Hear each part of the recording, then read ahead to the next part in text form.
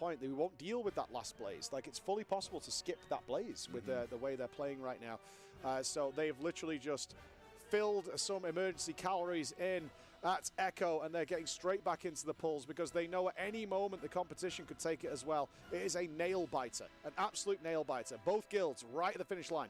So little left to do, but so much gameplay left to do. They have to play perfectly. They know that. They have to know exactly where they need to go. But one thing that Echo now has a slight advantage on is seeing it, experience. That is vital during this phase of where do I go? Where did I go wrong? Because that's what Echo will do. They're not going to go, let's pull again, we're just going to kill it. No, they're going to check, why did we wipe? Why did that seed get hit? Did we do something incorrect? Did we drop a tornado wrong? Did we do this and that? And that's how they play every single time, is that maturity, that experience of so many world first championships under their belt, is just to go, hold on. Yes, we can go back in and maybe we'll do well, but let's just make sure when you get here, this is how we do it. Yeah, and just props to how clean that was. Like, every single breath, we didn't lose people. Yeah, we lost people over the course of the phase, but we died with pretty much 20 players alive. I think maybe we lost Show. We lost Show, we lost Mini. I mean, but Mini got res. Mini got res, and he's also one of the squishiest. You know, the Shamans have had a rough time over Farak in general. Oh, they have. Tried to avoid soaking orbs whenever possible because they are one of the squishiest defensive characters in the raid. But it just goes to show that their strat, that of course is not as superior as my strat, is working. So it's incredible to see that, you know, this isn't a fluke. We are able to get far. We might need to have the bosses a little bit maybe on our side, but they are ready for as many of the situations that they've been shown. Every time they see something new, they take the time to work it out, and they make sure they know how they're going to deal with it if it ever happens again, even if it never does. Sometimes, even if they get the lowest of rolls, where everything that could have gone wrong did go wrong, they can't just say, oh, well, unluck. No, we need to have that plan, and that's what they've done. They always play for consistency, every single time. I'm super interested now in terms of how well they play, because this... I've had both sides of this coin, where we've got an incredibly low wipe, and then the adrenaline is pumping. Even if you take time like they did to make sure that everything was, you know, all their I's were dotted and their T's crossed, they're fully ready, but still that adrenaline is going, and you've got this sort of fire in your heart. Let's do it, we can go. But then you can either go and kill the boss really easily. You know, you just go in and you play out of your minds, or those nerves get to you. And that adrenaline gets to you, and it ends up that you kind of fall into a slump, and that's something that we really do need to avoid. And so far, you know, in Phase 1, so good, because Phase 1 in itself is a very easy phase to have some accidental problems in. Oh, some of these blaze maps looking a bit rough for clicks. My gut feeling with this, Sal, is that Echo, again, they have that, we've said it a couple of times, when they smell blood, they savage, they go like sharks right at it. And when it comes to damage, this is the kind of mood Echo gets in where they find more. I really wouldn't be surprised to see a good, solid streak of pulls now, while that adrenaline is firing, and they just know they can do it. Let's see Farak's health going into Phase 3. Assuming we get into Phase 3 this pull, which is a very difficult thing to do, let's just watch the HP, because this is where suddenly damage appears, right? They're fired up. They do so much more every time. You might even see it reflected on the Colossi. You might see the Colossi die like way earlier than you've seen before. Where did it come from? I don't know. Hitting my buttons harder. We do know, of course, hitting the buttons harder does do more DPS. Yeah, like that's how Echo tends to play. And you're right. If they don't manage to seal it very reasonably quickly after a pull like that, then they can end up in a little bit of a slump for a while. But they also know that can't happen. That just can't happen. Liquid is right there. They're not going anywhere. They're ready to go. They've done their food buff. This is it now for what would normally be their normal raid night. But of course, they're not going anywhere till this boss has died. But they will be hunting and trying everything to get there. They'll be hyper aware now. That adrenaline will be surging. Super hyper aware of what needs to happen and getting it done. Whether or not they can counter that adrenaline a little bit in that last phase, because they don't need to be, you know, you don't want to be shaky. I mean, we're shaky. Production's shaky. We're physically shaky. You know? It legitimately was. Yeah. You don't want that. You need to. They still need to be relaxed and chill while doing this. The Dark Colossus coming down at a nice prompt time, exactly as expected. They're going to even start transferring a little bit of damage onto Farak. As dangerous as this energy bar looks, it's got plenty of free time. So they'll be already starting to blast. In fact, you saw it there on Ginger. You just ignored the Colossus for the end. Let Dots finish it off. Start pumping Farak, because it does matter. This damage now matters onto Farak. the lower they can get him throughout the course of this phase, despite the fact he disappears and they can't damage him, all translates into a slightly shorter phase 3. And as we saw, that one last blaze was all it took to finish them off. The use of Vendetta being used on Farak here, which is a change. Maybe that's been happening all day. I haven't actually been paying attention to Kush, but you can see how well they've optimized, trying to do as much damage to him as possible here. Yeah, Perfecto getting clipped. One of the bottle reses used there is, again, you have to be careful not to greed, though, because we did see that a little bit at Tindral Sage Swift, where they had their best pull on Tindral, and some of the players got a little greedy, and that greed did... oh, he's stunned in the wrong place. He was just clipped by the edge of it. You can see the shocked look on his face there. We will be able to get him out later, but hopefully he's not going to die on the way there. We will have a battle res available for him, but not ideal. Hopefully we can still get through this ad set. Once again, the Vendetta not being placed on these ads anymore because he placed it onto the boss. So in theory, his damage isn't going to matter too much. There you go. You can break him out now. There we go. We're going to get him out.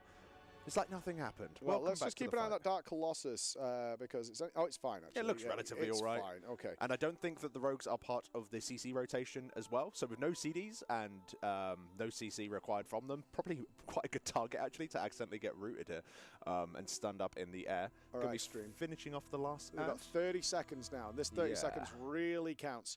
They don't want any silly deaths here. They want to just take Farak down as low as possible. Really get him as low as possible. Nice healthy tree going into the heart of Amirdrassil here.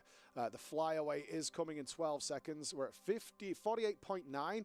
We would love to see 46 with 6 seconds left to go as they're blasting and blasting and blasting. 47. This is great still, though. There's nothing wrong with this. 44, 47.2, 46, 46.7. Yeah.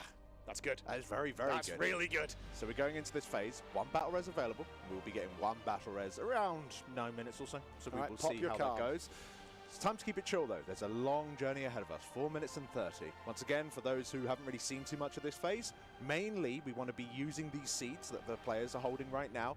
We need to keep them safe. Nothing can hit them, otherwise we will instantly die. Oh, God. Like we're about to do that. How did that not kill him? It doesn't matter. Sure. It's fine.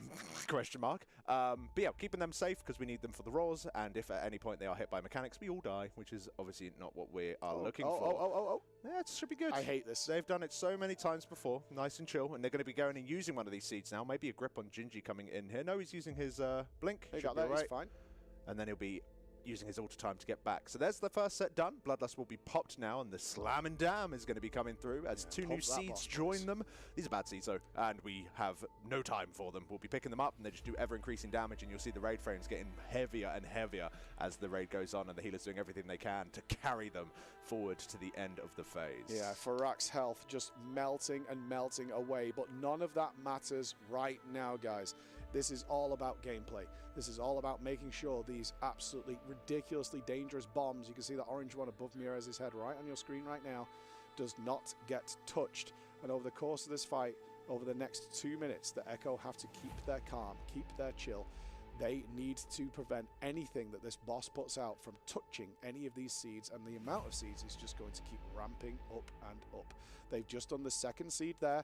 They have 2 healthy ones remaining, and now they will have 4 of the dangerous corrupted seeds, which are going to be increasing damage on the raid constantly. Just an ever increasing amount of damage. Here we go. Here's a nasty overlap here with a breath and the blazes coming in at the same time. Very limited space for the group that they need to try and keep the seeds alive during. Managed to do that successfully, so we should be nice and happy with that. Also very happy is that the boss is incredibly low in comparison to where it normally is. So we just need to take this nice and calm as we go along. Let's see how well they can do it. It's unfortunate. That kind of stuff will happen. Is what it is. Back deep into phase 3 is fine. The fact that they got back to phase 3 immediately is really, really good. So we're going to have to hold on the hype. It's coming, but we have not to be just relaxed. yet. Yeah, I know every time we enter phase 3 we feel excited, but that's like 50% of the fight. Oh yeah, it really is. It's a long, hard slog of complete focus every step of the way for Echo. They know that. They've been all the way to the finish line. They've seen it. They know what they need to do, but it's cool. They'll that might help them just get used to things again. They need to kind of taper off that adrenaline rush a little bit, so they're not doing anything erratic. But what we've seen again is lower and lower Farak going into phase 3, meaning that they may be able to, if they play perfectly, we could see that final blaze that just tripped them up be completely skipped and the boss fall over. That would be perfect. That would be very nice. Yeah, well, I'm not entirely sure. I think if they kept up the same pace, say the damage was the same throughout the entire rest of that phase there, the boss would have died during those blazes, by the looks. As a vibe, it would have been like maybe 0.5 by the very end of those blazes. So it was looking really good. They're managing to squeeze out that little bit of extra damage. Sometimes that comes down to RNG though, because like when you leave phase 1, you have that, 3-second window in order to get some pump. Less, like at the beginning of the intermission, you have a little bit of pump, and at the end of the intermission, you have a little bit of pump. They're like 3 pump sort of phases, but they're incredibly condensed, and you're not popping cooldowns during it, obviously. Yeah, it's just a tiny window to throw some damage in. And during those tiny windows, when you look at damage in such a short window of time, that's where the highest variance can come. So that's why we're just like, oh wow, the boss is coming to this phase at like 56.9%. That's awesome. And then other times it's like the boss is up 48 or something like that. It's just not 48, it'll be 68, excuse me. So it's just got that random element to it a little bit.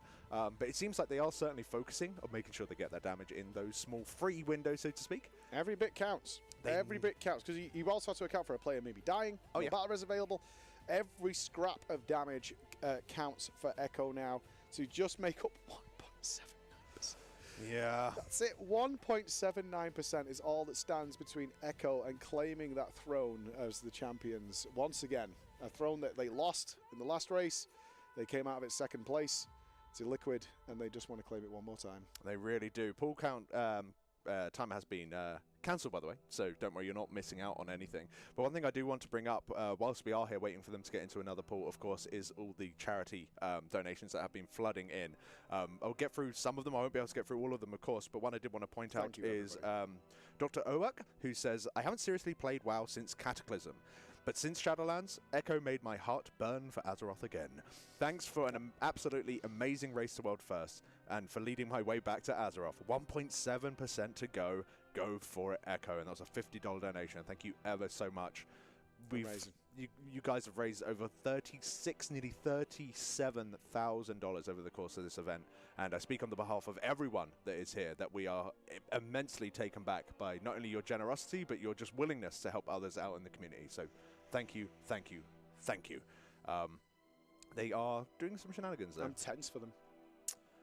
It does come down to these bits. It really does come down to these bits where you know, at any point, a kill could happen. It could be from Echo. It could be from Liquid. And it just is what it is. But it will be from Echo. Hopefully it will be. Hopefully it will be. I'm rooting for him. I can't. I just. I don't know, man. Like, I just want it for them so badly. After everything that's happened this week, you know, being slightly ahead, losing a player due to sickness, having to have that player play from the next day, played 17 hours straight in what was the longest raid day of the race, to then getting that low percent wipe, then a hotfix coming in, changing the boss HP, and then feeling the need to push through. We raided till 4 a.m. yesterday, and the boys right back up here and still performing at this level. 20 hours it was. Yeah, 20-hour raid day yesterday. But it looks like indeed whatever they needed to change has been changed, as I do believe we're jumping ourselves into a pool. They're going. So heading back into phase 1 is pool number 313, going to be the lucky one. 13, obviously known across many cultures as the luckiest of numbers. Echo is the juggernaut that's going to put an end to that shenaniganry. Not acceptable whatsoever. Come on, Echo. Feed them, guys. Feed them. Everybody here. They need you. They need to know. They've had limited sleep. They've been here in Sweden for 2 weeks, pushing and slamming and doing everything they can to bring home this world first, to claim that title of Dragonflight champion for this expansion, the final boss of World of Warcraft's Dragonflight expansion before the new era begins with the War Within next August. It's going to be a long time till the Race to World First is on your screens again. It's going to be nearly 12 months between now and then. And here they are doing their last stand. It really is. This is neck and neck. So do tell your friends. If you haven't watched the race up to this point, you do not want to miss out on the next couple of hours, because it could literally be, now that they've seen the end and they know the small things, that you can do it all on paper, right? You know, you can map it all out. But once you're actually in there, you can spot some things and get a bit more used to it.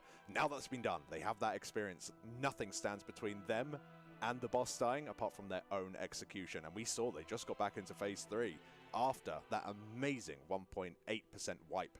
So will we be able to do it again? Let's find out. No, we don't do it again. We kill it now. Well, at least get to phase 3. That's what I want. Just, like, dude, if they just spam phase 3 pools over and over again, they should be incredibly happy. That in itself is a feat.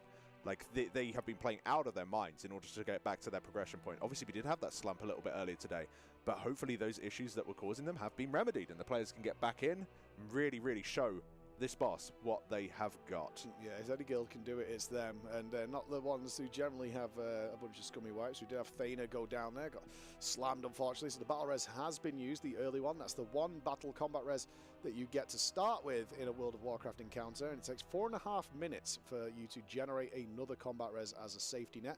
So they have no safety net right now. What they do have is, you can see the priest actually hangs out, and you might be thinking, why are these like clearly one-shot orbs not killing him?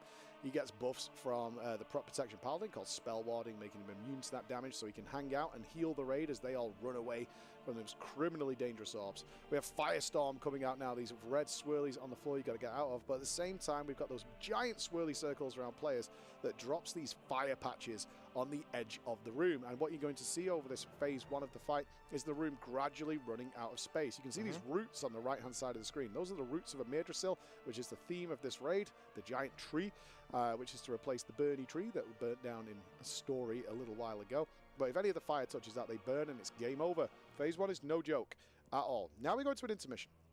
Farak puts a giant shield over himself and attempts to cast Corrupt onto the heart of Amirdrassil. So the players are now bursting through that shield. None of the damage they do right now is actually hurting Farak in any way. It's just breaking through the shield. But while that's going on, Alex, the players are divided 50-50 between orange and purple, and they have to soak these bullet hell type orbs that are approaching Farak. Orange has to soak orange, purple has to soak purple, but of course this is the last boss and it's murder. If you soak more than 2 of those things, then you're in real trouble.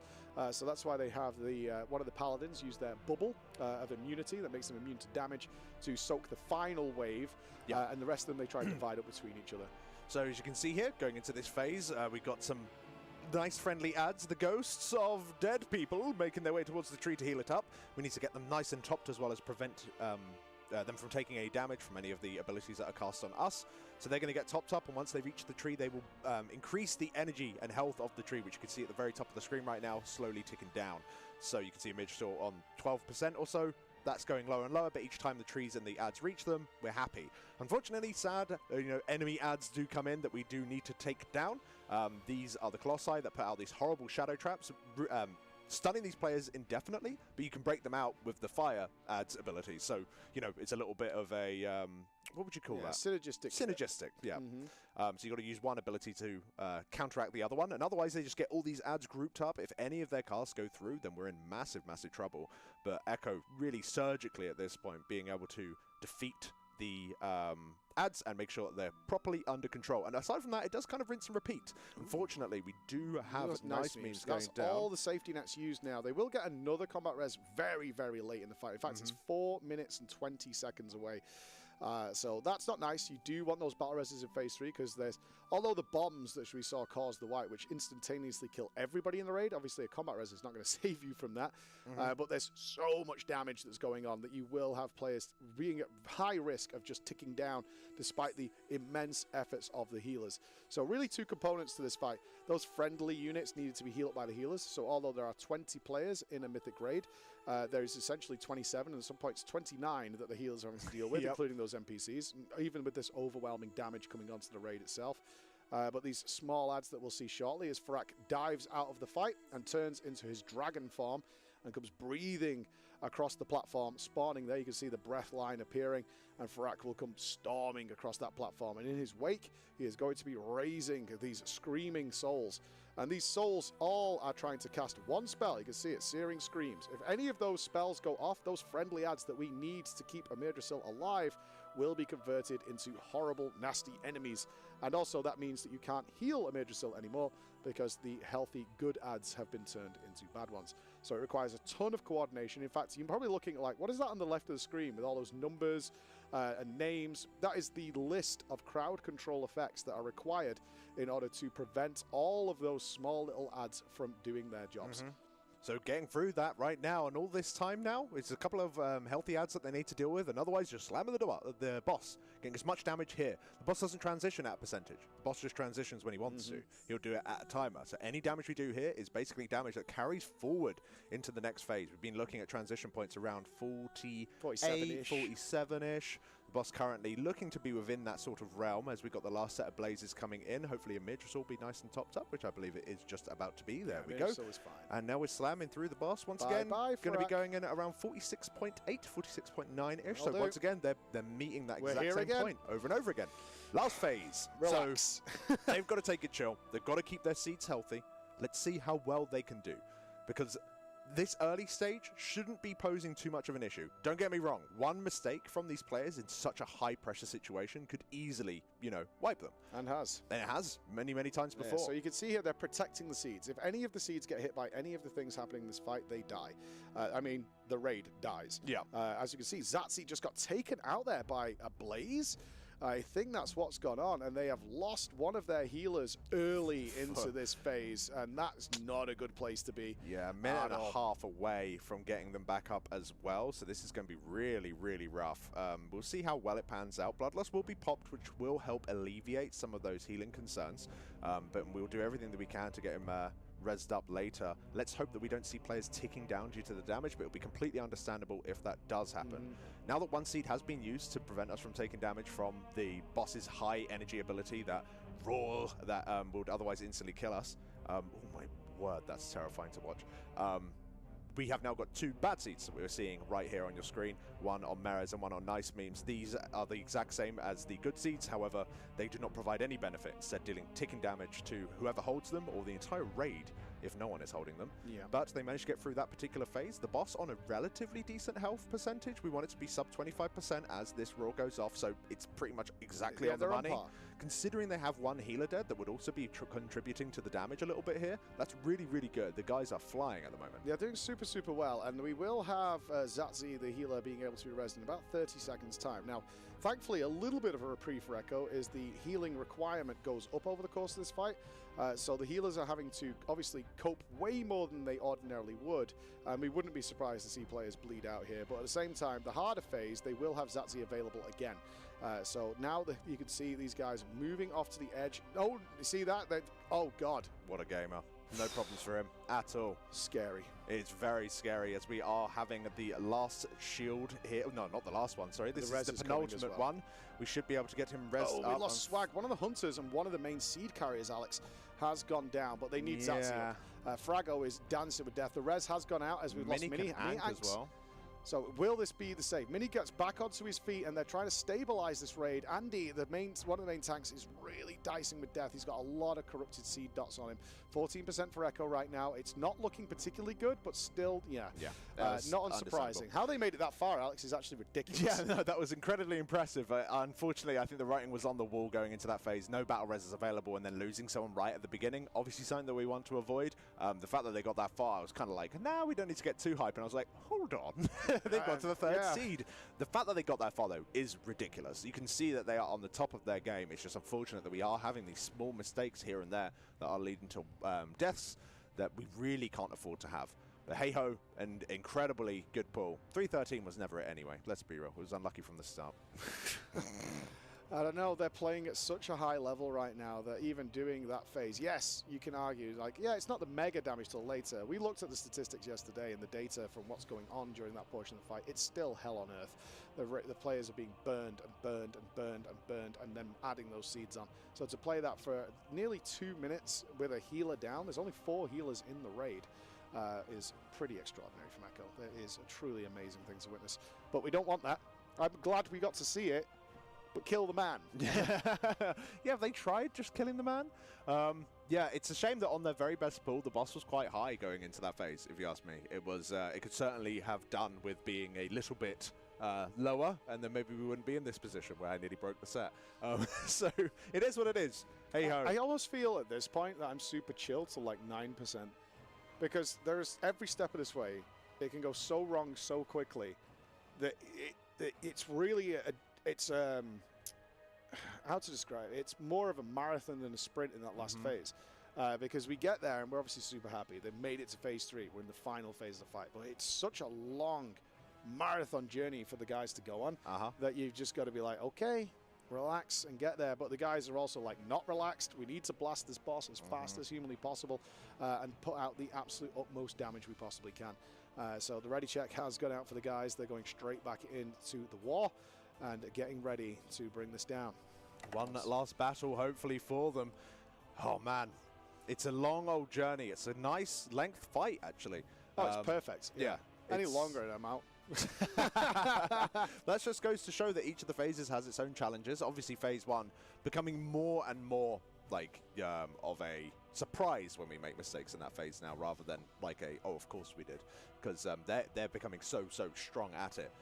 It's just we're having those issues sometimes in the intermission, sometimes in phase 2, where we're having to spend those battle reses, and it can unfortunately lead to some disasters, because we can have deaths in the last phase. This is the one, though, guys. On who it is. Isn't it out? This is the one. Let's hope. This is the one. Okay. There's the countdown. This is the one. What are we about to see here, Alex? Farak enters phase 3. 45% HP. That's what we're about to see. Dark Colossi are barely on your screen for a second. They're just eliminated using Touch of Death. If they considered that, you just kill it. Easy game. They should just stack 20 monks and 20 touches of death. Boss is dead. Secret strats. Secret strats. More Alex strats coming up at 10. We're going to see the absolute best performance out of Echo. This is the one. I feel it in my bones. I have to be a believer. Phase 1 going out. Soak pools and spreading the fire right here as they move away from there really nicely. And now they get ready for the frontals. Farak will not only put the blazes out that we see throughout the whole fight, burning the floor and clipping any other player. This is where we often see some deaths because they have to stay pretty constrained here. But at the same time, Farak also creates mirror images of himself that are going to duplicate his big frontal laser beam. The players can manipulate those. The closest player to wherever the mirror image spawns can maneuver, and the ad will follow them so they can aim it away from the raid. And it's something that they struggled with a lot, mainly, and you will see it at some points coming up here, some of the overlaps with the blazes at the same time, where you have those ads, and you want to try and face them away from the blaze people, because the blaze people have limited mobility. In theory, they can go in any direction they want, but if they start moving their line around, they might start clipping people and causing a hell of a lot of problems. So it's something that they do try their best to do, and largely speaking, they've been very successful at it. It just feels like momentary lapses of focus, or maybe just an accident in terms of how those ads are baited, have led to players dying, unfortunately, in this phase, but nothing so far. We're looking pretty tidy as we keep pushing on through, and man, I can't help but feel that this is we're getting towards the end of what has been a titanic journey, man. Absolutely. It's been unbelievable how good it has been, and it's only going to get better as we are joined by the one, the only. Oh, Mr. Gura. Yep. She hunts down a headset to join us on here. We are being joined by a third caster to help alleviate the stress that me and Alex have been feeling here. Yep. We're going to be in big trouble at the end of this race with the way Echo has been treating us here with that 1.79% wipe, Nagura. Hello. I can't believe you're still alive. I was nervous watching from my chair, you know. I was shaking. Yeah, how did it feel outside of here? Obviously, Alex nearly destroyed the room. I was on the floor on my knees. Can you notice that we're actually slightly further back? That was me. Incredible. I mean, oh my god, this race is so good. I just cannot overstate this enough. I'm just so happy that this is happening and that we're so close to killing the boss. And I even got this jersey. Look at that. We're still waiting for our jerseys. They're coming tomorrow. As we have been promised.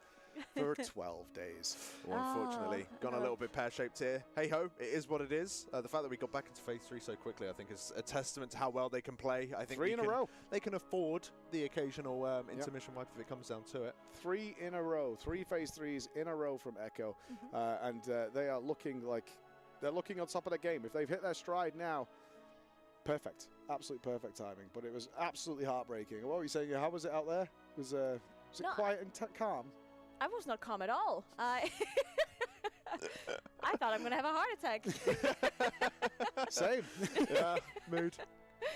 But yeah, we got told to shut up by Roger. It was very interesting to see that because we kept saying, oh, any pull now they can kill the boss, right? And it was true, right? Even though their best pull was around 9%, people were thinking, oh, there's no way they can kill it. But yeah, that pull, it could have been it. Who was saying that? Where are they? People. Was it you? Not you. No, move over. You. Yeah, you there. Watch your mouth. Right? Where are you at now? Yeah, it was for more of a technicality. Like, technically, they can kill at any pull. You know what I mean? The fact that they hadn't seen that last phase cleanly bit, I thought that they probably would need a pull of exploration to see it. I was still very hopeful for the, go in there God pull. That would have been awesome. Yeah. And we nearly had it. we literally got, in my opinion, through the hardest set of Blazers, which is the 9th set. You know, it's that set that overlap with the Breath. That's the really scary one because you're even further limited and your formation is further disrupted by it. Whereas the last set of Blazers, in theory, are not vibey, but in the grand scheme of things, pretty vibey. 8 seeds, 8 seeds, boss at 2%, Blazes vibey. You know, we're chilling, dude. This is It's free. having a great time. It could be vibey in an awful way as well. Bad vibey. Vibey doesn't mean good at all. Oh, man. It's 2 steps away from complete pain and misery from the Echo team here, but it really could be anybody's game. We're all locked in with you guys. We're ready for it to go. Any suggestions on how they clean up Phase 3? Have they come to you for any tips, Nagura? It's so difficult to tell. Like, I think the one thing that they should do, and I think they did already, or at least they talked about it, is that the last 2 sets of Blazes, I think should somehow be as scripted as it possibly can be with positioning. So, you know, you kind of say, okay, you're going to stand around here, you're going to stand around here, because obviously the Blazes are random who gets them and also which direction they're going. But for the people to at least get some sort of routine to understand which direction they have to look in for where the other players are standing, where there possibly could be seats that they have to avoid. So they get some routine, so people don't randomly stand somewhere every time, which I think they're doing anyway, though. Just YOLO it. Yeah. No, you're entirely right. That's a very good point. Like, mentally, like, kind of visualizing, or they've probably got a map of it, really. Like, the seeds are going to be in these 8 spots. This is where you're stood. Think about how you can hit those seeds. Yeah. Oh, In Roger's what been crunching possibilities. that out, Yeah. I tell you. He's done... I want to see his map sheet. I really do. I'm trying to get him to show it after the race is over. Like, I've had a glimpse at it, but it's an extraordinary piece of artwork. It belongs in some sort of like Blizzard museum of how it was come up with. I would love to see like the side by side with how the designer of the fight intended it to be done and what the players actually came up with at the end of how they did it. We have often seen over the years where the players come up with some sort of strategy. The designers go, oh, huh.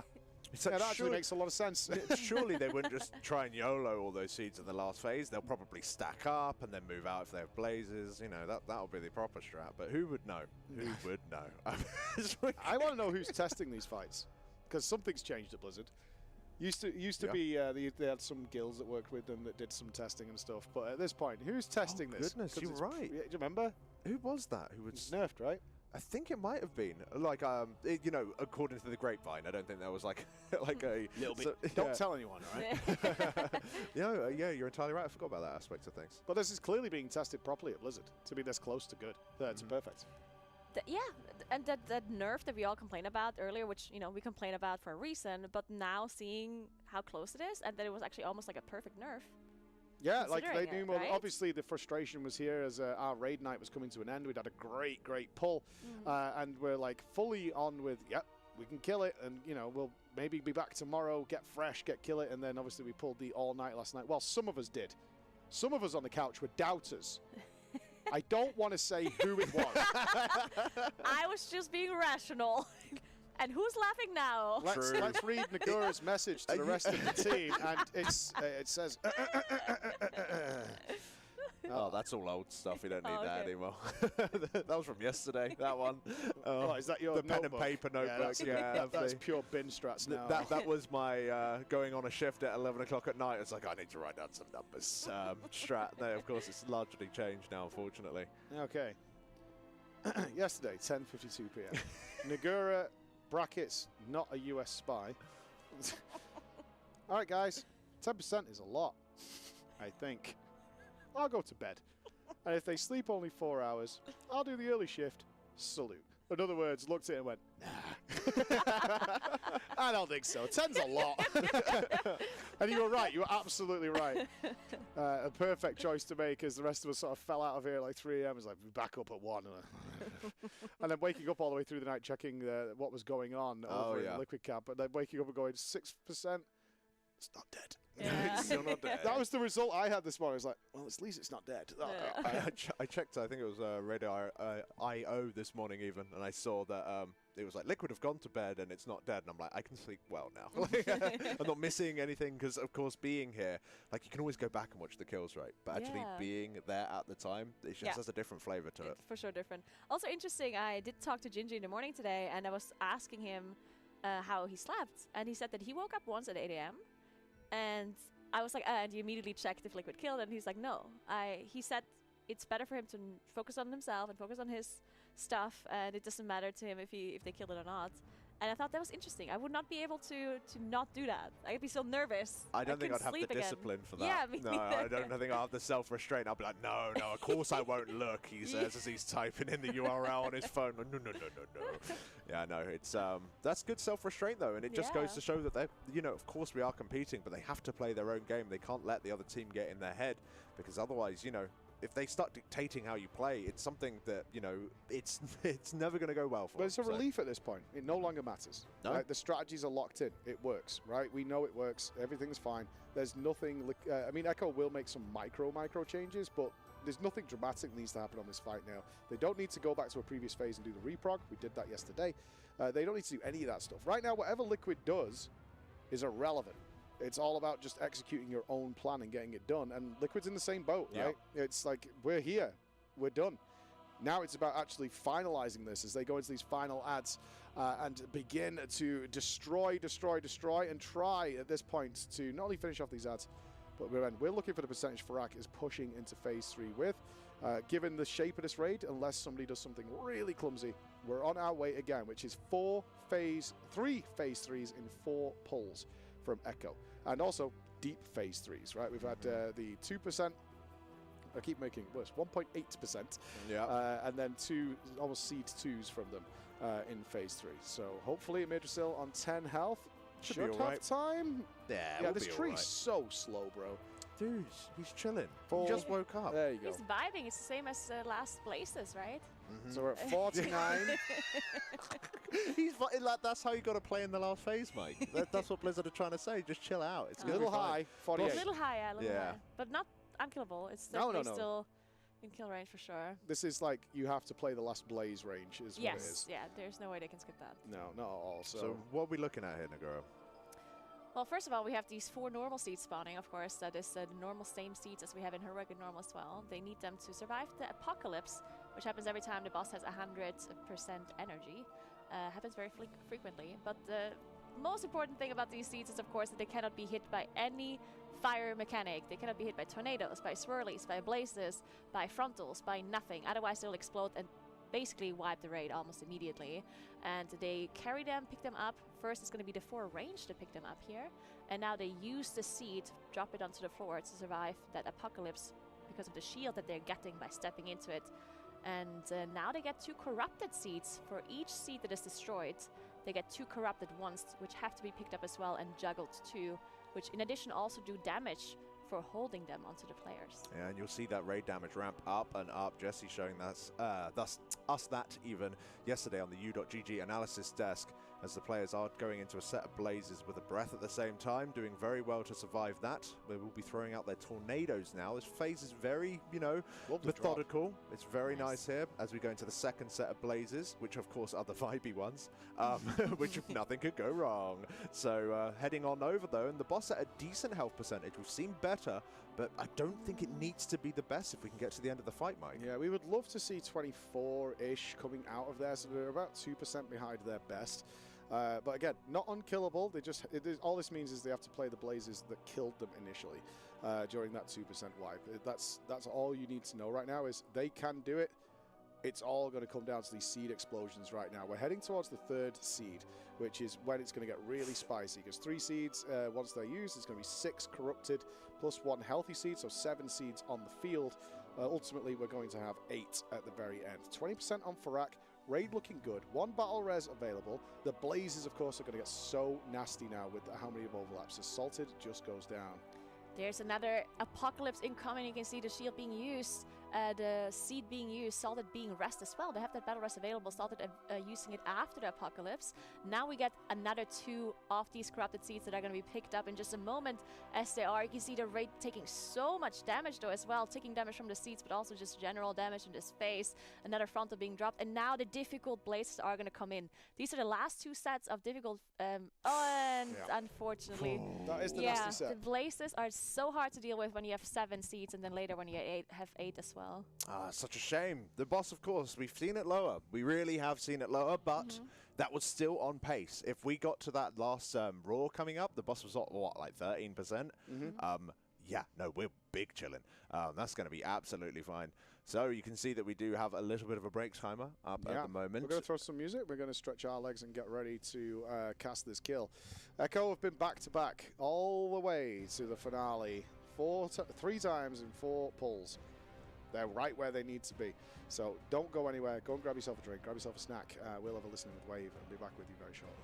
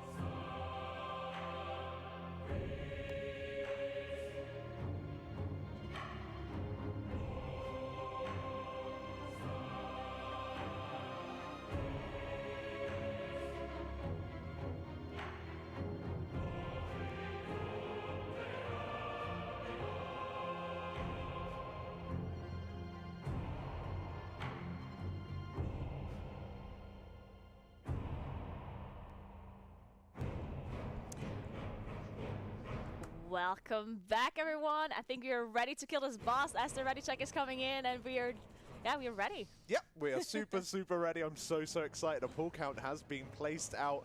Echo on the very verge of claiming themselves to be the champions of Dragonflight. Man, what a long, strange road it's been. Pool number 316 has been started. Obviously, my favorite number. Yes, indeed. The pull count I exactly said it would die on as well. Definitely not really? 212. Yeah, that was said that. That was me. I said 316. Welcome, Austin everyone. 316, baby! Hell yeah! And Austin 316 says, I just kicked your ass, Farak. That's exactly what it says. Thank you all for being here tonight and joining us as this epic race, a journey that has taken 2 weeks to get here, is day 12 of the Race to World First. We are live from Sweden in Växjö with the Echo Race to World First at 1.79%. My name is Preach. I am joined on the couch by the wonderful Mr. Fat Boss Alex and Nagura, main big content creators in the World of Warcraft space, and well, some of us. Well, you never know. I'm on hiatus, you know, taking a break and getting to cast instead. I do very much enjoy that. Yes, the old hands coming in to bring you in and bring this home. Zatsy getting clipped early by the orbs that come out of here. These orbs here that track your location and come after you, hunting you down. But they have a battle res to cover that. The guys are just taking a little strategy meeting there on that 3-minute break, allowing them to refresh their drinks and do things like that and get ready for the session.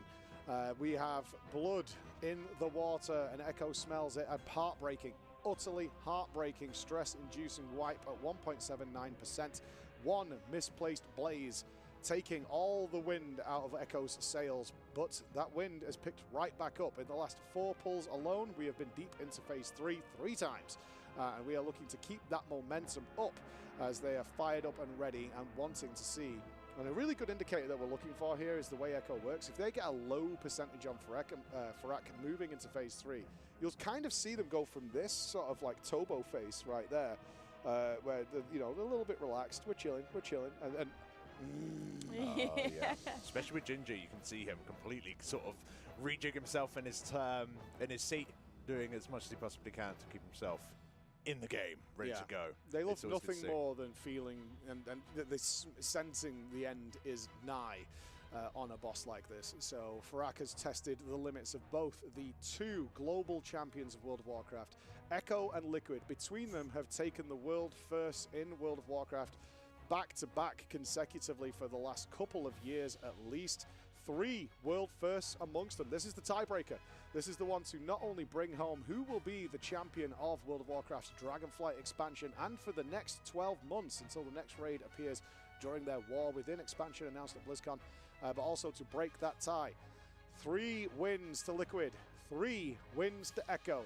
Who will claim that precious 7th and be crowned the champion of Dragonflight remains to be seen, but so far Echo is ahead. Still got a lot to go, Cool. though. They have a lot. They don't know how. They do, in terms of phase 1 and 2. I don't know about you when you was watching this off stream, Nagura, but there's a lot going on, right? It's kind of chill. It's vibey, dude. It's vibey. No, this, of course, such an incredible boss for them, as they did get through the shield here, did get through the intermission as phase 2 now starts. Now, all of the damage to the boss from this point onward is going to count for phase 3, because this phase is a time-based phase, it is not percentage-based. So all of the damage they can do to the boss here is obviously very good. Now, they have to save some of their cooldowns, or most of their cooldowns, for the Colossi, because they, of course, still have a really tight damage check that they have to meet, even after they were nerfed a couple of days ago by 12%. But yeah, still trying to optimize the damage on the boss as much as they possibly can. Yeah, I think with that nerf, not only did it make it a bit more reasonable to get through the second set, but it will allow them to remove Bloodlust from it as well. Unfortunately, with Fraggo going down, removing that augmentation evoker during a point where the CD's going out is going to certainly hurt, but we'll see if we can keep on going. A battle res will be available in around 25 seconds, so before the boss comes back, we'll see if we can get through it. But yes, the nerf to the Colossi health is incredibly important. It has allowed them to move their Bloodlust into the last phase, allow us to have a bit more of a tidy sort of cleanliness in the last phase, hopefully. But yeah, with 2 players dead, that is the end of this pool. Mirrors is out of here. Yeah, you're going to see us very quickly. Never saw such a cooling away. fast DK running. Yeah. That's really Tiger's Lust, please. Can I get a speed increase because I am out of here as fast as possible. You're probably looking at being a little confused, guys, especially if you're joining us for the first time to witness this epic moment. Certain players, such as the one on your screen right now, Roger Brown, is seemingly playing the same character that I saw somebody else playing. This is very mysterious. As at this stage in World of Warcraft's life, there are many, many outside analysts, raids observers, and there's another one right there. That is actually the GM and raid leader, Mr. Scribe. He is the big brain behind most of the strategies here. A former world first player in his own right, top DPS multiple times, many, many rank 1s. Needless to say, he knows his stuff.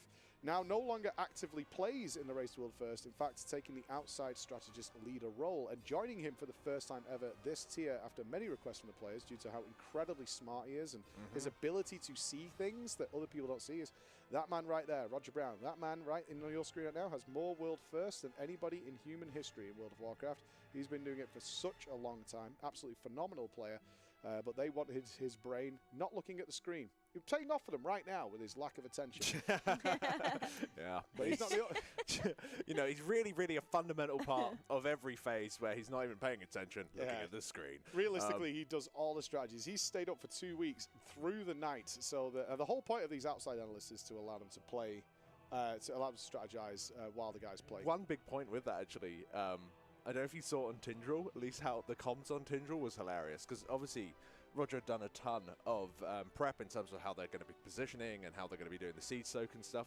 All he ended up doing on comms for that was he was just a DBM counter for when those seeds were going to explode. So at random points you'll be hearing, you know, Scribe telling, oh, watch out for this, watch out for that, and you'll just hear Roger go, 3, 2, 1, and then that's it. Then he'll shut up again until the next set where he's just like 3, 2, I love that. He should do the pool counter too. Yeah, they should just make a soundboard would have done the same thing as Roger during the the week or just do this. This is fine. Like, we get it, okay? It's 3 seconds, Roger. We understand. But it changes. 5. Oh yeah, 4. But what if the change? It occurs from there. But he's not the only one, actually. Like, there's a lot of technicians here involved in Race to World First now. We have people who design the add-ons for them on the fly, because of course we don't know what this boss is going to pose in terms of timers and things like that, making them custom for them. But we also have an off-camera healer leader called Ryson, and Ryson manages all the healers, every healer cooldown, and he's also AFK, and for the good reason is he's told them everything. There's nothing else for me to tell you. But more importantly, why are they not at their chairs? Because they don't really care about Phase 1 and 2. At this point, Scribe, Roger, and Ryson aren't even really involved. What they do is they transfer raid leadership over to Mirez, the main tank, in order to give them a relaxed, more farm raid feel, as Mirez just lead the guys during their farm raids. So he will be actively raid leading them right now. It's incredibly complex. It's become a huge, huge deal how these raid rules Race to World First are done. And more importantly, it's matched across the pond by Team Liquid, who have a very similar setup as well in order to get this stuff done. It's very tense here right now. They know what they need to do. They have the full capability of doing it, but they know that every time they pull the boss and don't successfully get him down, that's one pull that's also given to Liquid. And they are an amazing, amazing set of players, consistently pushing one another, these guilds are, just by how good they are, and sometimes how degenerate they want to be with their splits. They're pushing each other to become better and better and better, so this is still all to play for. Right now, Echo doing everything in their power to take home this boss kill. Fingers crossed, but they, to say, still going to get through some really, really difficult phases that look like there's nothing really going on, right? Yeah, exactly. Very, very chill, as per usual, as they are in another intermission phase. They did lose server, unfortunately, in Phase 1. Did have to use that battle rest, which is okay, because they'll get another one in a little bit. Before Phase 3, they'll get one for sure. But it would be ideal if they have at least one going to last phase. Now, we're not in this territory, because this is something that happened before, where you're so deep into progression on a boss that you just wipe if a player dies, even if you have a battle rest available, because you think you need that battle rest going to last phase. Now on this boss though, I do think it's definitely a different story, because a lot of the times when they wipe in the last phase, it's just a full-on wipe because of the seed exploding. That's like 90% of the wipes that are happening, maybe even 95%. And at that point, a battle rest is not going to help you, right? So yeah, sometimes they would like to have a battle rest, like when Satsi was just dead for most of the last phase. Sure. But it's not something that they would wipe the raid for just because they have to use a Belrus early. You're entirely right. It's not super common that we have just one person go down in that last phase. No. So unless we manage to accumulate 20 battle reses, it's not really too much of an issue. LB3, easy. Yeah, the LB would be really useful right now. But unfortunately we'll just not. tank LB the final blaze. It's GG. Yeah. You're going to see them working on these ads right now. Something that they've put a lot of effort in over the course of the last few days is min-maxing their damage on these ads. These ads need to die within, what, 45 seconds or so. And if they do not die, they will wipe the raid. But if you kill them off so quickly by throwing loads of cooldowns on them that otherwise you could spend on the boss, then you're kind of like, well, trolling yourself a little bit. That is damage missing on the boss, and we've already seen how tight that last phase can be. And any damage that you do have extra in that phase makes it shorter. And they are precious seconds, because every single second you could wipe instantly. Sure, the most common causes of wipe is the seeds. Yeah, they're fine. This is all tactical at this point. Is like Alex was just explaining. They put just enough damage into that Colossi to kill it just before it wipes them. Because, like Alex said, don't put any extra in because you can put it into Farak himself. Farak actually is gone while those Colossus are alive. He disappears. So if you overkill them, you physically have to stand around and wait for Farak to come back, and you just sort of like scratching your butt. Like, what are we supposed to do? Nothing. So it's so precious to shave off any little bit of HP off the boss, because it may, if this pull gets where it needs to go, it may just buy you. You can see that just damaging Farak even more, not even hard switching to the ads. They buy those precious extra seconds, because that means that they may be able to just survive one extra blaze, or not even do an extra blaze, whatever it might be in that final phase, which could be an instantaneous wipe at any moment. It's so important that they utilize this phase 2, not in a relaxed way, but to push it to its absolute limits in order of making sure every scrap of damage goes into Farak that's humanly possible. So let's pay attention as they clear up these ads. Ideally, everything is going to go swimmingly as the Colossi have died. Besides the Dark One, it should be dead in plenty of time. Yeah, it looks pretty, pretty good in terms of pace. It has an energy bar that you can see on the player's frame there, but 4%, it's just about to start its cast. You can see they're already swapping off it a little bit, in a way that terrifies me personally, but fair enough. One of the many reasons that I myself am not playing in Echo. See the boss going down here during this point, just keeping these ads nice and healthy. 52.3, and we have another 20 seconds of time to damage Farak. We want sub 47 for the players to do what we just talked about earlier, which is sort of sit up and pay attention. If it's around 48, they'll kind of stay chill. But if they go there at 50% now, he's flying away in about 5 seconds. So at 49.2, 49.1, they have been lower. Farak is taking off 48.3. So we're going to go sub 47. Damage over time effects will continue to tick. So they'll be pretty happy, but not like overwhelmingly happy with that. It just means they have to play the whole fight. That's it. We will probably be seeing the last Raw now. And just to kind of give you a brief overview in terms of what that is, the boss has got an energy bar. You can see on the right-hand side of your screen, also in the L shape at the very, very right-hand side of your screen. Each time that energy reaches full, he will do a Raw ability that we need one of these 4 blue seeds to survive. But by doing so, that seed will be consumed. So really we can take 4 Raws, and then the 5th Raw is going to kill us. That's what we were around 15 seconds away from, I believe, maybe 10 seconds away from, when we wiped. And the boss was more than killable. And we went in with roughly this percentage. So far from it being the end of the world, as we are about to use one of those seeds that we need to defend throughout the phase in order to get a big shield to survive this hit. Oh, I love that play, because he's then utilizing the pushback to get back and also timing back while he's regenning his cooldowns there. And now comes the Bloodlust. This is 40% haste on the entire raid. Farak is going to start dropping health so fast. They have a brief window here where it's a little light. It's still Chaos and Nightmares for sure, but it's less Chaos and Nightmares. You can see Mirez carrying that red seed, but also getting the blaze. Just because you're carrying one of these seeds that can instantaneously explode the whole raid, it does not mean you're not going to be getting the mechanics. And it's up to the players to drop their seeds and then move out. You can see Mirez is doing that again, and Swag as well on the Hunters on the right-hand side. Yeah, and sometimes people are asking, why are the tanks the ones that pick up that first corrupted seed? And it's because that it does damage when you hold it. So having a tank mitigate the damage or being able to hold one is actually very beneficial to them. The damage looking very good. So we had it at 25, between 24 and 25 after that second seed, which is very good damage. So they're definitely on pace. Yeah, no, it's looking incredibly good as we're going to continue to push on through here, but it's not free with this overlap here, the breath coming in and then the blaze at the same time. Say less, we really are going to have to struggle as we get through here. So far, so good, as that is the end of the blazes. These firestorms, these circles on players getting taken out in order to spawn those swirling tornadoes out and out of the way. Yep, Unfortunately, Swirly's coming down and taking people out in the end. That wasn't even blaze. Quite unfortunate. Yeah, I wonder if someone got clipped by a tornado there on the back edge, because those tornadoes, although they do obviously have a gap as the tornadoes spin and circle around the room, they're effectively full area denial, like constantly reducing the size available to the room. GG slapping his head. GG's there. It's like, I'm ready. Give it to me. We keep getting there. That's like 4 phase 3s in 6 pulls for Echo. But there's so much that can go wrong in that last phase. They really do require perfect execution all the way along the way. And things that are difficult to pick up on, guys, is say the tornadoes, you get the first ones. Nice and easy. Room's huge, it's massive, and you go and drop it, but you don't drop it in the right place.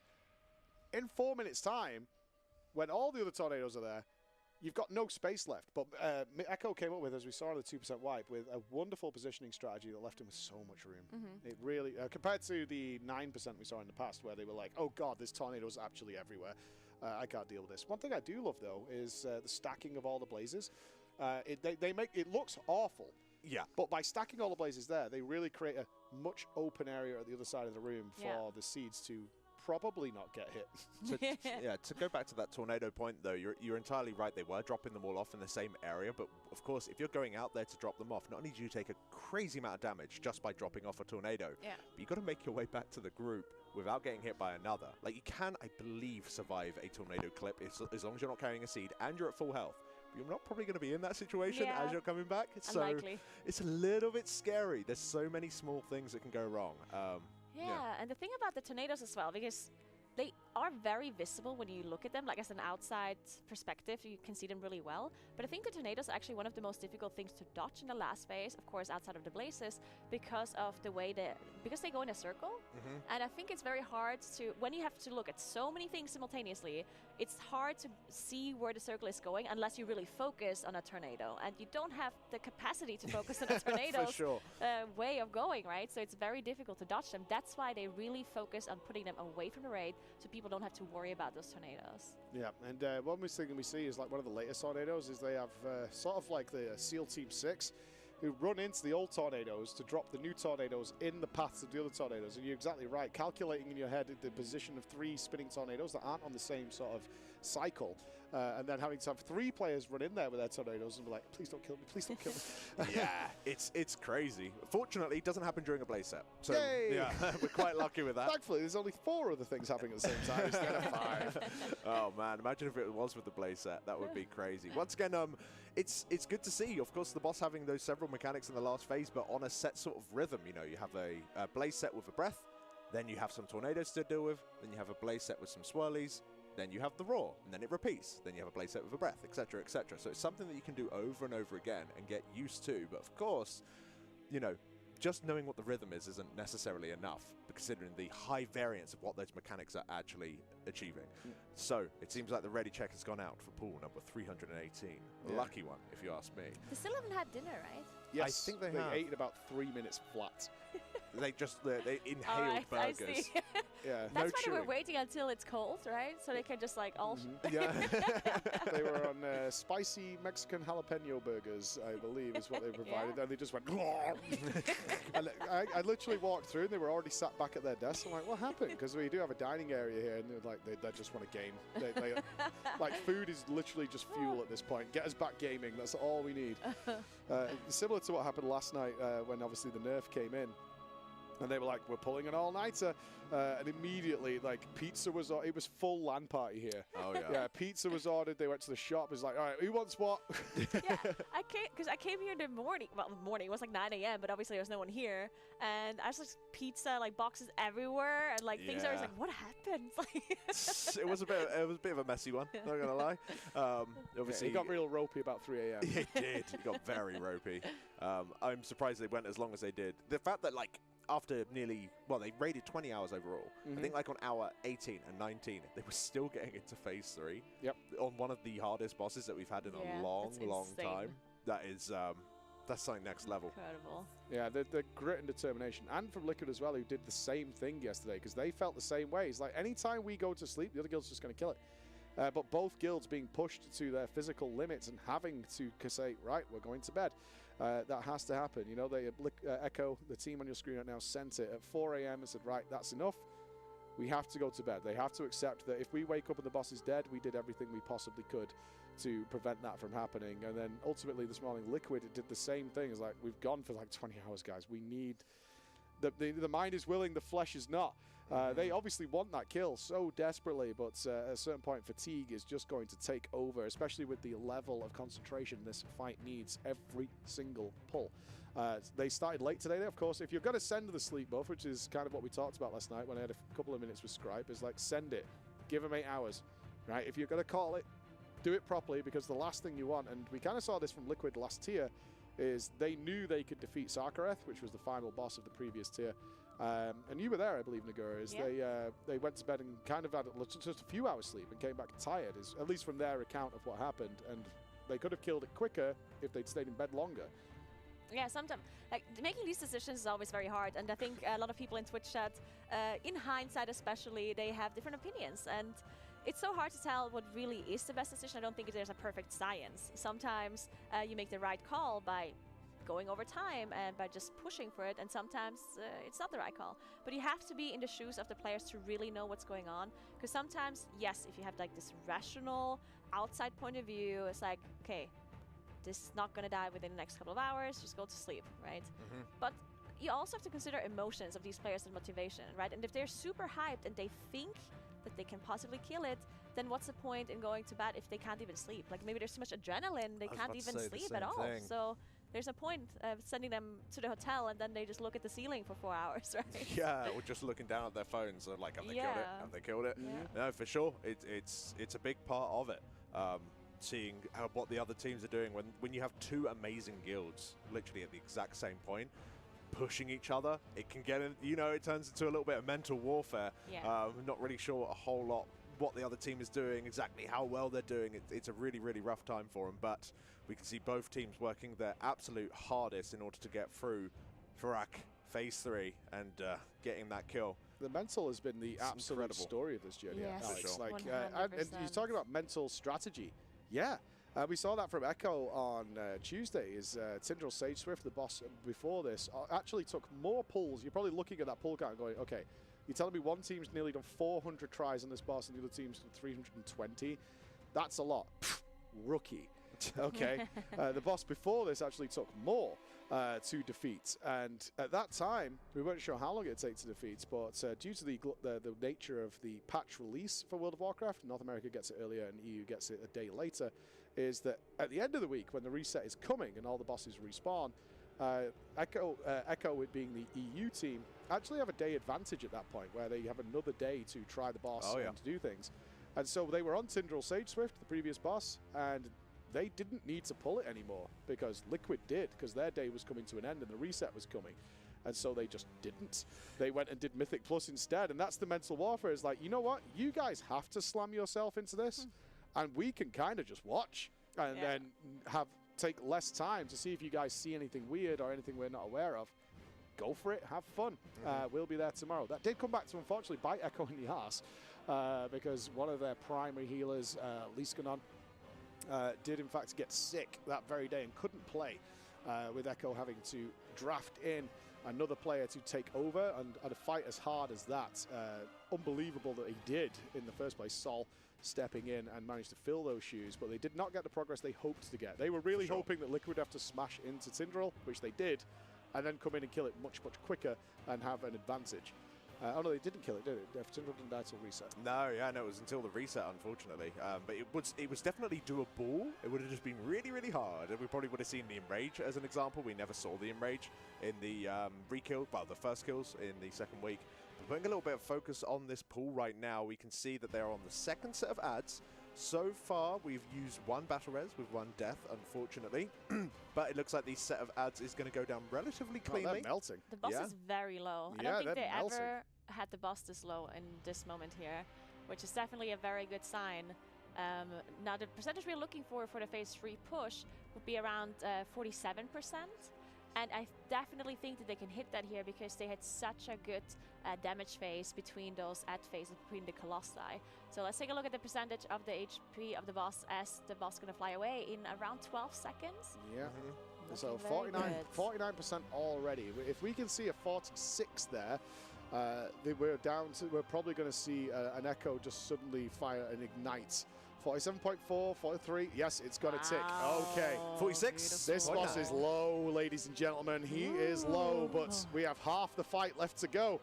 Phase 3, not only the hardest, but also the longest phase in this fight, and easily the most dangerous of all the phases. Here they go. They've got those healthy seeds out, and they're more than ready to take good care of them, like little babies. Oh, they certainly do. We've spoken through this phase a few times. You've seen the breath RNG there coming in and going straight on the 2 players with the seeds, being quite unfortunate, but they do have the mobility in which to deal with it. Quite a lot of nasty mechanics, unfortunately, going on the seed players here. But yeah, no, doing very well. They've been experienced with it. Once again, it's the repetition, being able to see all the different variations as we go into the first roar here from the boss at his 100% energy mark, grabbing that shield before popping backwards with the auto time, and Bloodlust is going to be popped, and we're going to be doing some slam.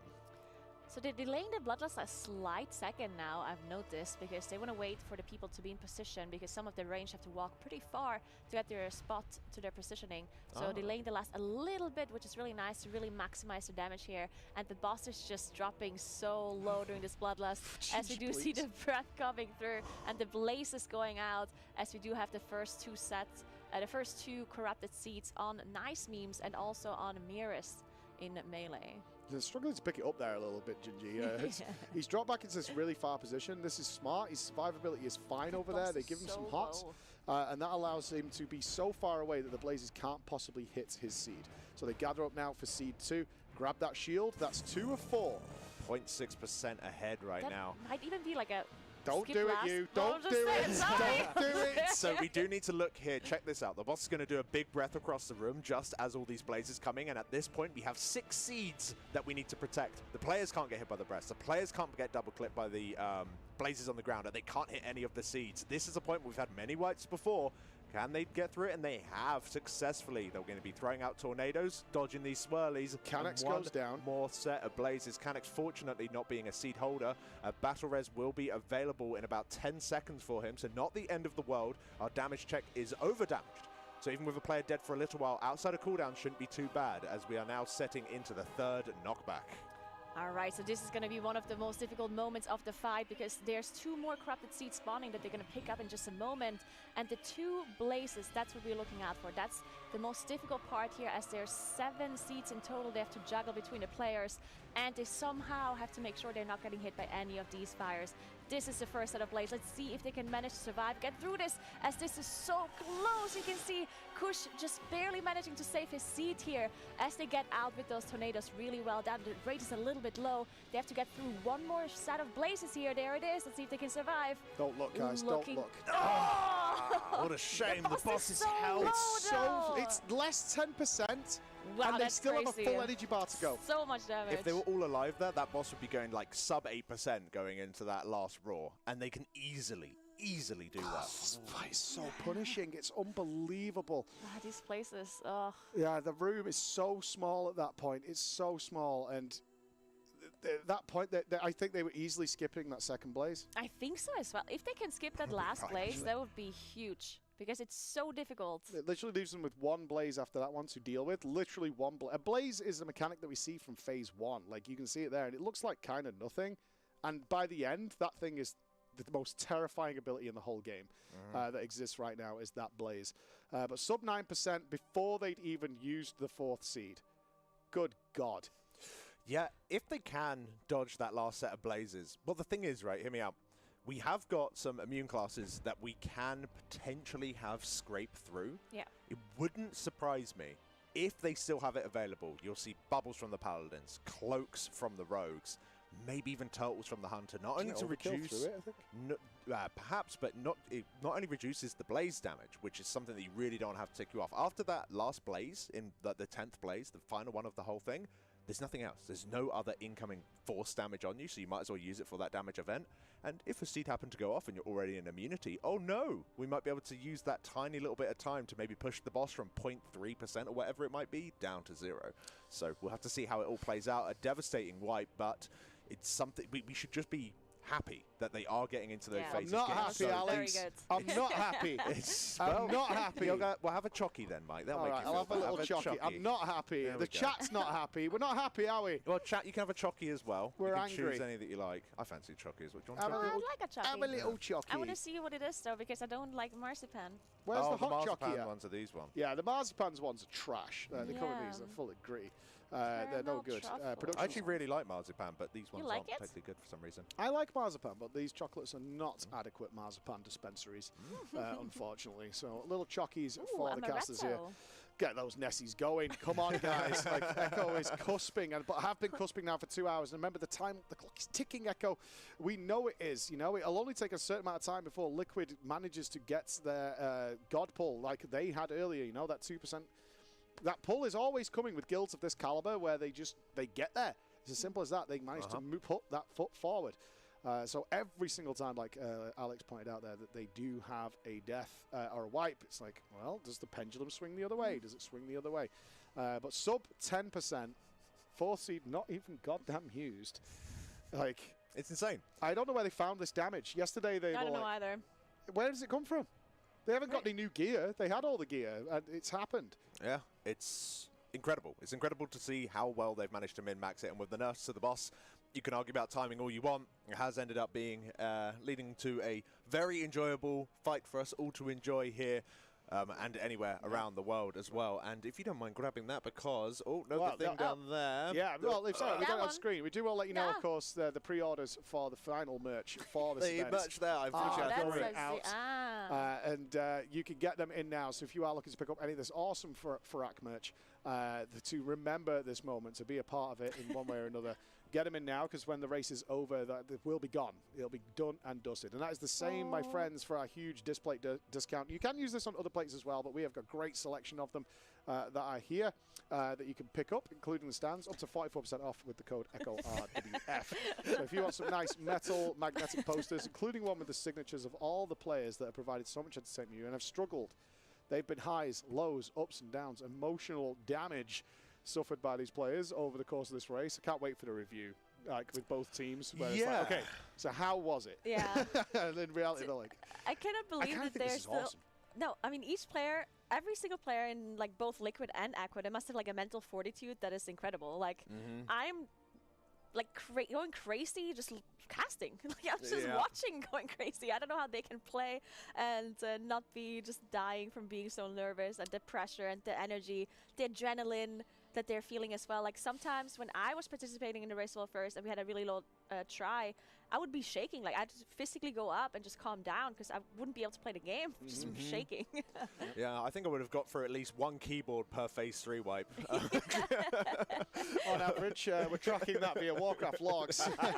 As Alex's keyboard prog is working really hard. But we were in the same boat after that 1.79% wipe, which was just about an hour ago now.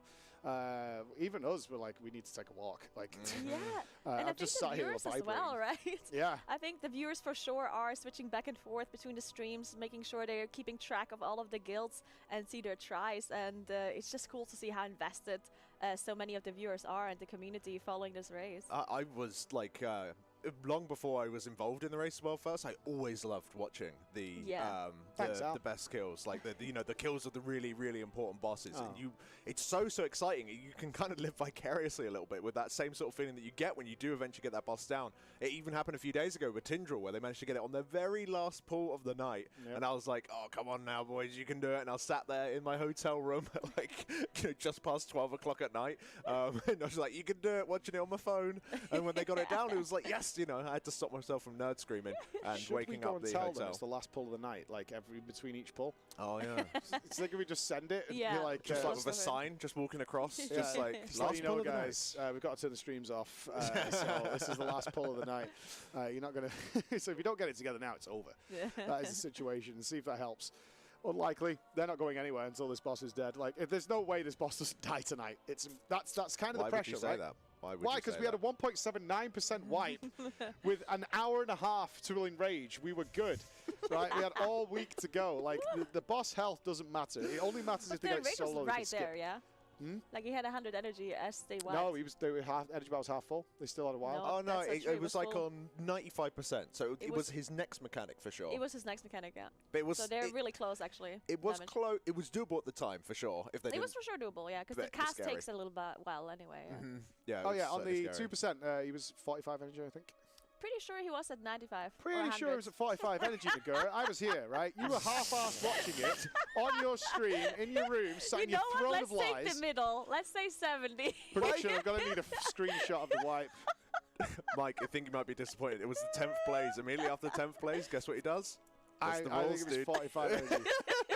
Because we were looking, I'm basing it on when we were looking for the bomb going off.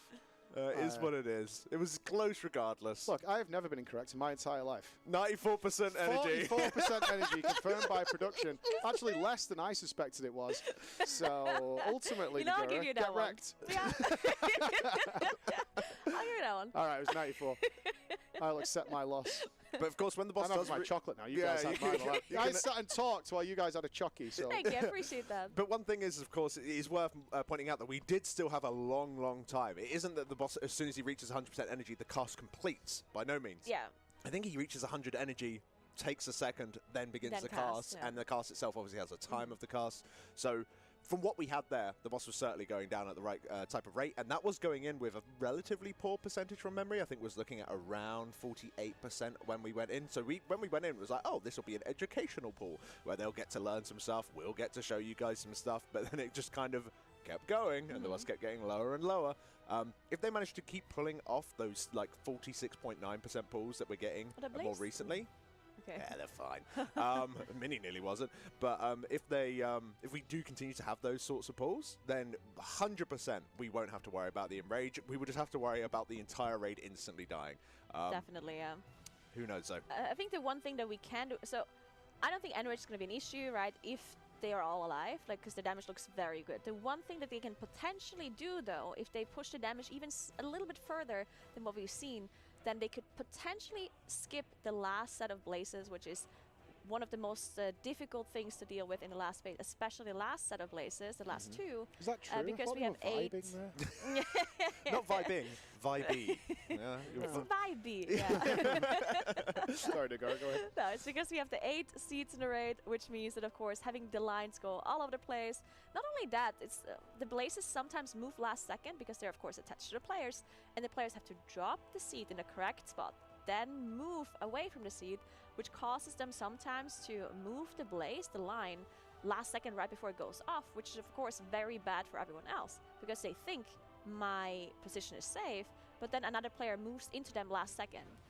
And then you're like, why are you moving last second? Well, because they had to. They had to move away from their seat. And sometimes it really just turns out this way. And that's why it's the most difficult point of the fight, where you have all of the seats in the raids plus the blazes overlapping. It's Yeah. nasty. It really, really is. The incoming raid damage is criminal at that point. Yeah, it's crazy. Yeah, the players are just being pummeled into the floor relentlessly, and we saw on that previous wipe there is like everything is pre-scheduled. Certain people running out with tornadoes, they get a sacrifice, they're going to be out of range. The healers really designating every single spell on their toolkit in order to make sure it's utilized in the correct way. We see a life cocoon go out on Gingy when he runs far away, even though he doesn't seemingly be in any danger, but like it's safety. Absolute safety. We can't lose a seed controller at that point, and there is a chance you get hit with a swirly, or you get the blaze, and you're too far away from the healers because obviously he's keeping that seed so far away in order to prevent it being hit by any of the melee blazes whatsoever. So, kind of living out like one of those dudes out in the woods, as they did not not keep Amirdrassil alive. They had they had another record in percentage at that point, though. So they again got the boss like 0.1 or 0.2% lower than their best try before, which means they're still optimizing and still getting better at finding damage onto the boss somehow. Yeah, and they're calling break. I think it's wise. It allows them to kind of chill out. We've had a couple of iffy pushes recently. You can see Gingy's dancing at our window. Hey, Gingy. He's hyped. Gingy's dancing He's at the so window. hyped, but also you can tell he's like, man, this is kind of bullshit. Can you believe what happened? Yeah, we can. We were there. So we'll have a little listening with some tunes for you guys. We're going to make sure to try and boost the spirits of the guys, 100%. But of course, don't go anywhere. You're seeing how close this is. It's crazy. We'll be right back with you.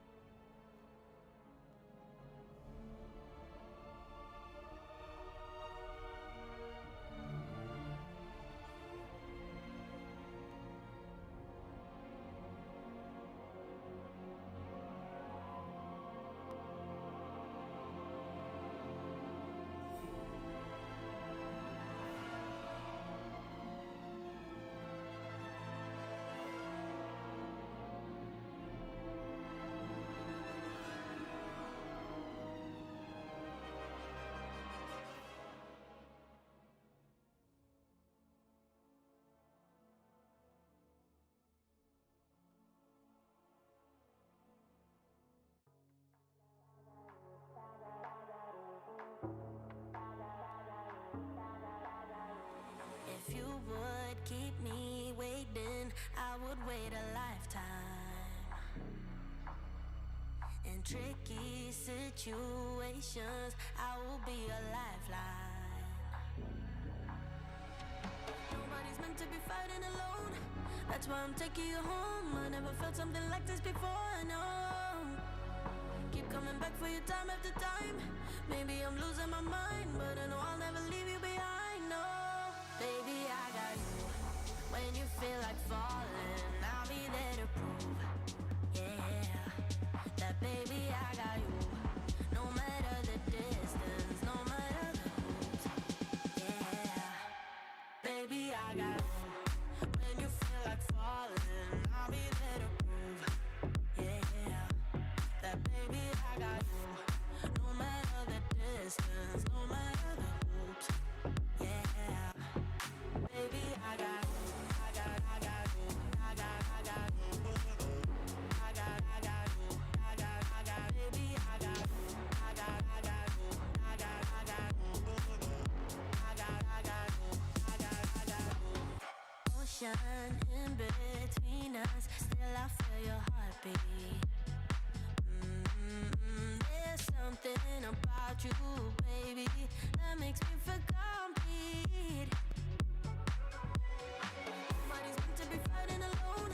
That's why I'm taking you home. I never felt something like this before, no. Keep coming back for you time after time. Maybe I'm losing my mind, but I know I'll never leave you behind, no. Baby, I got you. When you feel like falling, I'll be there to prove, yeah, that baby, I got you. No matter the distance, no matter the route, yeah, baby, I got you. When you feel like falling, I'll be there to prove, yeah, that baby, I got you. No matter the distance, no matter the route, yeah, baby, I got you. I got you. I got you. I got you. I got you. Baby, I got you. I got you. I got you. I got you. I got you. And the world is going wild when they call for you. And the river's running dry when it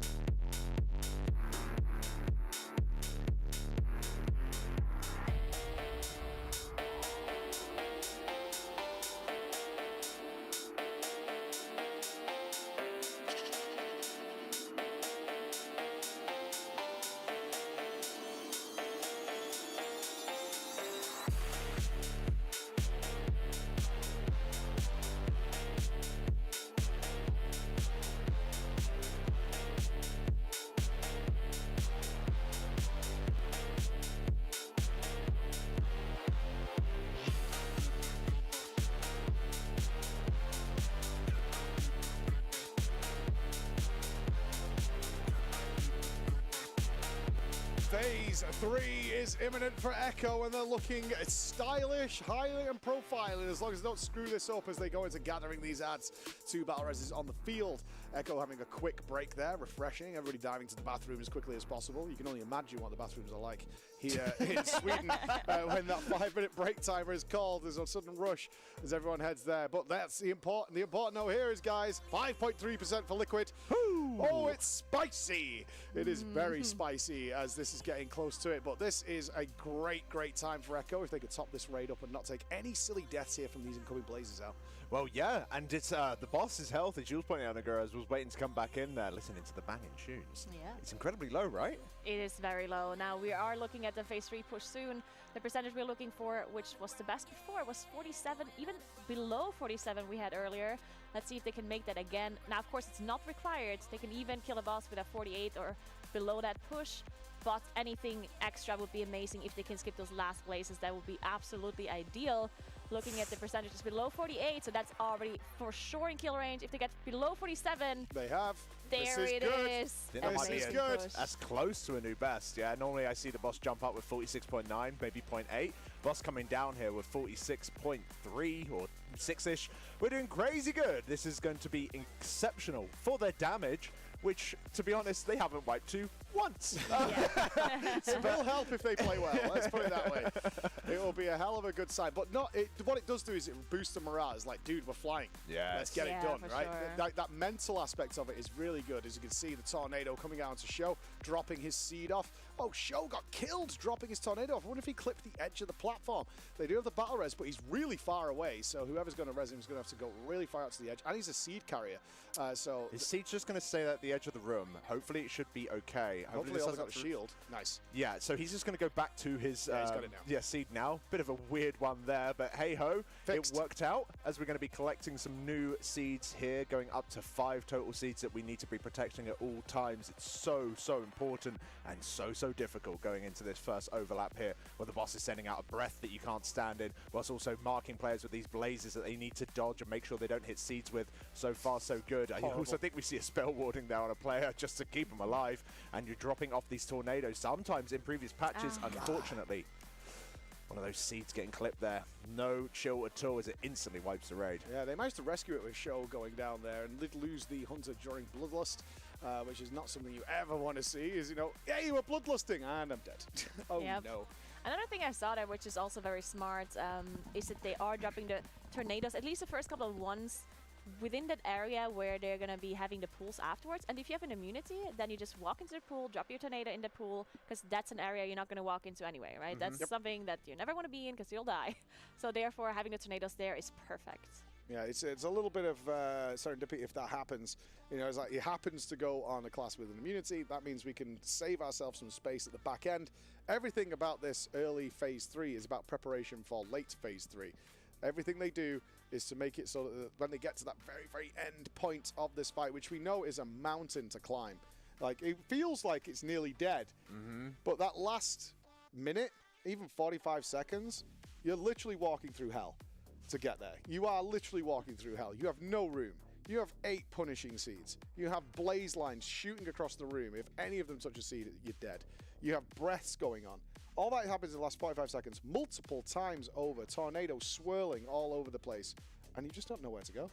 It's insane. But that's what they've been working on, right? The incredible amount of variation that can happen in that phase, from everything from the blaze directions, whose the blaze goes on, where the tornadoes are, how we're getting it, you know, completely organized, the best that we possibly can, when the boss is just like, lol, here's a bunch of dice I've rolled on the ground, best of luck, you know? It's far from easy to do that, but that's why we're still seeing these wipes. It's because we're encountering new situations. Sometimes it is just because the players screw up, yeah? That's fair to say. Sometimes there's a whoops, which is, there's a lot going on, so fair play to them. But sometimes it's because it's something that they've never seen before. They don't even have a plan for it. There isn't a strategy in mind. They just do what they think is best in the situation, and if it succeeds, great, and if it doesn't, well, probably best that we have a look at that so we know how to fix it in the future. Kush taking a slap on the face there. It requires so much improvisation, just like individual mechanical skill of the players. I've heard the comparison of the last phase and Halandras with the bombs. And even though the mechanic is similar, the one thing that Halandras had that was a little bit easier in that regard was that the bombs were pretty scripted eventually, right? Because you had to juggle them with another player, and you would eventually just drop them in the same kind of spot every time. So you talk to your buddy and you're like, I dropped it here, and then he picks it up there, and then goes through the fight like this. Even though there's also improvisation there as well, and that of course was a very difficult boss. But the problem with this fight is that the seeds always are slightly different, because the blaze targets are different, the blaze direction is different, the tornadoes are always in a little bit of a different spot as well, because different people are getting them. So it's always slightly different, and you really, really have to focus on your play and just have that the gamer instinct in that last phase to keep your seed alive. And you saw it as well, using the new ping system on our very best pool, where someone was like, I need someone to look after me here. I've got too many stacks. Here is where I am. And he was spam pinging underneath himself like he just got ganked with no one called SS in another lane. You know, he was absolutely spamming the hell out of those pings, saying, come and help me, because if someone doesn't pick this up, we're all going to die. And you saw Gingy blink over there and managed to assist during that particular phase. So really, really cool to see. I think whoever manages to get this kill, I think all the players involved in this race should be incredibly proud, because at this point, it's anyone's game to go for. They've all played incredibly well, been so entertaining, and man, we are on the very edge. If this is totally the night, it has to die tonight. I'll be shocked if it doesn't. Yeah, it will die tonight. And also a massive shout out to Blizzard, who have put on I mean, the devs must be so happy. They really got to flex their muscles, and I'm sure sometimes, you know, the message is, yeah, this boss is, this is like a 2-puller, this is like a 5-puller, we don't want people stuck here for a while, like, you know, tone it down a little bit when the testing comes in or whatever, but this time they've just been like, show them what you're made of. We know no other guilds are going to get there. Smolderon is going to put on a big enough wall for nearly every other guild in the world, and if they do get past that, they've got Tindril. And that's going to be the first couple of weeks for every other guild who is progressing this mythic level encounter in World of Warcraft's latest raid. And they're right.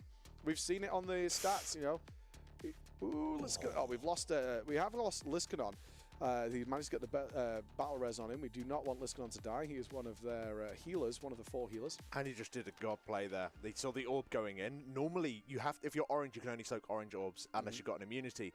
As a tank, you can just barely soak the orb of the other color, but only once. And he went in and did that just there, barely surviving at all, just because unfortunately whoever was assigned to that managed not to see it as it flowed underneath the boss's giant wings, which does make that particular phase a little bit rough. Would be nice if the boss's wings were maybe placed elsewhere during that phase.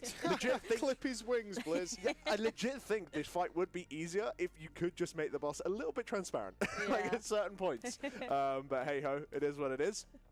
That would look really weird. If you go near the boss and he goes like half invisible, I'd be like, I don't know if like this bug at the start of this patch where your dragon flying mat was actually invisible when you were flying. It will be similar to that. But we do lose another player, unfortunately. The next rest is going to still take 27 seconds, so they can technically continue because they don't necessarily need Frago for this set of Colossi here. We've seen Frago dead for this exact set before, and this was fine. So let's see if they can continue here and wait for that rest to come up. Might be a little bit important for this to see on these ads, though, as they're spawning and have to be gripped up and, of course, have to be CC'd.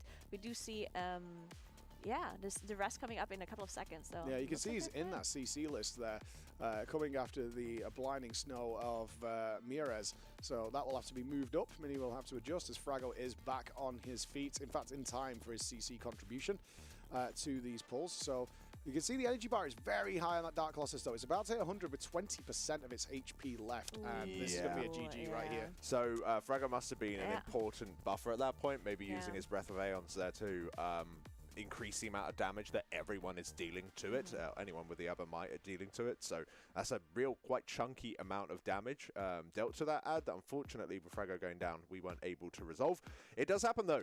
These earlier phases aren't hard. You can tell that the players are still super focused. Mistakes are made. No need to tilt. They just got to focus up. There's no time for that, as both of the guilds, the best guilds in the world, are slamming into the very last stages of the fight, which is proving to be immensely difficult. What a boss. It's such a good boss. amazing. And I just want to say as well, like you mentioned, like this tier has been so good. And sometimes during a race over, now they're never 100% fair, of course. We know this. There's, of course, a different reset, RNG, loot, many things that can happen, different timings with the nerfs and whatnot. But they did such a good job this time around. And I've heard some of the players talk earlier, and they said at this stage, they wouldn't, I mean, of course they would be upset when they lose, but it wouldn't be like, there wouldn't be any like thought in the back of their minds like, oh, if this would have, if they would have done this differently, or if this would have happened.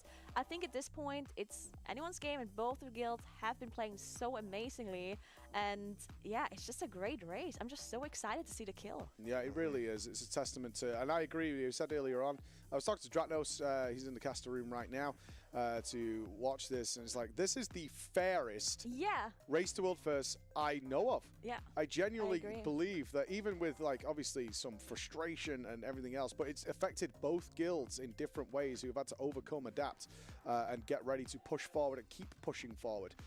That's at this point in time, whoever wins is the winner. Yep. And everybody's had plenty of time. Both guilds have had plenty of time to demonstrate their ability on this fight, and to demonstrate that they are deserving of that world championship that will be coming their way and taking home that crown. So yeah, I totally on board with you, Nedengura. I can't remember a race to world first in history that will have less. People will, obviously it's the internet, so people will bring up something. No. But of course. yeah, there's no feeling of that here. Like right now, side by side, they're fighting it out. They're duking it out to see who will bring down this burning dragon and claim that throne. But it's not there yet. It's close. Less than 7% remains if you combine the percentages of both guilds for Frax HP, right? That is crazy. Absolutely crazy, where they both got up to at the same time over a 2-week period. We've ended up with just 3% between them on the final boss. Incredible. Lunacy. And we're going to have it, like, as long as both guilds haven't killed it, they are not stopping today. I would be shocked if any guild's like, you know what, that's enough. Without this boss dying to the other. Okay, I can totally see that, say that you've been wiping in phase 1 all day, and then the other guild kill it, you might just go, look, we've kind of been trolling today, maybe we'll come back tomorrow. That's fair enough. But in terms of how both guilds are playing right now, with Liquid very recently getting that 5% wipe, you know, and Echo only a few hours ago getting the, like, just shy of 2% wipe as well, they're so close to killing it. So it'll be silly for them to go to sleep anytime soon, I imagine. But we will see what the guilds decide to do, and it all depends on this guy, whether or not Firat can go down. Oh, how did Zero? Oh, he got hit by an orb. The two players got hit by an orb, so some scuffed movement there from Echo. Uncharacteristic and uncommon. Haven't seen that in a long time. No.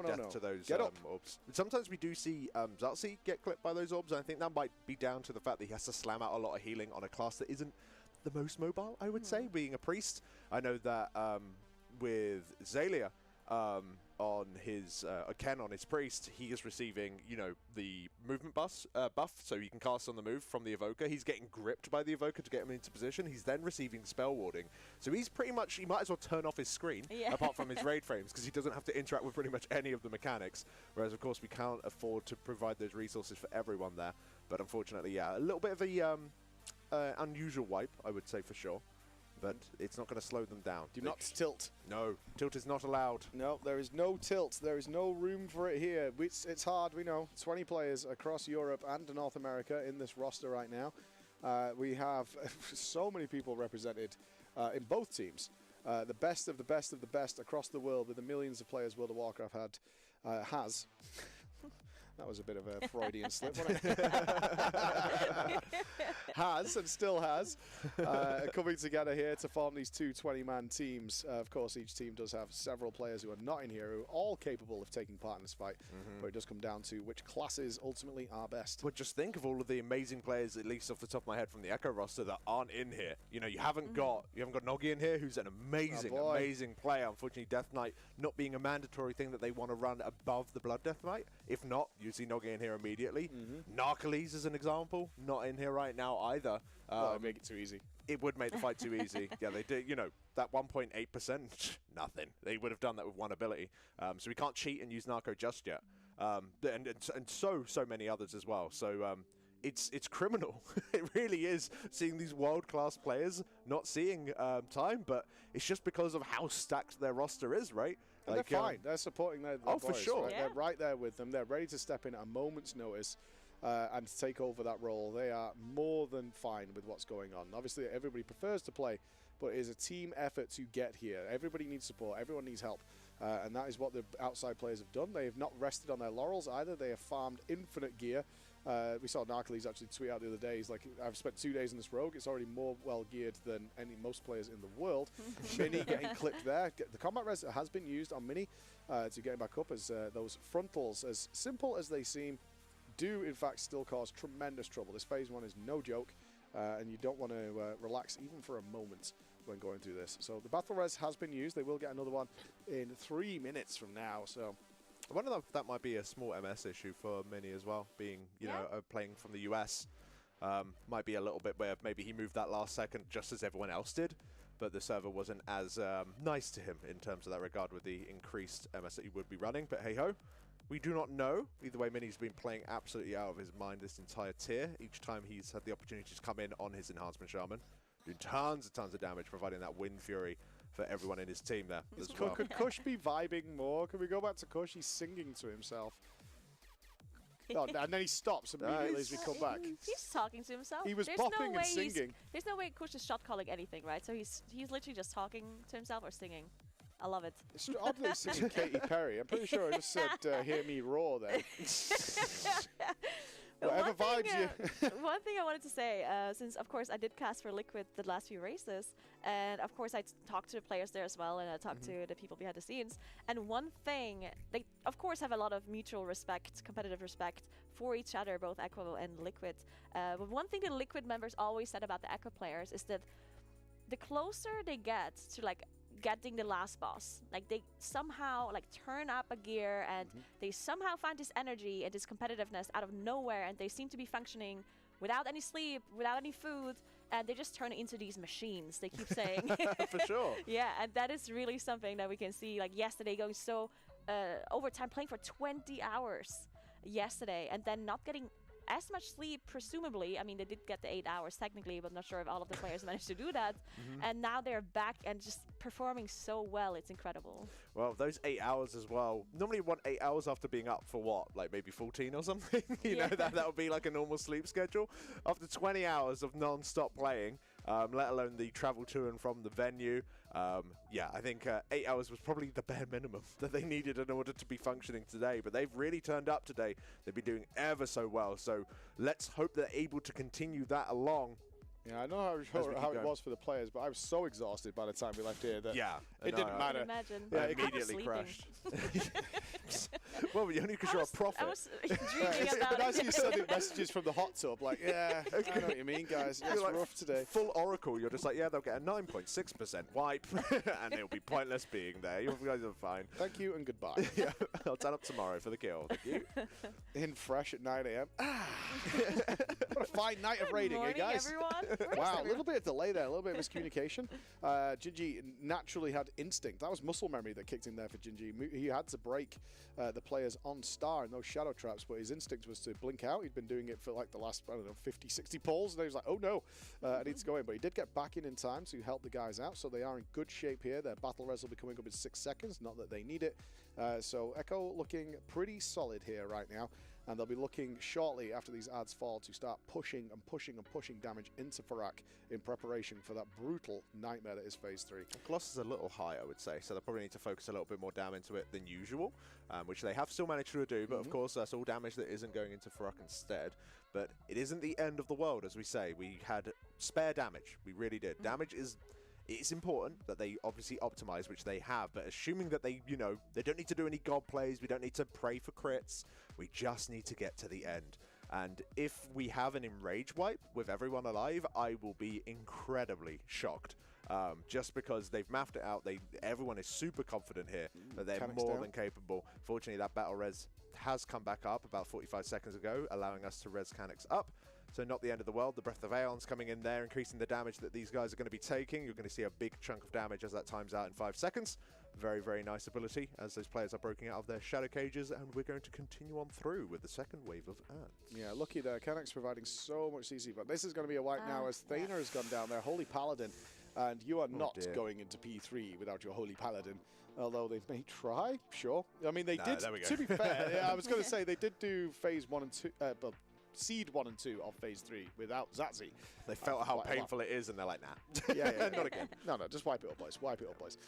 Which is totally understandable. You have to make those decisions sometimes, because pushing through, sure, you can limp through, but you're just wasting time. We're here for the kill. We're not here to see what it looks like. Oh, it's a dragon.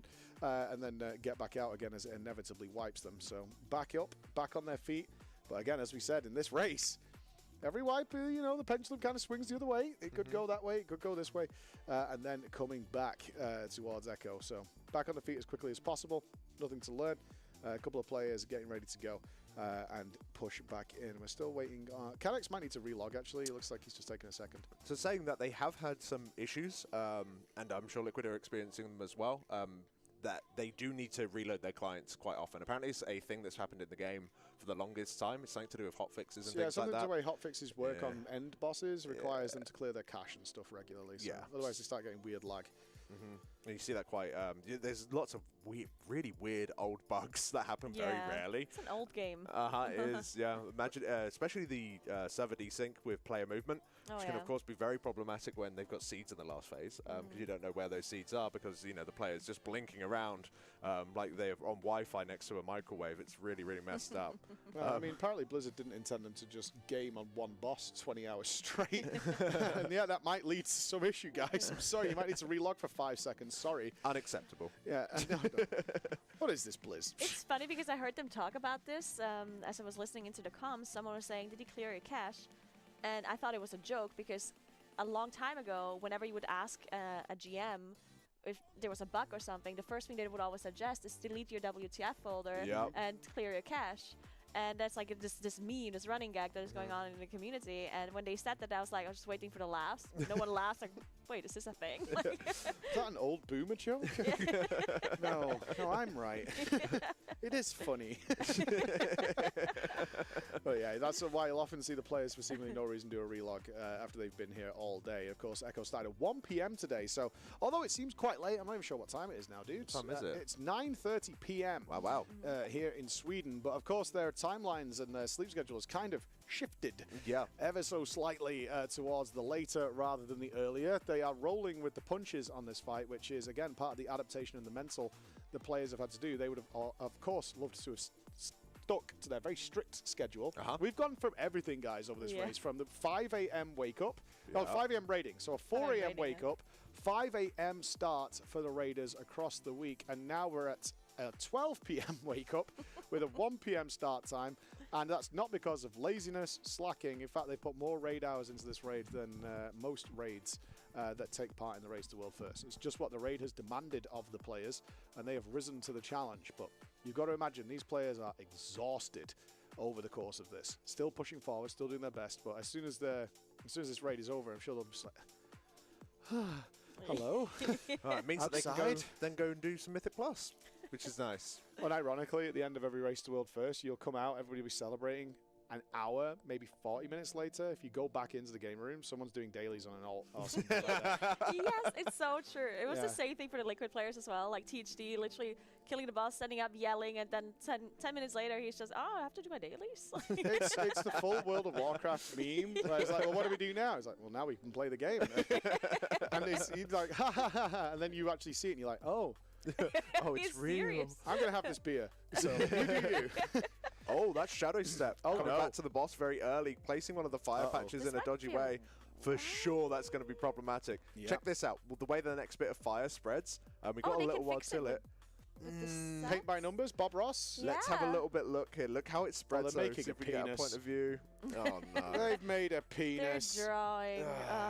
This is not what we need. That's gonna look how it spreads. Ooh, that's that's so a big far spread. ahead. They only have one more spread available. They're definitely like if they don't cause call a white pill, I'm gonna be shocked.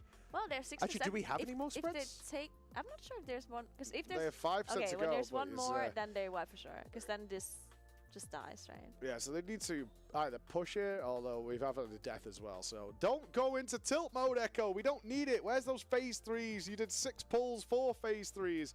We had yet another 9-8% wipe. The spread is not an issue. It's only an issue if it grows. That's one what I mean. more time. If we got one more grow, I don't think we actually do. So Yeah, they then might they're fine. just be okay.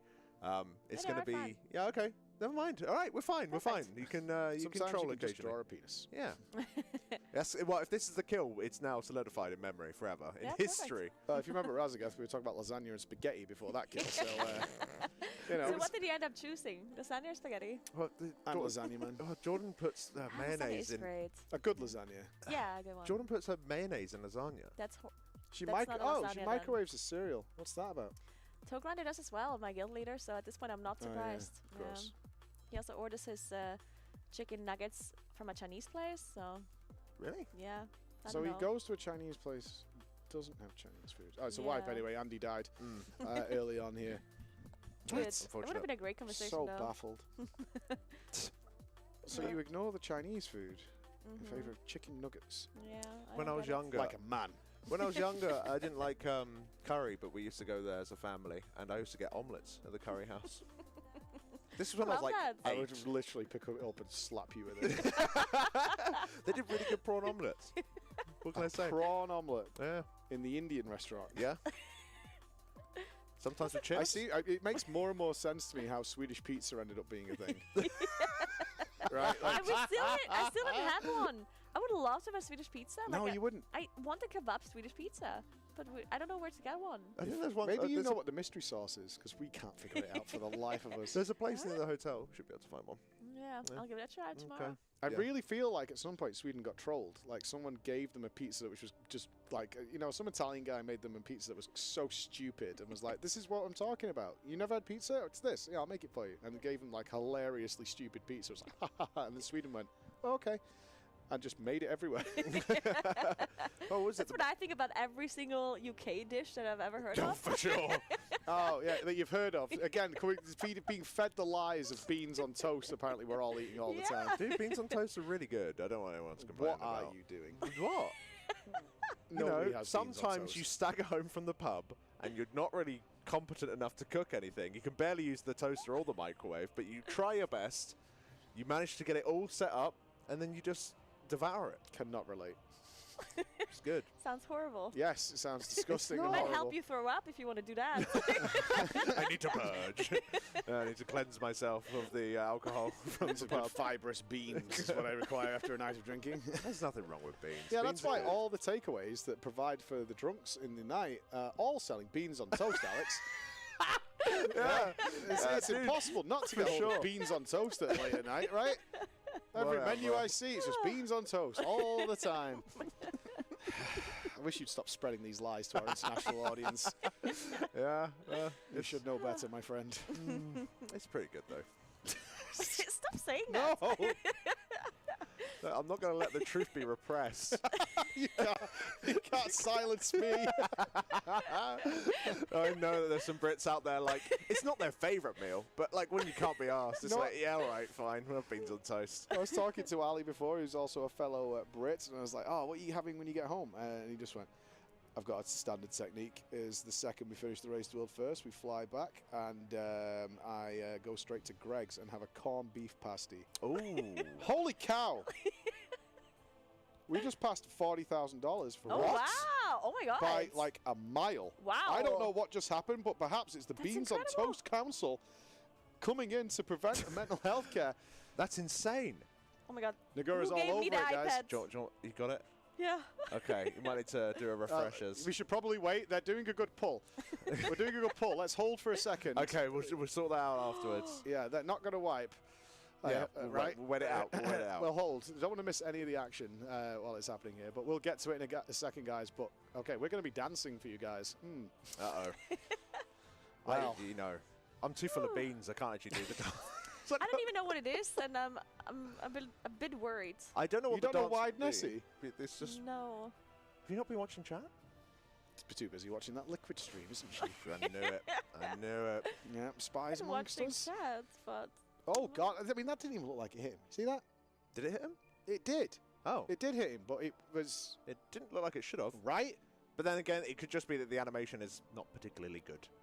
Unfortunately. Tina, hello. But I think it's when you spin it really quickly. Like I think the hitbox might desync or something. I don't know. I don't know anything about game code, but it sounds like I do. Yeah, no, you use the word like desync Yeah. and cache as well. Let's do the old favourite. It's probably a memory leak. Oh, yeah, good, like that, like that. Any issue on a computer, it's probably a memory leak. Yeah. Seen it before. Wow, Andy's clearing the whole platform.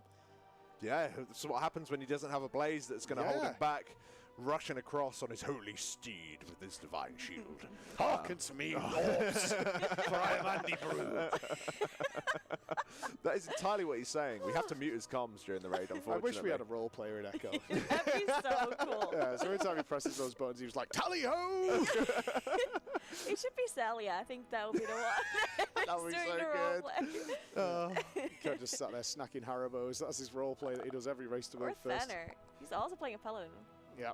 Oh, everybody should role play. Oh yeah. I want to see Mirez go full corpsicle and Regigia a wizard hat. We should have a course in between races so they get better at it. Yeah. The only way to improve now at the Echo Boot Camp is to become your character. We're taking you to improv classes just to really try and loosen things up. Oh, unbelievable. First set of ads, though, and looking good for Echo. A little bit of frivolity there in Phase 1. Obviously, we've all seen this, 325 times. So they're going to be working. Now the fight gets hard. Now it gets extra hard. It's hard enough in Phase 1, but now it gets really hard. You can see all these ads spawning all over the platform in the wake of the breath, and it's course hard. You see mini goods go down there. Very easy to just be instantly killed here with all the mechanics going on at the same time. That does not cost them a battle res, though. The blue raid frame there is playing a shaman. Shamans have a cooldown called Ankh every 30 minutes, where if they die, they can come back to life for free. But it is on a 30-minute cooldown, so it will be gone for following pulls, which won't be needed. So this is totally fine. This is the one, for sure, as we are halfway through this second phase, which is incredibly tough, but when it goes well, it looks like nothing too much is that scary, honestly. The amount of work going into the healing of these ads cannot be understated. It's become an art form, a pure dance of making sure that everything is topped. Every single GCD is mapped out in these guys' heads. No issue whatsoever, as you will have them flowing towards the tree, Amirdrassil, making sure that it stays healthy, as its health does go really quite low sometimes, all the way down to 2 before it goes up to 26. Andy's health And a also cheap going death low. box as well. Ooh, not great, but There's a lot of resources poured into those players there. we should hopefully be able to stabilize at this point. We will see. Oh, 3 players all on one spot there, but in the end it didn't turn out to be too problematic, using that bubble from the Disc Priest there, allowing them to accidentally stack too many people on top of each other. See if we can survive these blazes going out whilst also not clipping the ads. Lovely Not grip. too That bad. was so fast Good. how they gathered those. That was one of the fastest we've seen. Swagger, 1% HP gets saved. Some of the players are yo-yoing Yeah. so hard. The last 30 seconds, the healers have been hard carrying, because not only are they dealing with these yo-yoing health bars, they're also healing the other ads that are trying to get to Amirdrassil. They're doing so much, but now we're going into that final Phase 2 burn onto Farak, trying to get him as low as possible. We have about 32 seconds before Farak says bye-bye, and we're off to Phase 3. They have a set of blazes to do here, which has killed people in the past if they're not paying close attention.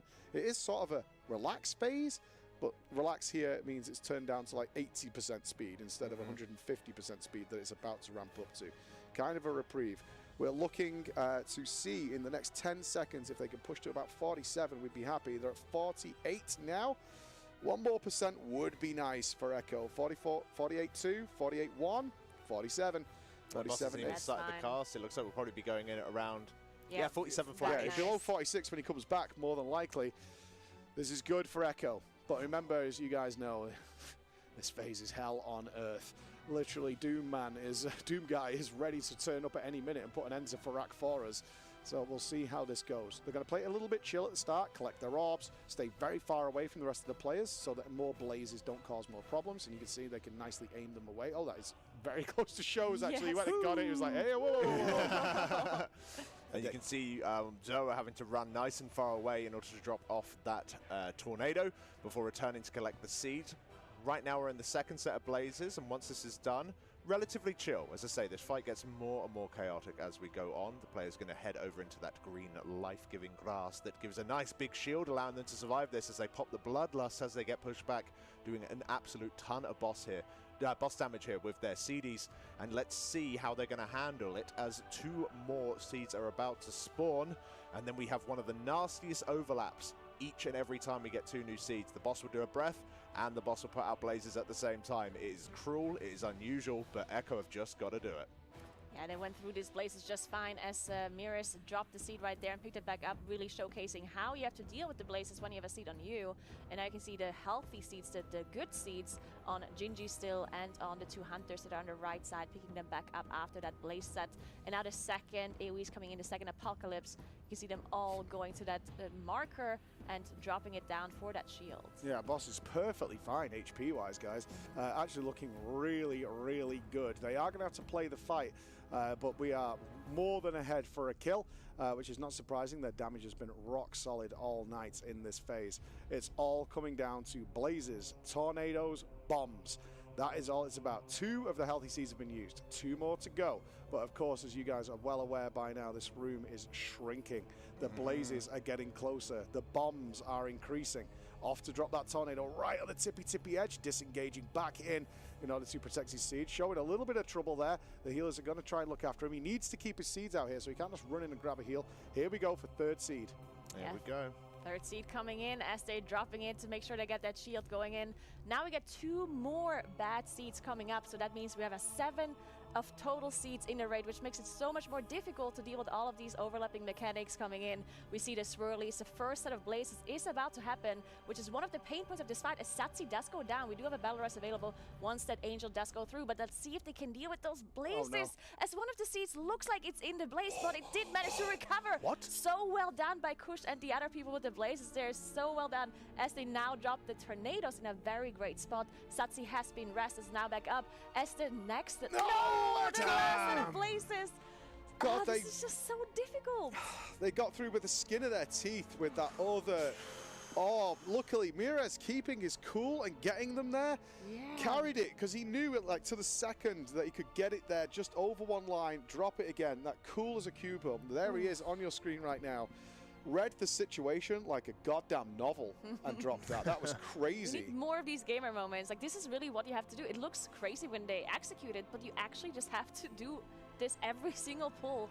Every single player has to play perfectly and has to be so mindful, and you need so much overview of the fight. Like, it's incredible at how many things you have to be looking at simultaneously while doing the most damage as possible. The awareness is off the scale, and unfortunately it did go a bit pear-shaped there. They're having a good review of it, which gives us a small opportunity, I would say, where we could safely have a little look at an amazing milestone being reached here. Because of you guys all donating to Rise Above the Disorder, an amazing charity that helps folks get access to mental health care where otherwise they would not. And obviously some charity stuff is a little bit spicy at the moment, so do go and check out their website. They're incredibly transparent about where it all goes, and we have raised over $200,000 with them thus far. So you guys are awesome. Do keep your donations coming in. We're now going to do Casa Gagagu at some point, which sounds nightmarish. But thanks to you. I can't believe it. You've raised, in this 12 days of us being here in Sweden, nearly $42,000 have been raised to provide people who can't get mental health care through their own, on their own. Amazing. Yeah, that's absolutely incredible.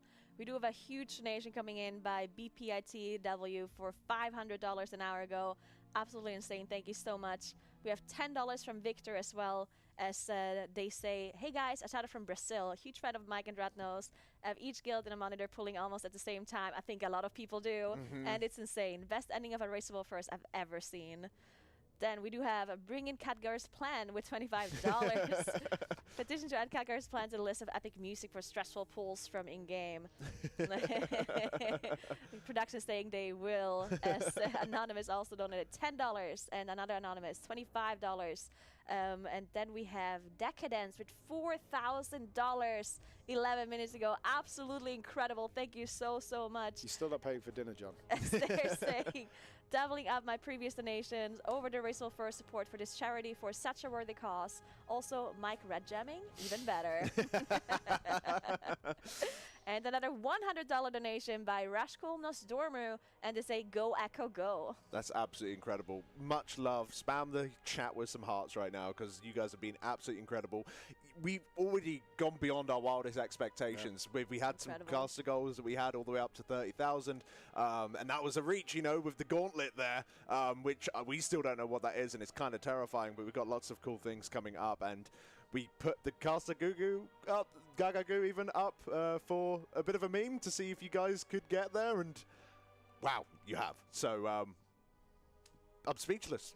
Thumbs up. Never thought Awesome. we'd do it. Never thought we'd do it, and you've more than smashed it, guys. Thank you so much for literally saving people's lives. That's what you've done there, and it can't be understated enough. You came together in a big unity, which is everything we wanted to see when we do events like this. You're incredible. Thank you so much. Going back to the gameplay here, we have them doing some thinking again. I would love to know, when we talk about this, the prog of both Tindral and Farak is kind of steady, and the last 10% of both, the sheer amount of work that goes into figuring out what to do at this last 10-12% is just obscene. Yeah, Right? it's incredible. The effort required to overcome the final 10-15% of this fight is, and the same with Tindral, is just astronomical.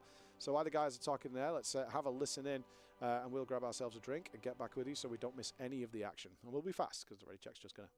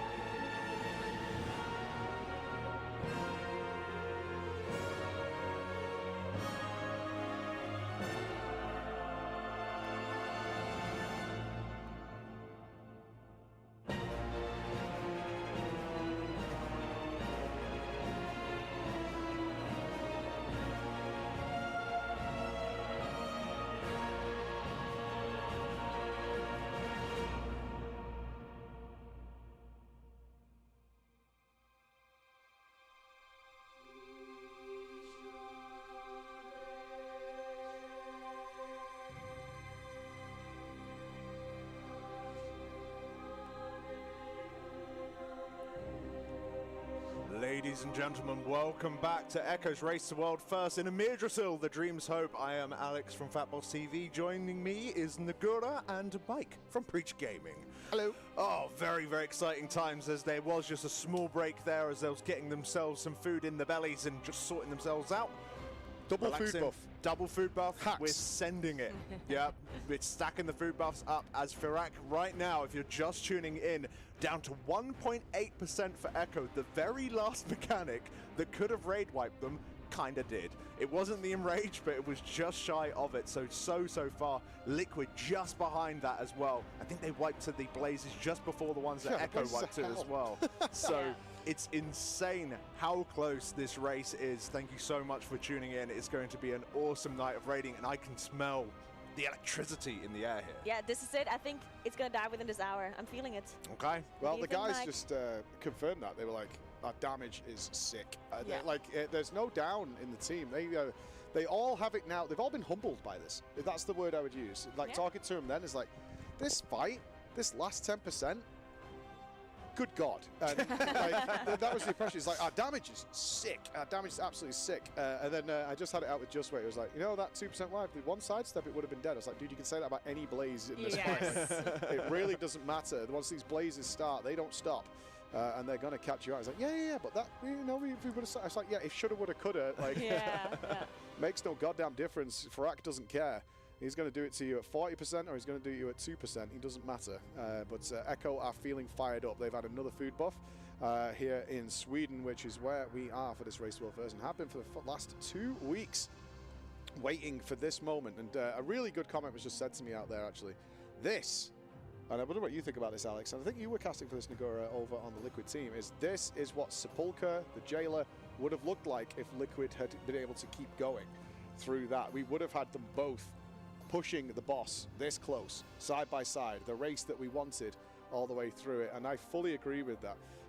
And to see it actually play out in real time is a treat. Something that we also had last year as well with Aberus. Of course, Liquid ahead by a fair chunk of time.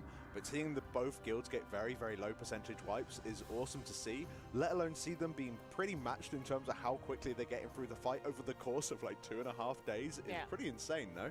Yeah, it's actually incredible to see. I mean, this boss can die at any moment, right? Like, just going back and forth between the teams, like one team's pulling, the other team's pulling afterwards, and they go into phase 3 and everyone is at the edge of their seats because they have battle rests left, they have the damage to kill a boss, everything is right, but as we talked about earlier, any set of Blazes can kill a boss, and not just only the Blazes, literally anything else can wipe the raid too if any of those seats explode. But the rest of the fight is not to be underestimated either. We still see some wipes in phase 1, in the intermission, in phase 2, because every part of this fight is actually incredibly difficult. And we get screwed. Yeah. And we focus on phase 3, but they are really trying to optimize the damage onto the boss in phase 2 onwards as well. So they really min-max everything so tightly, like the damage on the Colossi. Everything has to be absolutely min-maxed. They're saving some healer cooldowns as well. So even the HP in phase 2 gets really, really sketchy because they're saving everything for that last phase to be able to get through that. Yeah, and probably one of the most volatile last phases we've had in a long time, not only because one mistake can instantly wipe the whole group, but it's just so random. There's so many different variations that you can get that you have no way of controlling. This isn't a spell queuing issue. This isn't, we pushed the boss at 1 second rather than at 1.5 seconds, so it's a completely different order. No. Boss is doing the same abilities in the exact same order every single time, and even repeats that same phase, has blazes into tornadoes, into blazes, into his roar, and then basically just cycles through that over and over again. But it's the fact that the blazes go on random people in random orientations in a staggered fashion as well, just makes it that much more difficult to try and keep those seeds alive. But so far so good with this pull. You can see them breaking out those players in those shadow cages as the boss comes roaring across the room in order to spawn all of these horrible little ads that they're going to do their best to group up, which they've done exceedingly well. It's night and day in comparison to how they initially did it. Although when they first encountered this, it looked like, how the hell are they going to get these all grouped up? Well, this is how. Just take a few days to do it, and it is looking as clean as it possibly can be. Yeah, I was talking to Gingy and Roger just on the break there. Both of them making the comment that this is probably the most mentally exhausting boss they've ever encountered. They're still fired up, they're still fine, but they're like, this, that close. It's like, this is a true challenge, and it's a word we've used so much over the last, say, 7-ish days, is the mental of the players on both sides of the pond in order to contend with this, as T-Swift and Farak has demanded so much of the players, playing 16, 17 hours a day. But as you can see, this is not a fight that has a chill mode. There's no midway point where you can kind of go, okay, let's get ready, guys. Like, the best you get is the 5-second window of the dragon swooping back down to get you again. And so that's the biggest challenge here. The gameplay, of course, is extraordinarily difficult, but at the same time, it's just the mental focus required to achieve all the tiny things that Farak demands of each of its players. A true testament to how well designed this fight is by Blizzard, finding all these mechanics, making them doable, because everything we've seen is doable, right? We don't get to a 2% wipe with time away from Enrage if it isn't doable. But also finding ways of saying, okay, this is every tool in your arsenal, and you're going to have to use it. Yeah, one thing to note here is that the HP of the boss is slightly higher than we've seen before, because that Colossus, the Shadow one, did require some extra focus once the boss had already been spawned from the first set. So the boss is slightly higher. Does not mean that it's not in kill range anymore, but yeah, everything matters here, and they have to focus the boss now as much as possible before phase 3 starts to get them around 48% is what we would like to see. I don't think it's going to get much lower because of that little bit of an issue that they had with that Shadow Colossus, but we'll see how low they can get him there. Yeah, getting the last of the ads in. This looks goofy as hell. Love it. As they do rescue the giant treant over towards the Amirdrassil there to make sure it's nice and healthy. Boss is not looking too healthy, though, as we're going to be continuing to slam him down. You're probably right here, though, Nagura. It's going to be around 48. We've had some low 47, sometimes some 46s as well. So, yeah, this is like around an averagey sort of pull. Yeah, it's going to be 46.9, 47 flat. Something around that, which is more than doable. But well, hello, friends. If you're listening and you're alt-tabbed and you're a one-monitor kind of guy, we're in phase 3. We're here. And the seeds have dropped. But remember, 4.5 minutes of absolutely perfect gameplay is required out of all 20 members of Echo here. That sounds fun. Yeah. It's pretty easy if you ask me. Don't know why they're struggling. That's all. It's maybe, especially at the start here when you don't have too much going on. It's actually true. We only have those 4 good seeds. Unfortunately, just as I said that, one of the seeds unfortunately did catch fire. It looks like it was Gingy's seed, possibly from a swirly or from... Sometimes when you drop the good seed and you have to walk out to get an ability out, it's possible that a swirly is on top of it. And yeah, you can see Gingy just saying, wow, like something happened there. Not sure if it was just like a mistake of his or if it's just a really unlucky set of combinations. So he had Tornado, he drops it out to the edge. Early? Oh, that's so unfair. Ah. So, okay, just to explain that, if we can just cycle this again real quick. That's mean. So what happens here is that whilst they are outplacing the tornadoes, the other of their partner is supposed to defend their seed, just in case a swirly spawns and they can't get back in time. Both players of one side got the tornado, and their seeds happen to get marked. Both of those things are very unlikely to have happen, but both happen in one pool there. Whether or not they're going to say, please, we're not going to fix this, let's just hope that doesn't happen again, because that kind of thing is only really relevant at the very beginning of the phase where that can happen. So rough, unfortunately. You got RNG'd super hard. Can you imagine going out for your tornado? I was like, that's a good placement. Oh no! Help! And he cannot use alter time here, because if he alters, he could be able to go back in time to pick up that seed again, but he's using alter for the first apocalypse that is coming out to get back to his position with his seed, so unfortunately can't use that one either. 100% no, this is Echo. They've seen that scenario. In fact, Roger just said this, he said, dude, we've had every scenario we could imagine happen to us in phase 3. I'm like, no, you haven't, Roger. Because that's just happened. So they will be assigning someone now. It's like, okay, if Zerwo and Gingy or Show and Swag both get Tornado, you're the backup, right? Back to some painting. He's going to be drawing up this scenario now and showing them the pictures. Like, so if this happens. I assume it's the Demon Hunters. Like, Demon Hunters, just pay attention. If you need to dash out and fix something, then just do it. It wouldn't surprise me, actually, if you have both of the Evokers hovering nearby. That might also be one of the plays that they'll be going for instead, just during those tornadoes. So you'll probably have, like as an example, Tobo will be more towards the Hunters, and we might have Frago slightly towards the 2 casters with Gingy and Zerwo out there. So, but the thing is, it is quite far away from the boss, and Evokers having that limited range of only 25 yards rather than the standard 40 could certainly cause some issues. Either way, Echo does not gamble. No. They do not leave anything to RNG. They want a plan for every single scenario. So open up the board again. Open up the giant spreadsheet of knowledge. If X plus Y equals Z divided by 2, equals you, okay? Is variation and permutation number 470 in this Boss designer. situation.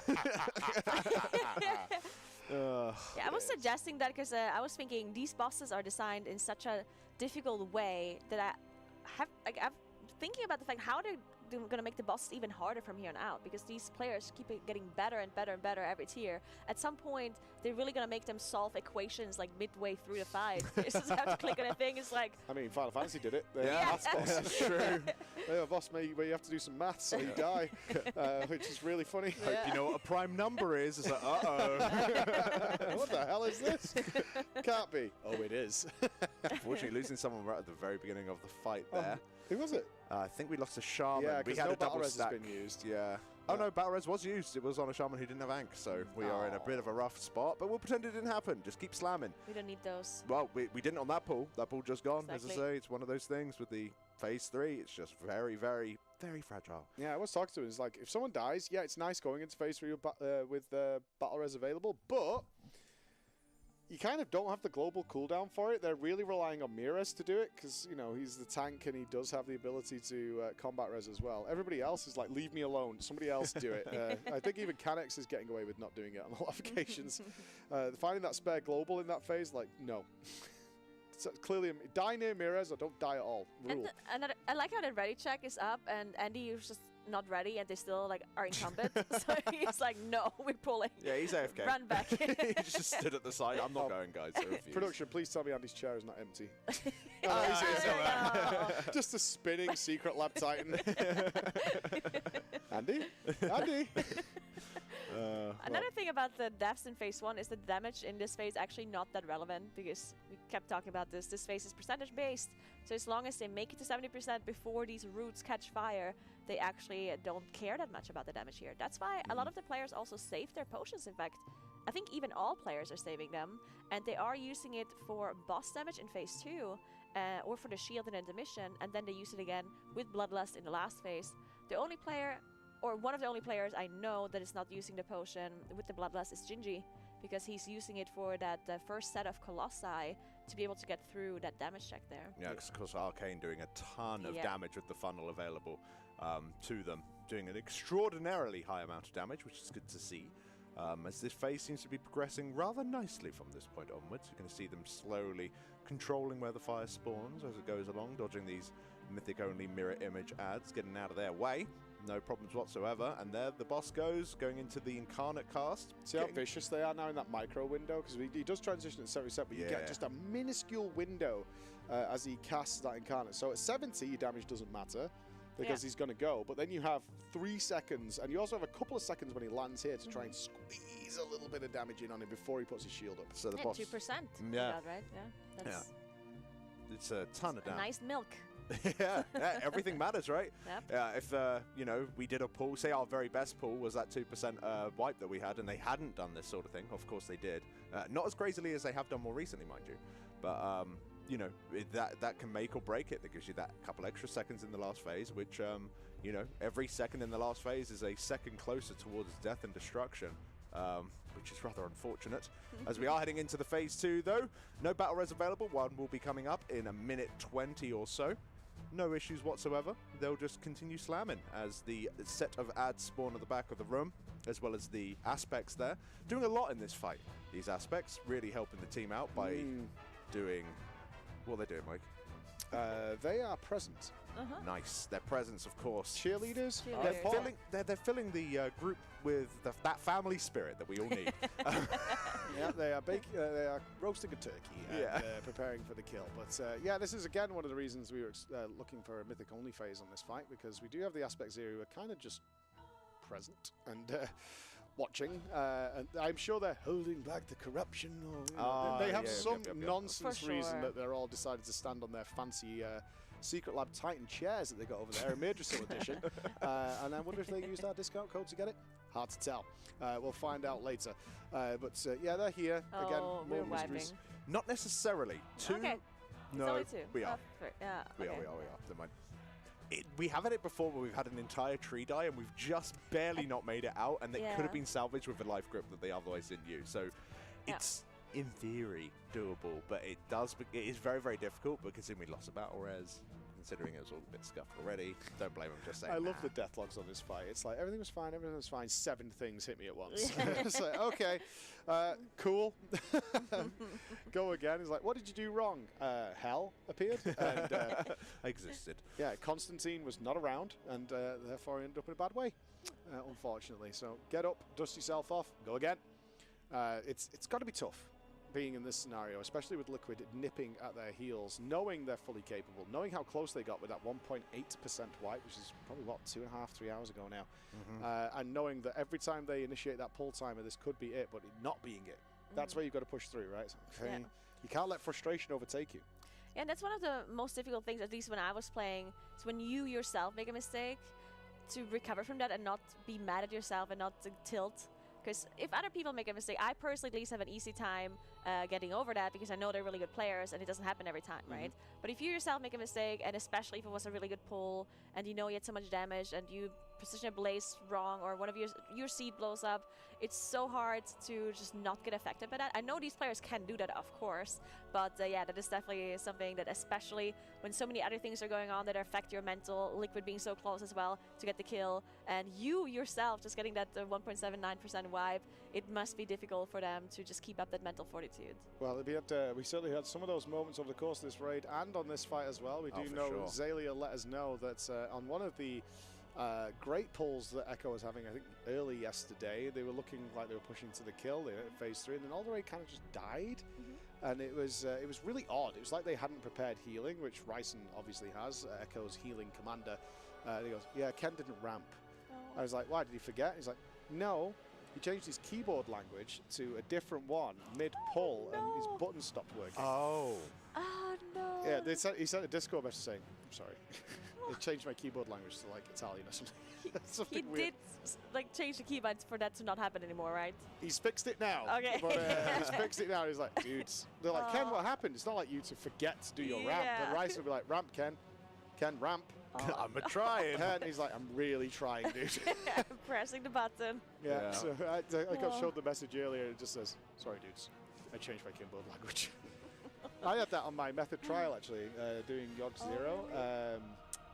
I was so stressed out. It was my first time trying to trial for a guild of that caliber, and they really pushed me to my limits. They had me tank Firefighter on my Warlock, the head on Mimiron. Yeah. I'd never done that before, and they were like, yeah, it's easy. Just make sure it's da-da-da-da-da-da. I'm like, okay. It's easy. Yeah. Here's the manual, and it just boom, I also on had the table. I also had no gear, so I was doing like Z DPS, even with Searing Pain, to try and tank it, and they were like, we might pull aggro here. This Warlock's not that. I was like, dude, I'm 25 million item levels below you guys. But I pulled my mouse out on Yogg Zero, because you kept having to spin, you know, because you could drain soul and turn around and face away from Yogg. So I kept doing that, and I was so nervous about screwing it up. And Roger Brown was raid leading at the time, and he goes, and I was like, so I pulled my mouse out, and then obviously I was still trial, so he went, like, you're clearly lying. Yeah. I was like, no, genuinely. Now he laughs. He was like, so that did happen. I was like, yeah, it totally happened. I was like, why is my mouse stopped? The lights have got off. Oh, what a goober. Oh, man. I would have totally kicked me. Most of the time, like, it's, I think with anyone trialing for anything, I think what like a good guild would be looking out for is not necessarily you doing big damn or you doing the mechanics correctly, it's how you react when you screw something up. That's what I want in a good raider. It's, you know, even if you're like mid on damn and maybe it takes you a little while longer to maybe understand mechanics, but just being able to own up, like, I made that mistake and I've done things to learn about it, rather than, you know, just like, oh, I have to check the logs. That is the dreaded saying of any raid leader, saying what happened, hearing nothing, and then going, it's boring. Log time then, you know, because it's, you've only got a limited amount of time, and if you want to do well, that is certainly a good way of slowing you down. When they figure it out, the person's like, oh, really? You know, it's like the most obvious thing, oh, really? Was me? My bomb went off? I mean, yeah, it's so boring for the rest of the raiders, because you're like, do we have a problem here we need to fix, or did someone screw up and they know what the issue is? Yeah. That's all I want to know. Like, as a raid leader, I just want us to get going again. Like, if you're unclear on something, let us know. But then nobody ever answers, right? You can't ask that question. Okay, if you don't know mechanics, guys, whisper me. And then everybody gets it wrong. You'll kick me if I say that. I know you will. Yeah, it's a real shame, but fun times. Obviously, that's not something that Echo will have an issue with, because I'm pretty sure all of these players are gonna admit their mistakes if they make one, and therefore also won't be blamed. Unless in a funny way. And if not, you can always just check their streams to see the shocked expression of something going wrong. Especially Gingy. He's very emotive when something goes wrong on his screen. It's funny because Gingy does react to the things that are happening and is very clear in his facial expression, but Kush is like the opposite. He'll just react randomly. It's like, what happened? Like, he'll just do this thing with his face, and then nothing. You see in the screen, it's like, did he die? Did he take a lot of damage? What is going on? But then he's just like, there's nothing. It's like, I don't know. Did he like miss one of his abilities? It's like a weird song that is going on right now. I don't know. Did he smell something weird? Yeah, it is always fun to be able to see them. And we got so many people here in the venue. Not everyone, of course. Many people preferring to play from home. And of course, I'm sure if Zelia was playing from home, probably wouldn't have had the keyboard issue where he decided to heal in Italian, which is obviously not a language he knows how to heal in. I'm not sure what language you changed it to. It's not the correct one. Yeah, that was the issue there. It's whatever it is, it's not right, which is going to be a problem for them as they're pushing towards here. Another minute 45 before they're going to be entering phase 3, but have to be said, and trying not to cast a curse them, this is glorious. 0 deaths, 2 battle reses available. There it is. Thanks, Clicks. Appreciate it. Ankh will be used, so there we go. It's a resource there to be used, of course. Having that player die to make sure that Ret Aura is really getting procced. There we go. No issues whatsoever. It's going into the second set of ads. Going to be breaking out the people in the shadow cages there, as we have to gather these ads up. One of the ads at the far side, CC'd, we'll be dealing with that later, making sure that we don't hit those trees with the blazes. They are very vulnerable when they first spawn and very, very low health. There we go. Okay, I don't think any ticks came out, otherwise we would certainly see the raid frames in a bit more of a dire situation. But so far, they're chilling right now. They're good. Okay. Which is what we want to see, because with all alive, we yes, Clicks did go down. Did you just open his bags? I think he just deviate delayed. It's important. You've got to weave it. That is very important. What you should do is make bars in the game where you can put things that you want per pull easily accessible. Well, when you die, you don't keep Deviate Delight. You can keep Food Buff, but you don't keep Deviate Delight, I don't think, when you die. That's true. Yeah, but you can put them on these bars. We'll keybind it. Or just click it. Imagine. Oh, wow. So taking a look at the percentage of the boss here, it's looking really good as they had a nice push in between those Colossi spawns. So let's see how low they get the boss. It's certainly going to be below 48, and it might be even 46. Yeah, probably like 47.2, something like that. Yeah, very Not well bad. done. Oh, that's plenty. As we're heading into phase 3 here, once again, tap back in. We are, in theory, 4 and a bit minutes away from a kill. Yeah. Whether or not they can get through it, though, is the big question.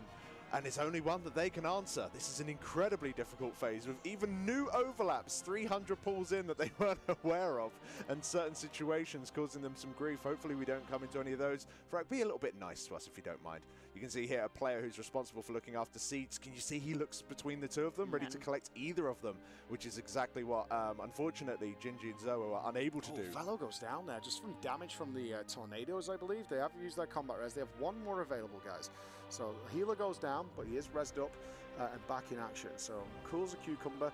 There's the bloodlust. They're now going to be blasting. They have a little bit of a reprieve as much as you can get here, but you can still see that fire dot just burning away on the raid, just constantly chunking them down. And the healers having to work their absolute socks off to keep them alive. Corrupted seeds are in. Oh god, that was in the path of Mirez there. Any mechanic touches them, it's game over. Playing super dice next to this tornado, right? Yeah, I'm not a massive fan. But they obviously know what they are doing here. They're ready for it. These seeds, of course, need to be protected. That was a situation that felt very calm and in control, and I totally did not just nearly cry. As we are going to be stacking up for seed 2 here. You're going to see them running in, getting that shield gatewaying away, and this is a very spicy overlap coming up. We're going to be having the breath and the blazes at the same time, really limiting the space with the randomness of the breath coming in here. Let's see where it ends up getting baited, hopefully towards the non-seed players. If it's towards the seed players, they start getting closer, and that's good. We do want it away from the rest of the group, but it's still not going to be free. Let's see if we can get through the blaze set here, Mike. Yeah, it's so cool how they're doing this. If you're noticing a lot of things, the melee are grouping in one stack to bait all the firestorms. You can see that they're in like a pool. And then they're really condensing themselves down into this corner for the blazes. And they've learned over repetition and experience just how to perfectly spread themselves for each blaze set so they're not dying. And also, here comes seed number 3. All right, third apocalypse coming in as unfortunately they do go down. Oh, as those dude. I think they just crouched over. That patch was slightly in the fire, so someone, when they went in with a seed, oh man. It just creeped over underneath the new animation of the seed overtook it, but the fire was still there. Oh no. So that's Echo also finding a another new way to die. situation. Yeah. I mean, I don't want to say it's good, but at least they're still learning and progressing and finding things out that they can work on. Variation 482, if there is a patch on the ground. Yeah, this like you don't see it, right? And that's not even something there's so many things going on, and they try to really min-max their movement as well, where they go in last second, and they use the gateway to negate the knockback, the pushback that happens during the apocalypse, and yeah, you just didn't see that slight overlap there. We might be able to see it in again, just so people can see if we have a little bit of a replay of this upcoming of what just happened there. But of course it was something that we haven't really seen too much before. Can you see right now we're going to have the seed being placed down, and look at that fire to the right hand side of us. So I think it's a little bit later when it happened. So they got through the phase all right, so this is just generally them doing the phase. Beautiful breath bait, nice and far away from the seed players there, awesome to see. You have the firestorms being placed out expertly, mind you, as Gingy is full vibe right now. He's placed his seed, he can just play along with the non-seed players. So this last blaze here, very, very scary, but they're managing to do it easily enough. He's going to head out and pick up someone else's seed to drop it off, but as he returns, can you see on the right-hand side it overlaps? Someone puts a seed down in it. Can you see, just as if we pause it real quick, can you see like the Venn diagram of doom right there? So, yeah, unfortunate. Is what it is, but we're going straight back into another pool. They're now aware that that's how those textures overlap. This is what it is. I like it. I'm very curious as to how many more ways they can find to die throughout this. They seem to be blue balling us a lot tonight, Alex. They are looking for every nook and cranny to have every counter to every single way of possibly defeating Farak. Just keeping us absolutely in suspense for the whole evening, but they'll get there. Once everything is out, okay, don't do that. Please don't do that. They pulled so quickly afterward. Like, there was not much to discuss, right? They're like, just don't do that. Yeah, don't do that. And I guess we're going to be looking at that more, like in case it does happen so people don't step into it. Yeah, there's not much you can do. Yeah, because I have no doubt that is pure muscle memory. I gateway, I drop the seed, you pick it up. And in fact, he's probably moving it out intentionally so that somebody else doesn't accidentally pick it up and cause this sort of back and forth with the dot. So I've always done that. Every single pull. In gateway, I move slightly further away. I drop the seed for you to pick up. I go and get back on with my day. It's really good because you want to stack those seed drop places as close as you possibly can to one another, right? So just optimize the amount of space you'll have right at the end of the fight. Because, of course, when seeds are used up, they make those fire patches that grow and grow and grow. Just unfortunately, we did have it so people didn't just tag the edge of it and run off. They unfortunately kind of went a little bit too deep. But it does happen, and lessons are learnt. For Echo, at least, from when I played with them in other games, when we've been running in FF and stuff like that, as long as we learn something, then it's fine. Or if someone makes a mistake, hopefully we stack the mistakes as well. Multiple mistakes at once. More efficient that way, if everyone screws something up. Many lessons to be learned. I should be doing that more often. Well, when someone screws up, just quickly screw up as well? Yeah, quickly try something out. Like, I always wondered if I can, like, disengage through this fang or survive this with bear form.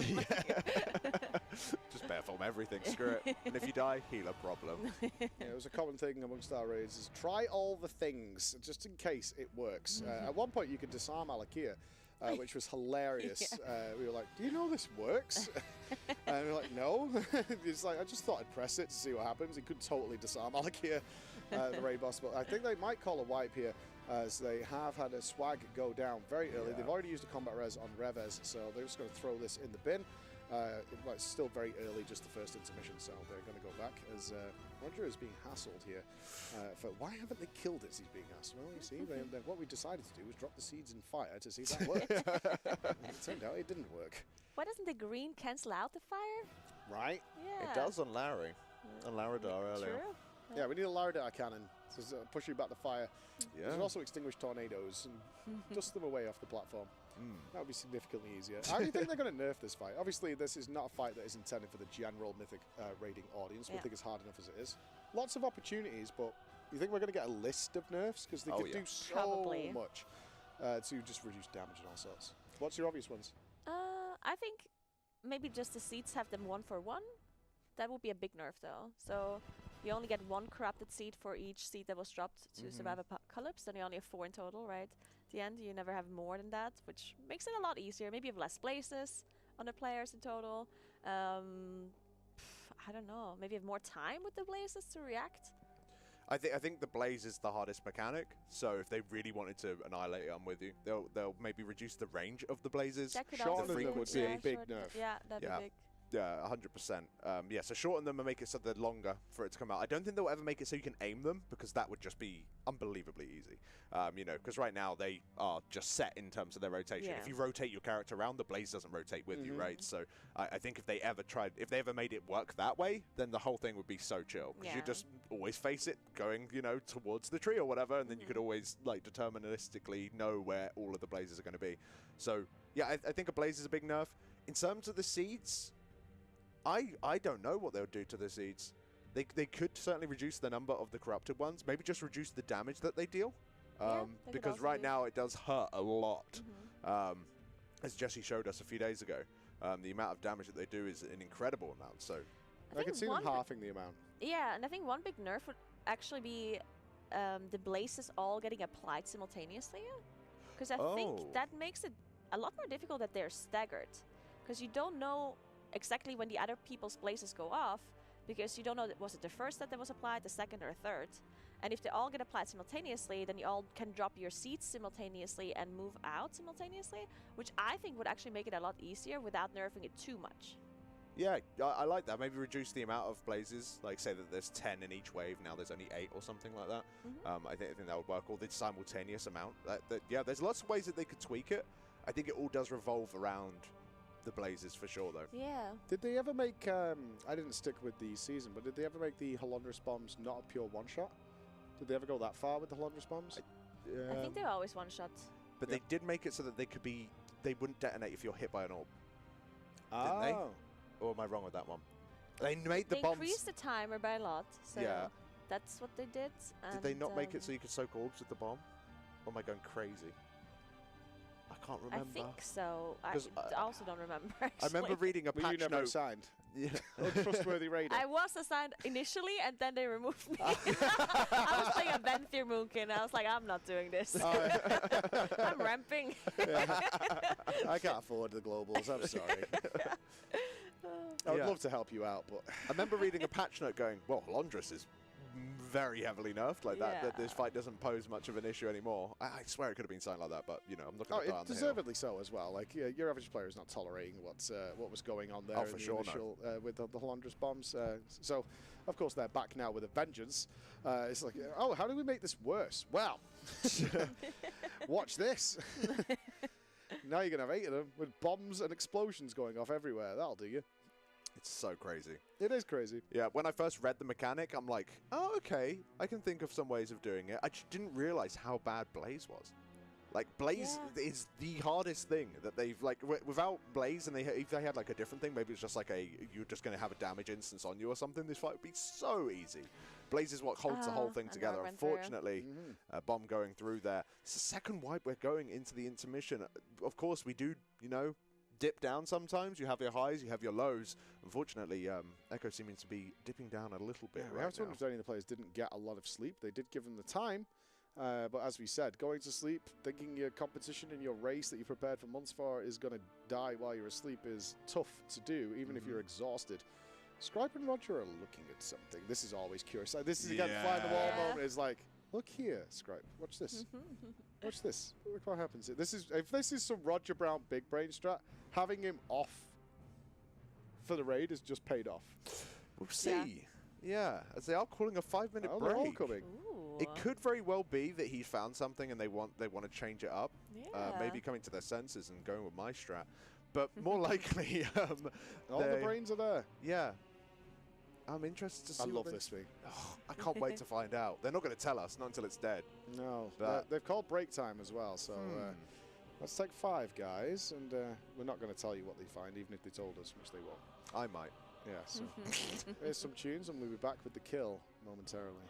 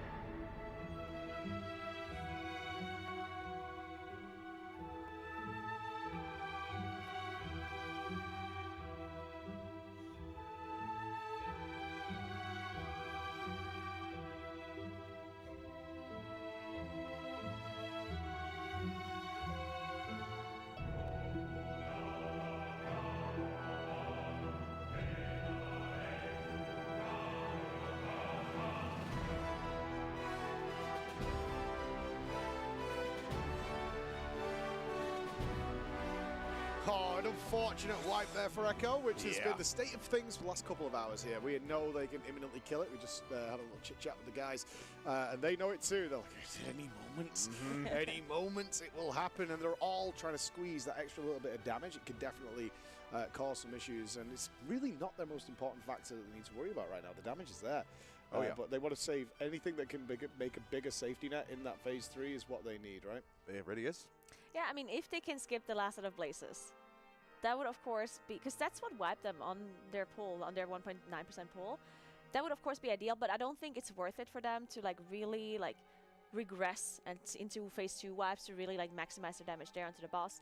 So I think they know that. I think they're aware. They're probably saying, okay, if you can squeeze out more damage, do it, but don't risk it, right? We want to see phase 3, we have the damage, and we can do those last set of blazes. We are gamers, and we can execute it. Rather skip them though, not gonna lie.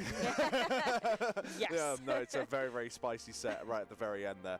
And unfortunately, just having small issues where it comes down to the whole idea of like even freeing people from the shadow cages. That's happened quite a few times today, where the assignment for people has either not been going through or people aren't reading it correctly. Understandably, right? There's so much going on at that point, especially with the amount of damage they have to pump onto those Colossi as soon as they spawn. You know, there's quite a lot going through with the mental at that point. So Look at Ginny though, he's vibing. oh yeah, they're going all straight vibing. back They in. feel great. New POV below us. I like that POV. You can see side POV of Gingy in the room cam there. Do like Nice. that. Yeah, we've got. Oh wow! Production has many buttons on that stream deck from Elgato. yeah. Thank you so much, Elgato. Weird flex production. Yeah, look what I can do there. I think they can even show us inside the production room itself. I want to see that. No. No. Just ask really outlandish things Like, of Sam is production. just like sitting up. What? Yeah, it's just a collection of cups, and there's no fresh air in that room. It is. It started off lovely, but it's definitely degenerated into an Asmongold environment, and that's not recommended. Fortunately, we have some little blaze clips there. It's a common theme. It happens every now and again in phase 1. This phase 1 is you can see Gingy shaking his head. God damn it, because we do lose that battle res safety net, which you need in a fight like this, where every single mechanic can end in death. That is a thing actually as well to really take into account, is that in the last phase it's so easy to have a scuffed pull where you still survive, you still do the blazes, you still do the seeds correctly, but people are just dying. It's so easy to have deaths in that last phase, so losing the battle reses is a massive deal.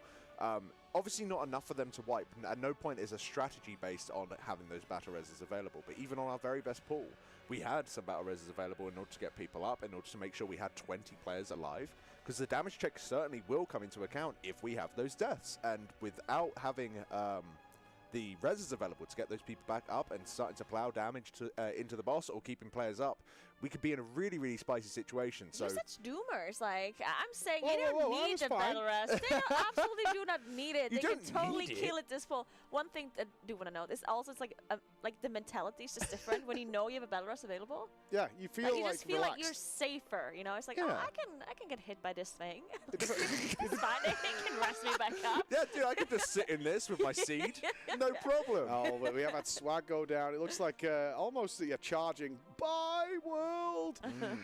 Burn to Amirdrassil. I don't care about you. Unfortunate. I know, we're with you. It's a shame. Alex It's is just such a still the shame. voice of the chat, but chat, be with us. We're not the doomers. Alex is. We're not doomers in the audience, are we? We know they Look can at do it. Gingy pumping himself up. He's so like, fired up. Don't get me wrong, yeah. I just know how well they can play, and I just want to see it. It's my. Yeah. I'm so excited when they're pushing into those phase 3s. Every single time, I'm trying to keep myself calm and not hype you guys up too much. As soon as they go to phase 3, I'm like, right, time to speak at a mile an hour, like every like a mile a minute, even every second as we're going through it. Speaking of Mal- Speaking at a mile an hour. I didn't know what he was talking about. Like, I don't do miles. Like, I don't know. That could be fast. 1.6 kilometers a hour. Rather slow. Whoa, whoa, whoa. Calm down, imperialist. Can't win. First it was the beans. Now he's coming over here with his feet in yards. Just making it awkward, Alex. I'm very uncomfortable right now. Why is he on the couch? Who is this guy? That's good night. They just let me in from Can I have outside. another chocolate? I'm allowed Oh, to. wise. Yeah, you guys grab yourselves a Chucky as Echo is pushing through. They need to just maintain that 21. focus. And it's kind of one of those spinning plates. We need all 20 to do it simultaneously. And every now and again, I don't think fatigue is an issue here. No. I think this is just a natural sort of thing that happens during raiding. They have been raiding since 1 p.m., so they've not been raiding too long, at least by their measurements, like 9 hours or something like that. So Oh, that's like nothing. for them during this, no, that is nothing. And their body clocks will be somewhat set to a late finish for this boss. But there's no one here who's under any illusion that this boss is living into the night. It's just waiting and biding their time and focusing up and getting that pull that we know they're capable of. We've seen them do it. We saw them get where. We saw them get there. So we just need Echo to do it. It's like Vekwa. I can't say the name of where we are. I always butcher it, and I look full British. Yeah. Like, Vax- Vekwa. I think you'll find it's Vax, Joe. And it's spelled that way, moron. Yeah, no, for sure. But yeah, we are. It's so important that they are getting these repetitive pulls into the last phase. You're talking about like feeling safe as you go into a phase. They don't want phase 3 to be exciting, like, oh wow, we managed to make it. Should be like, oh, we're here again. Let's try. Keep it cool. We know what we're doing. We've seen this loads of times. But when we have like hours, which we have had before, between phase 3s, it makes that phase 3 an event, which is very fun for us. Don't get me wrong, it's super exciting. But the players don't really want to be in that sort of game state where the nerves can set in. Because as soon as you make one small decision that is just slightly incorrect, it can go so wrong. Even if that's just placing a tornado early in the phase, Just those small little things start to those knock-on effects. It's like knocking over a pile of dominoes. Just all comes crumbling down in the end. You really set off a series of events that can come back to bite you. So yeah, they there really just is need so to get little back room there. for error. Yeah. That's the thing. Like, there's so little room for error in this fight, and particularly in phase 3. And Blizzard have tuned the final push towards the finish line as one of the hardest moments in. If you think about the jailer, it was nowhere near Al. No, it really wasn't. And one small thing else, because I heard Jesse say this, and I thought it was wise, so I'm stealing it. So this was what I said, is that every single time you get into the last phase, you have basically a new roll of the dice. Yeah, You know what I mean? that's the problem. Yeah, it's which is good though. If you can keep getting there, you get more and more opportunities to have more rolls of the dice. In order, like, you can have, if you get there all the time, eventually the boss is going to give you a slightly easier version. With all of the variants that the boss does have. So of course you still need to play incredibly well, even if the boss is kind to you, and even better when it's not. I don't think there's a variation that is impossible, mind you. It's not like, oh, that's it, there's no way of handling it. It's not as bad as that, but there are certainly ways that it can be cruel and kind, depending on what it wants to do. Like we saw whenever the good seeds, like at the very start when you have the 4 range, pick up the 4 good seeds, and if they get all of the mechanics on them and the swirlies on them, that's just like one of those really bad dice rolls that you've been talking about. And yeah, they're hoping to not get those, but at the same time it is playable if they had a backup player there to pick that seed up. Yeah, it totally is. I haven't seen anything yet that was like, we could have gone left instead. I mean, sure, we had that awkward moment with Gingy, but again, a backup was made. We need a third person to be able to run out there should that situation occur. And Echo have really tested Farak to find every combination, or at least most, that can destroy you here, and they found them all. It's like a treasure hunt at this point. They're hunting for, hopefully an achievement will pop up. Found all the ways to die to Farak. Good job, Echo. But now they've exhausted them. We want to see that kill. Super difficult to make it through every single one of these phases. It's not like these guys are playing badly, and I'm sure there'll be some players out there saying, I'm pretty sure I could do this. Nah. Every single element that's happening here, the coordination of this team to put this stuff together, is the reason that they are competing for the best in the world. And you're seeing it here now, like the level of CC that had just happened there. 10 or so ads spread across a giant platform, not only maneuvered by like 5 or 6 players, then gripped together, then all of them stopping their spellcasters. We're using 9 players in a row in order to make that happen, while simultaneously pumping damage into this Dark Colossus to make sure it exactly dies during its end cast, so then pump into Farak while the healers are simultaneously healing 9 more ads. And there's more going on, Al. Yeah, only a little bit. You managed to cover around 20% of what's going on in this phase in their heads. It's the things that they've all conquered, and as I say, they make it look easy once it's all going well. I really love the use of Oppressive Roar, a ability that I assume quite a lot of people are somewhat unaware of, especially if they haven't really played an Evoker. They've got so many flashy abilities, with them deep breathing across the place, or with augmentation buffing everyone up. But Oppressive Roar is a frontal cone that I find incredibly difficult to aim personally, that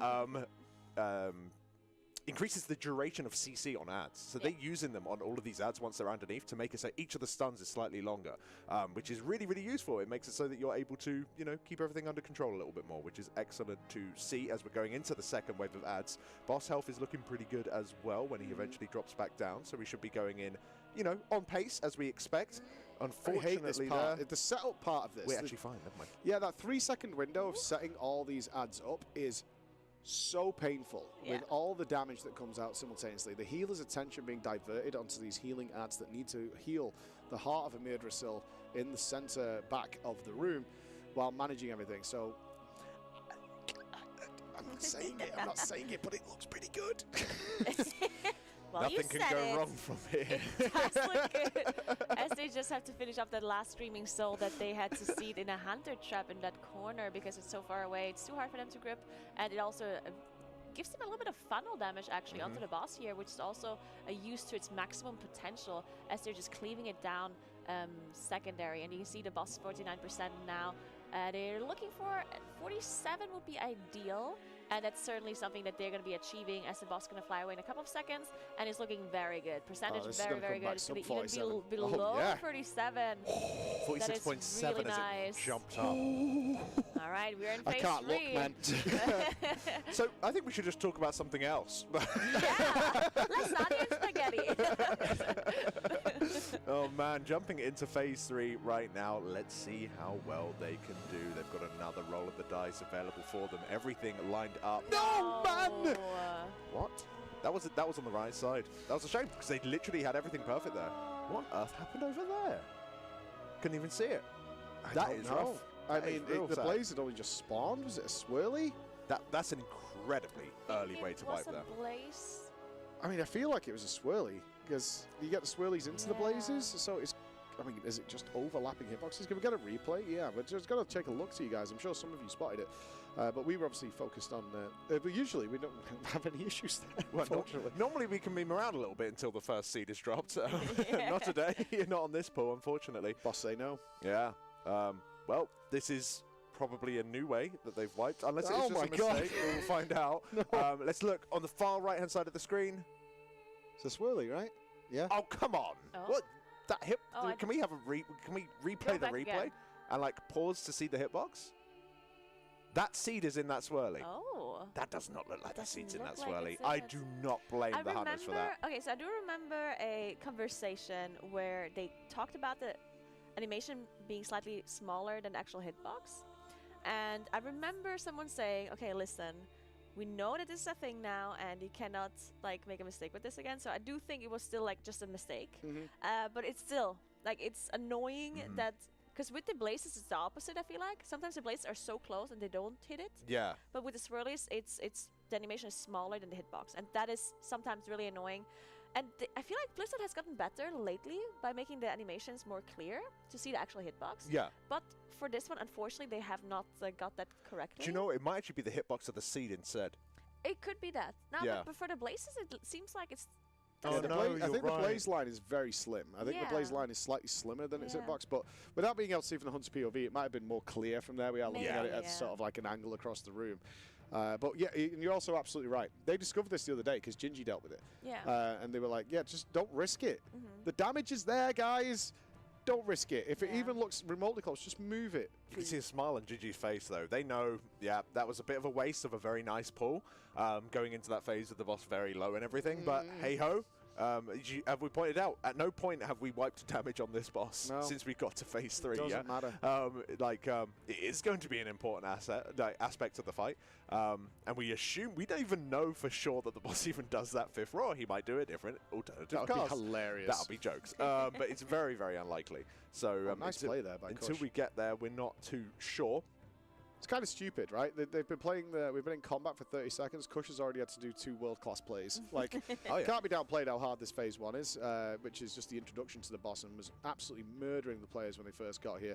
Requires so much coordination. And we kind of downplayed the movement here.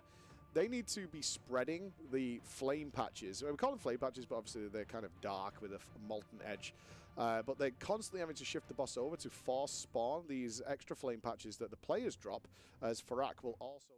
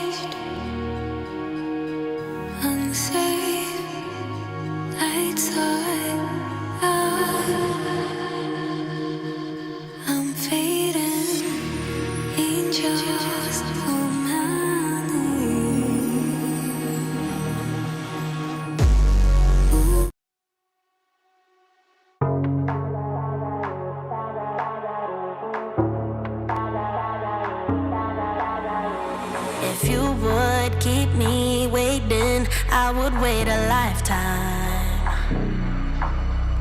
In tricky situations, I will be a lifeline. Nobody's meant to be fighting alone. That's why I'm taking you home. I never felt something like this before, no. Keep coming back for you time after time. Maybe I'm losing my mind, but I know I'll never leave you behind, no. Baby, I got you. When you feel like falling, I'll be there to prove, yeah, that baby, I got you. No matter the distance, no matter the route, yeah, baby, I got you. When you feel like falling, I'll be there to prove, yeah, that baby, I got you. No matter the distance, no matter the route, yeah, baby, I got you.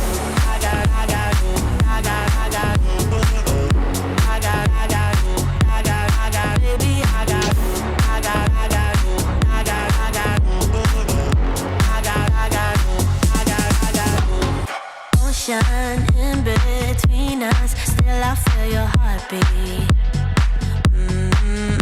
There's something about you, baby, that that makes me feel complete. Nobody's meant to be fighting alone. That's why I'm taking you home. I never felt something like this before, no. Coming back for your time after time. Maybe I'm losing my mind, but I know I'll never leave you behind, no. Baby, I got you. When you feel like falling, I'll be there to prove, yeah, that baby I got you. No matter the distance, no matter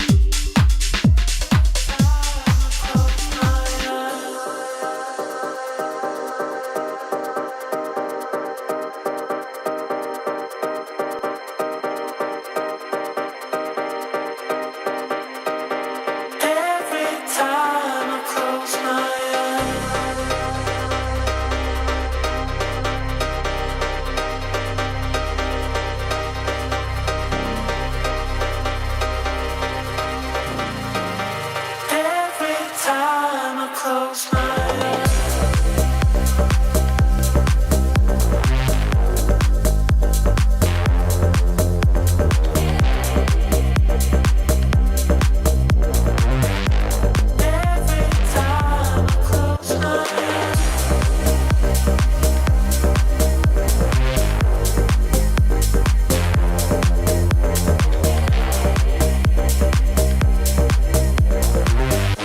Every time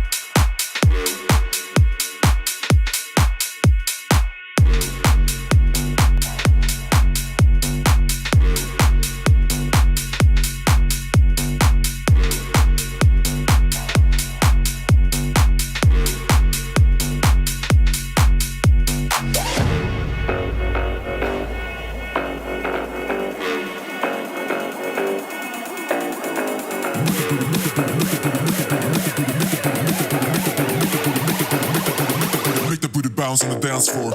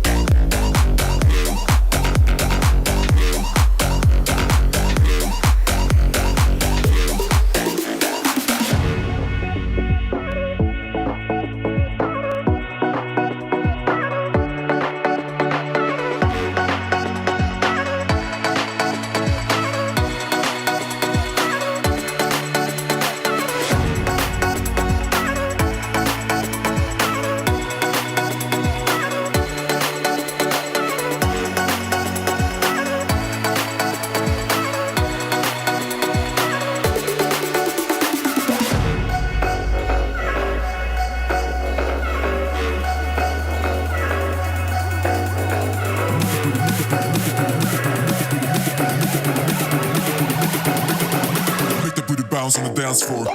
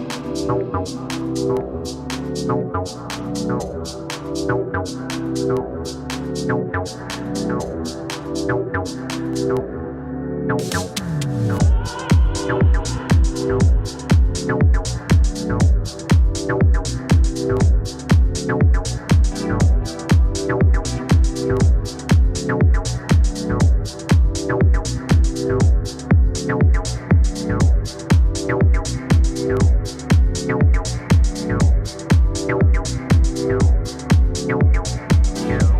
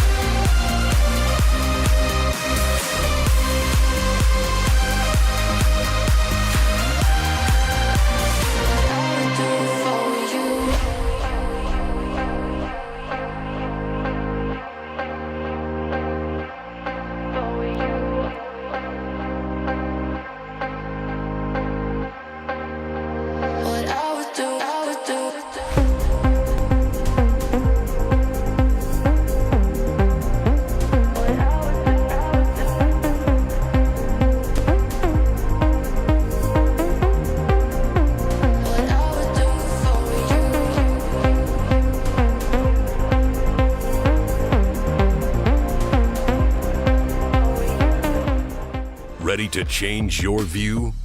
Let's go. Cutting-edge metal posters for the next generation of collectors.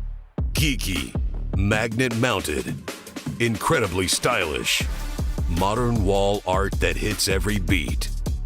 Discover officially licensed designs from the brands you love and watch them work as a team. Welcome to a whole new wall. Displate. Collect your passions.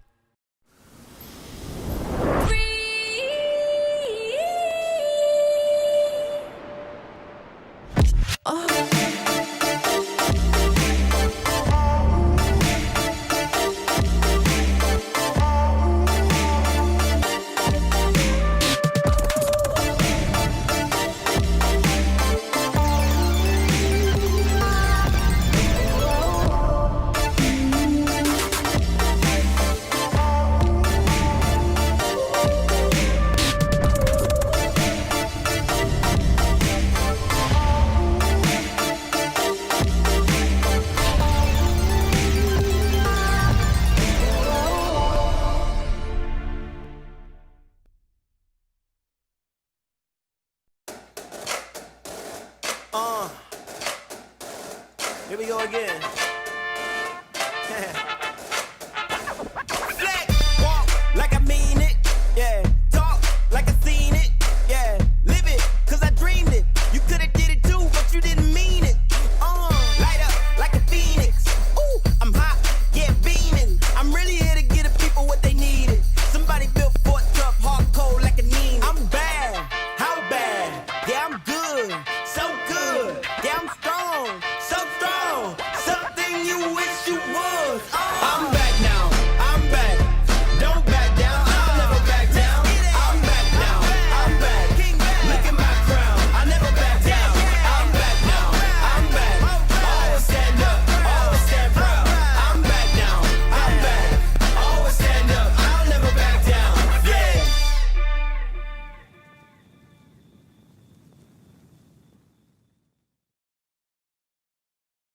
Do you ever find yourself at the PC thinking about your health? You're ready to make a change, but you either tried and failed before, or you simply feel confused about where to start. At Gains for Gamers, we've developed the Inner Circle, a system designed exclusively for gamers who want to shed fat, gain muscle, and become overall healthier without having to grind it out on the treadmill or skip those snack breaks during gaming. We've already helped over 1,000 gamers. Gamers like Casper, who dropped an amazing 80 kilograms in just 40 weeks, allowing him to fit his favorite clothes once again. And let's not forget about KP. He's been adding on some solid lean muscle mass while also reducing his body fat percentage. And those two are just the tip of the iceberg. So if you're ready to get in shape without having to compromise your life or gaming, then visit gainsforgamers.com and use the code ECHO for 30% off. With generational improvements, aesthetic updates, and our consistently high build quality, this system is bound to be the envy of both family and friends alike. For yours, check out starforgesystems.com, and I'll see you in the forge.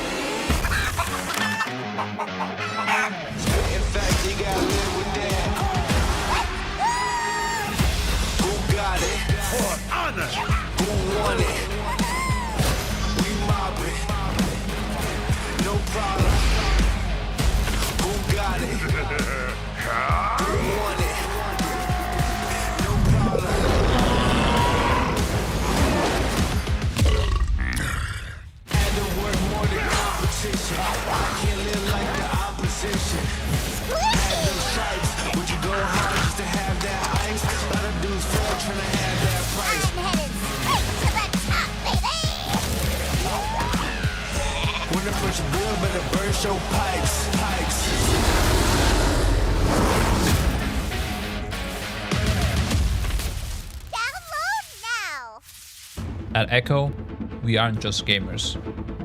We're a small team of passionate and dedicated professionals who strive to deliver the best entertainment we can. We don't hold back, and we aren't shy to share our entire journey with you. From behind the scenes to capturing the best moments in gaming history. We take you with us on an epic adventure. Our goal is to keep pushing the boundaries and innovate how we can deliver the best experiences for our audience and our partners. Because without you, events like these wouldn't be possible. So on behalf of the entire Echo team, we thank you. If you would like to join us as we continue to create captivating events like these, get in touch with us at partnerships@echoesports.gg.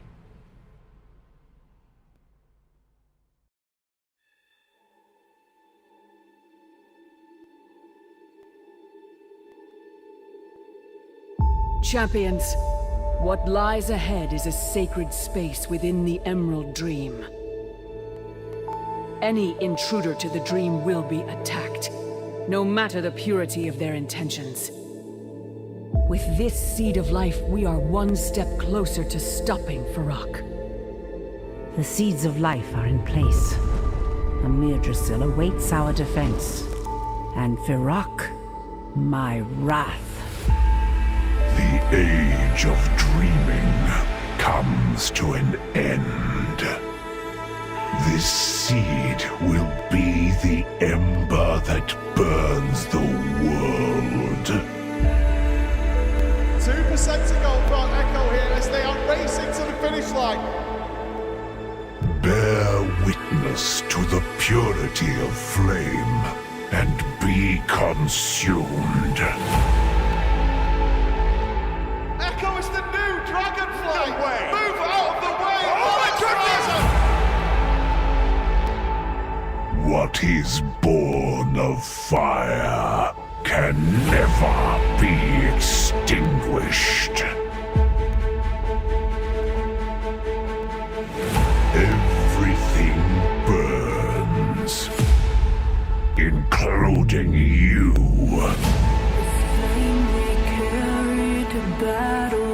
Finally, a worthy challenge! Give in to agony! This light will conquer the darkness, shining bright for all to see.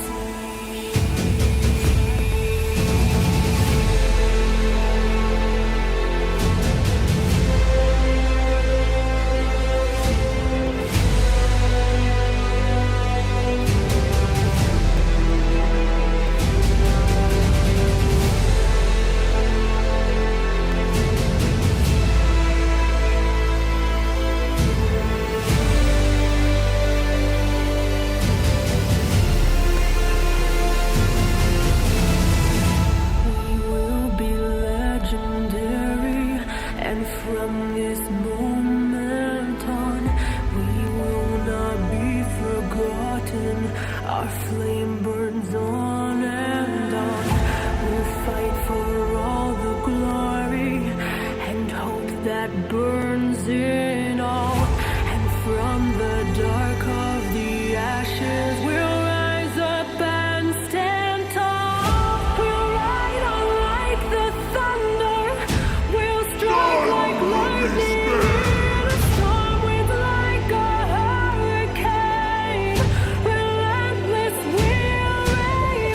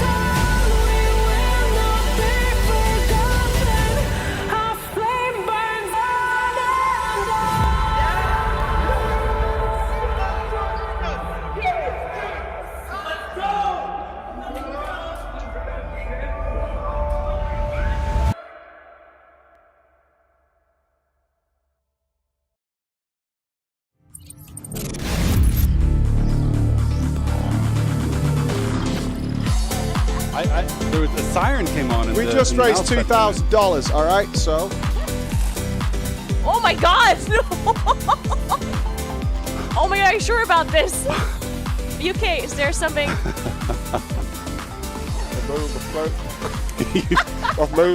Are you aware that some of those taste like vomit? I am now. To survive, we needed to reclaim our aspectral powers. But they were never ours to take. It was about coming together I'm in silence. as a family.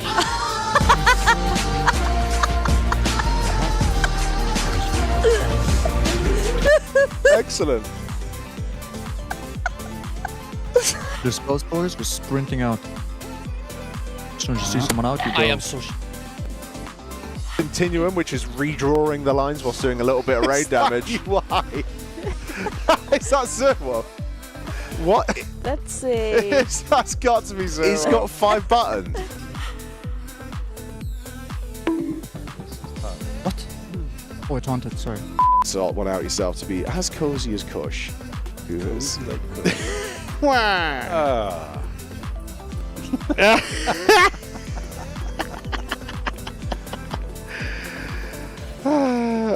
Oh, look at that chair. He's a big boy. We're going to talk a lot about healthy sitting in this video series. It's really important to have your hips placed properly, otherwise you're not going to be able to set yourself up for success. Smashed like $2,000. Come on, pal, me and you. Yeah, we have another $50 donation by Valcadia, so I think... 3. Oh, yeah. Oh, tu pelor! Mi amore!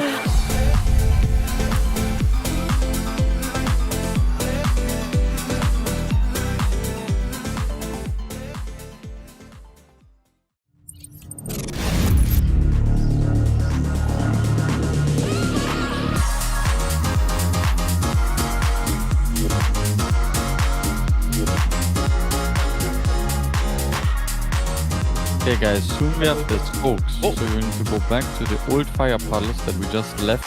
So, oh no, this is going to be tight as hell, by the way. Mira should be, the tank should be okay for a couple of blasts. We saw Andy survive a couple of them yesterday. Kill it! Kill it! Mira's focus mode. He's good, he's good, he's good. I don't like it. Okay, now everyone will make it, yeah? Everyone make it, guys. Oh, no! Catch me if you can. Someone catch slow falling. Gingy. Yes, Someone please catch Gingy. Okay, keep going, Dora. We got him, Yeah, we got him. we're good. Go quick now. Go quick. Clip. This is such an interesting boss. I love this boss because you get to beat up a druid. 2, 1. Dodge, dodge, dodge. And we're baiting in 5 seconds. 2, 1. These ones already in your mind. They're in my mind. Bombs going out soon. Get yeah. it. Get personals. And now? Is it bombs going out? With personals, bombs. Bombs, personals.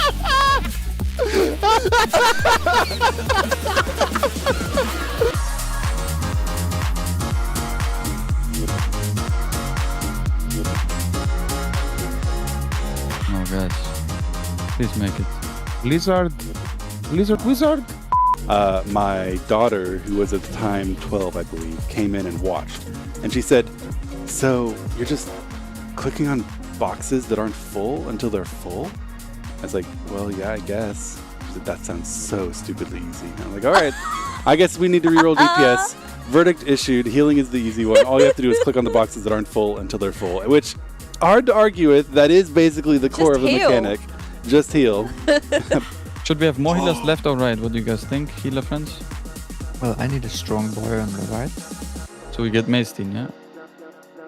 Yeah, I love druids. Okay, right.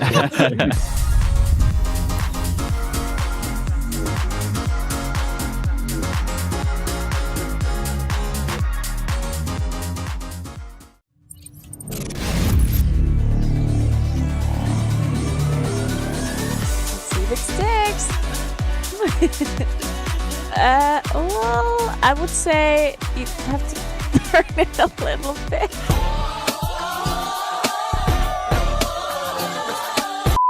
He's a melee player. Yep. He can't be expected to notice anything. And not only that, they were a rogue. A melee playing rogue cannot be expected to notice anything when they push their buttons other than DPS go stonks. Stonks. PTR actually moving like this, yeah. Yeah, I know, PTR, but yesterday I didn't have this issue. It depends what race you have as well. How Playing a big your troll model race. is. Well, I've played troll and... Okay, so interesting. Circles going out. Ralsrip, can you trade? You can't, I think. You can! I got my cloak! You can? And I got my branch! 2 in 1! I'm done! Give branch? Where the question mark? Question mark! Dyslexia is very common. 1 in 5 people have dyslexia. Nope.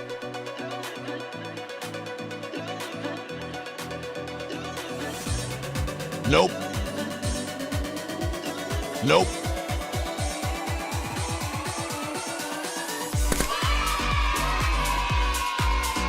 I just pump boss.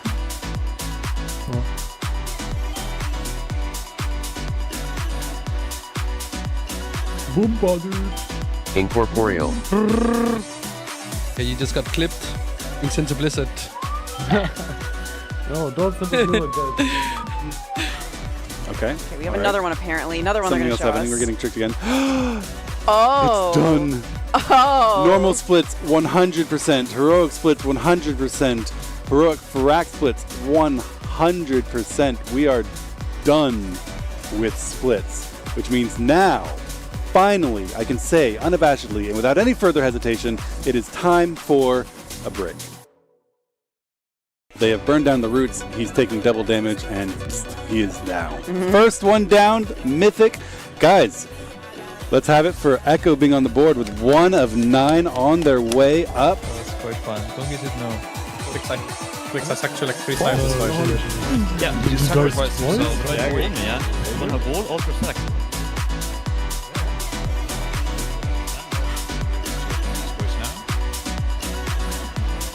So. Yo.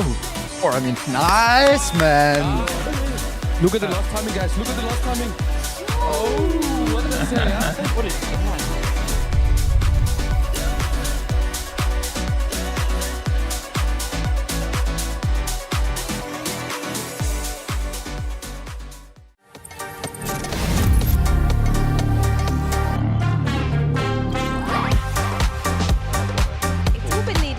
We've had so much preparation, and I know there are so many players who aren't necessarily. What's that better tank positioning? A seal. Yeah. Doesn't seal like sound like. If we're going to head over towards production, which we'll need to turn the camera around to do so, we have got some amazing stuff. No, but seriously, guys, orbs, it's actually prohibited now. If you don't catch 5 of your balls, you lose 1 IRL. That's how it goes. Oh my god. What? That's fine. That's a minimum. We need. But the only thing I can get is first 70. Fuck, yeah, I mean as a group. Okay. Okay, here's our replay. Oh, This is wow. Oh my goodness gracious. That is so messed up. Hold on a second. Oh, wow.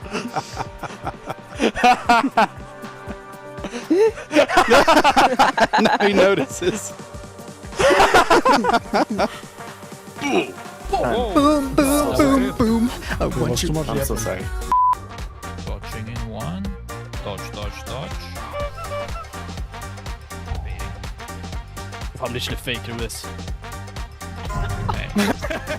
Macros. You can see now the whole platform is covered, so this is when you'll start seeing people dropping. Not the pallies, though. No. They're still standing. Okay, Andy's smirking. Kill me, I dare you. I dare you to kill me. Come on, hit me.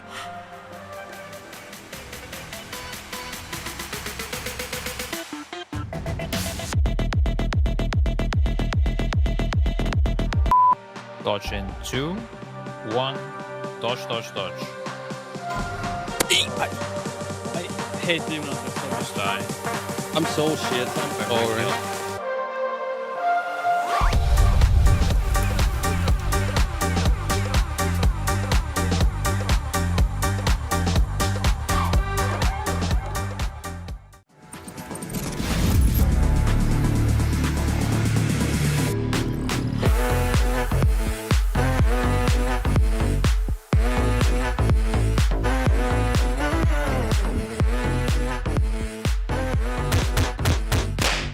Next one. No, I got him. I just... Okay. Well, please someone else in. I said bubbles. Good luck, Ginger. It's fine. Training, Let's kill it. Good job, boys. Let's fucking go. That was a good pump, dude. 1 seed each. 1 seed each. Whoa. Seed. One seed. What the fuck? Order 3. They go off fast. There's a good chance that maybe Alex has some advice. If we could talk to Alex for a sec. Oh, welcome.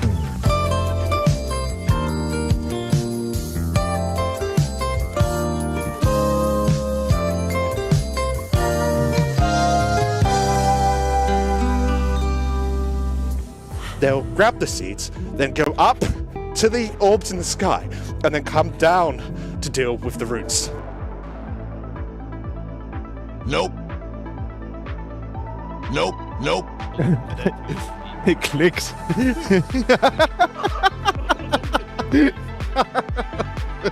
Right, closer with the watch boss. The beams, watch the beams. Everything.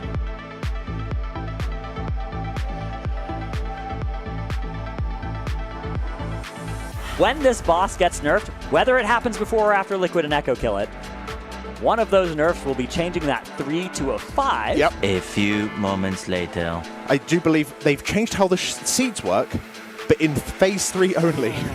Okay. You have more time to soak them in phase 3. Was he out of range again, or what happened? No, I spaced out again. Seeds. Into roots. Get it! Holy fuck. What was that, man? Did you fucking spank Scribe or what was that, dude?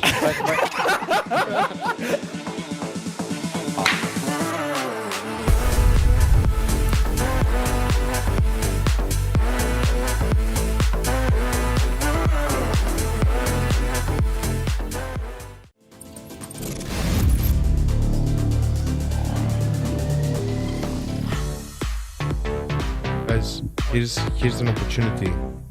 Focus up now. Scribe is not here. Let's show him we can do better without him. And you I mean, if we go phase 3 without Focus him, on. then I can kick him out of the venue, so that's good. Just kick him out of teams before he comes in grooves. I mean, I think we got phase 1 down. If we get phase 2 consistent, I think we can kill this guy at the end of the day. Yep. Kush, I will come over there and slap your asshole to oblivion if you don't shut the fuck up and focus up. This is killable, you dumb shit. I hate the augmentation, bro. They just ruin everything. You don't even know what reality is anymore. You're officially one of us. One of us. Taking a whistle-stop tour of famous heists around the globe, here are some of the fastest thefts in history.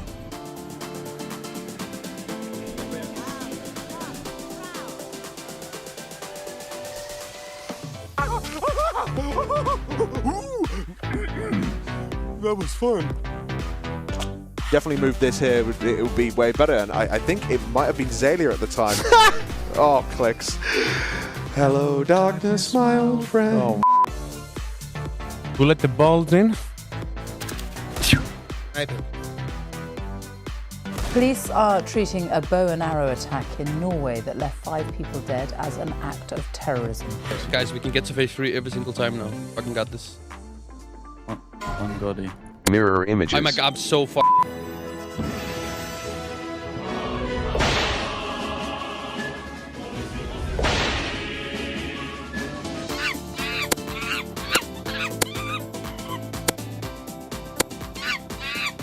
Mini Playing with one already hand? go after this frontal. Getting hit by stun beams, man. That's gonna be really slow. Go and take the What's gateway. going on? Yeah, Roger, focus up, bro. You're looking like you're falling asleep on the desk. Bro, I'm topping meter. Healers and tanks, I think, but specifically healers, this fight is brutal. Yep. Melee DPS, on the other hand.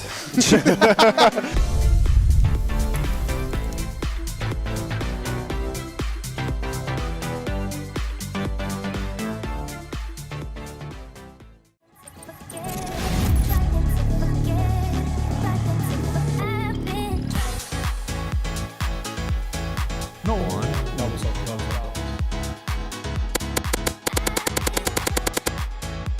It's green. It's a new generation.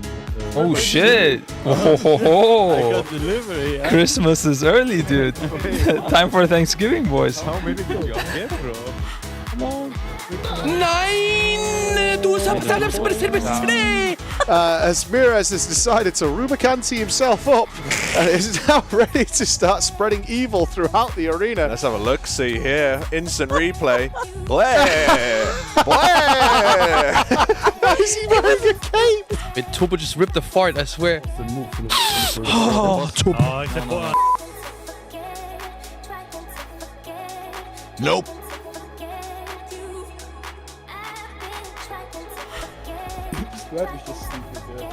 Skype is just he's just sitting there, has a water bottle next to space guy. My eye is hurting, but I'm fixing it. Don't worry, guys. I'm a doctor. Are safe here? Are good in the hook, guys?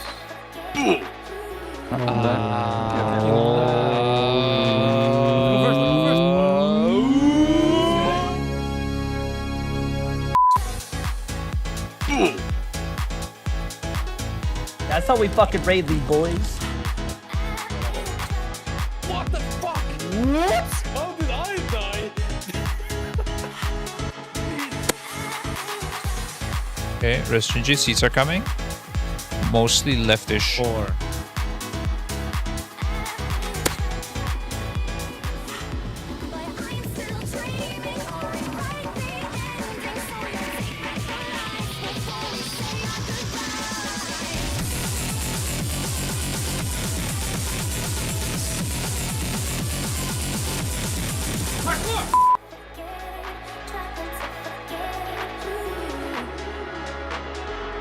I can't jump up you. That was bug. Okay, This game fucking sucks. What? Gingy, What are you doing? what are you doing? Move away, guys. We're fine. I apologize.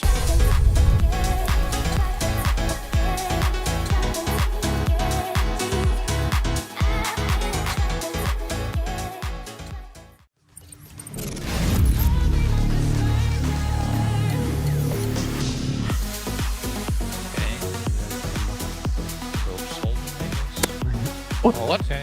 What?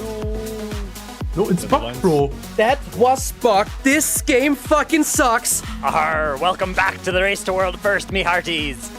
I'm Dratnus, joined by my trusty parrots, Krista. I'll pick up 4, seats. 3, Pick up. One more. Oh, fuck. We're not going feds until we kill this motherfucker, okay? So I know what you have to do. Pop a monster, pop a Red Bull, pop a motherfucking whatever you want. Okay? No. He missed energy drink. Wow. Energy drink. Happy Anything legal, of course. 2, 1. That was Why are you losing to me? I'll check boss damage. We're padding on the ass, bro. Big call him out like that. I mean, no, I have more boss damage than you. What are you saying? Okay, never mind. Then have scissors. Sounds like somebody's eating a croissant. Croissant? Why do you gotta say it like that, actually?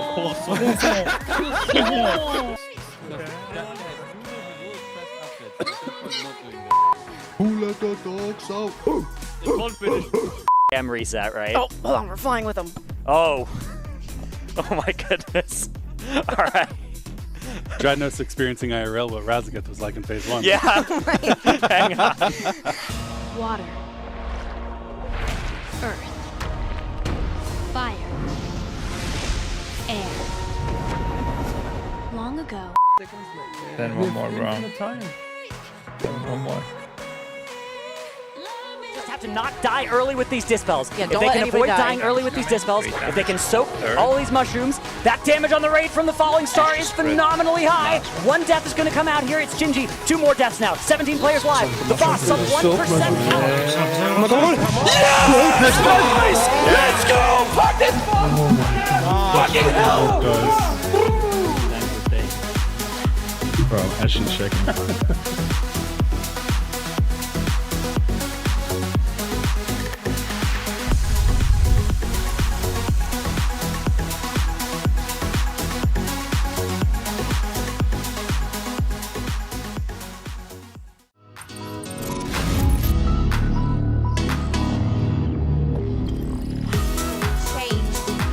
A fiery orb or a shadowy orb. You can see the entire raid is marked with either fire or shadow, and they will need to make sure they're soaking those balls. Successful. Yeah. Just kind of soak them. Look at this replay. Look at Kush. That's all of our reaction to this moment. There are so many balls.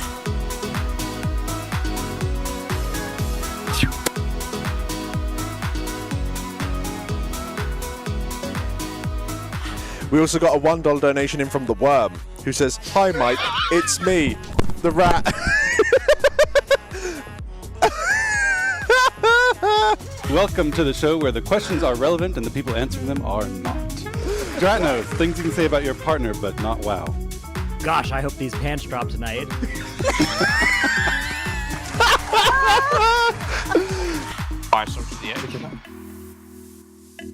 Tactical nuke incoming! What? Tighter look. You do want to get away from this. I think it is fall-off damage. Let's see if we have any players die. Alright, so we have one. There we go. We have one. You are Narco and you just finally got in for the one boss per tier you get to progress.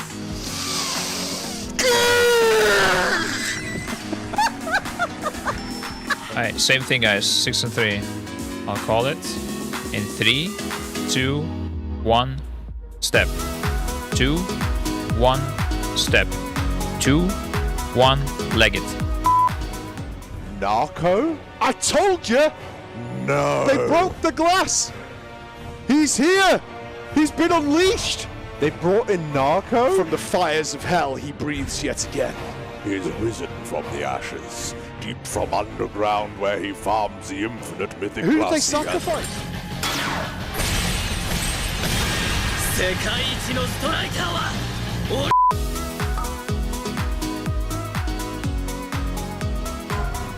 Hello there. Dratnos, you've checked out Wowhead and you've read that Boomkin is still a spec in the game.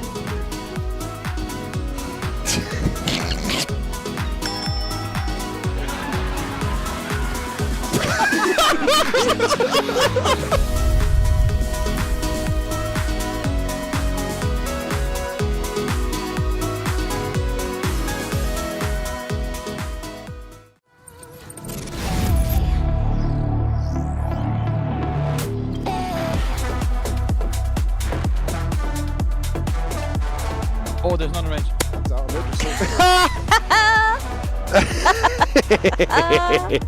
These mages. Calls himself a gamer. Sit down with Secret Lab with the one, the only, the benched. Say that again. 3, 2. Whoa, lag. What the fuck? Ops to prevent every single scream, and once one scream goes down, someone else is very likely to die, which makes the subsequent scream even more likely. And I love it, Gingy, I can hear him. That lasted for one pull. He did not like what he saw with The fire. whole room is laughing at Gingy. I can hear it over my headphones where is across he on that the room. meter? I can't quite see.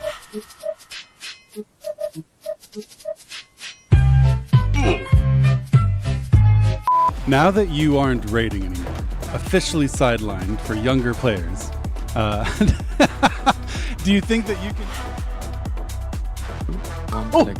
What, you scared the fuck, man? What the Less than $400. Oh, we did it! We did it!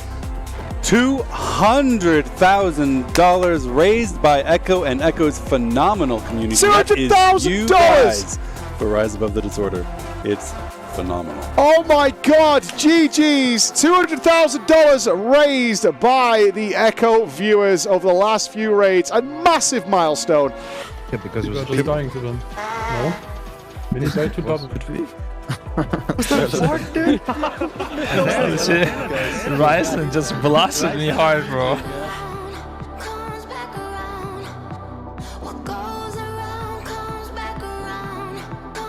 Now, did you come in here on a mission? Did you have something to say? I did come on a mission. I wanted to say that today has been a great day for our progression, and now it's the night, and during the night, it's dark. So it's time to go dark. Bravo 6. Going dark.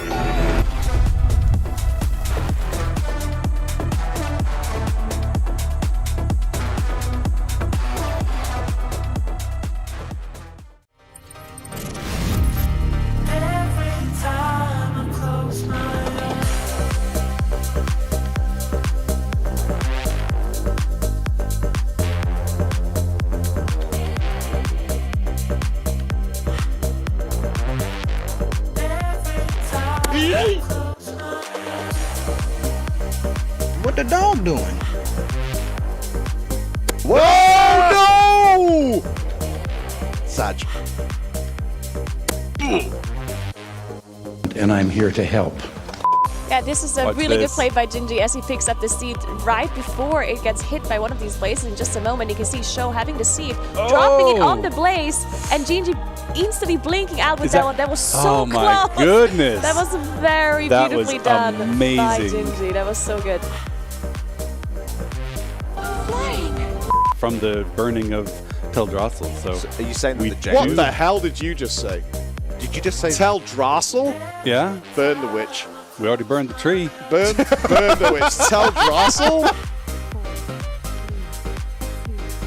Not this time. This is getting Time really to stretch spicy. the legs, boys.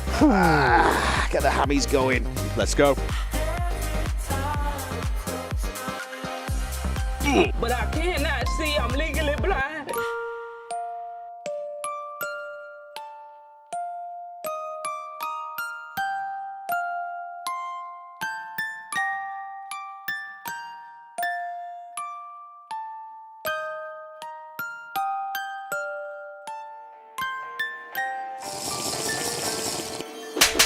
Okay, let's go. We do have some battle races available. Boss down to 10%, 9%. Do we see anything new here? This is what we wanted to see. Secret mythic phase. See if anyone can stay alive. Thunder's still alive with his bubble available. Let's see if the boss does anything after this cast. Probably not. And there goes the hopes and dreams of only mythic phases. They Looks just like gotta kill it, Alex. 5%. But they are there, dude. They are there. They could do that 10%.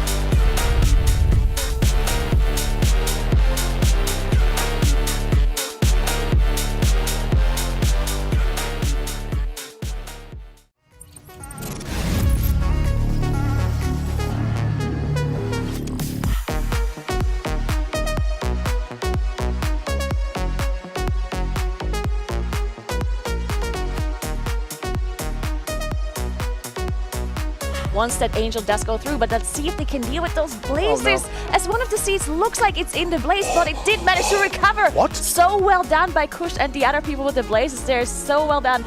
This is a First Alert Weather special report. We do have a tornado warning.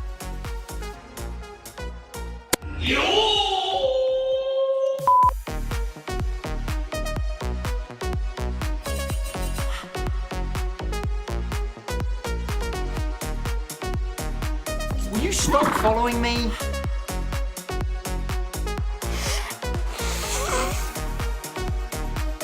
Franco is taking an immense amount of damage, same with Zerwo, but so is the boss. Here comes the breath, here comes the blaze. Please, boys, focus up here. We need to do everything that we possibly can if we continue to push on through. The boss is going to die before the They second set of survived! blazes. Oh my Echo God, is racing this to is the it! finish line! This is it! They're unstoppable right now! Please, I'm in battle. Drop it, drop it, drop it.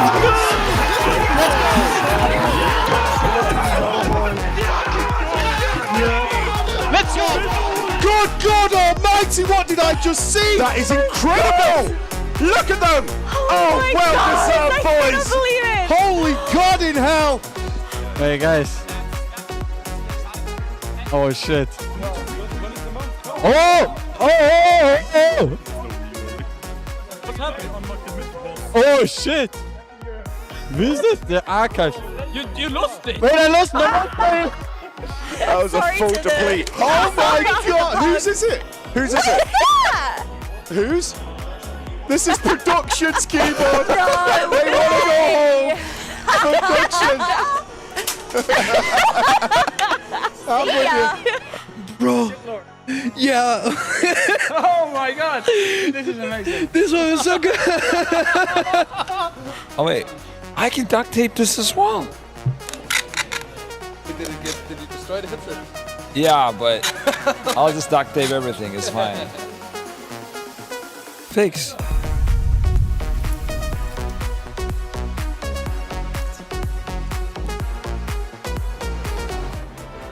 Hello, everyone. I thought Jordan. No, because I don't know. So professional, welcome to the post show, everyone. Your mic is You're not muted. on. This Great is great. stuff. We're doing Let's so go. good. Going so Keep it good. up, guys. Well, I guess it's not welcome working. to the post show.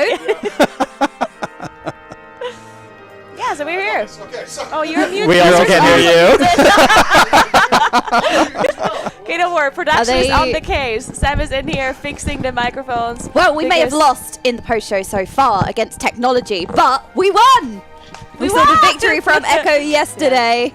It is indeed a victory here in Sweden for Echo. The guys are going slowly this morning. They've had the best sleeps they've had in 2 weeks. Scripe is rejoicing, as is the rest of them. And we want to thank you for sticking with us for what has been the #1 show on Twitch.tv, team, for the last 3 days. That's all us. Yeah. Could have done it without them. Yeah. Right? We didn't even need production. No, not Yeah. at all. Universally agreed, I think. In fact, let's get check 1, 2. let's go to Sneaky Boy over in the corner. What did you think of what is obviously you've got a lot of ties to NA, as have you, Krista. Literally considered Check, to check, be 1, 2. you're pure EU Check, now, check, 1, Jesse. 2. I'm sorry to say, I literally played for a living.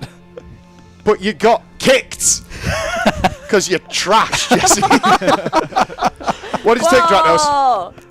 Well, okay, so obviously I'm a huge fan of Echo, but it is Oh, no, worth where's noting this that the going? race was only this good because it was so close all the way through, right? The only reason that it was so exciting yesterday was because we had both Echo and Liquid at that 1.7%. We were watching them pull back to each other, and I'm really glad that Liquid ended up getting their kill as well yesterday. Big congratulations to them as well, and you know, next tier after that, the competition is going to continue to be hopefully this close. The races will continue to be this good, and I think a massive congratulations is owed to them as well for a really hard-fought race that, honestly, yesterday, that could have gone either way for most of the day. Yeah, no, it really could have. We were saying that when we was casting it as well, you could see the numbers, just they were taking turns at overtaking one another. Was it 0.07% between them at one point? Yeah, and that kill, oh man, it's just so rough. And when they first nerfed the boss, we've been talking about this, it was just like, oh, that's it. This fight's going to be super easy now. They're going to take it out because, you know, they were making really steady progress through a lot of these phases. Turns out that last part of Phase 3, well, the whole of Phase 3 is crazy, but that last part of Phase 3 specifically, yeah, okay, fair enough. That nerf was definitely warranted. If we was in that phase for any longer than we needed to be, man, we barely killed it and we skipped the last set of blazes. Well, it's terrifying. I think we can say, because we just found out, we had some lunch here, is that the devs at Blizzard kind of, after the race was over, went, do you still think that 4% wasn't worth it? Like with a smiley face, like absolutely hard trolling the raiders afterwards. Do you still feel that way? Blizzard obviously knew what we didn't, that the last 10% was going to be wacky. But Krista, you were in the caster room when this all went down. What was it like over there? Because we were trapped in here. I was hearing lots of sounds through my noise-canceling headphones. I heard lots of excitement in this room. And then it was like, you knew you needed to look at the other screen when you heard like yelling in the raider room as well. So it was really exciting. I was just kind of doing keys on one monitor, watching on the other. But I was among the viewers when they crossed the finish line. Very fun experience. Best of both worlds. Did you skip your key? To go and celebrate? No, I finished. Damn I'm right, you should do. I wonder who would skip a key. Yeah, imagine leaving a key. Imagine leaving a... No, in fact, So what's that worth? I'm an item trader. I'm one of the world's fastest geared H-Pals in the world. So I'm an item trader at this point. Yeah, well, if all of the casters had that integrity of sticking with their keys, then maybe we would be in a better spot. I'm with Jordan. Priorities. I went back to my desk and like most of the group had left and one had gone offline. Oh no! But it was worth it because you could feel that they got the kill because the entire venue just shook. My desk was shaking. There was so much energy. I was like, I've got to go. Bye. Yeah, there was a lot of destroyed equipment last night. We saw you saw in the highlights keyboards destroyed. Scribe destroyed his headset. Thank you, Alex, who found the headset. It was a mystery as to where it had gone. It was very far away from his computer. Yeah, and a lot of the streams started freezing and bouncing because they were banging the desk. They were doing everything, and it was a coin flip. Nagora, you've obviously been on both sides of the pond. Yeah. So officially now, are you like fired as a spy because your presence here didn't help? I hope so. That they fire me because I mean I'm fully invested. This was like the most amazing race I've ever been a part of, honestly. And I mean I participated myself, but I was almost more excited for this one than when I was playing because I don't know, it was just so close between the two guilds. And I mean sometimes when I was casting, I was obviously casting with you two guys on the kill. I was not like actively watching Liquid pulls as I was casting, but sometimes when we had a break, I would check my phone. And I remember this one time, like it was just half an hour or so before the kill, I opened up Twitch and I checked Max's stream, and they had a really good try. It was like 4%, and my mind was just like, oh my god, they're gonna kill it. It's over. And then they wiped to the blaze, and I'm like, oh my god. It's like my heart You feel was bad because I don't dislike Liquid in any way, but it's also like screw you because we want to win. Oh, it's just so nerve-wracking. Wow. Yeah, Jesse, we were talking this morning. The odds of what you guys saw over the course of this, astronomical odds to get both guilds so close. No, that's absolutely true. It's never happened before. I don't know that it'll ever happen again. To have both guilds having done everything they needed to be deep into the week, deep into the reset, no shenanigans. The huge congratulations, obviously, to both guilds, but also I think to Blizzard is owed because I think we have to acknowledge that this is one of the best designed and best managed races ever, probably the best one, because not only the bosses were really interesting and really fun, and then two really hard bosses to cap it off that challenged the players to the limits of their ability to play.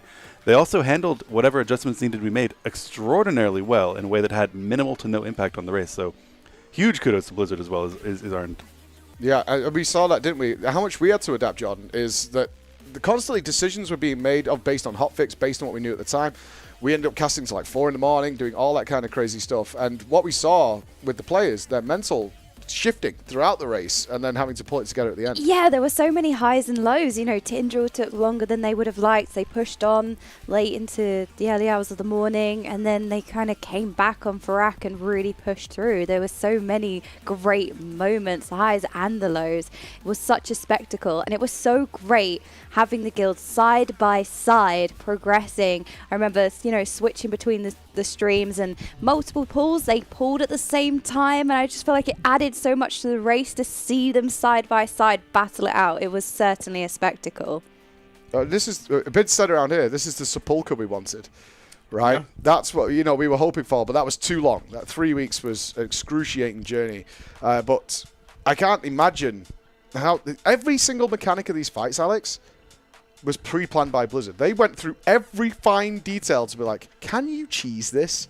Yeah. How would you do it? Yeah, the anti-cheese was pretty crazy. And the fact that we could still use immunities in good ways, that's what I like. They didn't go full out on it like, oh no, you can't immune anything. Because that's what we've done before in the past, where just sometimes a mechanic, it just pierces through the immunity. But as an example, in the intermission of Farak, is that you have all those orbs that are coming in, but you can immune if you want. You can have we saw it loads of times with Andy's point of view, as well as Nice Memes running around with his Netherwalk as well, just hoovering up that last set. It's nice to see that brought into a fight so you can still feel powerful when you have an immunity, but it doesn't feel mandatory. And even if it is mandatory, screw it, we need 3 immunities. Which comp hasn't got 3 immunities, you know what I mean? That's not a hard thing in order to bring to a raid. So in terms of like the raid design, into like making it so there's that sort of fine balance where you can still have players feel good about what their class brings, was really, really nice without it being like too overbearing, where you'd see like, everyone needs an immunity, otherwise it won't work. We've seen that lots of times in the past. So yeah, especially when it comes down to mechanics as well. You were talking about everything seemed to matter.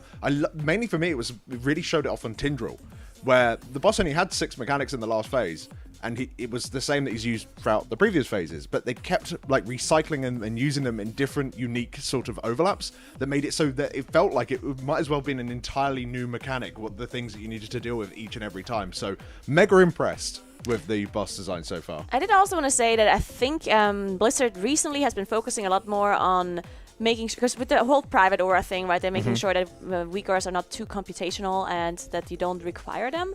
And last raid, unfortunately, we had this one weak aura on Neltharion. There was a private aura that felt like for most Mythic Raiders that it was a requirement, even for non-raceable first guilds, and without it you could really just not kill the boss, or it would have been a lot harder. And this time around it looks like there's not as many private weak auras that are going to be super important. Now there's some later on, and I have not done all the bosses yet, like I'm just now at Smolderon, and for Smolderon this week aura, that one, it's just you press a macro and it's going to be fine, right? Like it's still required, but it's not that difficult to set up. And the Nelth weak aura was something that I felt like it's so hard to set up, and you need the map, and you need this, and you need to remember position, and blah blah blah. And it just felt infinitely difficult. And this time around, there are private weak auras, but it looked like they're not going to be as difficult, or at least not as difficult to set up and make them work. And that is something that I really like, because having this requirement of like a million different weak auras and private auras and maps is just something that I hated the last time around. So I do hope, because as I said, I didn't do T-Swift or Firak yet, that it's not going to be as difficult to set them up or to needing to require them. But yeah, we'll see. What do you think, Dreadnoughts? Yeah, the only other one that you're going to have to use is the Firak first intermission. That is also private aura'd, so you are going to have 10 people that either get red or purple, press a macro, and then it will assign you to left and right, and that's going to be a weak aura that'll be very hard to code on our own. So hopefully Echo and or Liquid will release their weak auras for that. Yes, please. I believe they're coming out future. now. Yeah, I do believe they're coming out now. I still need because I asked Grim for the Smolderon weak aura. Oh, I did that too. He didn't give me them. He didn't give me them either. So if you're listening, please. He left me on red. I sent him a Discord DM. I was like, "Hey, you got any of those Smolderon weak auras?" And that is my most recent message to him with no reply. But sorry. I was just gonna say, like, it is a good change that they are kind of making, where they are trying to design mechanics in a way that kind of moves away from the weak auras. I'm not sure weak auras like that. I should say the high computational ones, like the word that you used. I'm not sure that we'll ever get rid of them, but the direction that they're moving is much nicer, and it does kind of lower like the barrier of entry for weak aura setup, because like you were talking about with the Echo of Neltharion one, a lot of the cutting edge mythic guilds would have like a day ahead of time, like, okay, this is the weak aura setup day. There'd be time literally set aside to do it, so it's slowly good direction. It's one thing that I think is quite interesting as well is that Firak would have been killed in half of the amount of pulls if we had access to some of the old tech that we used to. Imagine having like an Archimon style radar with the current tech that we have. So it's nice that they can now bring back those mechanics that were otherwise kind of demolished by weak auras in the past, and actually now, because they've got that more restrictive way that the players can kind of, you know, make the game a little easier, because they haven't got those training wheels anymore, it kind of makes those mechanics really feel like, you know, you can properly interact with them rather than just look at a tiny box and make sure it's green at the end and you'll be fine. You know, that's a really nice thing to see. Yeah, absolutely, because they have a lot more visuals on the mechanics, so it can make them much easier to see in the default UI. For example, the beams, you can see exactly the distance those blazes are going because they're clearly indicated. So because they have way more information built in baseline, it can allow the players to really kind of just play without needing these visual weak auras all the time. 100%. Like, it's going to be it might be a losing battle. Every time they try and take this stuff away from the players respond usually with absolute violence in all ways. And they make the most complicated macros and even more complicated weak auras. But it's a nice direction to go in. A lot of people don't want to have a million third-party add-ins going on. But over the course of this, and you actually saw it in the highlights then, ludicrous plays out of both guilds. Like, one of the biggest things that's come out of, certainly Firak, it's just clips of the wacky things that the players have been doing to try and overcome that last 5%. And yesterday we talked about the MVPs that you've been watching. And as casters, obviously, we've spent probably 30, 40 hours plus each watching all these POVs of the Echo players. I'm kind of curious to go around the couch and who was your MVP, who was your person to watch. If we start over there in the U.DG analysis desk, Dratnos, who's your pick for the Echo team? Well, I was watching a lot of Miraz's perspective because I'm trying to learn to do that job, but I'm going to recuse myself from discussion of his play because, of course, it's phenomenal as always. I'm going to go with Kush as my MVP because he was sitting there, he was doing top damage, and he was often doing this. That was dangerous. We almost had a broken television incident here, but yeah, he was leaning back, gaming. As it got late in the night, he was further down, Oh, he became a Sith Lord at one point. Yeah, but he was doing that all while still, maintaining that level of play the whole way through. So, that's my. And hated every boss. Yeah, that's true. He is also Echo's MVP doomer. It's like no matter what he tells, he's like, I hate this boss. It's miserable. After they kill it, he's like, we're never gonna kill this boss. I feel like every guild has that one person though who's just like, 19 people are enjoying a fight, and this guy's like, what are you guys talking about? This fight sucks. And then you get to a fight like Stone Legion Generals, and everybody's like, this is so bad, and the guy's like, yeah, this is great. I'm having a good time. This fight's so cool. And he's like, he actually thought we were trolling on Sage Switch because we talked about it, and we were all like really excited outside, and he goes, what are you guys talking about? This fight's terrible. And then he came to me like 2 hours later on a break, and he goes, are you guys all like trolling me about this boss? Because it's really bad. Like, am I not seeing something? And I was like, no, we're serious. And he goes, no, it's bad. It's really bad. And then after they killed it, he went, it's pretty good. It's okay. Al. For me, it's Velo.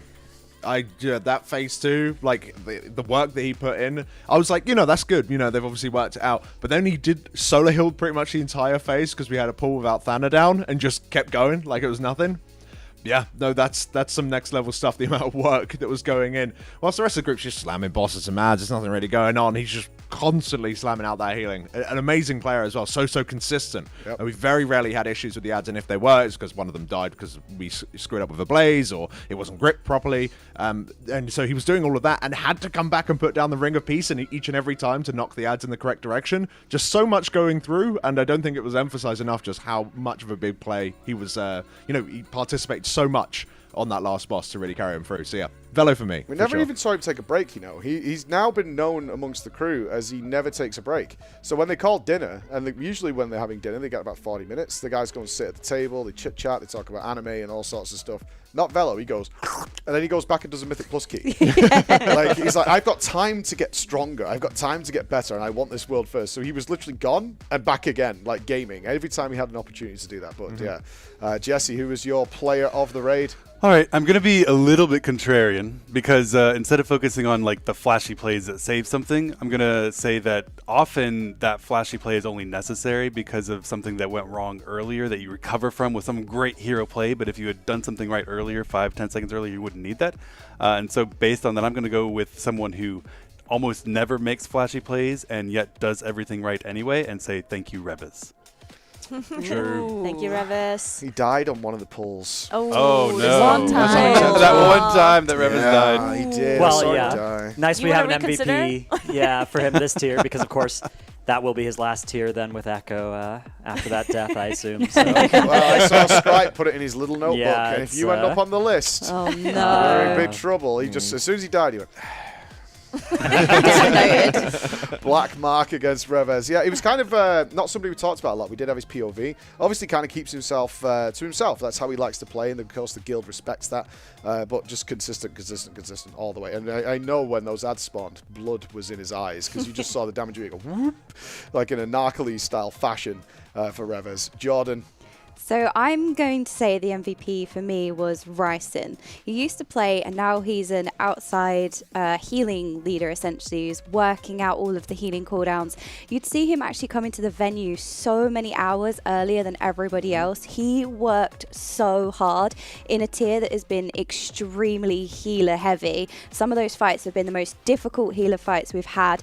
There were so many healer mechanics as well. So I want to shout out Ryson for all of the hard work he did to, they got the kill in the end. I was a large outside, part of that. I was with him, speaking to him, and I overheard, he was speaking to someone else as I walked past, and I overheard, I think he was speaking to Grim, and he just said, it was because he's been here from so early and it was quite late, and he said, dude, the cookie's crumbling. And he's like, why don't you go to bed? And he's just like, I just have to stay up just in case they need me. He was so dedicated. So yeah, very big dedicated. So a really big shout out to him And for he also sure. cared so much about the players. Like one time I walked into the kitchen and Ryson was going around and he's like, we need a burger. And I was like, what? Like, Tobo didn't get a burger. We need to find a burger. They're all gone. It's like, aw. Poor little Tobo. He's got no burger. Caro, your first time on the Echo casting team. Obviously got a lot of time to watch and usually checking in, I assume. Who was your MVP of this race? All right, so my MVP is a little bit biased because I'm also casting the MDI and TGP. So I want to go with Miras. Just because Miras is known to be a player that just does everything. Like, he switches from one role to the other. He can play multiple different classes. He's always very consistent, barely ever makes mistakes. He's raid leading sometimes as well whenever the other ones are just focusing on strategy. And he's just really smart. Like, he is so smart coming up with the new ideas, new strategies, types of weak auras, other things. Like, I think he's just someone that can do it all, and he's so important to the Echo team, and I think he performed really well this year as well. Kind of interesting you chose the Mutineer. There's an irony in that. Of course, Mira's leading the Bloodlust Mutiny midway through Progress, sneaking Scribe and Roger out of the channel so he can communicate with the rest of the Buccaneers as they led their charge against Phase 3. Krista, who's the one that impressed you the most? All right, so I have the correct answer for this one. All right. HOTS champion, plays the hardest role and hardest spec in the game, almost no mistakes, consistent, always shows up, good attitude, Zalia. Weird you say he always shows up when he took a day off this race.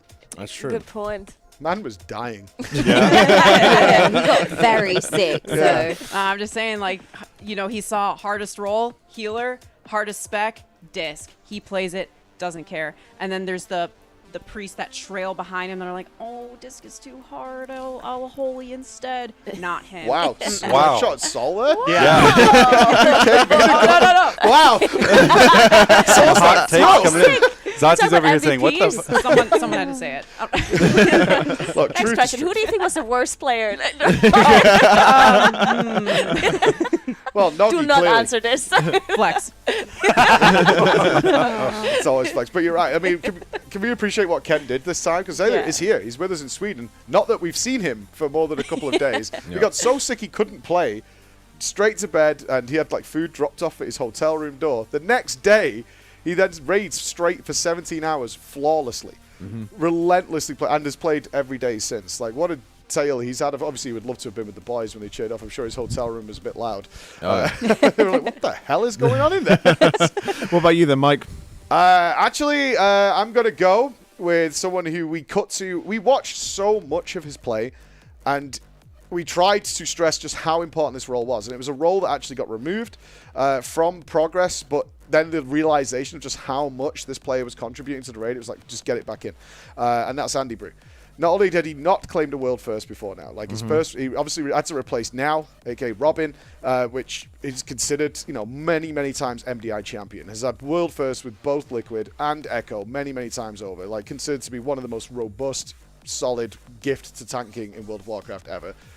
Coming in from the Method roster, slides in, loses, not because of him, but like he comes in, he wants that world first, doesn't get it, and then comes back now, and after meeting him at BlizzCon, I was like, I want that world first. That's why I'm here. That's why I give it all there. Wasn't here in Sweden with us, and flawlessly played everything. And that support role that he played never faltered, never wavered at any point whatsoever. And it was kind of, I saw some players online, it was like, well, he's never really tanking. It's like, no, what he's doing is so much more important.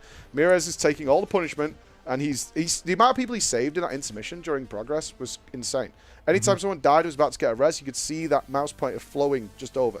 I don't recall him ever missing a bubble, ever missing a spell warding if something go wrong. Like one time, I think, it was slightly delayed out of 315 pulls. That's unacceptable. goes on the list. Yeah, that is on the list. But no, you're entirely right. And Liquid was saying as well how much they appreciated their Prop Paladins. Prop Paladins had a lot to do this tier for both the last two bosses, which were incredibly hard. The hardest bosses that we've had this expansion. So props. No, yeah, that's a very good point. Didn't cross my rhyme, but Andy Brew. Really, really coming out strong. Awesome that he's got his world first as well. Oh, I'm so happy for him. And I wish he was here. I sent him a message last night. I'm so happy for you, bro. Like, claiming it. Because he had, obviously, the victories at BlizzCon. They won there where he was playing, but it wasn't, like, on the grandest stage, which this is. Which seems weird because it's BlizzCon. But, like, no, this was the big one.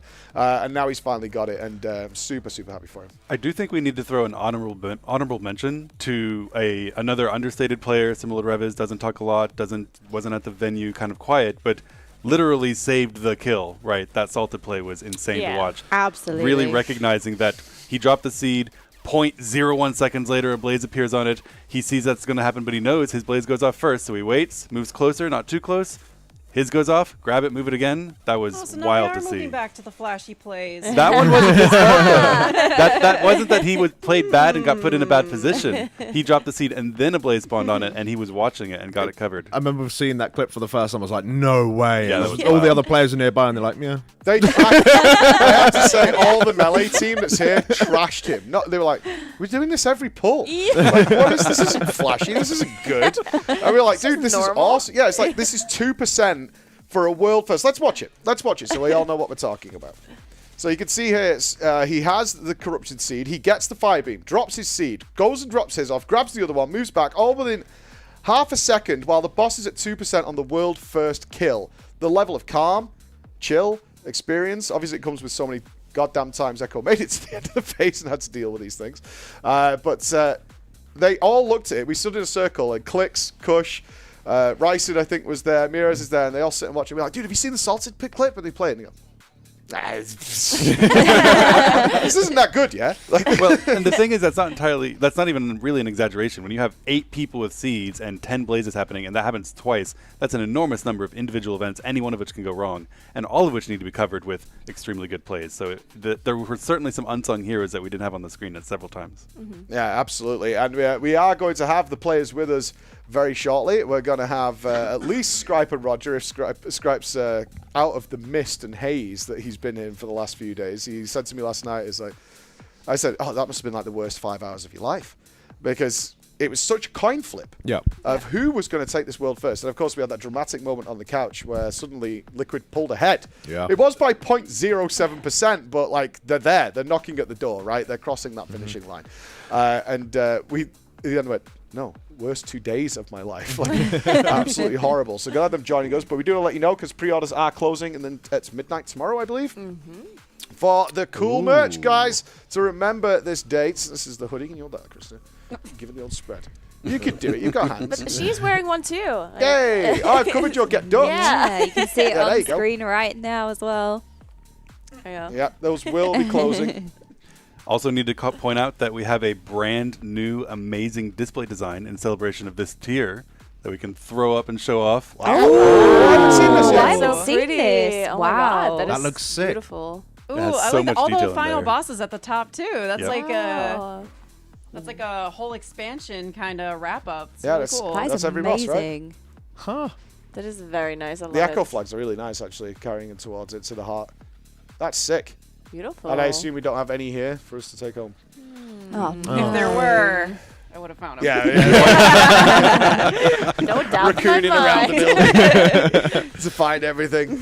We had, hey, I do want to throw this out there. We had 2 incredible bosses at the end that was designed. Which one did you prefer? I'm really curious. Did you prefer T-Swift, which is always known as T-Swift now, or did you prefer Farak? Drat?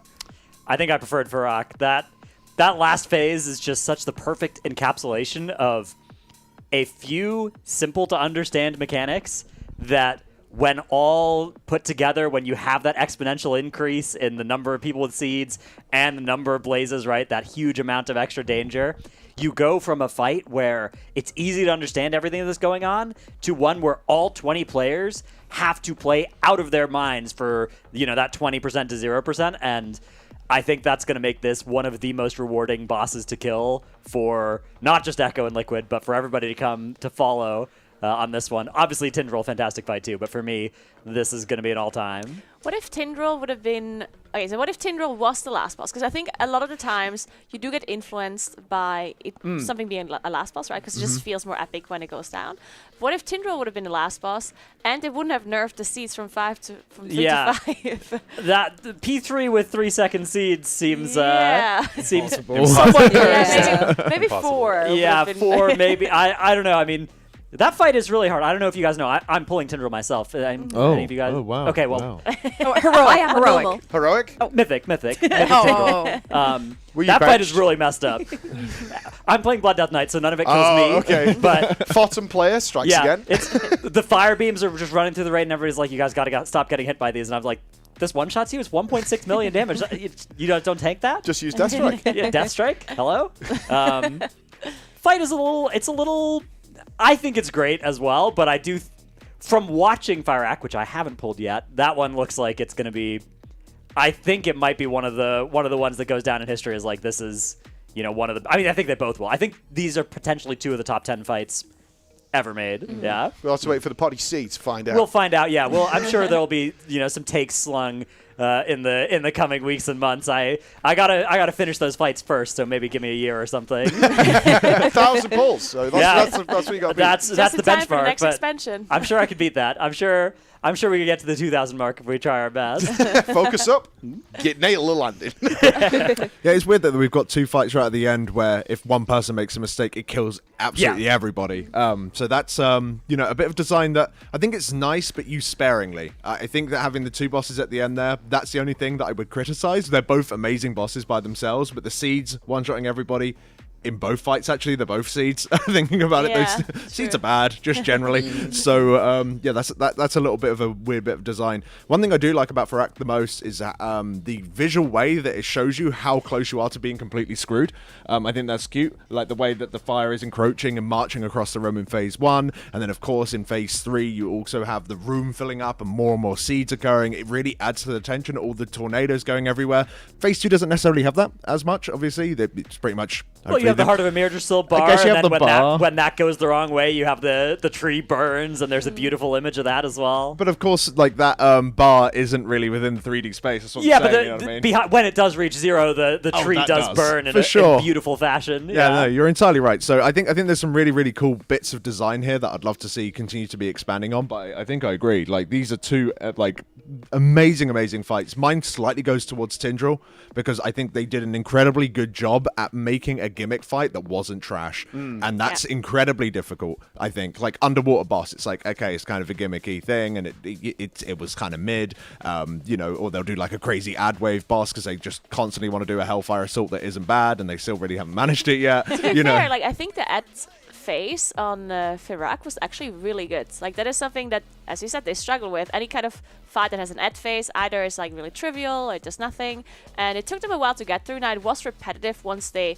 executed it. It was like it was very scripted at some point, but I think to get to that point took them a long time, right? Sure. They really had to optimize, and so many different things had to move together perfectly, and they had to really strategize that part. And I thought that's interesting because they have not really done that before, at least not to that extent. So I liked seeing that phase really work out. I love the fact that it had to utilize so much of the class utility as well. There were so many niche things that don't necessarily see use in a raid environment that absolutely had to be incorporated. You would see these kind of MDI type strategies coming out of CC rotations and knockbacks and gripping all of the ads in. And stuff. It was awesome to see kind of the classes tested to their full potential. And not only that, I feel like the last 2 bosses, they had mechanics that were not only extremely punishing, but they tested every single player on the 20-man roster. Every single player had to make so many micro decisions in the moment. You know, when they're trying to get the seeds in Tindril, for example, that's micro decisions for everybody. It's not just a few people dealing with a very difficult mechanic that, wipes the raid if they fail. It's literally everybody, and that's why you saw so many of those plays come out on Firac in the last phase, for example, which was great to see. Was Firac's your favorite? Yeah, I'm going to say Firac, just because it felt like such a great ending. It ended with a bang, let's be real. It was great. Jesse, it might be a little different opinion coming from you over there. Shocking that you expect that, but it is true. Contrarian as always. I do think that T-Swift is likely one of, if not the best fights Blizzard has ever designed. It's got everything with a relatively small and simple stable of individual mechanics, combining those in all those different ways to become incredibly challenging, while also having different damage profiles and fast reaction times necessary, team plays necessary, and some really cinematic moments involving that gimmick where you crash, dive bomb back into the raid. I think that's just one of the best fights I've ever done. I think Firac was really good, and it's an amazing raid, but I have 3 relatively minor criticisms of it that take it out of that top tier of fights for me. One of which is Phase 2. I felt that they took... Phase 2 is essentially the same thing, and then they copy-paste it and do it again, right? You beat on Firac for 30 seconds, 2 Colossi come down, a bunch of ads come down, stop. Control-C, Control-V. It doesn't escalate in any way. It doesn't change in any way. There's no difference or variegation there. It's literally just a copy paste. Outside of the healing guards. Outside The of the healing healing guards change a little bit, but everyone else is doing the exact same thing. And the only thing that changes is solving the puzzle of how do you get the damage you need. And so I want to see that kind of escalation through the phase. And then my other criticism in phase 3, similarly, while it does escalate, it gets incredibly hard as those extra seeds come out. For a last boss, and maybe this is unfair to criticize it on this basis, but for a last boss, I kind of wanted to see something wild happen, something that's shocking and unexpected and changes how the fight works, instead of just ramping for 50% of the boss in kind of the same way. And it's ramping and it gets harder, but it's the same thing for a long time. So those two things take it a little bit outside of what I would consider to be the top tier ever. And then as a healer, I have to say I have another minor criticism, which is that there's too much RNG that makes some pulls just not work. If 3 healers get picked for a tornado and run out to the edge of the room, that pull is over, and there was no outplay because they can't heal anyone anymore, and you just run out of healing, people die. Yeah, very strange they didn't limit it to one. Yeah, they limited it to one I feel healer. that should have targeted one healer Yes. and then like X non-healers. Exactly. Yeah, that does seem like a little bit of a miss. So 3 things that I would consider minor criticism. Still an amazing fight, and I have nothing but praise for Blizzard for this. But those are ways in which I would have taken it from A tier to S tier for me, whereas T-Swift is already S tier. Yeah, and you felt. Did you use Farak Nagura? I think you did. T-Swift. T-Swift. All right, Krista, where you at? All right. I'm a little bit of a Kush empathizer here. Nah, it's like Smolder on. I think somewhere in the middle. So overall, I will say I think Tindril is a fight that looks really good. I think it was great to watch. Obviously, the Raiders here like it. If I kind of had to wager, though, I think it's kind of like as you slowly go down the ranks, the rate at which people dislike the fight will increase, just because of how technical everything is. Because I still remember Painsmith had to required a lot of technical nerfs, and I think Tindril will kind of be the same way. So I think a lot of it is maybe me thinking of it from like when I get there, and it's just like I feel like the seed wipes will start to kind of get annoying and repetitive since we see them in 2 different phases. And then when it comes to Farak, I'm looking forward I'm looking forward to that fight a lot. I think the design was great. I think that one is the better of the 2. But I do completely agree with the criticism of phase 2 does get a little repetitive, like maybe cut one of the waves. I remember kind of thinking the same thing of Odin back in Trial of Valor. I think that's the name of the raid. Yeah. It's like phase 1 was like 6 minutes long, but it's like cut 3 minutes away because it's the same thing over and over. I can't remember what that fight did. You had Persia and Himdall pop down, and you were fighting them, right? Was that yeah. Oh, we had to get the icons off the floor. That was It wasn't too bad. It but wasn't yeah. too bad. I will say on LFR it was pretty bad because that was back when they still got their full damage reduction when they were too near each other on LFR.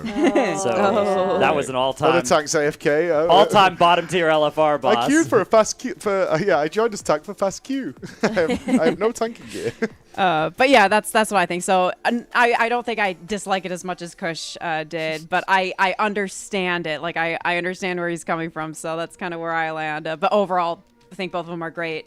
I land a little bit more in the Fyrak corner. Yeah, I mean, for me, T-Swift is... I've been really racking my brain on this. Is maybe the #1 design fight of all time. And from what I can see, it's that good with that much they put into it. But also it gets bonus points for hard trolling all the raiders on the PTR. 8 seconds for the seeds on Mythic on PTR. Lol, lol, lol, lol, lol, lol. They nerfed the boss down so they could get to Mythic.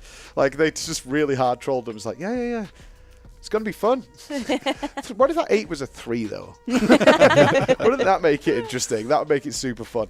But our wonderful sir over there, Mr. Dratnos, has prepared something for us at the U.GG analysis desk to take a look at. U.GG providing a ton of extra stuff, especially for Echo, where you could snapshot all the raiders. What do you got for us, Drat? Yeah, so of course now the Race to World First is over, but everybody here that's raiding still on progression, and many of you out there maybe even looking to get into Mythic at some point or already in Mythic. And I can tell you that the first 6 bosses of this raid do fall fairly quickly. Of course, not as quickly for us as it did for Echo, but U.GG is a really, really good resource if you are out there and you are about to prog any of these bosses yourself. And there's some really neat stuff they have this time around, such as, working with us, we have the full Echo roster, which you can view on any of the fights, and you can see what people ran. For instance, on T-Swift, you can see exactly what everybody ran on this roster, which is really nice because, first off, with the amount of splits and stuff they were doing, if somebody in this roster is using a certain trinket, the odds are very good that that is the one that you should target because they probably had access to whatever they wanted there. But also, you can click through and you can see what talents people use. So, for instance, there are some lesser used talents, such as a little bit of a Death's Advance initial movement speed increase that you don't see this taken in every build or for every fight, but Miraz was using this actually on several encounters and got a tremendous amount of value on it. And whatever your spec is going to be, if you're a main spec user, the Dragonflight talent trees have a lot of spots where Echo players optimize and where they find little things in there that work out really well for a certain fight. So if you're a main of one of these specs, you can make a huge amount of difference by just starting there, or not even starting from copying what they used, but identifying what's different than kind of your baseline and trying to start thinking and then seeing if you can identify in the encounter, oh, that's why they want this, right? Oh, I see. It would be really nice if I had this little bit of extra movement speed. Or, if you're like a balanced druid and you're looking at a fight like Tindril or something like that, and you're like, oh, they were playing Feral, huh? A lot of people are playing Feral this tier. All right, give me a crash course. Well, this is also a great way to do that. You can go and you can see exactly what the Feral build ended up being, what sort of stuff is getting used. Because, again, the Tindril experience, that fight's kind of add cleave nonsense. So actually seeing what they were using for something like this is going to be a lot better for you than just copying a single target build and something like that. So this is just a really great resource for yoinking that stuff from Echo. You can also take a look at the broader community, what they're up to on each of these fights too, and we can see on any given, we've got a data-generated tier list available for the whole raid, but you can also go to specific bosses and see which specs are doing well in which encounters, and you can yoink, again, the best performing builds of any spec here. You can see all the stuff people are using. It's a great resource, and we're really happy that they are here sponsoring us this time, once again, providing us this lovely analysis desk, the u.gg/WoW analysis desk, which mostly was piloted by Jeeth. I don't know, I kind of stole his premier spot for this little segment here, but I will say over the course of the last couple of weeks, it's been really incredible, the analysis you've been able to dive into over here. So, yeah. We rely on it a lot. There are many times, even last night, it was like, I kind of want to call Jesse in, and Jesse was like, I'm telling you nothing at this point. Have they moved their potions? How are they optimizing? Yeah, exactly. I can't tell you. I'm telling you nothing. But don't worry, because guess what time it is? It's time to start corralling the players. We've got a great afternoon lined up for you. You're going to be hearing from all the people who actually experienced all the stuff that we have all been watching along with for the last little while. They're going to be here. We will have the commander, the admiral, whatever you want to call him, Scripe on here, probably in some sort of misty, murky days, and a broken headset that he repaired with sellotape in order to continue to stream last night. So don't go anywhere, guys. We're going to go get the players, and then we're going to be back with you to hear from the horse's mouth how this race went. And then we've got a bunch of shenanigans coming up because you guys smashed over $42,000 over the course of this to torment us.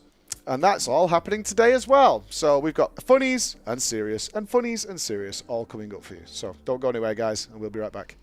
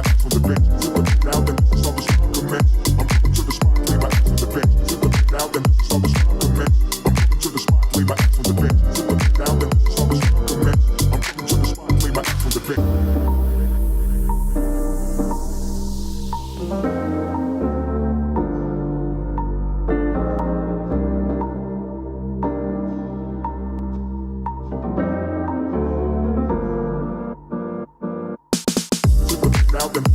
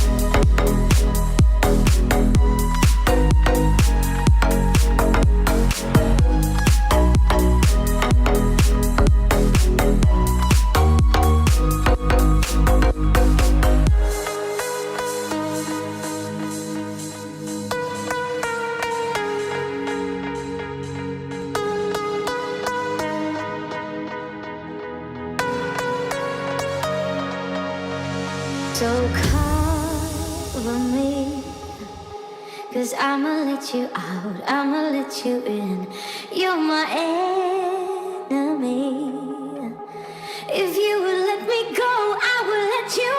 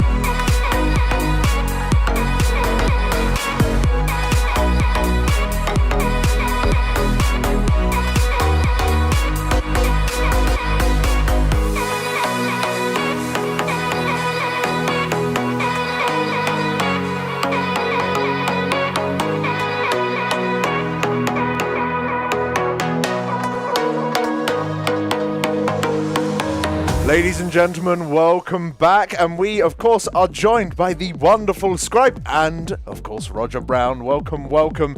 Man, what a race that was. Did you expect it to go as long as it did? No, I did not. What was it? I think we expected it to last maybe until like the day before Thanksgiving. Yeah, Thanksgiving, Yeah. right? Not It's like great, everyone was 'cause thinking it's about Wednesday, that. I think. Yeah. I mean, we did Yeah. book flights for 2 days ago. Yeah. Those had to be rebooked. Mhm. So, yeah, no, I don't think anyone expected it because it felt like they changed a bit the philosophy in terms of the difficulty of the bosses and the For sure. design philosophy. So, yeah, I didn't expect it, but I am pleasantly surprised, I must say. Yeah, it's really awesome to see that you guys managed to persevere, because there was one bit, I think it's safe to say, we was definitely saying on the stream, so I might as well say it out loud because you'll be able to find out anyway. Felt there was a little bit of a dip in play at certain points throughout this tier, yeah? Two of those sort of major points, at least in our eyes, but I don't want to say those points are because you guys might think differently. Like, where did you feel that sort of like, where it kind of, the pressure kind of pushed down a little bit and it didn't really play to your full potential? How did you find those moments?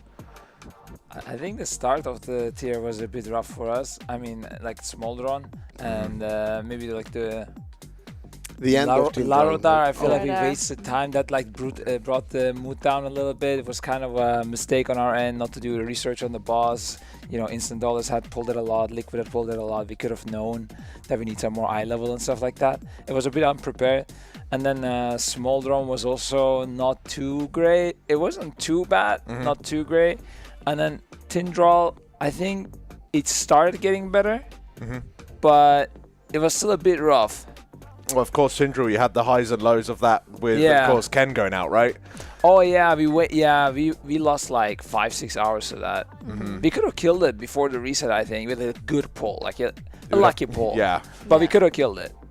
Yeah. Yeah, I think it's also hard because at the end when you're muting your comms fully when no one can really hear what you guys are on about, I think a lot of people are just kind of assuming your mood, and sometimes when you had some bad tries, people think, oh, they're so tilted, look at them. But that might not actually be true, right? Because I think you have a pretty strong mental usually. Yeah, I think it's not always all happy and it's great, guys. We bloomed the tree. How nice. Yes. Look at it, it's so nice and red. But it definitely felt like this tier specifically, there were 2 hours where we did like really consistent pulls, like going through to phase 3s all the time, and then following that there would be like 2 or 3 hours of like really bad performance, let's say, overall, and then it would go back up. So I'm not really sure there's something to investigate why we had these like highs and lows so much, because you would expect that to happen, but not as much as it did. You know, So it's going to be interesting to notice what caused those things to happen. And of course, once you have a momentum shift, it can work to your advantage. So I would say overall, the mood was swingy. Yeah. We had really big highs and really lows, let's say. Yeah. Yeah, I don't know. It was an interesting one. Very different than previous tiers, I would say. One of the lows was also, in our pool performance, was also dinner, the debuff. Yeah. I did notice sometimes it's a food buff that you get, and sometimes it's a food debuff. It did feel like it was more of a debuff this time around. Yeah, I think mostly it's debuff. I don't know what's going on with the body there. Maybe you're spending too much energy digesting and can't focus as good or something. I don't know. If Mike was here, he would be saying because it's because of the burgers and it's because of the pizza. But yeah, it's we did notice that this time, that after a food break sometimes there would be a little bit of a lull. They didn't really feel like that yesterday though, especially because the food breaks weren't really breaks more than just a time to inhale as much food as possible. No chewing allowed. That's inefficient. I think yesterday we had a pretty good performance, and we didn't want to cause anything to break that up. So we would take breaks when we felt like we had 2 or 3 pulls that back-to-back that went really bad. Yeah. We would take like 5 minutes, maybe 7 or 8 minutes, something like that. But I think we only had one longer break total.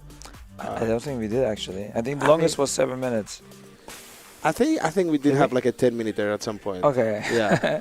So, Roger, of course, this is your first tier, being outside of the raid. You know, the first tier, this expansion where BM Hunter was the most disgusting spec known to man.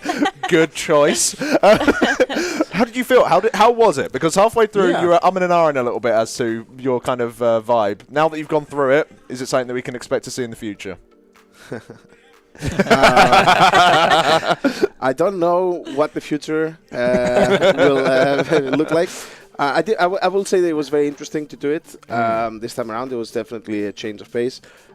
Similar to how we had our ups and downs, I would say also the outside has its ups and downs, and I felt them a lot more. You know, like until you do it, you can't really imagine how it is. So there's these highs when progression is going good and you're preparing things, images and strategies, and looking up different kind of ways to improve the rate. And it feels really good when the rate is also progressing and you're trying to always be ahead. It's like the YouTube bar, where it's like loading and you're catching up to it. But then there's also the lows when there's not really much else to do. And you're just sitting there watching. I'm basically chat at that point. I'm just watching, and I'm like, how are they gonna do it? It'll be interesting because Mike was saying that he got a sneak peek over your shoulder as you was working on some of the sheets, which I think we've actually got access to now. If we're able to pull those up, maybe have a look at some of the crit homework. Yeah. So what Scribe forced me to learn to use Figma. I am mostly a Microsoft Paint kind of guy, you know what I mean, chat? Look how many there are! But so there you go. These are the older bosses. As you can see here, there's quite a lot of images. It looks... Yeah, and then you can see Smolderon here. Smolderon actually is the boss where we prepared quite a lot. So this was generally... If you go down a bit, there's like we had all the patterns for the no, it's like you need to zoom out. There's a lot of images and more to the left. Explain this like one by one because I'm currently in Smolderon. So so if what is this, man? So these are the different patterns. These are the different patterns for the intermissions. As you can see, we went a little bit ham on the images. They look Do you good. have different names for the patterns? Yes, they're called pattern 1, 2, and 3. Oh, that's boring. I remember your pattern giving name for Archimon. So we don't discuss those. But the pattern 3 was the best one because so what we did was we would map these out, and then we would have like the different numbers of like where it's hitting, and then try to find which way the raid can maneuver. And the third pattern is actually the easiest one because you just go 1, 2, 1, 2, 1, 2 all the time. So yeah, a lot of these images. I mean, a lot of this is from PTR as well, but during Tindrell especially and Firak, we would make these images and go step by step as to what happens every second, let's say. So at 15 seconds we do this, and then here's the numbers with the different patterns and the ways to go about it.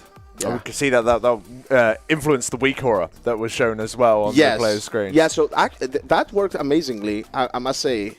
I was surprised how they didn't change much on Smolderon from Mythic testing. But yeah, if you go to Tindral there at the bottom right, so there you can see like step by step the phase 1, yeah, like what happens, how we move the boss. And this was good because in the past, one problem we had was that we would discuss something like, hey, after these seeds, we're going to move up the boss. And you would say this, but someone might not have heard it. They're not prepared for it. So having these images and posting those so everyone knows this is the current strat. This is what we're doing. Was very helpful. You know, positions for where people go with the seeds. Scribe definitely helped a lot with the positioning. He was like the position master. He was like, okay, show you're gonna go exactly there. The seeds was all him. Yeah, he had the full control over the seeds. Dude, this is going to be top flashbacks. I don't think I can handle it. It's incredible the amount of prep, and this is just the final stuff, right? You go like, let alone all the stuff that's been deleted and scrubbed from the books. We actually had to separate it to 2 different Figmas because it was lagging. It was too many things. Wow. So is this one thing that you didn't do last time, or just one of the improvements that you implemented with you being I mean, we did it a little bit, but not to this extent. With the Figmas? Yeah. It was way less, yeah. Okay. Yeah. Is there something that you felt like that you did a lot better this time around compared to maybe last race? And also, is there something you think you did worse or something that you want to improve on for next time, maybe? A lot of things to improve on. Okay. Because a lot of the things we did was, like, this was the beta test kind of. You know, even Roger being outside, right? Like, we don't know how exactly it's going to all fit together. We had, you know, internal systems, let's call it, that didn't work perfectly and need to be improved on. Like, there's a lot. But the other question was what worked really good, or? Yeah. I think we pulled nothing. Everything was broken, kind of, yeah. No, but I do think we improved on pulling faster. Yeah. Oh, yeah. You We guys improved, but I thought we would have still pulled even more. Yeah, that's true. We still had a lot of discussions with the players. My goal was to minimize that and have the discussions outside with Roger. And it did work to a degree, but I would have expected even less discussions because players had a lot of feedback that we did need in the end to make the good strat. Yeah, because there was a point, especially on Farak, you saw it towards the end, where you were just slamming pulls. Meros pressing that ready check button whilst the boss was still alive from the previous pull. Just like, there's nothing to discuss, yeah? We're going to the next pull. It's good to see that, because obviously if you see something new, when we'll get on to exactly how those bosses feel, of course, when you do see something new of like the 80th new thing that you found in phase 3, and you need to go, okay, so if this is screwed up, we need to go over it. You did see small breaks, but they were so concise. You made that plan, you decided what you want to do, and you kind of moved on with it, which was excellent to see, because of course there is an old meme of like, oh, excellent pull, lads, let's have a break. That's good. But those days certainly are, you know, those sort of breaks are becoming shorter and shorter. But going to the bosses, I suppose the lead up to the last 3 are kind of what you would imagine to expect. So, like, instead of going through all the bosses individually, in terms of the difficulty, we didn't really have any early walls this time around. We didn't have any bosses like that one boss from Sepulchre as an example, which was like, oh crap, we're actually seeing Enraged. This Volcaros version was very, very like, oh, it died in one pull. How do you guys feel about that being very easy for you and just the harder, like the ender, the last bosses, excuse me, being the hard ones? I think it's a bit inevitable if they, you know, keep the system where we have a lot of loot compared to more casual guilds, because otherwise what you design is a wall, or like an impossible wall for a more casual guild that they just have no chance of even defeating because they lack the loot and also like some weak auras or whatever, right? If you make a hard boss early. So I think it's a bit inevitable. What I think of it, I mean, it would be nicer, of course, to have more bosses and a more linear increase in difficulty. But I mean, this was so good, the tier. Like, I'll take what I can. I'm completely happy. Yeah. Fair play. I think I agree fully with what I said. Yeah, I do think that the early bosses, though, the design, I like it overall. Like, I think any guild that's progressing through Mythic is gonna not feel like, oh my god, this boss sucks. Yeah. I don't think there's any bad bosses this tier at all. Yeah. That's really good to hear. So I guess starting off with Smolderon then. the big Swolderon guy that we've got a display of now, which is absolutely awesome. What do you guys think of that fight? You know, it's a sludge fist sort of placed thing in the instance with quite a tight DPS check. What were your sort of struggles with that? I actually really like that boss. I think the design is very good overall. I wish I had played it. That's my problem, actually, being outside. When the bosses are so good, as the last 3 were, you kind of want to get in there, you know, and just experience it yourself. But I digress. Yeah, Smolderon, I think, very, very good boss. It's unrealistic to say this, again, because of what Scribe just said, how many splits we do and stuff. I think if the DPS check was slightly, like, you know, if you had 2% more health, that forces you to do a perfect try. I think that would have felt more epic. But for where it is at the progression, I think it was very well balanced and a very cool fight to just experience. It's non-stop, basically, heart racing. And then you get that last bit of, like, 1 minute where it's just pump. Weird enrage, though, right? Don't you think? Where you're just kind of like, it doesn't one-shot you. Like, you can immune through the enrage at the end there. And, like, take how many pulses did you take? Well, I think we saw Andy literally get to the point where the boss was like, I'm done doing my enrage. You actually die now, the boss got bored of doing his enrage because Andy was lasting so long. That was funny because we're wiping. And then we're like talking about the next pool and what to improve, and you see still Andy just taking the hit, and we're like, Andy, it's time to die. You know, like, we gotta go next. Yeah. You know, it's a bit of a weird enrage. That's the only thing I thought about that boss. But otherwise, you guys seem to slam on through it pretty well. It felt, because it's a very pattern-based fight, right? That once you kind of got to the first World in Flames, you kind of just copy-paste it. Obviously, bosses hitting harder, different healing cooldowns. Maybe you need to look after yourselves a little bit more, but a bit rinse and repeat, which is, you know, fine for where it was in the instance for sure. But then one thing I did want to say, actually, for Smolderon and for the other bosses coming up is that I think this is the first time that graphic settings play such a big role. So I would suggest for anyone listening in, play around with your settings, particle densities and whatnot. There's a Weak Aura. Just get the Weak Aura. Is there a Weak Aura? Yeah, it automatically changes your graphic settings. Okay. Smolderon, yeah. It's very bad because you cannot see where they're going otherwise. It is not just Smolderon. I can tell you, Firak Phase 3, those tornadoes, if you have some settings, they put out a purple smoke above it. Oh, yeah. It's like smoking, throwing a smoke grenade in Counter-Strike almost. You can't see anything. Wow, okay, that's crazy. So you can disable that, and it's much better. Like, nice. I don't know if Tindral, if there was any settings, maybe there as well, actually. You know, people using ink black potion, what's it called? So yeah, graphic settings, definitely big role. I don't know if that's a good thing. Probably not. Probably not, yeah. Hopefully it's something they will address, actually, because they have done so in the past. I remember in Tomb as an example on the Maiden fight, where that was a very difficult thing to see in terms of like colorblind mode. If you can distinguish the colors, then you I saw you guys playing around with colorblind settings. Oh my god. But yeah, no. So hopefully that's something that's addressed. I have one more question before we go on talking about Tindral and Firak.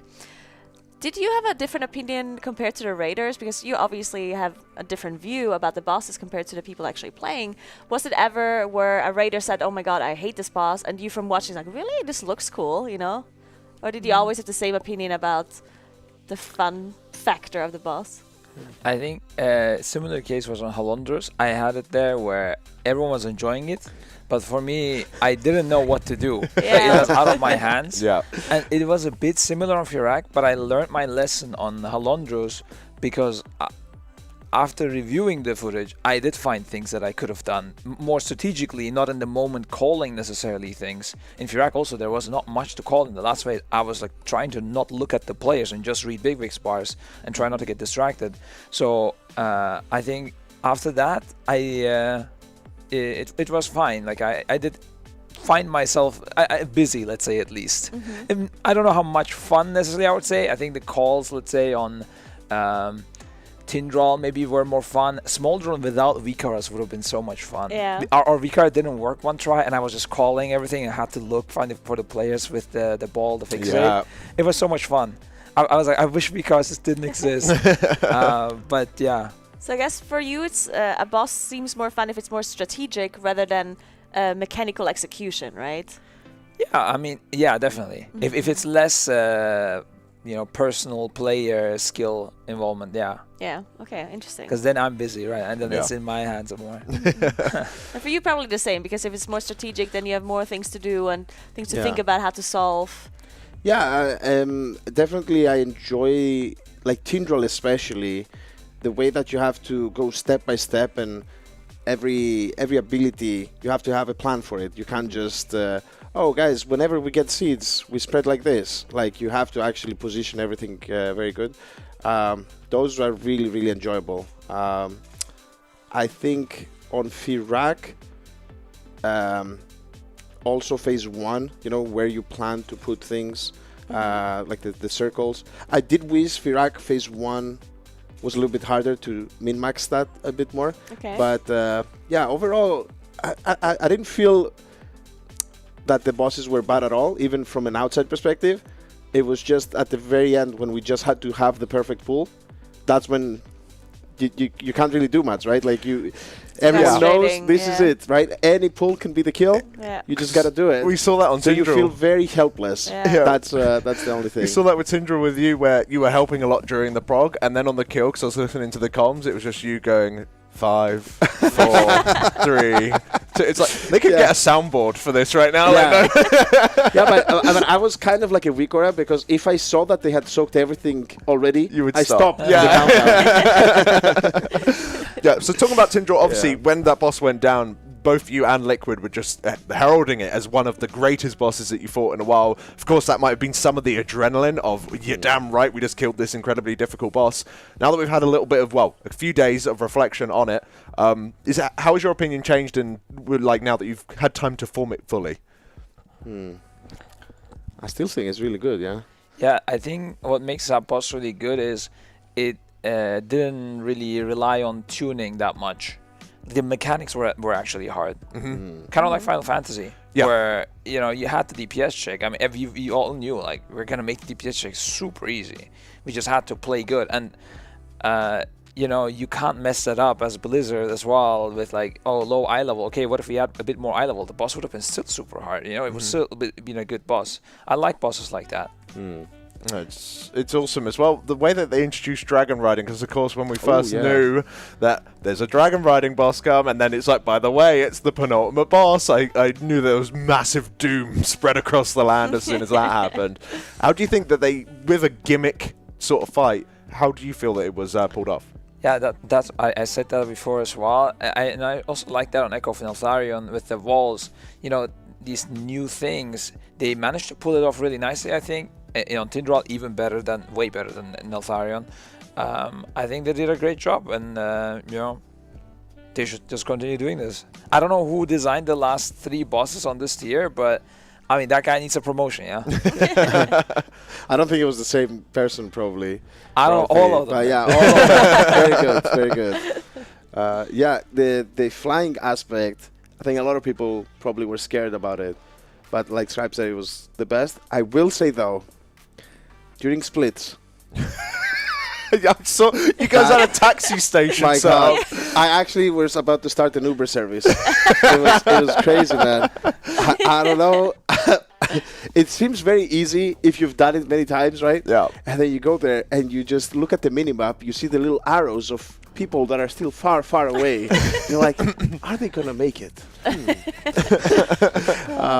So that was kind of fun, but also a little bit disparaging, I must admit, because you can't even see what's happening. You can't see. So, yeah, that's...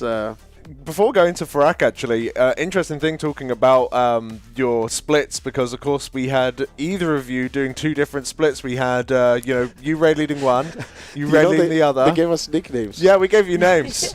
There was one team called Team Hope and one team called Team Despair. You can take a guess. We were a team. Yeah, you were. Do you know, it didn't even come from your prog or anything like that, although you did end up being one boss behind. It was just how horizontal Kush was getting in your group. Yeah. It was getting so tilted. It was like, man, I'm so done. How do you find that? Because you've got so many good players who can raid lead. You've got Andy, you've got Mares, and of course you've got you two guys. Do you feel that you having that sort of position to kind of raid lead a separate group was useful? Was that something that you kind of had in the past anyway? I think not just that, but I think it was very crucial to have. I think you had Andy I had Meres, they would raid lead the first 5 bosses, let's say, or 6. And then for the harder bosses, like I think you did Nimue, and then we both did like Smolderon and Tindral. That break of pace was really working good because raid leading the whole thing back to back. How many times did we do it? I don't know. 11 each or 11 22. times. Wow. You need a bit of a break. So having, let's say, 2 raid leaders, one for the early bosses, one for the late bosses, I think that worked really, really well. I think that saved a little bit our sanity, our voices a bit as well, and gave each other a break. So yeah, no, I think that worked really well overall. I do think also, though, to give props to Liquid as well. They really stepped up their game with the splits. Like I think they did a really good job there as well. I don't know what their roster size looks like because I think they have a couple players more than us, and having a couple players more of your own than helpers, no BM intended. Of course, we love our helpers, but having world first class players instead, 2 or 3 more in each run, it would have been so much faster our progress. Yeah, in terms of to smooth it out, because of course we had a huge item level difference coming into this tier. Sometimes you go into a set of heroic splits and the bosses are just all wet paper towels. You just push them out the way and nothing happens at all. But this tier, Naimu, Smolderon, Tindral, all of those guys causing big grief for you guys. So a big step up. Do you like that sort of step up, actually? Sorry, I just wanted to ask about the splits, one more thing. So since everyone's always talking about progression and everyone's like, oh, how long did it take for this boss and this boss? But splits are just as much a part of progression nowadays than the actual boss kills. How did you think the splits went this time around? Do you think it was a big improvement? Was it faster? Still things you can improve for the future? What do you think about it? I'm going to throw this one to Mr. Splitman here, because this is the one topic I said I can raid lead some raids, that's fine. Don't even tell me about the items. I don't want to know it. I'm not even playing this time. I don't want to know anything. So I completely left it to him, which is a big burden. I mean, our main goal this year was to just have me not as involved as much as possible in the actual loot distribution. I wasn't there for the split planning for the whole of it, ahead of the tier and also right before it started, because we need to adjust our plans depending on the difficulty. But last time what happened was we did all the splits and I had not raid led a single heroic Notharion, and I didn't know some mechanics. I didn't know the pool grows. When we went to Mythic, that's when I saw it. That was so sad, and I was like, we can't have this again, because I'm supposed to be raiding, but I'm doing the splits and somebody else is raid leading, so I'm losing all that practice and all the pre-thinking I can do. And that worked out really good, mostly because heroic was hard. If it would have been easy, the loot comes in way faster and we have to distribute it quick to make it gets even, actually we need to consider a bigger picture, because when you do loot distribution for one split, you need to know what sometimes it depends on the result of the second split, because if somebody has 2 characters, maybe you pick the second split's character and then give the first split's character to somebody else, spawn a new hidden character, maybe a third hunter, a third rogue, things like that. So it being hard made it so that I could actually raid lead, which was really nice in that sense, even though not necessarily it was, I wouldn't say heroic splits are enjoyable, but it was good for me to know the bosses. Okay. And you want to shout out the people behind the scenes that helped, maybe. Stinth, Truefire, and App, they are the goats here. They were sitting behind spreadsheets. I think at the end, they had distributed over 1,000 loot pieces, one by one. This is only heroic. Oh no! That's why I'm out of that. Yeah, no, get me far away. Even that number's scaring me. Yeah. Also, Jaswait and Asakawa they were inviting all the people for the groups. A lot of people behind the scenes making this happen. Huge shout out to the helpers, of course, as well, who were joining all of these runs and providing the items and playing incredibly well, right? Perfectly. Definitely. Yes. Guys, the only thing is a little bit the Moncastier, maybe do. I got some achievements. We actually thought about that. I was joking. I was like, Maybe we asked to link achievement of the dragon races. Oh, yeah. yeah. For Tindro. Link gold. Other than that, this is great. So you're happy overall with how the splits went? First week, yes. Second week was a bit more unplanned on our end because I was mostly also gone for the planning part. Stinth was sick, and the other guys were also raiding themselves and stuff, so it was a bit more messy and we lost some time, and I think it slowed us down a little bit. I mean, Roger will definitely agree, but outside of the first week was really good. I mean, with our roster size, I don't think we could have done better. The only thing is to just get more players, but then you have more players on the bench, and I really dislike that. So I think it was good, yeah. We also we tried to think ahead of what could we possibly need. So we ended up getting Narcos Rogue. We ended up getting Souls Hunter. We geared a couple more players. Then also you had the random pop-ups. Oh, by the way, can I get a split for normal Firak for a trinket? Like, oh, okay. And a lot of these things kind of slowed us down on Wednesday. Definitely could have been faster there, but that's the good thing when you have like really hard end bosses. Those things don't matter as much. Of course they matter, but you still get a chance to catch up and you know, like an hour doesn't make that much of a difference anymore. One more question about that, sorry, because you of course did not see Firak before the reset, right? So sometimes that will influence what characters you're gearing in your splits and stuff. Now that you've seen the whole boss, would you have played or geared a different comp, or like maybe one? Would you have done any switches at all? Don't know. I mean, would we? I think maybe the Hunter, because Hunter was stealing some damage from the augmentation from the locks apparently. That was a big problem actually. We didn't know what was good because the locks were a lie. DPS meters are a lie as well. Everything was bugged. Like we don't know how. We still don't know. We don't know what is a good class right now. Augmentation. The tier's over, guys. Like, surely you know a little bit. No, it's because of the logs. But it's you a know little what he's filthy. talking about? Yeah. Like the Aug Evoker is basically contributing more damage to the BM Hunter. Yeah. Even though it's the Aug Evoker damage. So even though in the logs you're supposed to see how much damage the Aug Evoker gave to the other players, but it's not working correctly. The hooks are not working. So BM Hunter seems stronger than it actually is. Yes. But we don't know how strong, because it seems still strong, but we don't know how much is removed. And right? because the race was long, maybe people don't remember, at the start of the race, Hunters were Omega blasting. Yeah. And Scribe comes to me and is like, bro, Roger, I mean, Hunters are really popping off, dude. I'm like, dude, I don't know. First of all, I didn't keep researching as I do before a race because I'm like, I'm not playing. I was like, man, I watched the changes. It doesn't make sense that we're popping that much off. Like, yeah, it's better, but not by 20%. And so I'm like, bro, there's something wrong. And then they say, oh, we've nerfed the Hunter because they were trying to fix basically BM Hunter with augmentation, how that synergy works, and they messed something up. Probably it's still messed up. I don't know. Yeah, honestly, no one knows. If someone truly understands augmentation and the damage, how that works, they're lying. 100%. There's no way. You just press the buttons and hope for the best, right? Just buff people. I'm sure it'll all go well.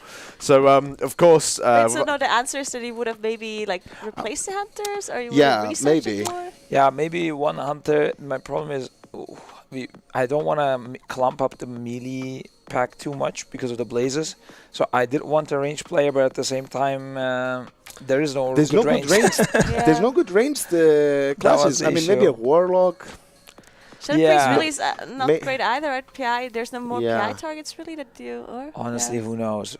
I don't know. Yeah, I didn't see any Shadow Priest. I think the melee, it was really good tier. This is a really good tier for melee though overall. Like they're blasting DPS, and you don't mind having. I mean, maybe Firak a bit too crowded in the end, but overall, if you're a melee, and you're not a pink color, you have a good tier in front of you. I think. What about Survival Hunter? Did you even consider that?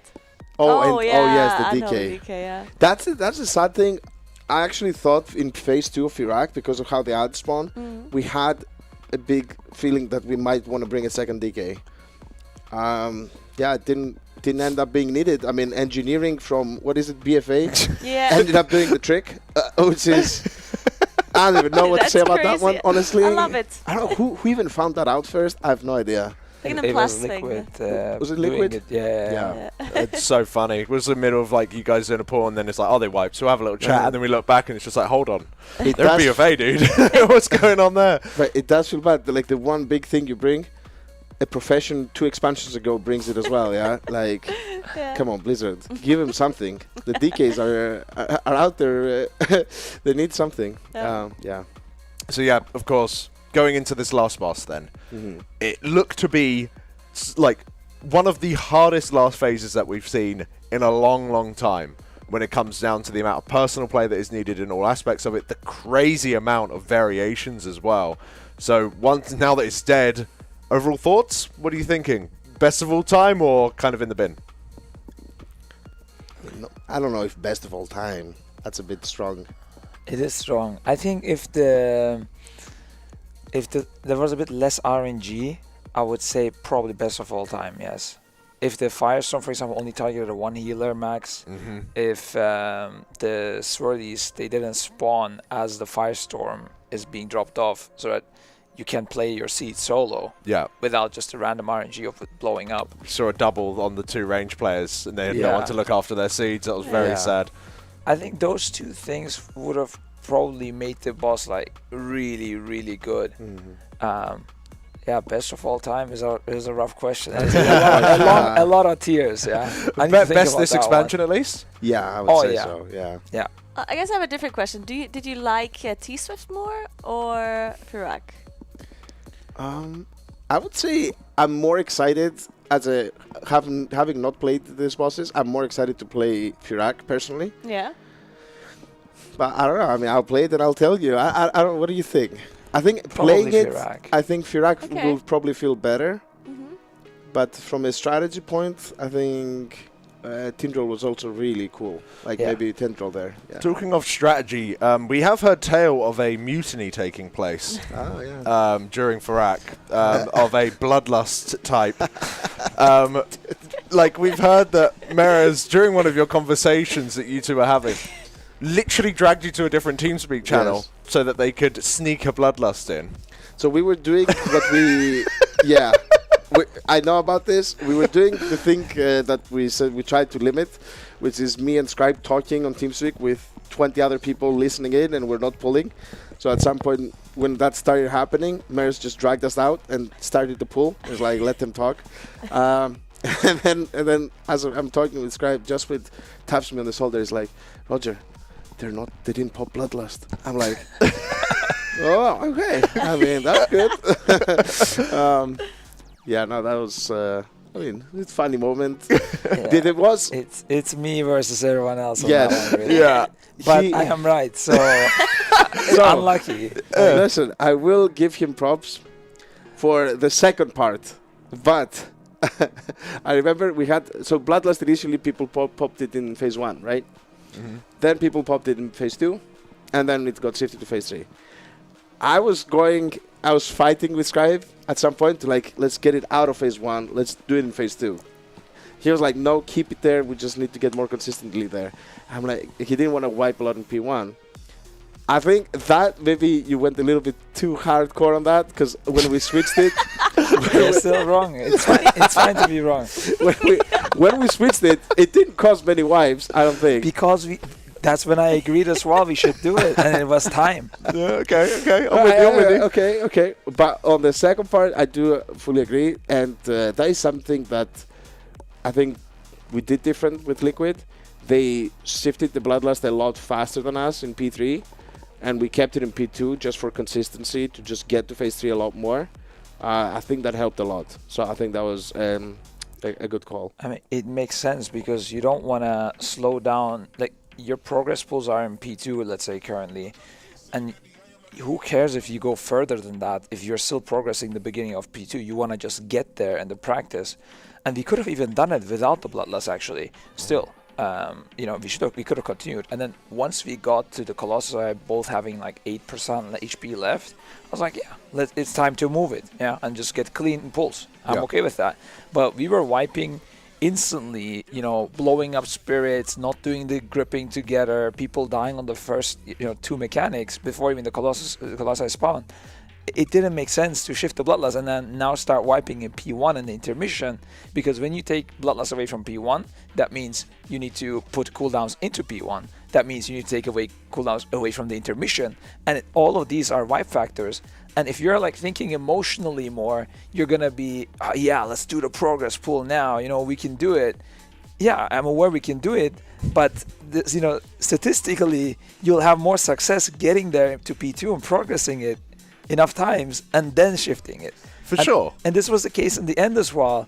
And even on the last day, in my opinion, if we were just all robots, we should have still lasted the first Colossi a little bit more and then get a few more P3 pulls, because we had a lot of P3 pulls. Yeah. And we had some wipes in P2 that would have brought us to P3 still and get the practice.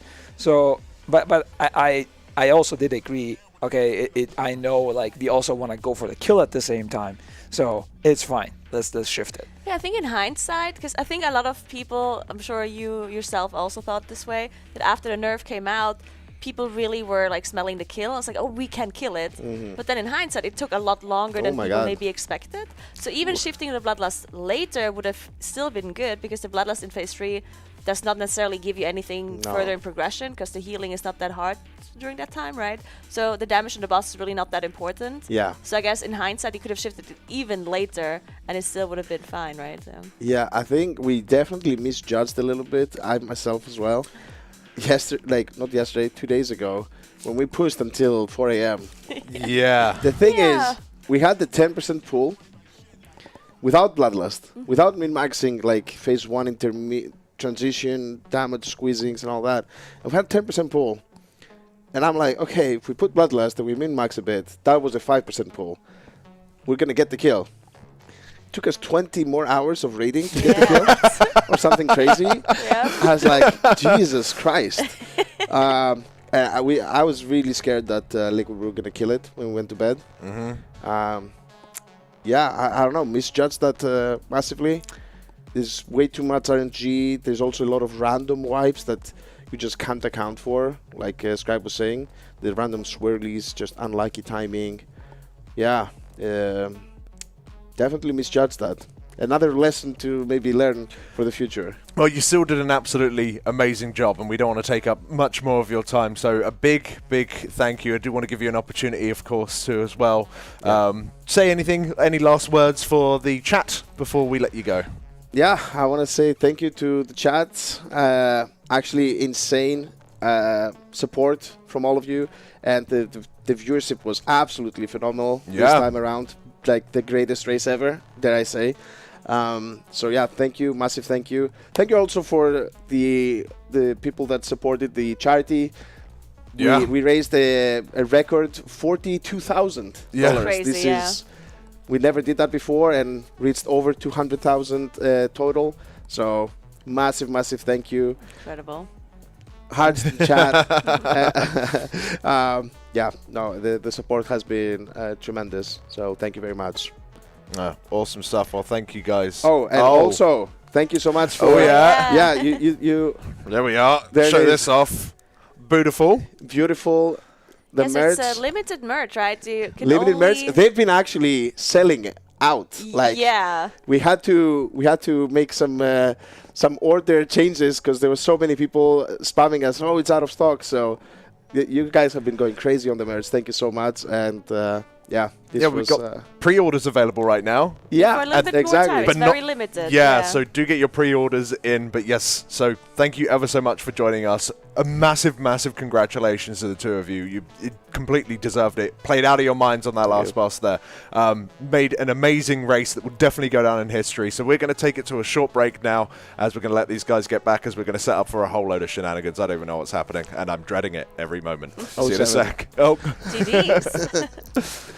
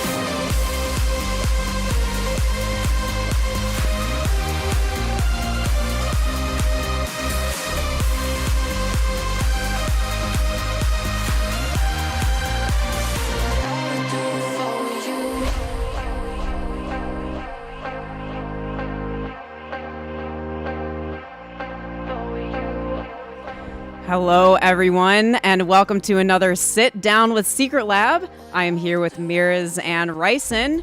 I'm going to grill them on some interesting things that happened during the race. So, I guess one of the things that I like to ask is we saw something really interesting. At some point, we saw Topo's frames were changed, and they were set up to buff the healers as an augmentation evoker. So, I wanted to ask a little more about that. I did hear some of it was maybe due to the emergency healer replacement and maybe for some compensation, but I was wondering if you guys could tell us a little more about what was going on there. Yeah, so unfortunately, I think everyone knows that Ken got ill, right, during the race, so we had Sol come in, and we were not at the point yet where the entire raid was confident in the mechanics, so we just decided to make it easy on everyone and buff the healers. Right, like the relevant people, and Exactly. Just keep progressing, like, and not die to damage at any point. You know, it was a good decision. Like, everyone learned the seeds, so that was the idea behind that. All right, cool. Yeah, that was something I was really curious about because we suddenly saw it went down from like whatever was 16 players to like just the 4. So it's a big change. Indeed. Speaking of augmentation, there was something else that we noticed. At some point, you guys went down to 1. The massive discussion around them for everything like leading up to this tier was, oh, you're definitely going to want 2. Some people even saying we may still even want 3 or 4. But then at some point we saw you went down to 1. So I was wondering if you could also tell us about that decision that happened there. Do you want to start? Yeah, sure. I mean, yeah, basically the idea was to play 4 in the very beginning because it was really OP. But then we somehow went to BlizzCon and we also spoke to the developers and we're like, oh yeah, it's quite OP and you might see 4 if they stay how they are, because they were basically topping the damage, bringing all the utility in the world you would want. They bring mana, raid cooldowns, rally, basically everything you would ever want from a class, and they top the damage, so why would you not play 4 of them?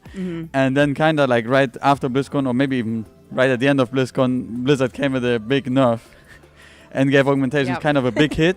And also, I don't know, then we kind of ended up not playing 4 anymore because it was not working too well as well with the bosses and whatnot. But I think one of the biggest things as well that we still don't actually know how good augmentation is. The logs are still like something is not working and augmented damage is working on some and some not. So actually we were like, is it like really bad now? Is it like medium? Is it actually topping and we just don't know about it? Or we're like trying to look at some math and whatnot. So I think the end result was that we ended up playing them mainly for the utility, for the healers as well, because like Ryzen said, the most important people, they need mana, and without the class and the raid, some of them are like, guys, I'm going home. So I think that's one of the points why augmentation was in, and of course the raid utility with Time Spiral, Zephyr, Rally, and all and Rescue, all those things obviously helps a lot to keep them in the raid, but thankfully they're not SOP anymore that you need to play 4 of them, Right. Yeah, I remember a lot of people were kind of dooming about that just because there's a lot more coordination that's involved when you go past 2. Yeah. But speaking of with the math that goes on, like you said, there's something kind of weird with the logs where it's maybe not representing some of the numbers correctly. How do you navigate that with a class like that? Like, what do you do? I mean, that's a good question. I think we still don't know 100%. But most of the time you look obviously at the different numbers and you're like, okay, what is augmented, what's not? So you kind of look at these things and like, we give them like 10% damage on average. So we remove 10% of that one ability, we put it on the augmentation, and you do that for every single ability that is not working properly. And we're like, oh, okay, I mean, that's kind of the thing. But then obviously other parts, some classes gain something from getting more crit procs that are not obviously augmented as well, and other I don't know. I think we still don't know, It's all a little bit of a mystery, And I'm also not sure if Blizzard knows, because they need to change their combat log, how it exactly works. So I think no one actually knows how good augmentation really is in the end. Cool. Yeah, that's another thing I was very curious about, because I know obviously you guys do a ton of like calculations that we will never see on the screens. But speaking of, Dratnos and I have a little bit of a bet going. If you had to total up the amount of kind of like Excel sheets that you have, or like, Google Sheets, just for different tabs of calculating everything, is there like a rough number you think that is your total, like both of you, whatever you think that number kind of is? Because we have a little bit of a wager going. Wait, like different sheets in one sheet, or like overall different sheets? Like overall, like, oh, this is a healing one. These are all the sheets for this boss. Like if you just kind of have like a guess for the total sheets. I mean, I can say I clean up our main sheet that we use basically. I clean it up every month, 1.5 I try, because most of the time our raiders are complaining when they open the sheet that either sheet is not working because it's lagging, or their PC is lagging because the sheet is too big. Right. Those are the two options most of the time. But I think for raiding and whatnot and progress, I don't know how many sheets we have, like 40, 50 in total. Shoot. I would say like around like 30, I think, like just calculating. Oh,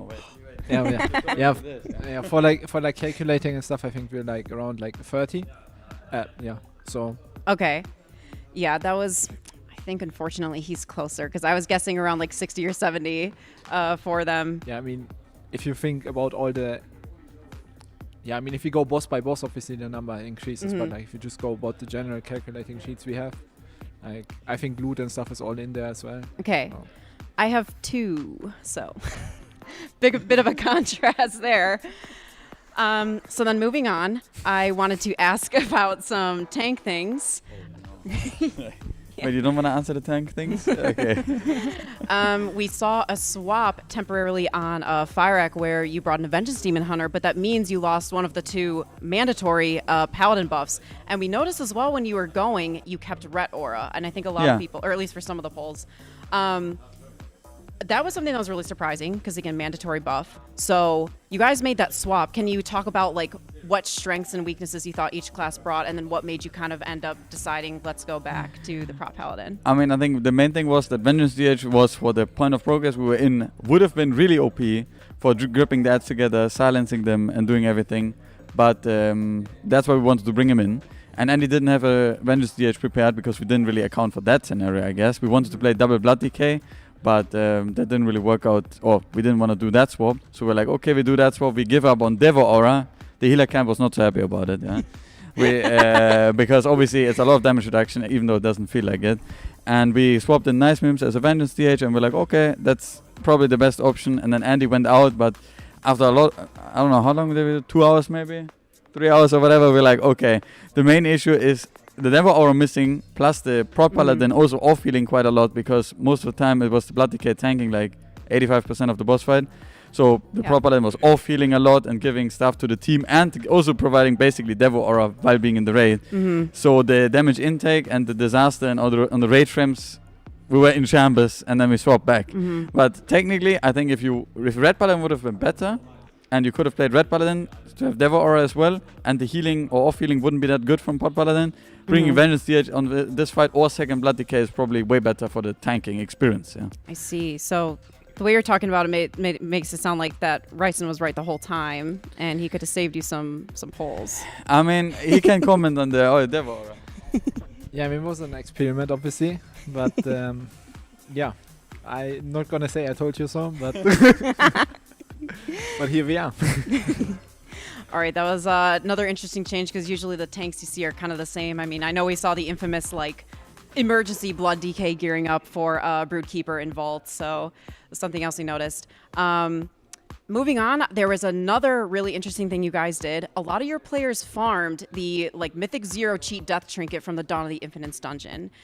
We did also notice that while you were doing the earlier pulls of Tindral, like a handful of your players were running it, and you could kind of notice it because when the eye level suddenly jumped, assumedly a lot of people dropped this trinket. So it was an M0 though, so just for most people, that would be an interesting choice if you could tell us about the decision to run those. Yeah, I think it's generally just progression speed that is getting faster, right? Like the main reason why we like wipe is like we just lose people to like stupid deaths and stuff, and on bosses that are not gate capped by like damage. For example, Fire Cat is phase 1 gate capped by like hitting a certain percentage in HP. Tindral didn't have that. Tindral was just a timer-based fight, so we could just go the safe road, practice the seeds as much as possible, and yeah, that's why it was really good decision getting those trinkets on M0 even, because like the effect doesn't really scale with item level, always got the same, and yeah, that's why we did it. Sorry. No. I was going to say, did you guys, using that line of logic, did you guys originally plan on kind of doing that with Spore Cloaks until they got like heavily nerfed? Yes. Okay, yeah, I wondered because I was a big advocate of DPS wearing Spore Cloaks, and I guess a follow-up to that is, do you feel you had difficulty at the time getting DPS to put Spore Cloaks on? No, like we just... Oh, they just... They don't lucky you. They have no say. We actually just forced them, yeah. Oh, okay. But to add on the cheat death string, I think the biggest mission of that one was getting it on like 150 characters without anyone noticing. So we did all in-house, and it took like, I don't know, 2 months. I took like 2 months I was making groups every week for trinket trading, and that everyone gets it, and then we were giving it to hunters as well, and priests got it as well, rogues got it as well, and yeah, it was a big mission, yeah. And then sadly, one fun fact about all of this is that Nice Mims and Saldat both had, I think Nice Mims had 9 DHs or 8 DHs at one point, and Saldat had 6, and they managed to get the loot and their main on the one DH that didn't have the cheat death trinket from the N0 runs, yeah, after 2 months of doing it, yeah. Oh, so no. Very sad, actually. Oh, that's pretty unfortunate. Yeah, oof, because I know some people are kind of tied to like their mains. I know infamously like Narcoles and Roger ideally like to keep things on one tune if they can. So then just another kind of unrelated question. During BlizzCon, Roger showed up to the party house. Can you guys explain why you ignored the invitations Sunday evening? The party house? Yeah. Oh, yeah, there was a lot of... BlizzCon. Yeah, wait. I think we went there, And it was so late and we were so depleted that we went there, but we didn't enter, and then we left. It was, but next year, we promise we will be there. See, Yeah? Dranos was pretty sad that you guys didn't show up. It was unfortunately only Roger. Wait, are you not happy with Roger?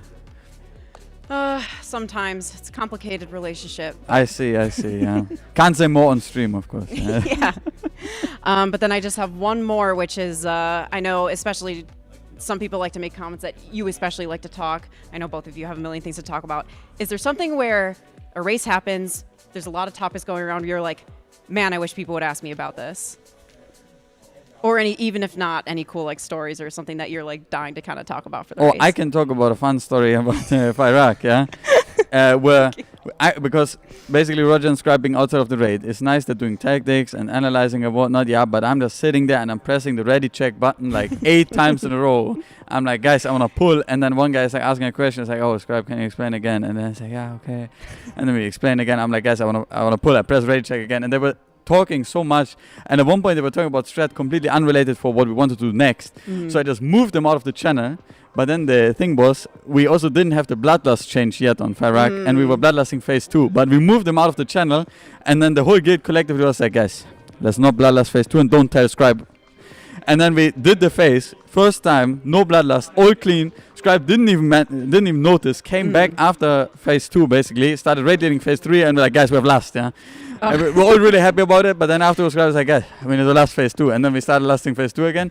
But we somehow snuck them, like I moved them out of the channel, and we're like, guys, don't bloodlust. Right, yeah, I remember seeing on screen like the times were switching a lot, so now I can see exactly when this conversation was happening. But I thank both of you for being here, Rice and Amirs, once again, as we are running out of time. So once again, this is another Sit Down with Secret Lab, and we appreciate all of you being here. So thank you so much. Thank you. And we'll see you soon.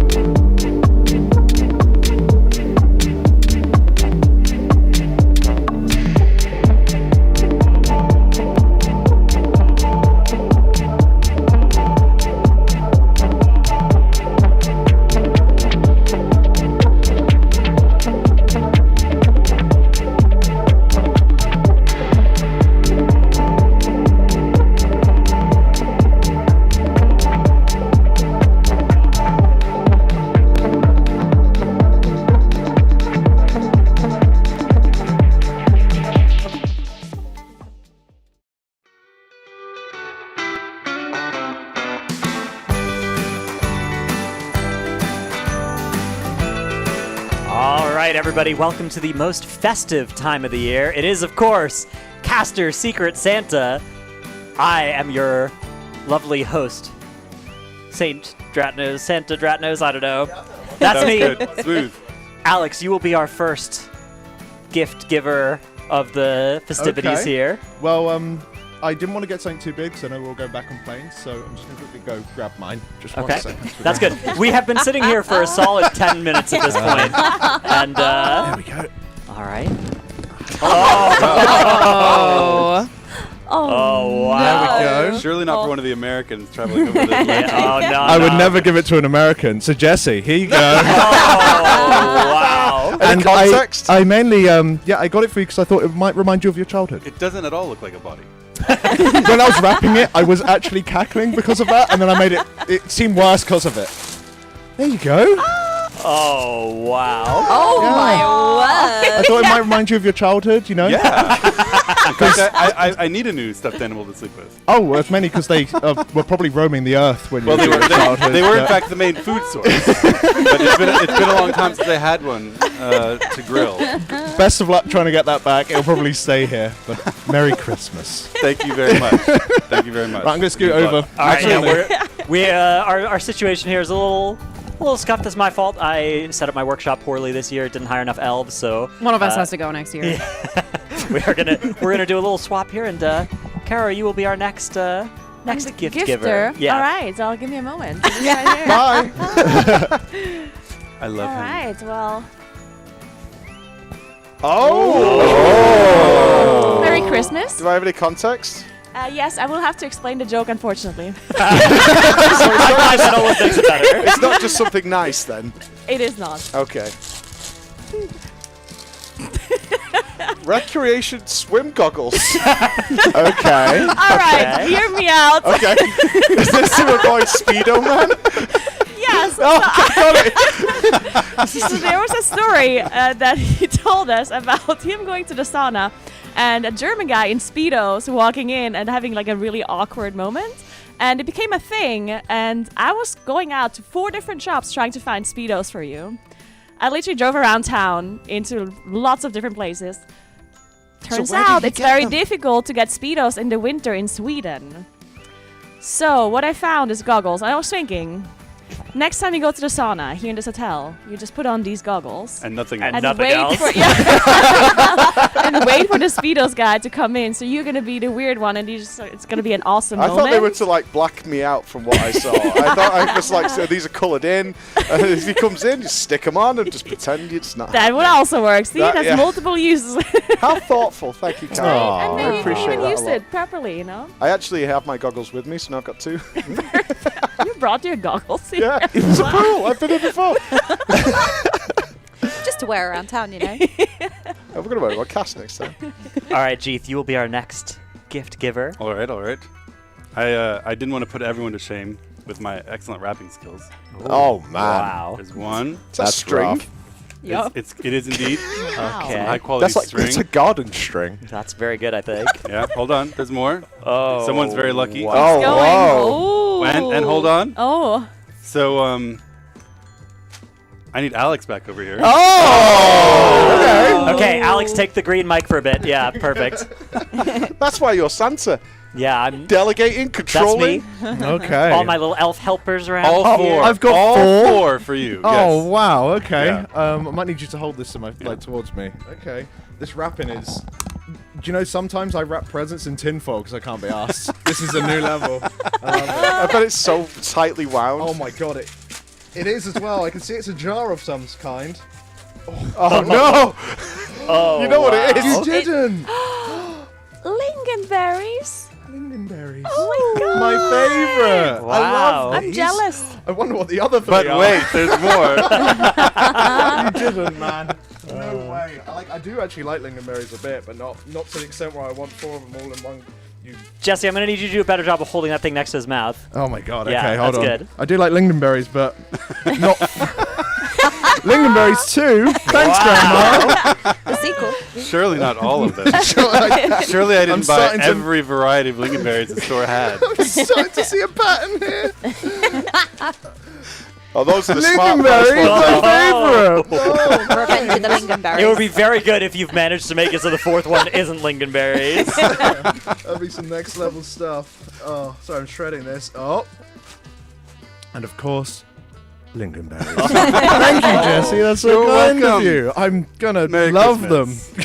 Oh, an avocado. Oh, wonderful. Oh, lovely. This is so stupid, man. So stupid. And you actually are going to use all them, and I know you will. Oh, by the end of today. Yeah, spooning it into your mouth. Something unholy is going to occur here. Jockeys with lingonberries for Alex. Oh. Ooh. That might be a I'm strap. not buying more jockeys. I've bought 3 damn. giant tricks. Okay. Well, thank you very much for those, Jesse. I really do appreciate it. That it's next level stupid. Perfect. That was my nickname in high school. You got schools for dinosaurs? Yeah, that's true. That's cool. All right, our next gift giver will be Jordan. Okay, this is for you. Oh, wow. see, I procced here because girls are generally the best gift givers. Uh-oh. I hope you Don't let us down. Oh, there's a lot of pressure now. That's a weird thing to say in Let's try and keep the 2023. sexism out of the Yeah, stream. I don't know about this one. Stickers on though. Wow, gendered gift giving. We're trying not to get banned here for sexism. Oh!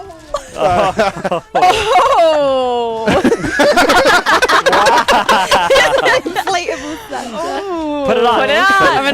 gonna, no, because I think I've seen these. You need like a fan to get them like big, right? Is it like one of the fan? Yeah, it's one of the inflatable ones? inflatable ones, but you it don't has have it. any of those. It doesn't quite look your size. That seems to be a rather large No, see, I settlement. think she was being considerate of my size, actually.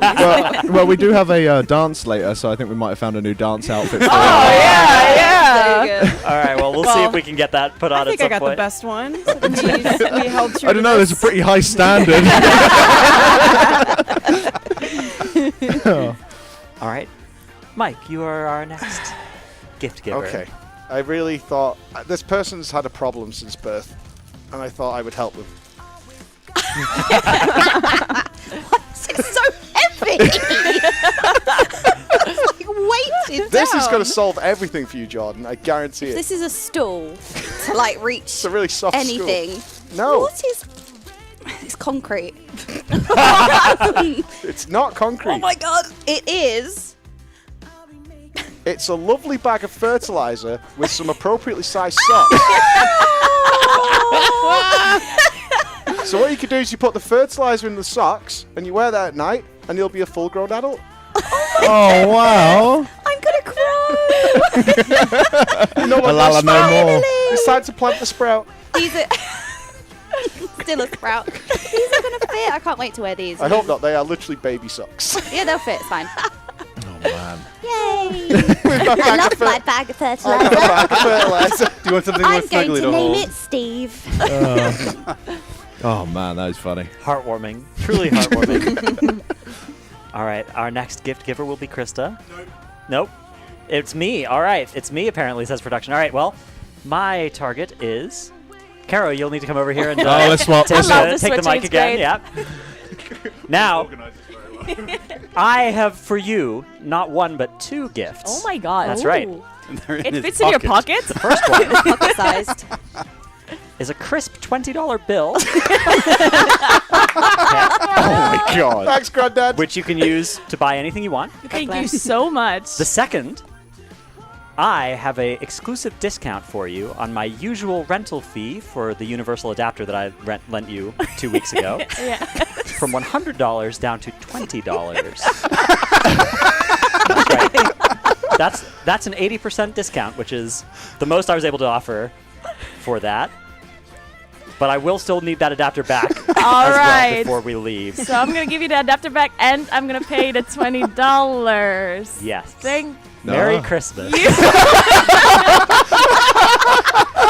Oh my god, thank you so much. I cannot believe it. That is so considerate of you. Thank you. How have you gotten away with this? Well, we'll have to check Twitch chat later to see if it did. Lingonberry.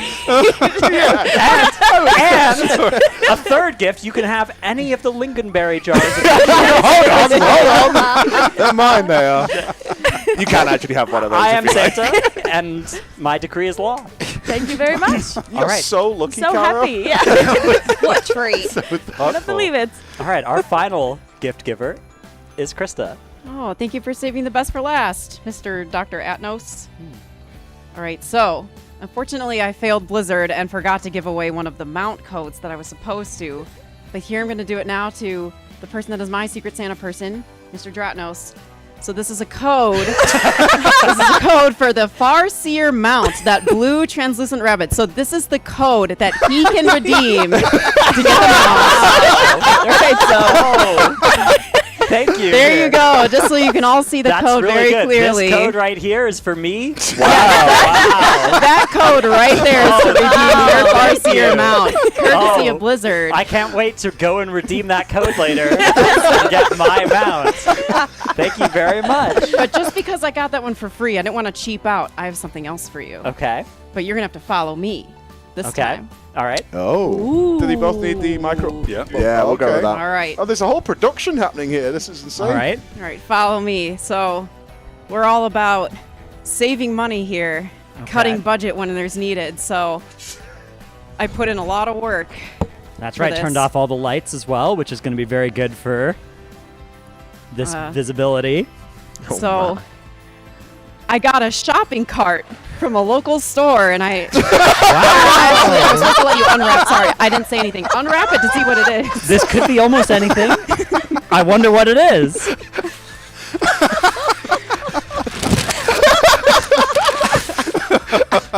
When did she wrap this?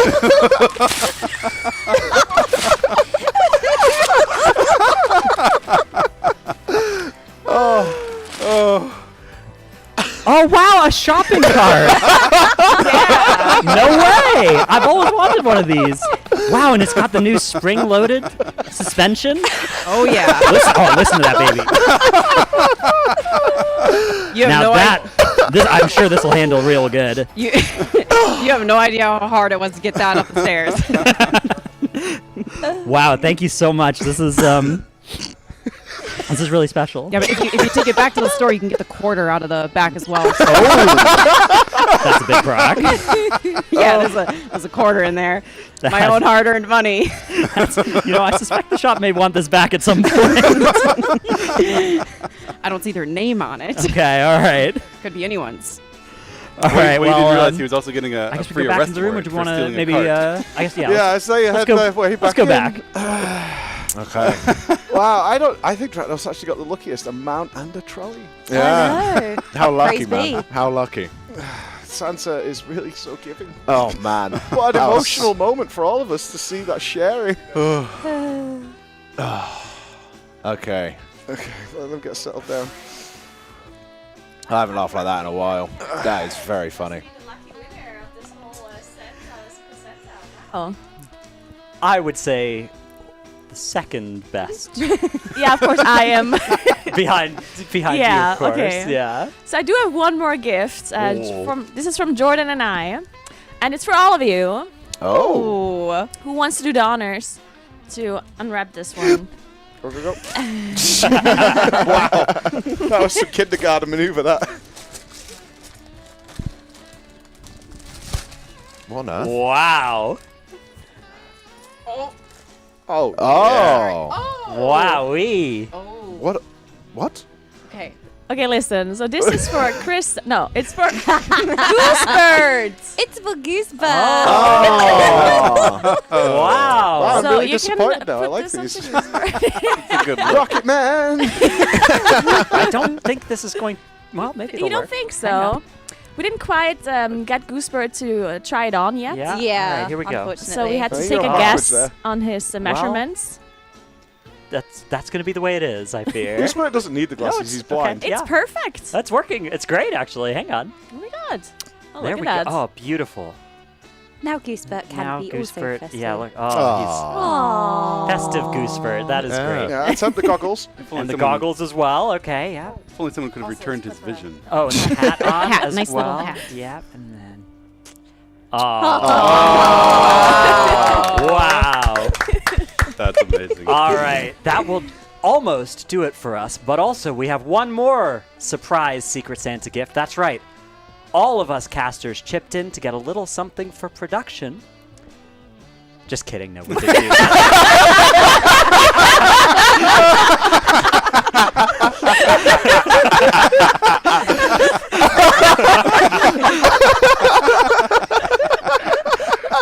All right, that's the end of the Caster Secret Santa. We'll be back in a bit with whatever the next thing is.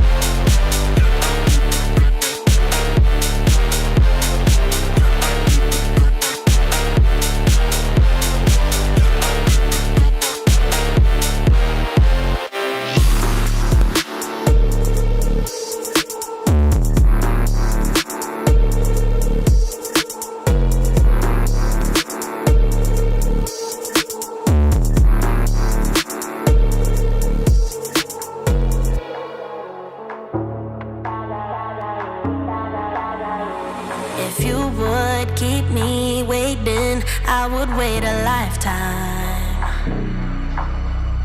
In tricky situations, I will be a lifeline. Nobody's meant to be fighting alone. That's why I'm taking you home. I never felt something like this before, no. Keep coming back for your time after time. Maybe I'm losing my mind, but I know I'll never leave you behind, no. Baby, I got you. When you feel like falling, I'll be there to prove, yeah, that baby, I got you. No matter the distance, no matter the route, yeah, baby, I got you. When you feel like falling, I'll be there to prove, yeah, that baby, I got you. No matter the distance, no matter the route, yeah, baby, I got you. I got you. I got you. I got you. I got you. I got, baby, I got you. I got you. I got you. I got you. Ocean in between us, still I feel your heartbeat. There's something about you, baby, that makes me feel complete. Nobody's meant to be fighting alone. That's why I'm taking you home. I never felt something like this before, no. Keep coming back for your time after time. Maybe I'm losing my mind, but I know I'll never leave you behind, no. Baby, I got you. When you feel like falling, I'll be there to prove, yeah, that baby, I got you. No matter the distance, no matter the route, yeah, baby, I got you. When you feel like falling, I'll be there to prove, yeah, that baby, I got you. No matter the distance, no matter the route, yeah, baby, I got you. I got you. I got you. I got you. I got you. I got, baby, I got you. I got you. I got you. I got you. I got you. And the world is going wild when they come for you. And the river's running dry when it all falls through. Don't you worry about a thing, baby, I got you. Yeah, baby, I got you. All right, welcome to another Sit Down with Secret Lab. I'm Dranos, joined by Kush and Gingy as we have a very exciting interview lined up. Kush, I want to start with you. You've been kind of known as one of the doomers of the, of the squad with the fight enjoyment on Tindrell, something that you were down on. Now that the race is over, now that it's been ended so well, how did you feel about those last two fights? Has anything changed for you on Tindrell? Still a downer? Speaking of Tindrell in particular, like you said, last two fights, I stand by my statement. I think Tindrell is. I don't have a lot of fun on this boss. I'm not gonna lie. Yeah, didn't change much in terms of my opinion on that boss. I still hate it, of course. I mean, of course. Everyone else likes it. I don't know why. They're crazy. Like, I don't know. The only good part about Tindrell is that you get to hit on a moonkin. You know, that's true. Good upside to Tindrell. You can bash on some moonkins. Really love that. Fire rack. That's where it gets interesting. I actually, initially, since we were wiping phase 1 a lot, I didn't like the fight initially because phase 1 is pretty boring. But since when we started progressing the fight, we get more in P2, P3. That's when it gets really interesting. I actually really liked the fight in the end. So it had really nice pacing. The tuning was. Actually, I would say the tuning was actually almost perfect this time around on the boss. Honestly, like you had to squeeze a lot. Yeah. Yeah, I would say in terms of the tuning, I think. They went for a little bit of a different type of tuning, where the DPS check wasn't really a thing in one way. Like we killed both bosses before we were getting to in-rage, right? Tindrell especially with like a minute left on the fight. But it was fights that was just really, really mechanically hard, which I like. I think that's I love both of the bosses. Tindrell, I think, is like one of the best bosses they've made ever. In my opinion. Your opinion does not matter. I'm right. You are wrong. All right. I want to talk a little bit about melee versus range this tier, because this tier was one of those tiers where we could bring a lot of melee and not a lot of range. Only 2 casters and then the 2 BM hunters were in the comp. Was melee easier, harder than range this tier? What do you guys think? Who had the harder job between the two of you? Well, because we were so little range, that meant that like the range players got all the fucking mechanics every single time. Like the melees didn't have to play dispels on Tindro. So I would say it depends a little bit on the fight and the different phases, you know, like what is harder is always like, is melee harder, is ranged harder? I think on Tindril it was probably ranged, right? I agree. Because you had to deal with the mechanics. I agree. On Farak, I don't know, like hard to say. I don't know if melee was, what was hard about melee and Farak, for example. I mean, obviously I have not played range on this boss, but like something that you really get annoyed with on Firak as a melee is the boss. It just wings everywhere. You don't see anything when you're under this boss's wings. It's crazy. And in phase 1, like in every single phase, these blazes, since we're playing such a melee heavy comp, these blazes are everywhere in melee. You have to, like your Neo from Matrix, just dodging bullets left, right. Like frontals coming here, blazes everywhere, it's just crazy. Like what's, I don't know. I have no idea what's more difficult, but I mean, I don't know. Who knows? It was a little bit of a fiesta in melee, I'm not gonna lie. Who knows? Yeah. It's OP. Mage OP, definitely not at the damage front, not this tier, but I was there for the 5% intellect. I would say that, of course, blazes was definitely the harder part, I think, and what caused us a lot of deaths in general, by people getting hit by double blaze, and of course, melees had to deal with that a lot more than range, especially because we were playing so little range compared to melee, so it was very crowded in the melee camp. All right, thank you both very much for your time, your beautiful questions, or beautiful answers, in fact, to not as beautiful questions. We are going to have to keep a move on, though, as we are running low on time, and we've got a lot of stuff left to get to. Thanks again to both of you, though. And we've got our next thing coming up right now. Thank you, guys.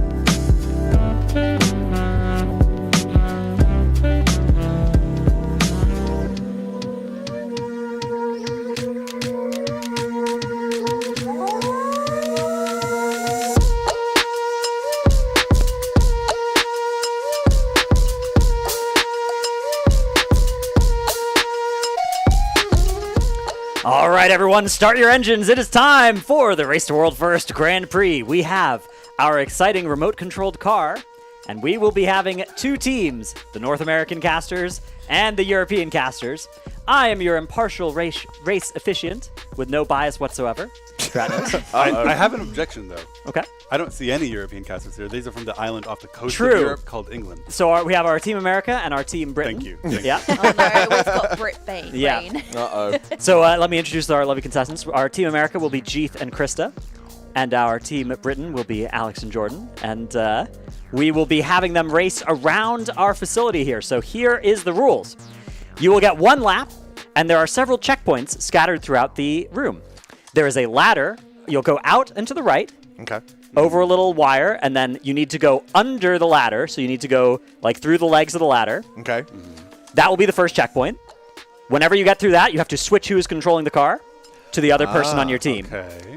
Then you are going to travel through the legs of a little chair that is over by the player food area. Okay. That is the second checkpoint. At that point, you will also swap, and I'll remind you as well verbally when this is happening.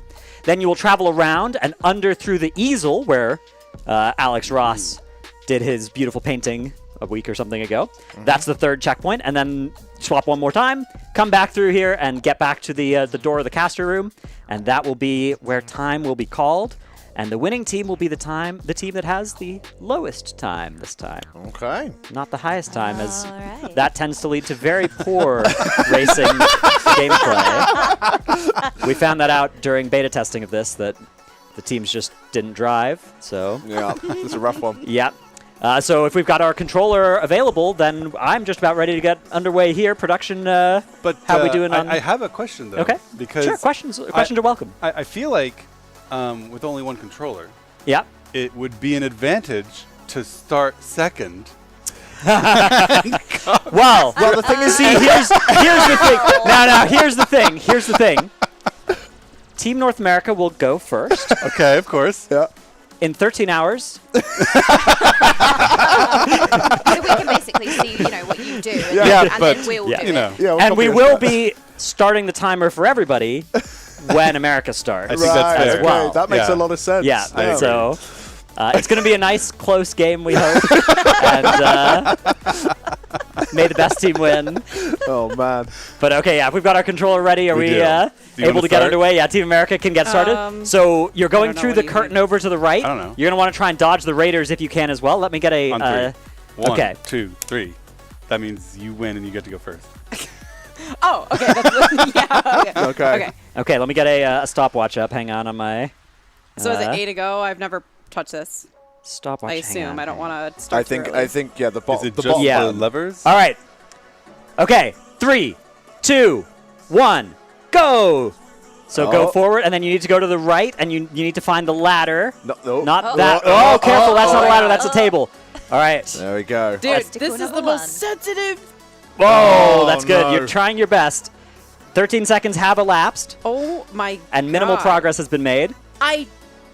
Okay, turn right, and then you see the ladder over there? Now you need to navigate through the legs there over on the right. So it's going to be a nice long, anywhere through the ladder is fine. This is great. Okay. That's what I meant. Yep. And then Jeeth, take the wheel. You just touch it. You just touch it the and A? it whips. I think B Yeah, probably A to go too. forward, B to go backwards, B Okay. to reverse. So now you will need to navigate a reverse maneuver. We're getting some good strats here. Yeah. Are you writing this down? I am. A little right. reverse maneuver. Are we I'm stuck? really glad that they're All right, maybe we can get a us. race official on the I need to call Blizzard. on the ground. Okay, we need have a lap or inbound two right now. I'm just receiving word now. We have race officials inbound to correct. I need a hot Getting a fix. nerf Yep. already. Oh, And they're here they go. nerfing it. Okay. Unbelievable. There is the nerf. Okay, so you need Now, to where am I turn going? around now. Turn around and get to the player food area.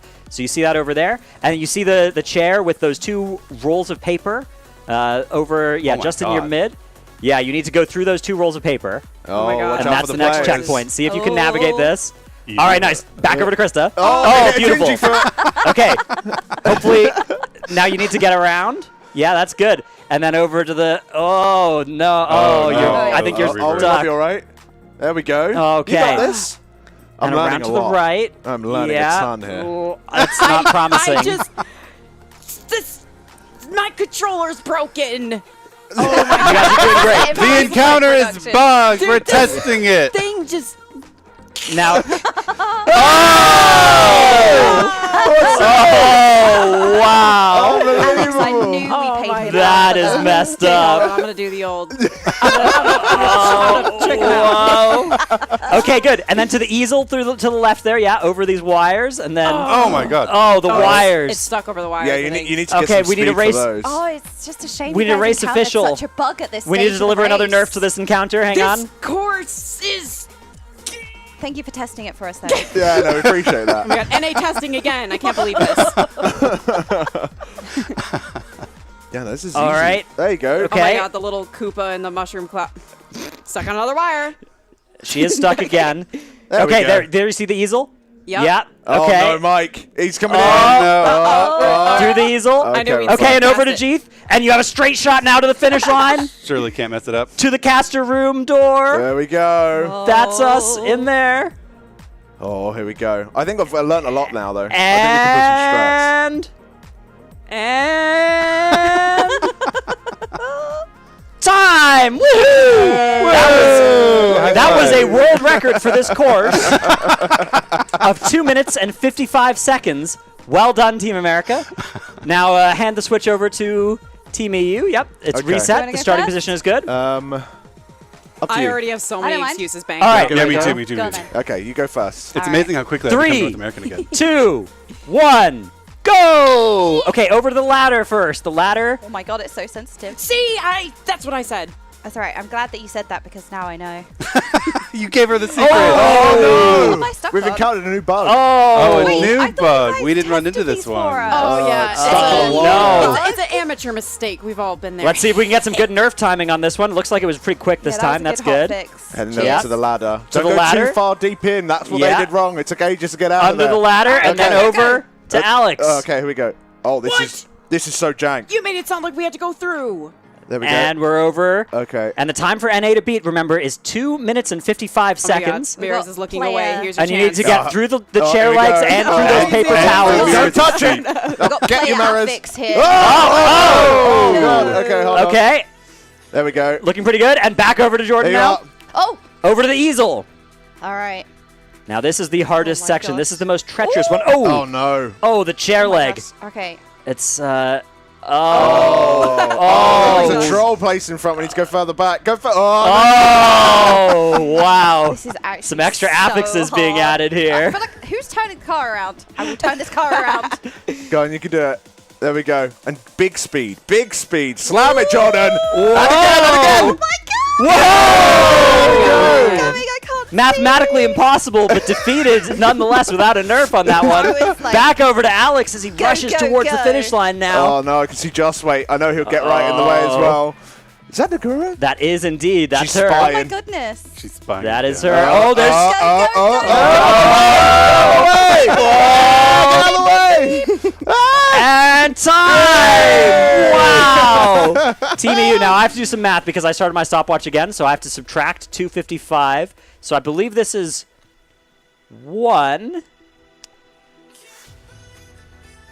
146.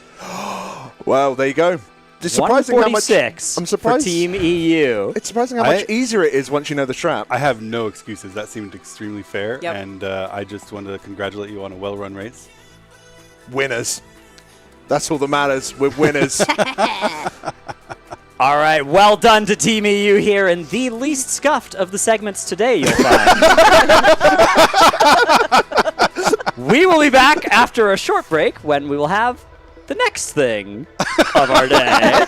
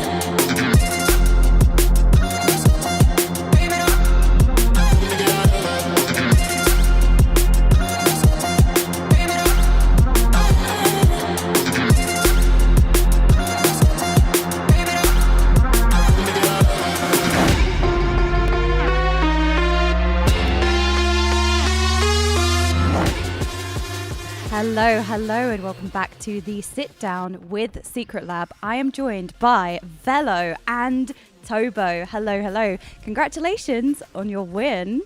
So, first question. How has this raid compared to other races that you have competed in? Because this has been a hell of a tier, right?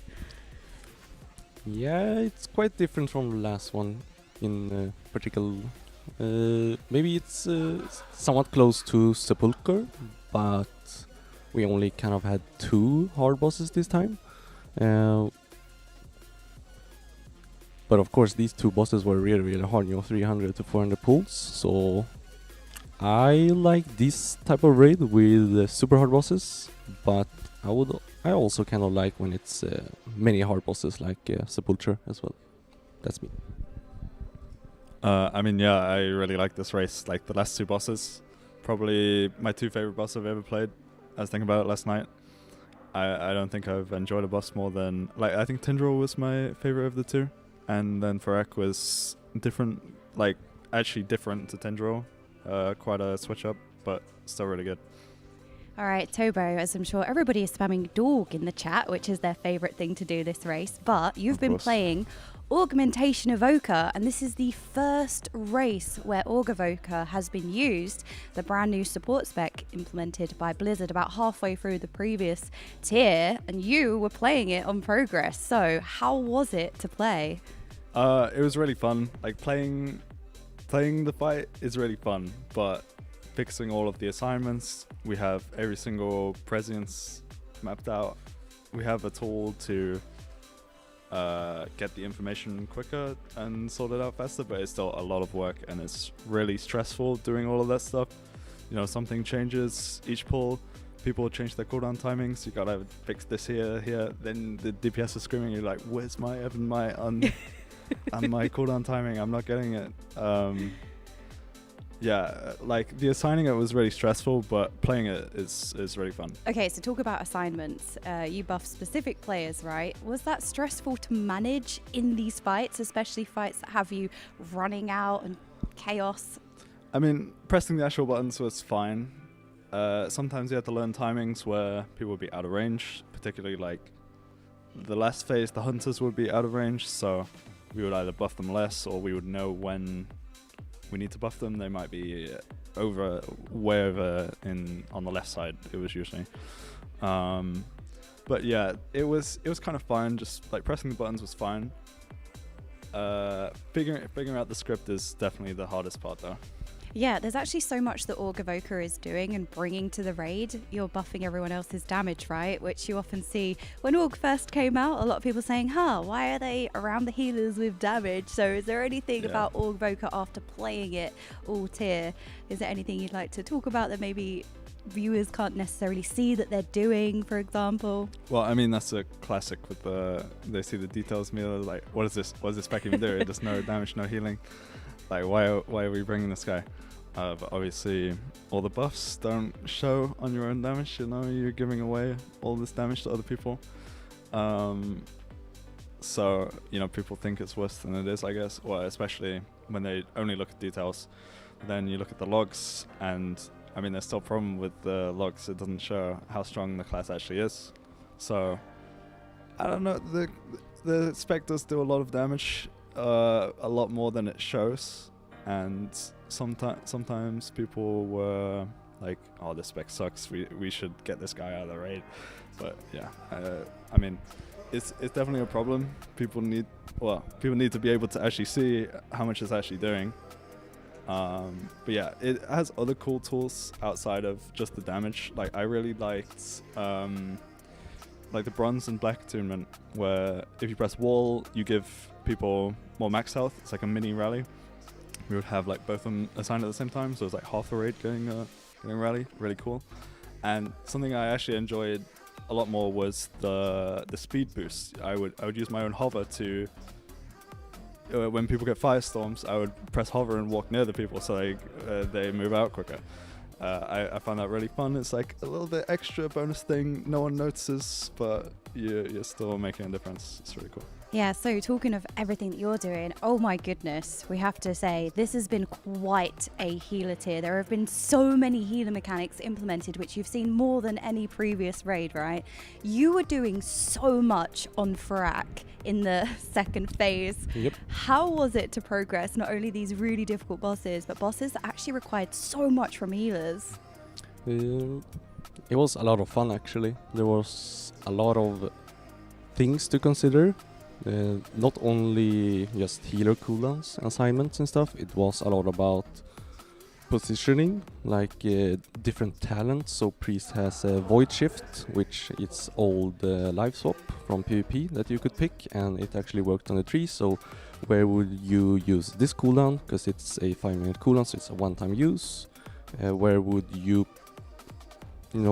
use your cooldowns, because the raid is taking damage, but you also need to heal these trees and adds, and like what talents should the paladin run, etc. It was so many different things, and who should get the innervate, etc. So it was a lot of things to do regarding just healing, but it was also about getting my monk debuff out. It was about putting the ring. It was about every single thing, being in the correct position at the right time alongside all these healing requirements that you need to do. And if you slightly mess up, then you have to correct a lot of things. And it was not only if you yourself made a mistake, it was, let's say, if there was someone who messed up a knock of the small ads, then I, as a monk, have a lot of mobility, so I used maybe a double roll out to use my belt to then have to gateway out to heal the ads, and have to run back to tag the ads and ring the ads and then heal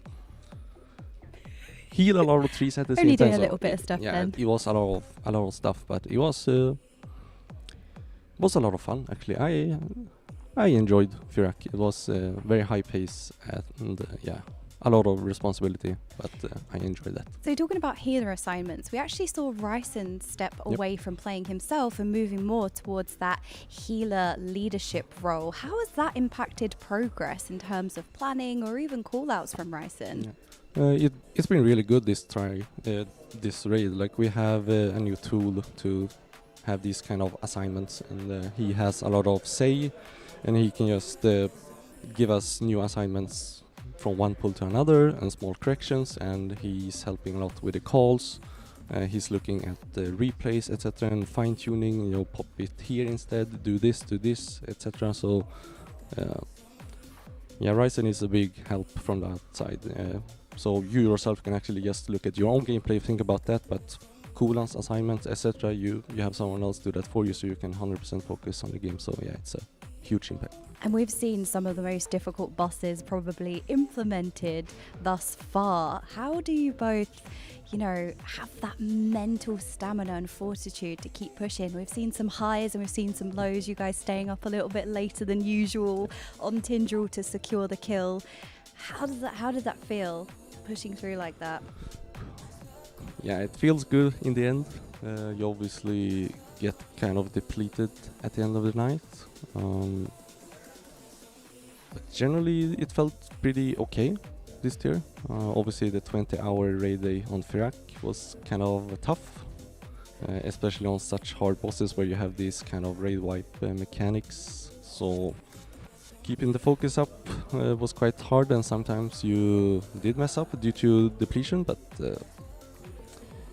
I think it's all about the motivation that you have that makes you keep going, And when you've done this for a couple of raids now, it's much easier than the first time for sure. Absolutely. How did you find progress on not only one extremely difficult boss, but two? There were significant pull counts right across Tindril and Farak. Yeah, I mean, it was crazy. These bosses were insanely hard. It was a blast. I did love the bosses, both of them. I didn't really enjoy Small Run that much because I don't know. I just didn't really. I don't think I played too well on it, and it was kind of like a short boss. Didn't take that much time. So if you're playing bad for a few hours, that's like most of the progress on the boss. So there was that. But I mean, with going late and everything, I've been so tired the whole time. I've barely been sleeping. I think like maximum 6 hours on each day. I've just been like falling and falling and falling like further into sleep deprivation, and it was really hard to keep my eyes open at the end of the 20-hour day. Yeah, I can imagine. And also, it must be really difficult because, you and Liquid were so close. Even when you do have that time to sleep, it must be really hard, finally getting to bed and falling asleep and getting the rest that you needed, because these bosses take so much. You must have been so full of adrenaline. And again, because Liquid is so close to you as well, it must be so difficult. Yeah, I think after the long day on Forfeit, it was like we were going to bed. They could technically kill it before we wake up, so that was really stressful. You don't want to think about it, but it's in your head. It could have happened, but it was also kind of maybe like you're putting it more in your own head. Maybe they're further behind than you think, or something like that. But I was super tired at the end of the day, so it was very easy to fall asleep for me.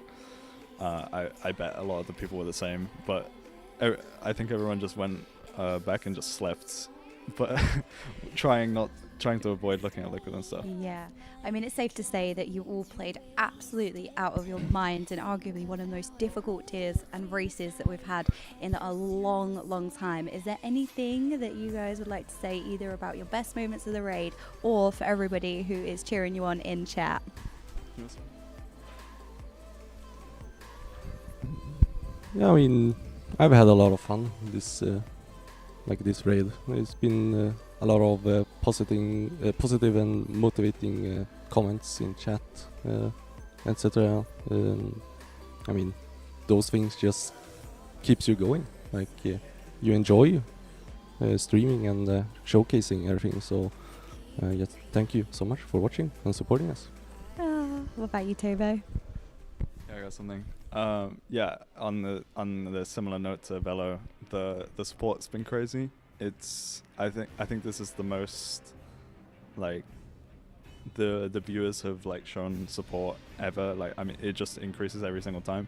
It's amazing, honestly. It's so cool to be a part of this when everyone's so nice and just saying nice things and stuff. It's it's awesome.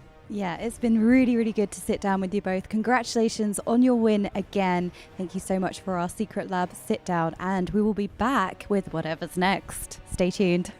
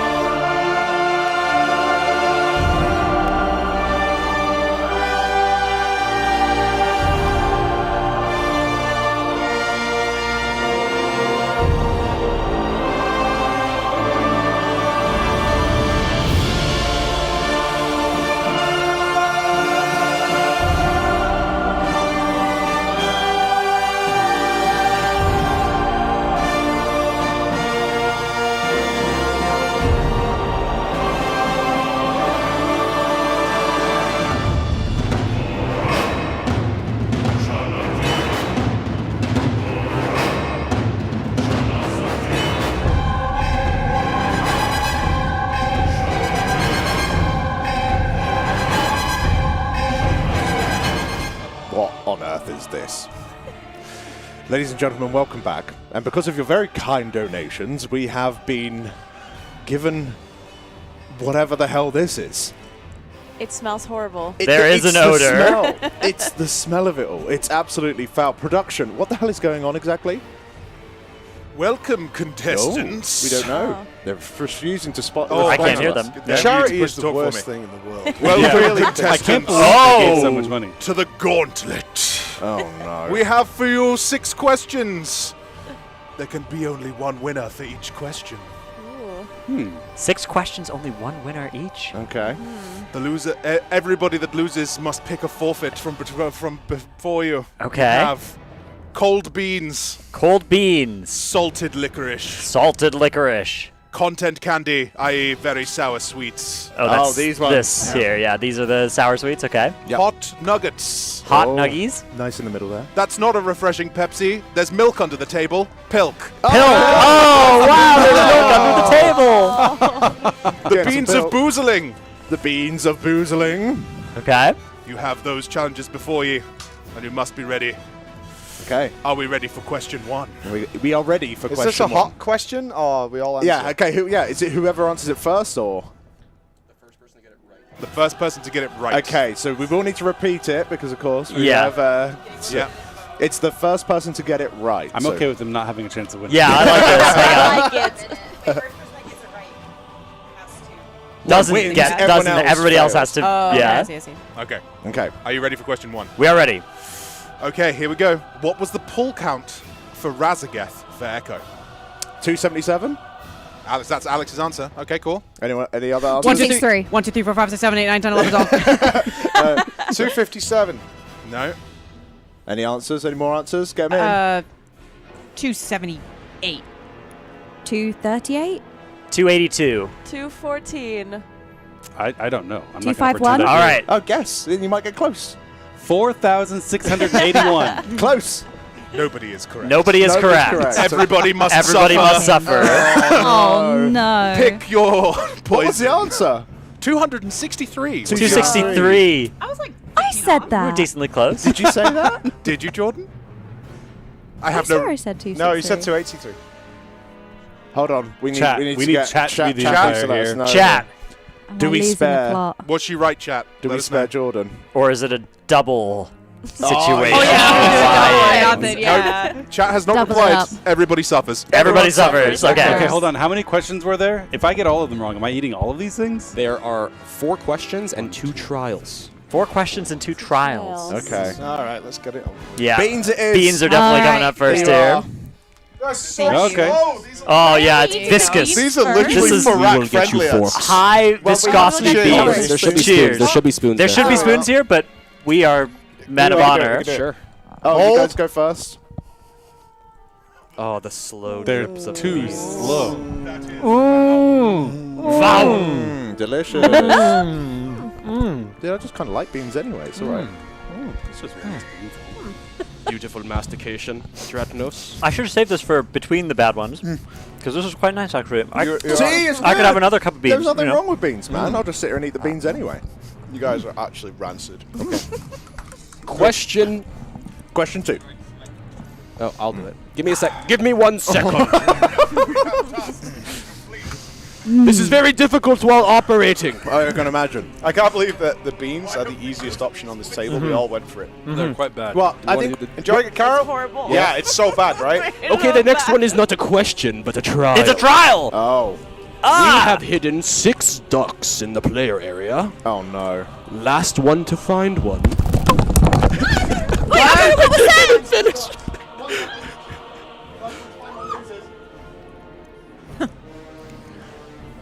Krista, you must participate. And I can. Chat, you can hear us, right?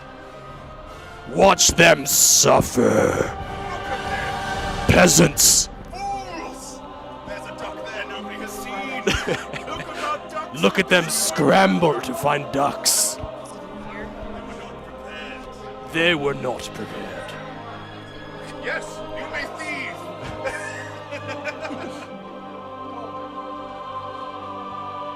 Wait, replay has audio. Fuck yeah.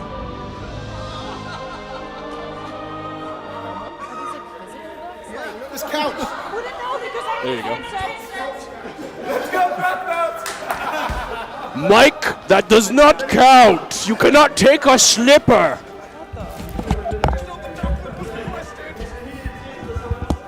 That was not the duck that was requested. Absolutely counts. Absolutely not. This totally counts. There's no way this doesn't count. Let us convene. Does that count?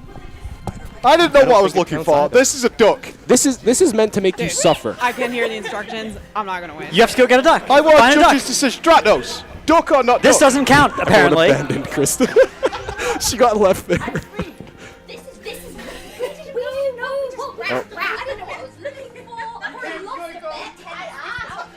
I don't know. Is it on? Turn the microphone. Jesse's with me. Turn the microphone on. If I'm yelling at everyone and the microphone's muted. Okay, these guys have multiple ducks. Show us your Are we not allowed ducks. to do that?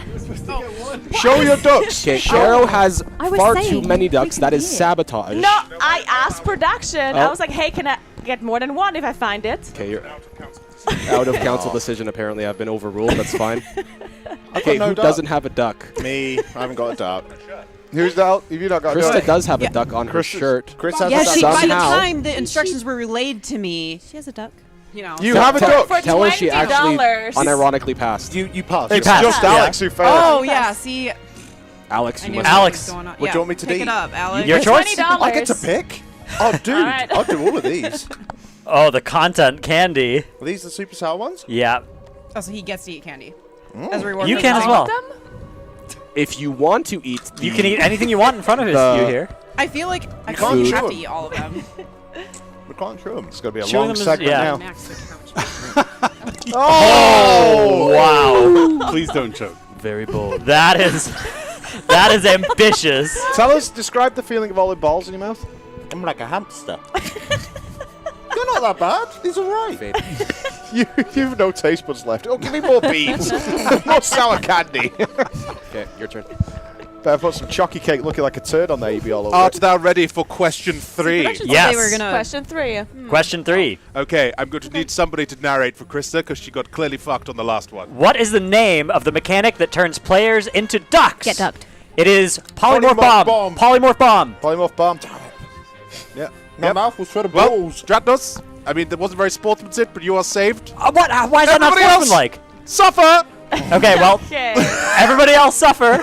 Yay! Irish. We Yeah. suffer Okay. together. Suffer! Are we going for Oh, I think licorice? we're disagreeing. Oh, I'm not no. getting the licorice. There's no All right, way. bean. I got Give the me licorice. more We all beans. have to go It's for. chicken Hey, time. can we we have to- pick?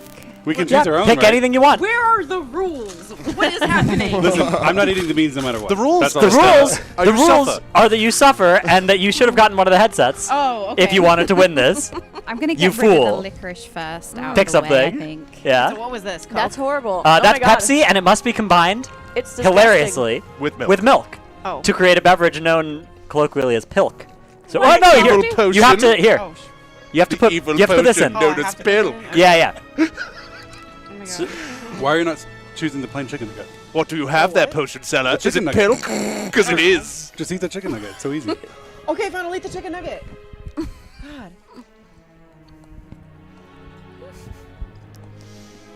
How hot is that there, Krista? Is that a little warm? How You're hot getting a is little hot under the collar. There is luckily milk available. It's a good job she's not lactose intolerant, isn't it?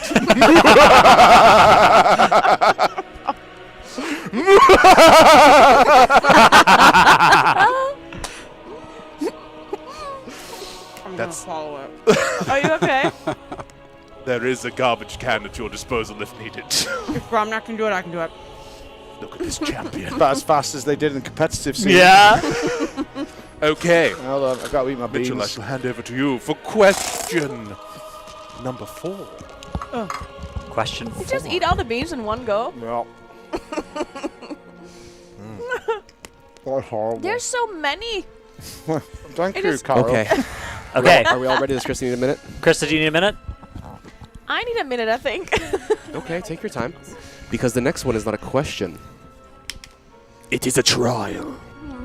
Another I try. lied. There is a question. Okay. Oh, Krista's sending some pilk as well, so I think she gets a. Production is a little bit busy. Yeah. It was just a chicken nugget. What's the problem? Did anyone else have a chicken nugget? Yeah, I ate one right before I told her to. Okay, cool. It was I'm pretty good. gonna be a while. Yeah. The point of this Good is to suffer, nuggies. but I guess we failed. Okay. Okay. Next question. How many stream decks are in use in this building Oh. right now? 16. 27. 32. 19. 37. 13. 22. Alex? You are safe. Yes! How I'm many? What? How many did you guess? 13. 13? Oh, that's not That's that a much. good guess. For all of you, eat. All right, everybody else has to eat. Just to future-proof myself. Can I just For take this someone very else's chicken? reason. Yeah, yours counts. The Okay. pilk, because you've done two. Yeah, Yeah. I future. Hand over the milk. Hand over the milk. Pass me the- Can I the do the sour chicken candy. twice? No. because, you know. Not Thank allowed. You. I think production I might might. be okay with it. No, I don't think so. If you like it. Cheers. If you want to eat it as a snack, I am not opposed. I mean, it is quite good. How many are there? Could I also Actually have 13? Could I also Yes. have a cup Oh, of the Pepsi? Okay, I'll wait on mine and we can choose. I think Pilk is the least offensive. I believe Pilk is. Now that the chicken is gone. Well, I mean, Pilk is just fantastic. Anytime of the year. Chat. I've got Chat. Is it just us? Are they enjoying this more than they All right, should? and This is quite nice. Cheers, sir. Cheers. I'm not. They're Nice cheersing. refreshing beverage of Pilk. Delicious. Open the hanger. Here comes the plane. Oh, I failed the previous question, but I have balls in my mouth still, so I actually do need to go again, even though I failed. Oh, that was quite nice. These are the spicy nugs, yeah? Yeah, they're quite good. You can see the hot sauce on it there. I did finish the Pilk. Is it good, Alex? Is it spicy? You know what? I'm gonna keep this glass in case I need it. In case I do Oh that. yes, it's quite warm, isn't it, Alex? I think there's something on top Licked of the by the spice. fires of hell, those nuggets were. Touched by Oh, I can Beelzebub already feel himself. Oh, it doesn't stop either. That's nice. That is Thanks. nice. Thanks, production. Okay. Art thou ready Kyle's for lost the in a world of next her own at this challenge? point. We are ready for our next challenge. Yes. We love this. We are having so much fun. The burn isn't going away. The next challenge is not a question. It's a but trial. A task. A task. Out of your room, there are 7 disc plates. They must be mounted and you must return to your seat. Okay. Krista, tell Krista. Hold on, wait. Wait, return. What do we have to do? Return. We need to mount a disc plate in our room. Oh, I'm a Let's go professional. now. Okay. I think we're losing track of the reins, everyone. Okay, well, here they go. I'll fade this across. The thing they don't know, however, is that there are only 6 magnets! This is the worst. What have we done?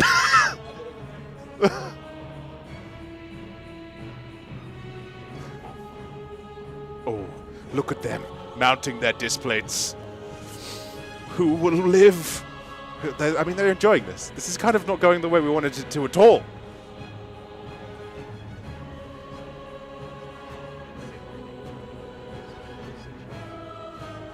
Okay, I like that. Look at them. Mike has stolen 2 magnets. There were only 6. He's fucked somebody. Who is it? Oh, that was some helping there. Oh, we're getting people coming back to their seats. Oh, who shall be the last to sit?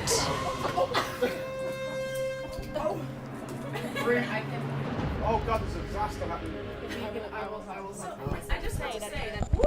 They were running out of magnets because Mike he took 2 for a small. I thought we were doing a big one. There were only 6 magnets. However, those who listened closely to our instructions will know that the last one to sit down was the loser, Jordan. Jordan, you last have to lost. sit down was the loser. Milk was spilled in. I do not care for your technicalities. They do not care for your technicalities. I gave a magnet to Alex. I shared. What do I have to do? You have lost, and therefore you must still don't get the choose rules? an item. The rules are you Sweet and suffer, sour Jordan. sweet. You have to have a chicken nugget. You have to eat something. Oh, have the chicken nugget. That's It's what still production burning. The just nuggets said. are good. Production just said the loser has to have I'm a down chicken for it, nugget. Mike, actually, yes. I Okay. find lemon and herb at Nando's spicy. So. Well, Oh, turns out. yeah, spicy That's water. this is about the same. Oh, okay. Yeah, it's about the same as spicy Yeah, it's water. like peri-peri. Yeah. Ooh, is it? So like it's a little refreshing tingle on the way down. Just so you're aware, it is actually quite That's so hot. subtle. Damn it, Alex. Right. Here we go. Being plucked from the plate of destiny, risen high in the sky.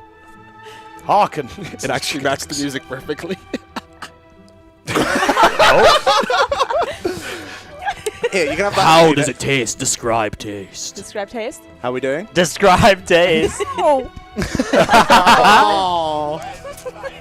Why is it spicy? Poor Jordan. Production's loving this. You can see them giggling away. Hurts.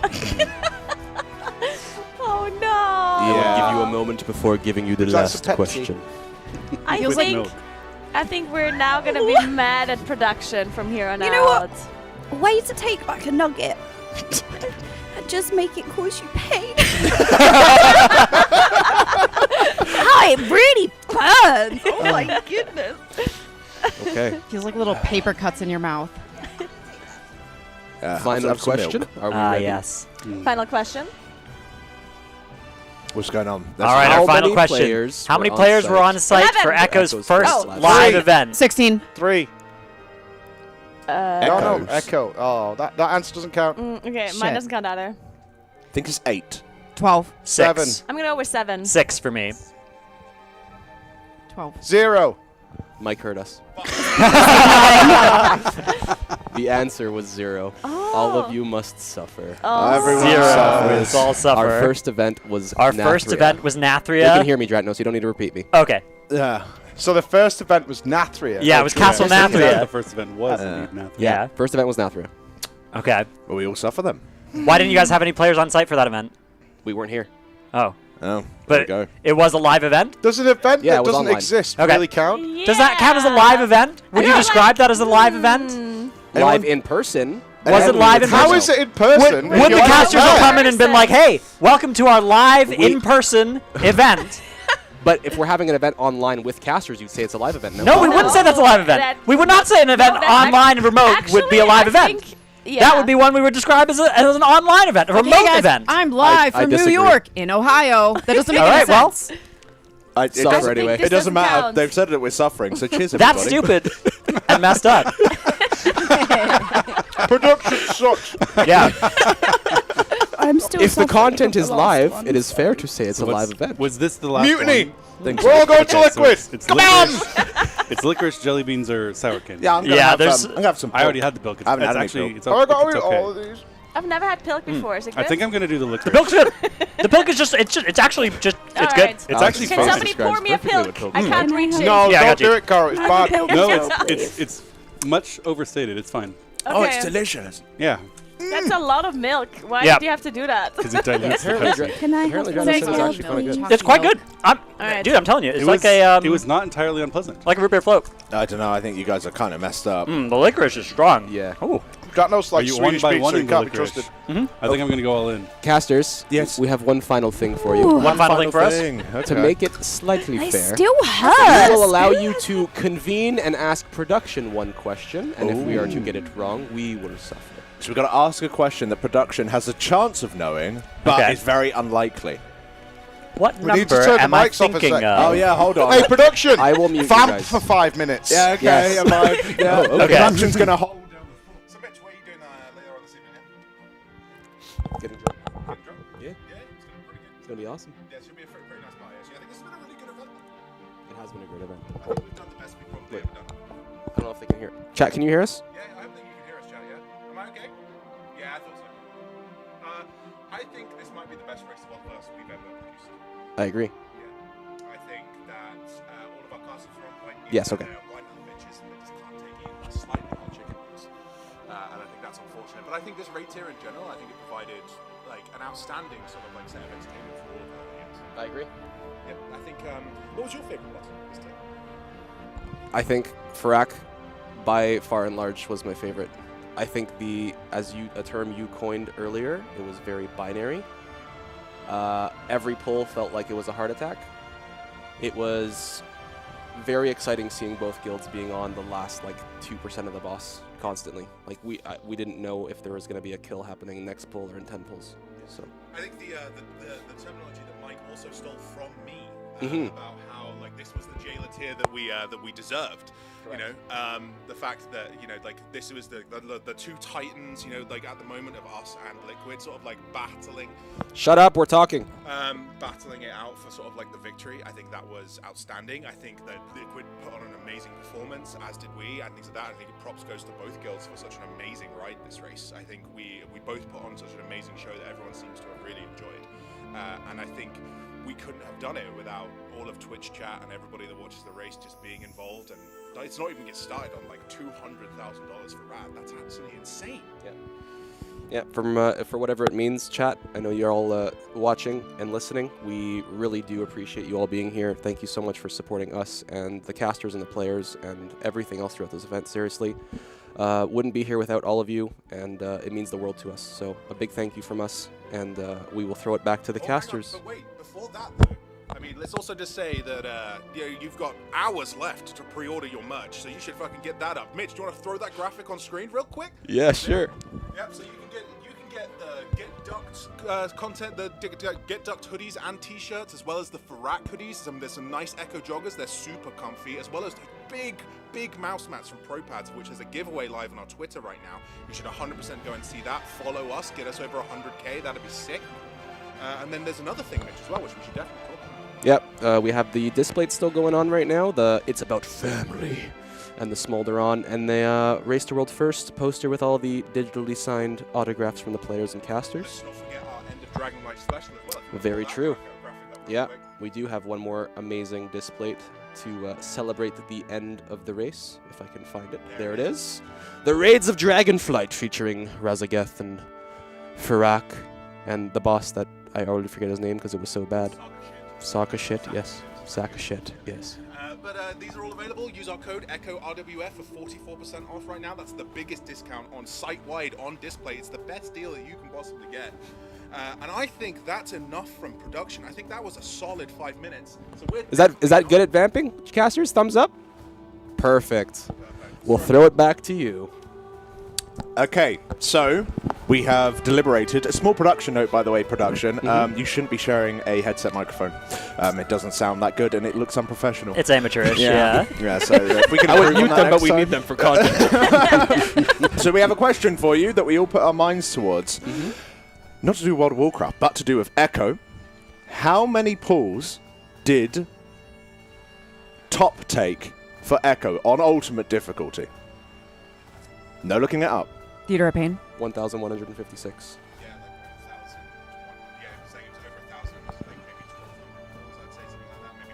Are we allowed a realm of pulls? Because top is a lot of pulls. Yeah, you can go within. Okay, so give me a range. You can have like 100 either way. What the hell? They didn't give us that on We're allowed. Whoa. You watch every pull. 50 either way then. We both got out of bed at like 8 a.m. Blah, blah, blah. I'm going to say 1,156 because I remember that number from somewhere. Okay. What about you, Sam? I'll go 1,225. Okay. They're puny numbers. 1,748, and I was there You for guys every suck. one of them. We don't suck. We're doing it live. Okay, fine. Come and suffer, yeah, production. I'm going to have a beautiful chicken nugget awaits you guys. Oh, man. Yummy. Some nuggies. Because production have been good boys, so they get some nuggies. That's right. Some beautiful Here we nuggies go. here, Sam. We got some Oh, wow. Right? Yeah, they do. Oh. Enjoy. That's great. Cheers them. Cheers them. Oh, And yes. stand close together so we can see both your faces as we chow down. Lovely. Okay, now we see both their butts. Yum, yum. That's easy. Yeah, That's hope easy, they're they fun. say. Wow, All right. that was horrible. We should Wow. have given them the licorice. They're kind of. They're kind of good. Took another one. They're right, though. All right, That's what I well. was saying. They're good. No, it still burns. That's how you know it's working. Every time I breathe, it hurts. Oh no! With that in mind, though, and with production getting back to the production room, I think that one might more be. thing to go. Oh. We do have one more thing right. to go. So don't Gaga go goo. anywhere. What are we doing, production? That's it. Surely Okay. we have a transition scene. Oh, true. Everybody stand up. Oh. Are we not Come on, doing it in the player room? Yeah, let's do it in the playroom. Okay. Okay. We're standing up. We're going to the playroom. Yep. Okay. Oh, okay.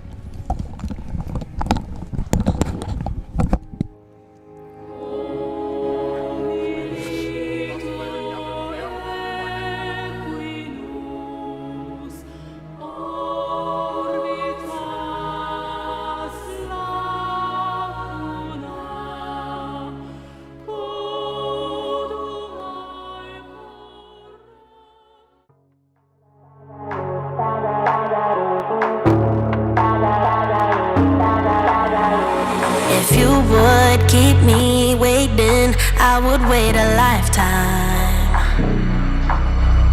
In tricky situations, I will be a lifeline. Nobody's meant to be fighting alone. That's why I'm taking you home. I never felt something like this before, no. Keep coming back for you time after time. Maybe I'm losing my mind, but I know I'll never leave you behind, no. Baby, I got you. When feel like falling, I'll be there to prove, yeah, that baby I got you. No matter the distance, no matter the moves, yeah, baby I got you. When you feel like falling, I'll be there to prove, yeah, that baby I got you. No matter the distance, no matter the hoops, yeah, baby I got you. I got you. I got you. I got you. Baby I got you. I got you. I got you. Ocean in between us, still I feel your heartbeat. There's something about you, baby, that makes me feel complete. Nobody's meant to be fighting alone. That's why I'm taking you home. I never felt something like this before, no. Coming back for your time after time. Maybe I'm losing my mind, but I know I'll never leave you behind, no. Baby, I got you. When you feel like falling, I'll be there to prove, yeah, that baby I got you. No matter the distance, no matter the moves, yeah, baby I got you. When you feel like falling, I'll be there to prove, yeah, that baby I got you. No matter the distance, no matter the hoops, yeah, baby I got you. I got you. I got you. I got you. Baby I got you. I got you. I got you. I got you.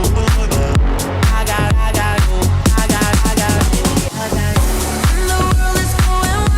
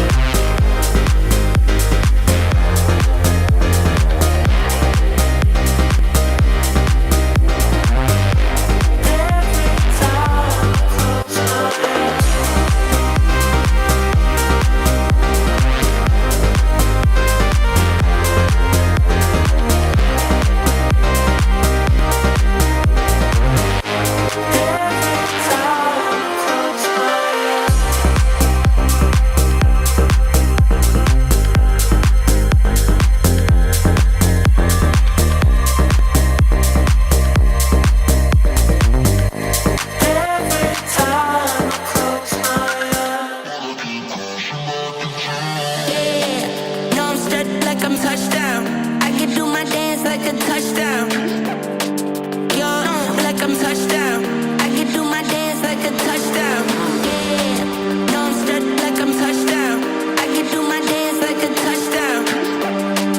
Yo, like I'm touchdown. I can do my dance like a touchdown. I can do my dance like a touchdown.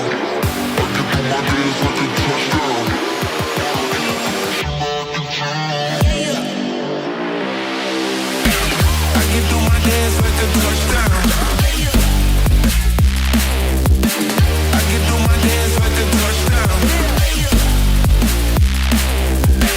I can do my dance like a touchdown.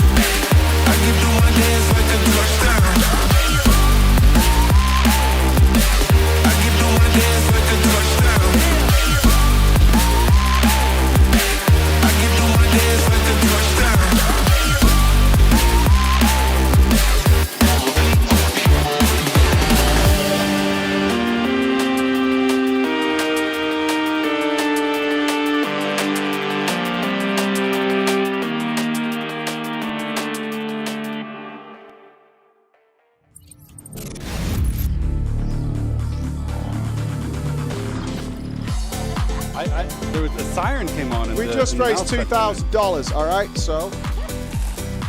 Oh my God! No. Oh my God, are you sure about this?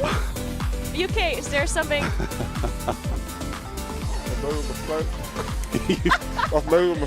Are you aware that some of those taste like vomit?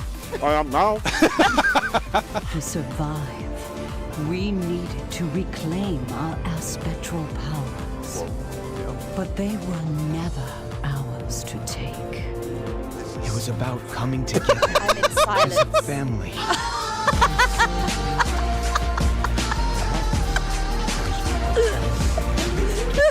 Excellent. The Spells boys was sprinting out. As soon as you see someone out, you go. I am so. Continuum, which is redrawing the lines whilst doing a little bit of raid damage. Why? Is that Zerwo? What? Let's see. That's got to be Zerwo. He's got 5 buttons. What? Oh, it's haunted, sorry. Sort one out yourself to be as cozy as Kush. Who is Wow.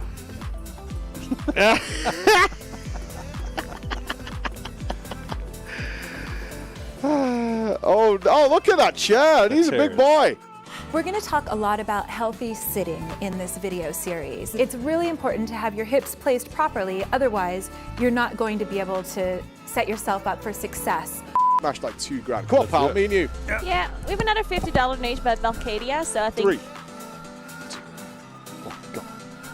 Oh, yeah. Oh, tu pelor! Mi amor!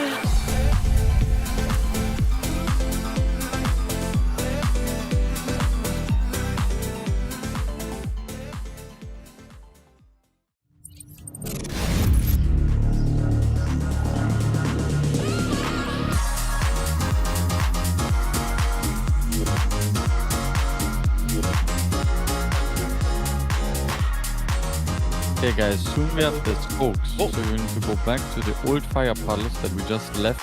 So, Oh no. This is going to be tight as hell, by the way. Mira the tank should be okay for a couple of blasts. We saw Andy survive a couple of them yesterday. Kill it! Kill it! Mira's focus mode.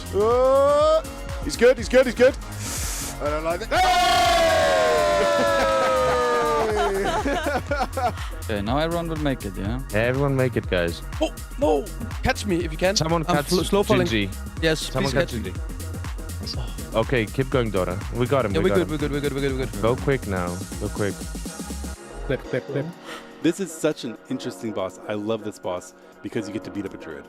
2, 1. Dodge. And we're baiting in 5 seconds. 2, 1. Already in your mind. They're in my mind. Bombs going out soon. Get personals. And now? Is it bombs going out with personals bombs? Bombs personals.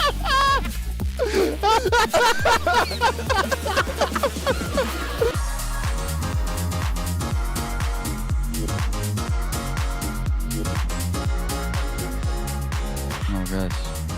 Please make it. Wizard. My daughter, who was at the time 12, I believe, came in and watched. And she said, so you're just clicking on boxes that aren't full until they're full? I was like, well, yeah, I guess. She said, that sounds so stupidly easy. And I'm like, all right, I guess we need to reroll DPS.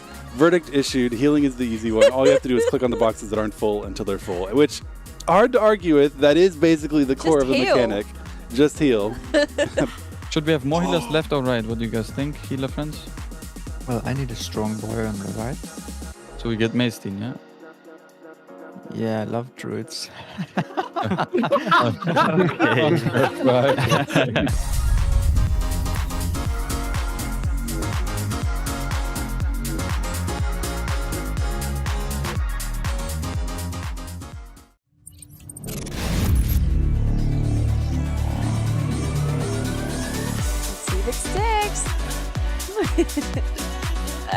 Well, I would say you have to burn it a little bit.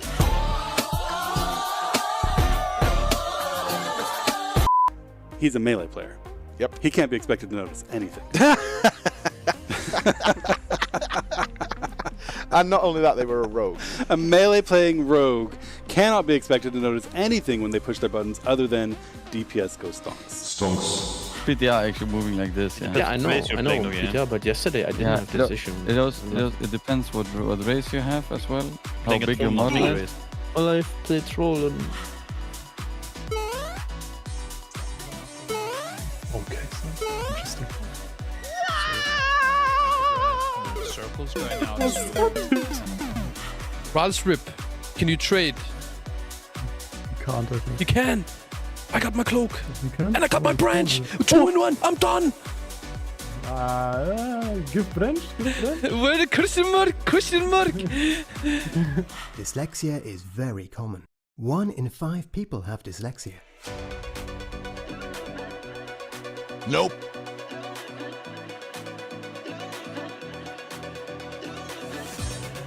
Nope. Nope.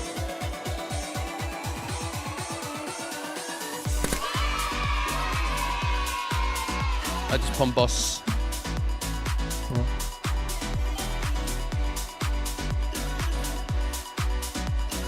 Bombarded. Incorporeal. Okay, you just got clipped. You sent to Blizzard. No, don't send the Blizzard, guys. Okay. Okay, we have another one apparently. Another one Something they're else going to show happening. us. We're getting tricked again. Oh. It's done. Oh. Normal splits 100%. Heroic splits 100%. Heroic Farak splits 100%. We are done with splits, which means now, finally, I can say unabashedly and without any further hesitation, it is time for a break. They have burned down the roots. He's taking double damage, and he is down. First one down, Mythic. Guys, let's have it for Echo being on the board with 1 of 9 on their way up. That's quite fun. Don't get it now. Clicks actually like 3 times as much. Yeah, you sacrifice yourself right away, yeah. on her wall, ultra select.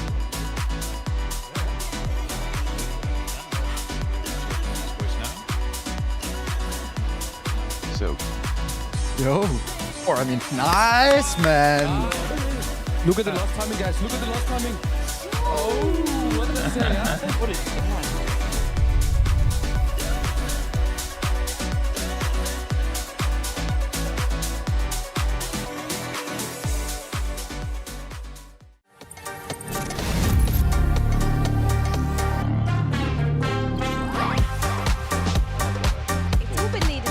We've had so much preparation, and I know there are so many players who aren't necessarily. What's that better tank positioning? A seal. Yeah. Doesn't seal like sound like. If we're going to head over towards production, which we'll need to turn the camera around to do so, we have got some amazing stuff. No, but seriously, guys, orbs, it's actually prohibited now. If you don't catch 5 of your balls, you lose 1 IRL. That's how it goes. Oh my god. What? That's fine. That's a minimum. We need. But the only thing I can get first 70. Fuck, yeah, I mean as a group. Okay.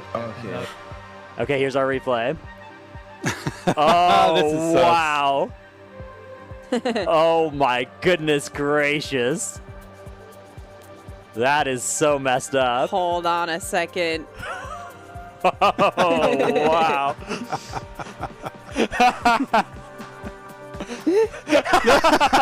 Now he notices. Boom, boom, boom, boom. I want you. I'm so sorry. Dodging in one. Dodge, dodge, dodge. I'm literally faking this. Macros. You can see now the whole platform is covered, so this is when you'll start seeing people dropping. Not the pallies, though. No. They're still standing. Okay, Andy's smirking. Kill me, I dare you. I dare you to kill me. Come on, hit me.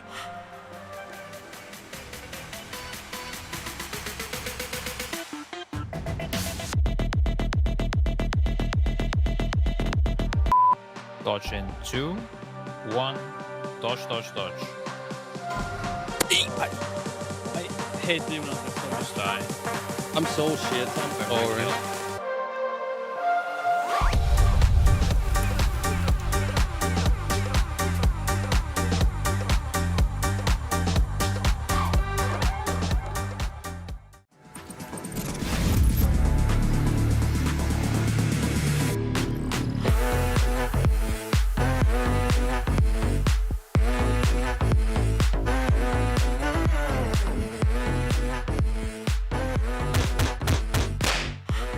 No, I got him. I just. Okay. Well, piece someone else in. Good luck, Ginger. It's fine.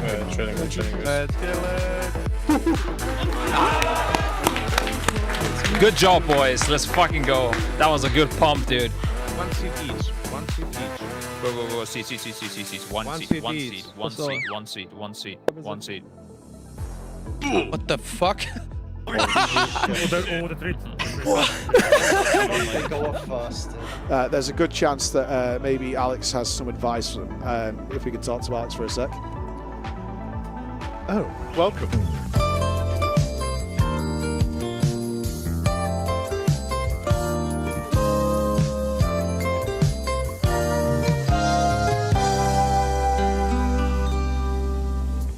They'll grab the seeds, then go up to the orbs in the sky, and then come down to deal with the roots. Nope. It clicks.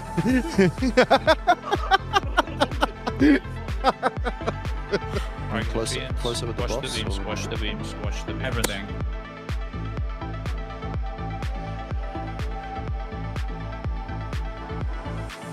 When this boss gets nerfed, whether it happens before or after Liquid and Echo kill it, one of those nerfs will be changing that 3 to a 5. Yep. A few moments later. I do believe they've changed how the seeds work, but in phase 3 only. Okay. You have more time to soak them in phase 3. Was he out of range again, or what happened? No, I spaced out again. Deeds. Into roots. Get it! Scott. Holy fuck. What was that, man? Did you fucking spank Scribe or what was that, dude?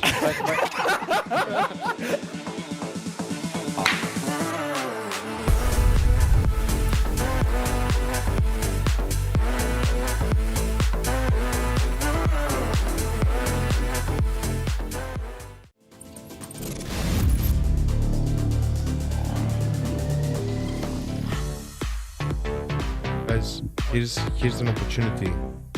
Focus up now. Scribe is not here. Let's show him we can do better without him. And you I mean, if we go phase 3 without Focus him, up. then I can kick him out of the vineyard, so that's good.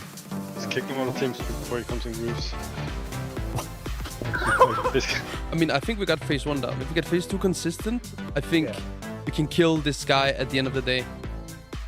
Yep. Kush, I will come over there and slap your asshole to oblivion if you don't shut the fuck up and focus up. This is killable, you dumb shit. I hate the augmentation, bro. They just ruin everything. You don't even know what reality is anymore. You're officially one of us. One of us. One of us. Taking a whistle-stop tour of famous heists around the globe, here are some of the fastest thefts in history.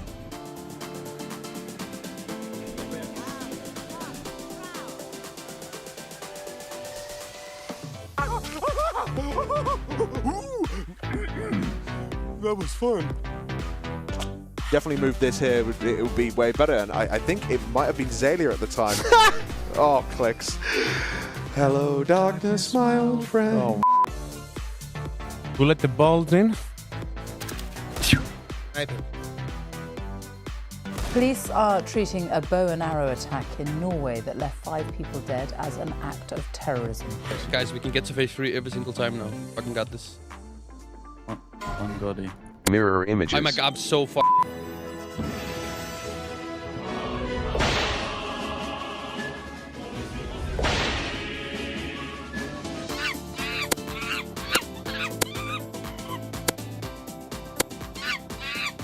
Mini Playing with one already hand. go after this frontal.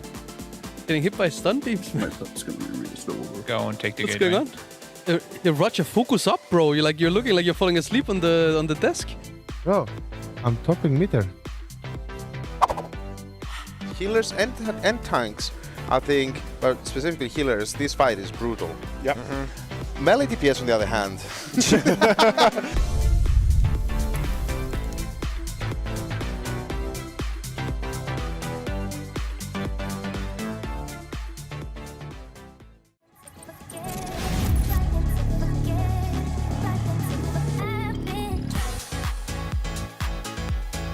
No one. No, what's up?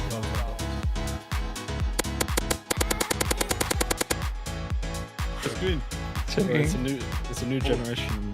Oh shit! Oh ho ho I ho! got delivery. Yeah? Christmas is early, dude. Time for Thanksgiving, boys. How many did you get, bro? Come on. Nine! Du As Miraz has decided to Rubicanti himself up and is now ready to start spreading evil throughout the arena. Let's have a look. See here. Instant replay. Blair! Blair!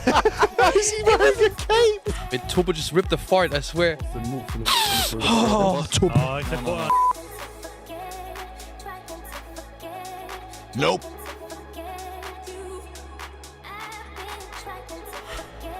Scribe is just stupid, yeah. Bro, Scribe is just... He's just sitting there, has a water bottle next to space, guys. My eye is hurting, but I'm fixing it. Don't worry, guys. I'm a doctor. You safe here? I'm good in the hook, guys.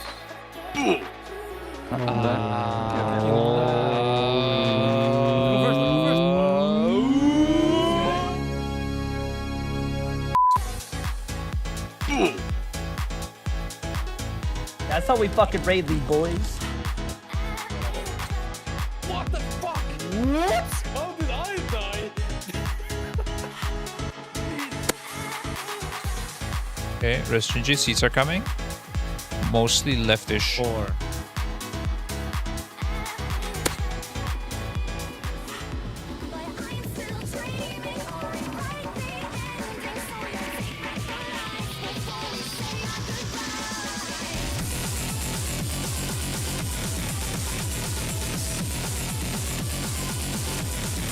I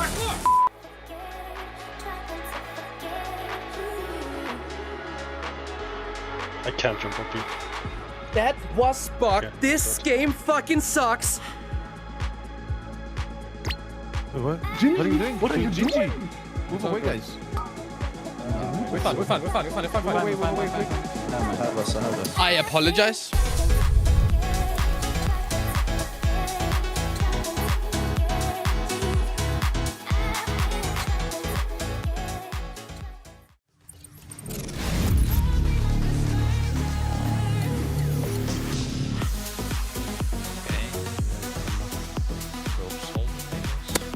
What?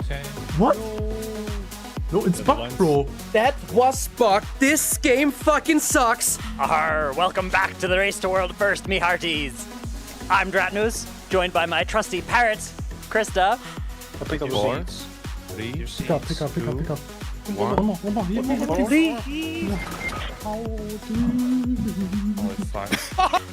We're not going feds until we kill this motherfucker, okay? So I know what you have to do. Pop a monster, pop a Red Bull, pop a motherfucking whatever you want. Okay? No. He missed energy drink. Energy drink. Anything legal, of course. 2, 1.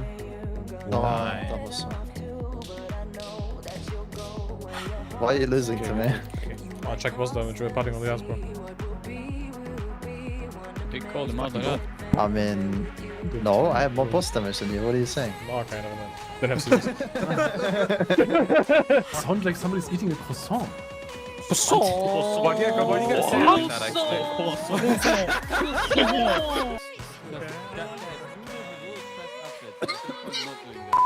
Who let the dogs out?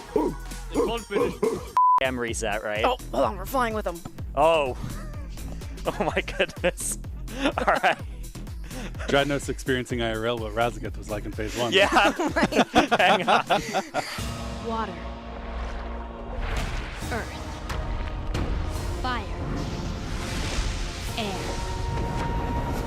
Long ago. Then one more round. Then one more.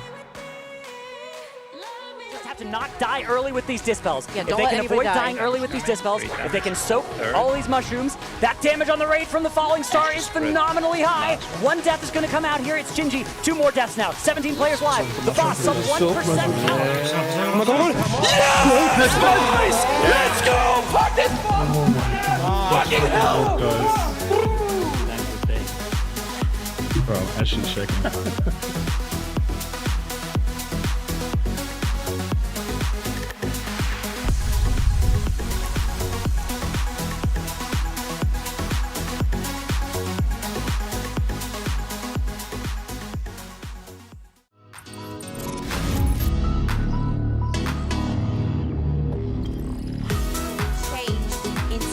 A fiery orb or a shadowy orb. You can see the entire raid is marked with either fire or shadow, and they will need to make sure they're soaking those balls. Successful. Yeah. Just kind of soak them. Look at this replay. Look at Kush. That's all of our reaction to this moment. There are so many balls.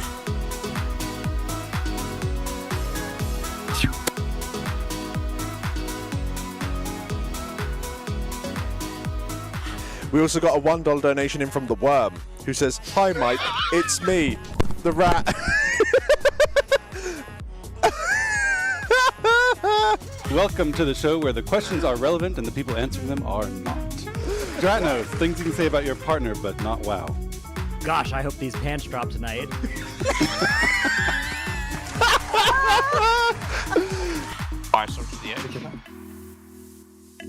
Tactical nuke incoming! What? Tighter look. You do want to get away from this. I think it is fall-off damage. Let's see if we have any players die. Alright, so we have one. There we go. We have one. You are Narco and you just finally got in for the 1 boss per tier you get to progress.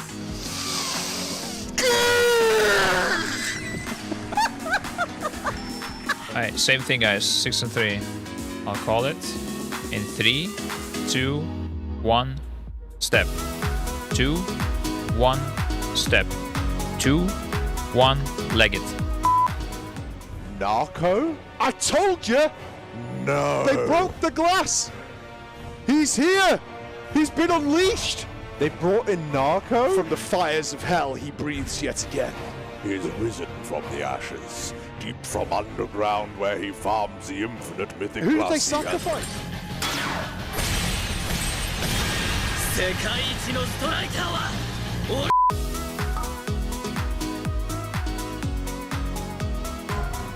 Hello there. Stratnos, you've checked out Wowhead and you've read that Boomkin is still a spec in the game.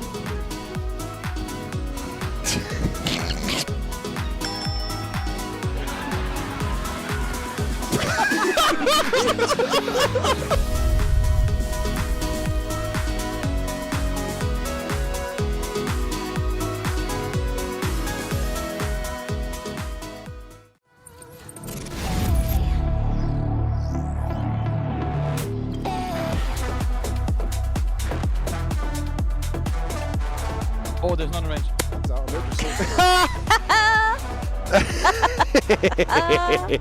These mages. Calls himself a gamer. Sit down with Secret Lab with the one, the only, the benched. Say that again.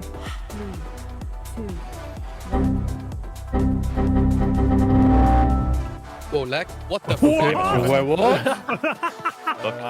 Stops to prevent every single scream, and once one scream goes down, someone else is very likely to die, which makes the subsequent scream even more likely. And it disintegrates very I can hear him. That lasted for one pull. He did not like what he saw with The fire. whole room is laughing at Gingy. I can hear it over my headphones where is across he on the that room. meter? I can't quite see.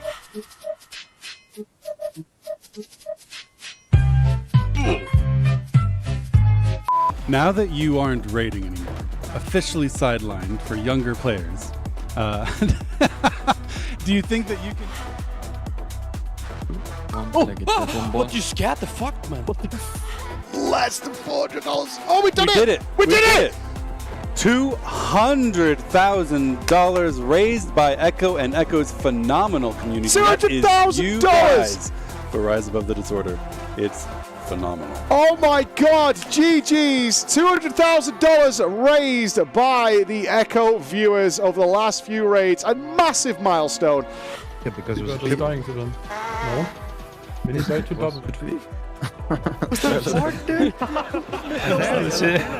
Ryzen just blasted me hard, bro.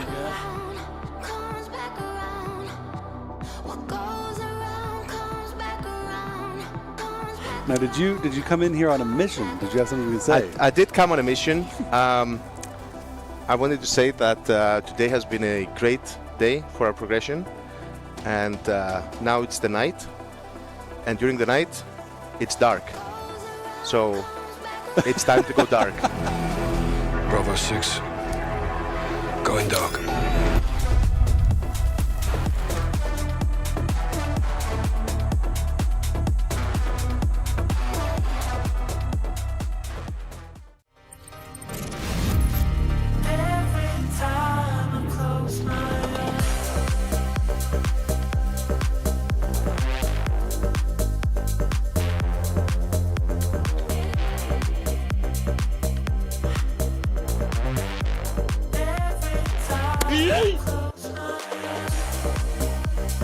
What the dog doing? Whoa! No! Saj. And I'm here to help. Yeah, this is a Watch really this. good play by Gingy as he picks up the seed right before it gets hit by one of these blazes. In just a moment, you can see Show having the seed, dropping it on the blaze, and Gingy instantly blinking out with that one. That was so Oh my close. goodness. That was very That beautifully was done by amazing. Gingy. That was so good. From the burning of Teldrassil. So are you saying that the What the hell did you just say? Did you just say Teldrassil? Yeah. Burn the witch. We already burned the tree. Burn the witch. Teldrassil? Not this time. This is getting Time to really stretch the spicy. legs, boys. Get the hammies going. Let's go. But I cannot see. I'm legally blind.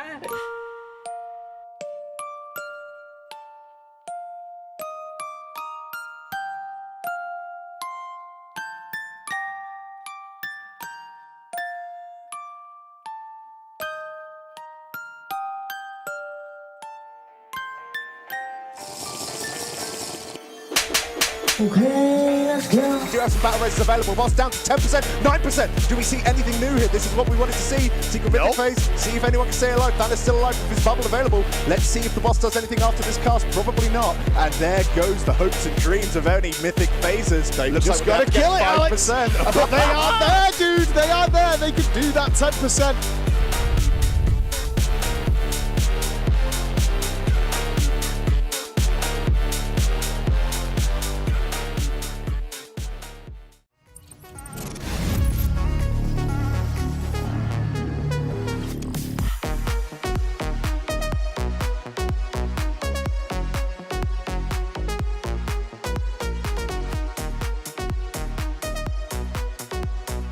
Once that Angel does go through, but let's see if they can deal with those blazers. As one of the seeds looks like it's in the blaze, but it did manage to recover. What? So well done by Kush and the other people with the blazes there. So well done.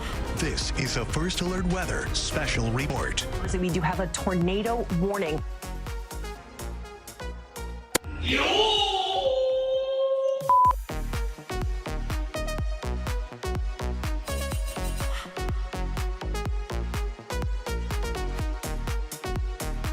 Will you stop following me?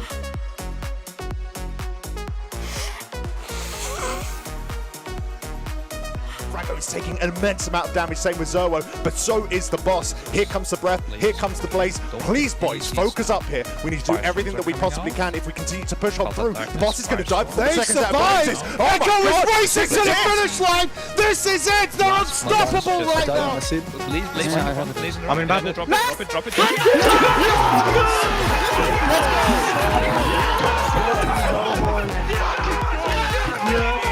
Let's go! Good God Almighty! What did I just see? That is incredible! Look at them! Oh my well God, deserved, I boys! cannot believe it! Holy God in hell!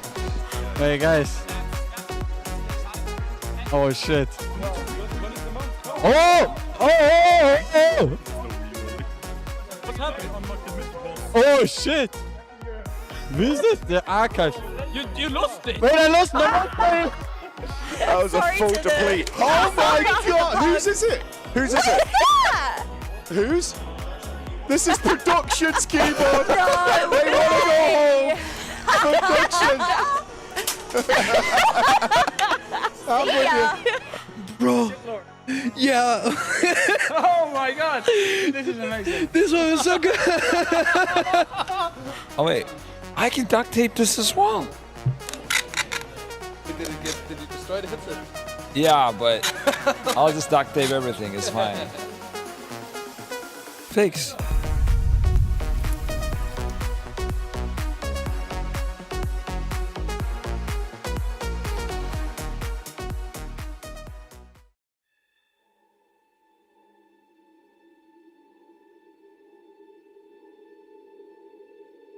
Champions, what lies ahead is a sacred space within the Emerald Dream. Any intruder to the dream will be attacked, no matter the purity of their intentions. With this seed of life, we are one step closer to stopping Farak. The seeds of life are in place. Amirdrassil awaits our defense. And Farak, my wrath. The age of dreaming comes to an end. This seed will be the ember that burns the world. 2% to go for Echo here as they are racing to the finish line. Bear witness to the purity of flame and be consumed. Echo is the new dragonfly. No way. Move out of the way. Oh my goodness! What is born of fire can never be extinguished. Everything burns, including you.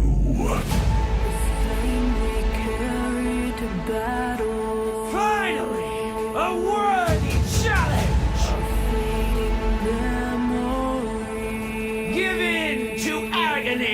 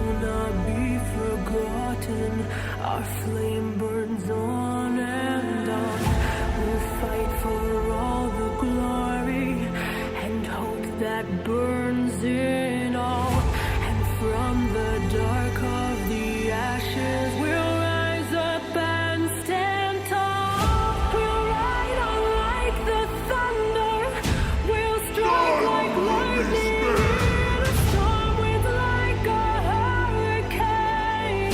Relentless we'll remain, we will be legendary, and from this moment on we will not be forgotten.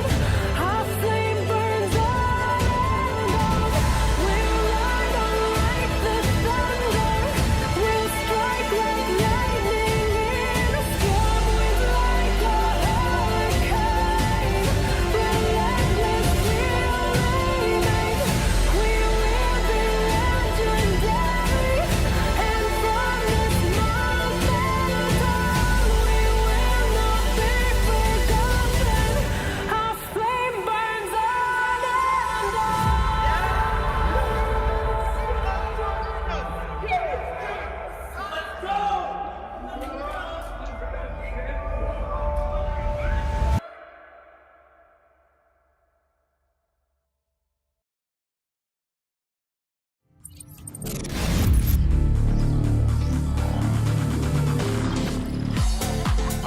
There was a siren came on. We just raised $2,000. All right, so.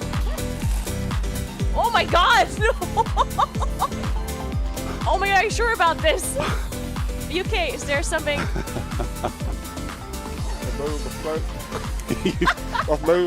Are you aware that some of those taste like vomit? I am now. To survive, we needed to reclaim our aspectral powers. But they were never ours to take. It was about coming together I'm in as silence. a family.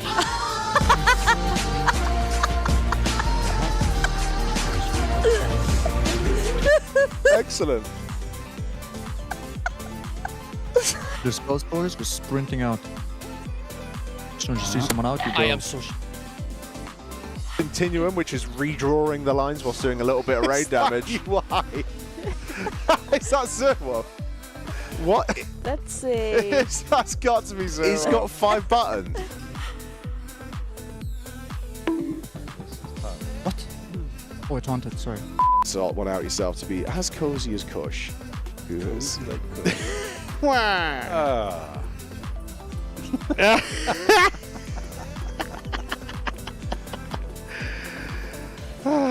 oh, look at that chair. He's a big boy. We're going to talk a lot about healthy sitting in this video series. It's really important to have your hips placed properly, otherwise you're not going to be able to set yourself up for success. Smashed like $2,000. Come on, pal, me and you. Yeah, we have another $50 donation by Valcadia, so I think... 3. Oh, yeah. Oh, tu pelor! Mi amor!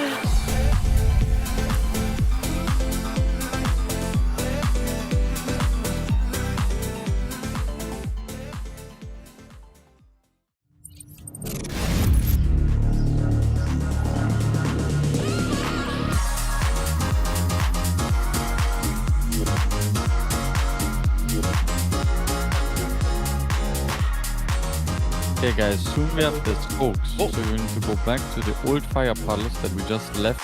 So, oh no. This is going to be tight as hell, by the way. Mira should be, the tank should be okay for a couple of blasts. We saw Andy survive a couple of them yesterday. Kill it!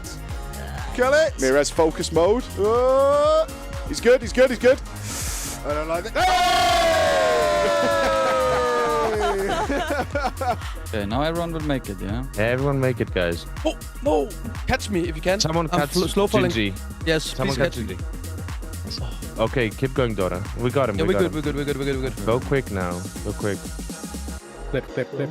This is such an interesting boss. I love this boss because you get to beat up a druid. 2, 1. Dodge.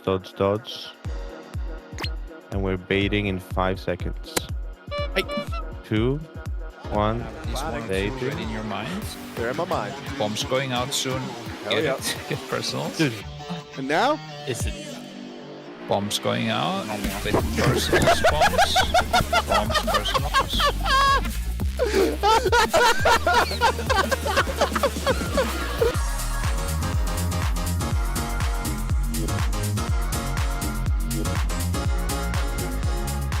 Oh, guys.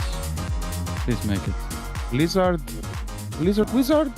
My daughter, who was at the time 12, I believe, came in and watched.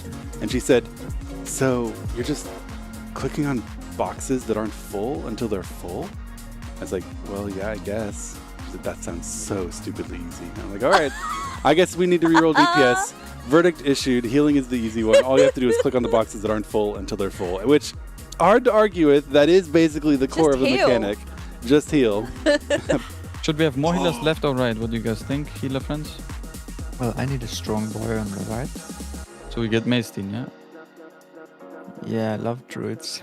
Okay, that's right.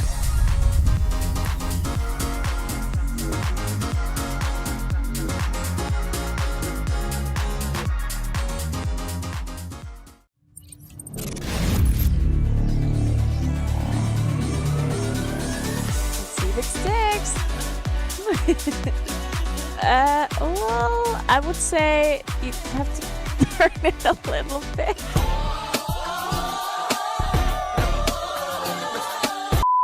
He's a melee player. Yep. He can't be expected to notice anything. And not only that, they were a rogue. A melee playing rogue cannot be expected to notice anything when they push their buttons other than DPS go stonks. Stonks. PTR actually moving like this, yeah. Yeah, I know, PTR, but yesterday I didn't have this issue. It depends what race you have as well, how big your model is. Well, I've played troll and... Okay, interesting. Circles going out. Ralstrip, can you trade? You can't, I think. You can! I got my cloak! You can? And I got my branch! 2 in 1! I'm done! Give branch? Where the question mark? Question mark! Dyslexia is very common. 1 in 5 people have dyslexia. Nope.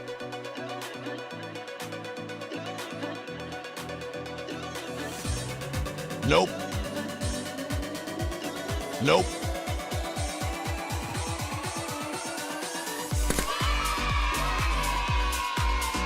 I just pump boss.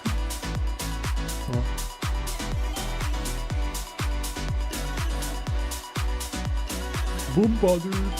Incorporeal. Okay, you just got clipped. Being sent to Blizzard. No, don't send the Blizzard, guys. Okay. We have another one apparently. Another one Something they're else going to show happening. us. We're getting tricked again. Oh. It's done. Oh. Normal splits 100%. Heroic splits 100%. Heroic Farak splits 100%. We are done with splits, which means now, finally, I can say unabashedly and without any further hesitation, it is time for a brick. They have burned down the roots. He's taking double damage, and he is down. First one down, Mythic. Guys, let's have it for Echo being on the board with 1 of 9 on their way up. That's quite fun. Don't get it now. Clicks actually like 3 times as much. Yeah, you just sacrifice yourself. Ja, gå in, ja. Man har vård och försök.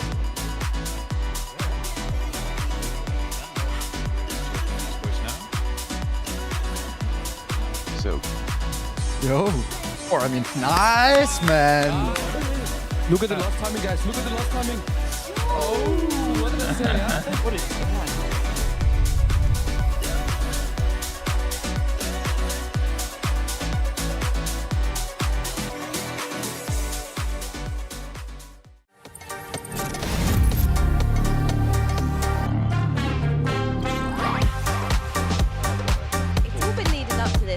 So much preparation, and I know there are so many players who aren't necessarily. What's that better tank positioning? A seal. Yeah. Doesn't seal like sound like. If we're going to head over towards production, which we'll need to turn the camera around to do so, we have got some amazing stuff. No, but seriously, guys, orbs, it's actually prohibited now. If you don't catch 5 of your balls, Yeah, you lose 1 IRL. That's how it goes. Oh my god. What? That's right, yeah. That's a minimum we need. But I don't think I can get first 70. Fuck, dude. Yeah, I mean as a group. Everyone. Okay. Okay, here's our replay. Oh, wow. Oh my goodness gracious. That is so messed up. Hold on a second. Oh, wow.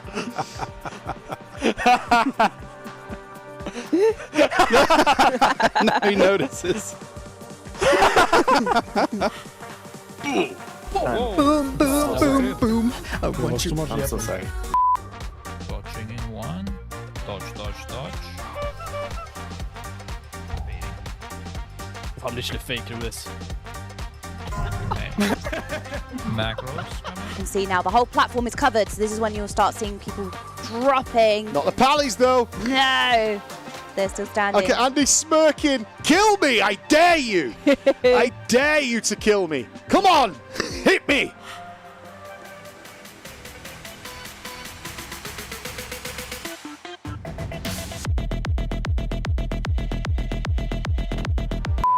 Dodge in 2, 1. Dodge, dodge, dodge. I hate doing that. Just die. I'm so shit. I'm sorry.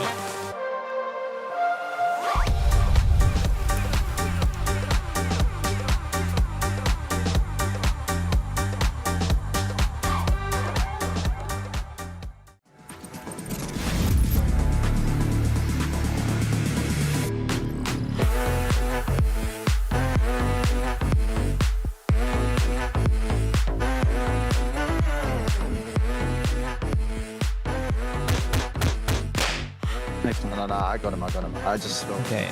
Well, piece someone else in. That's a bubble. Good luck, Ginger. It's fine. Training. Let's kill it. Good job, boys. Let's fucking go. That was a good pump, dude. 1 seat each. 1 seat each. Whoa. Seat. One seat. What the fuck?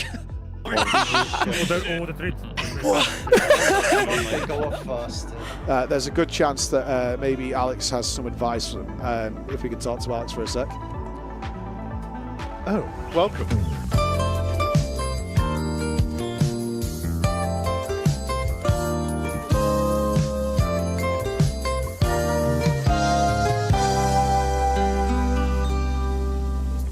They'll grab the seeds, then go up to the orbs in the sky, and then come down to deal with the roots.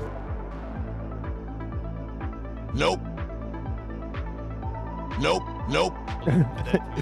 It clicks.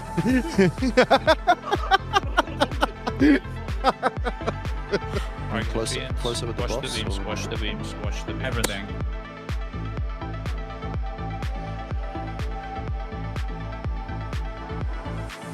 When this boss gets nerfed, whether it happens before or after Liquid and Echo kill it, one of those nerfs will be changing that 3 to a 5. Yep. A few moments later. I do believe they've changed how the seeds work, but in phase 3 only. Okay. You have more time to soak them in phase 3. Was he out of range again, or what happened? No, I spaced out again.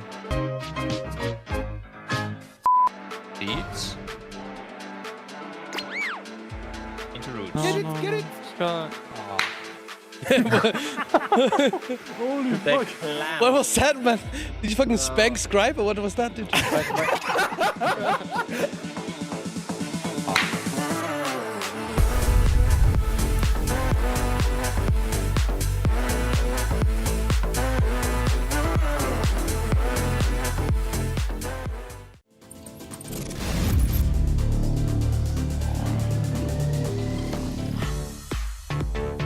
Guys, here's an opportunity. Focus up now. Scribe is not here. Let's show him we can do better without him. And you I mean, if we go phase 3 without him, then I can kick him out of the venue, so let's get it. Let's kick him out of teams before he comes in grooves. I mean, I think we got phase 1 down. If we get phase 2 consistent, I think we can kill this guy at the end of the day. Yep.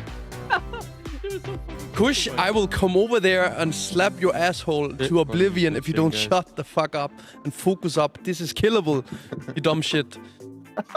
I hate the augmentation, bro. They just ruin everything. You don't even know what reality is anymore. You're officially one of us. One of us. One of us. Taking a whistle-stop tour of famous heists around the globe, here are some of the fastest thefts in history.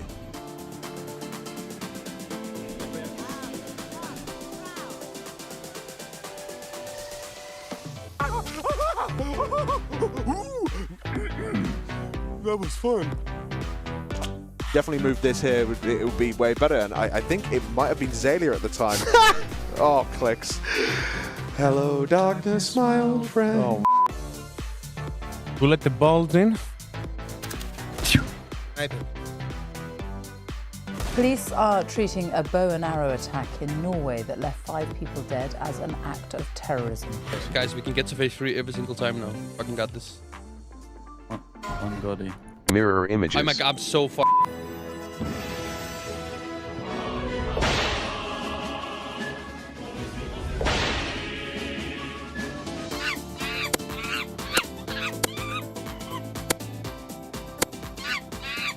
Playing with one already hand. go after this frontal. Getting hit by stun beams. Go and take the What's gateway. going on? Roger, focus up, bro. You're looking like you're falling asleep on the desk. Oh, I'm topping meter. Healers and tanks, I think, but specifically healers, this fight is brutal. Yep. Melee DPS, on the other hand.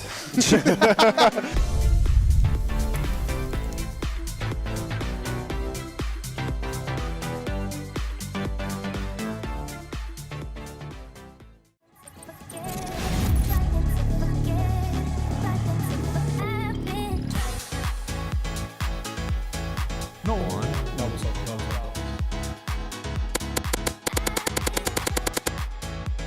It's green. Checking. It's a new generation. Oh shit! Oh ho ho I ho! got delivery. Christmas is early, dude. Time for Thanksgiving, boys. How many did you get, bro? Come on. Nein! Du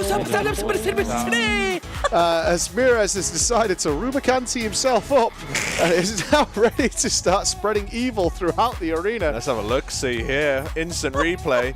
Blair! Blair! Why is he wearing a cape? Wait, Tobo just ripped the fart, I swear. Oh, Tobo. Nope.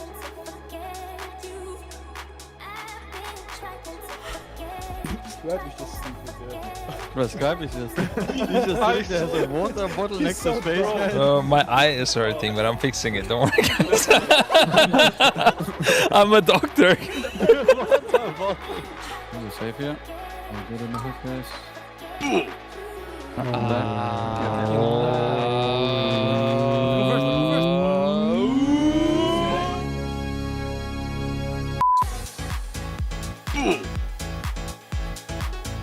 That's how we fucking raid these boys.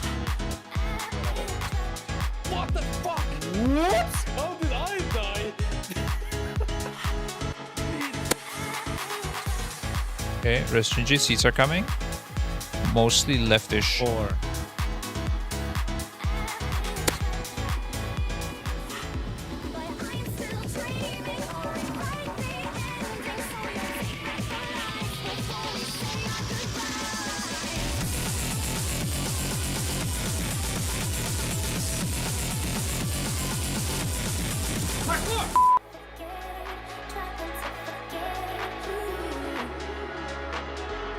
I can't jump up you. That was bug. Okay, This game fucking sucks. What? What are you doing? What are you doing? Move away, guys. We're fine. Wait. I apologize.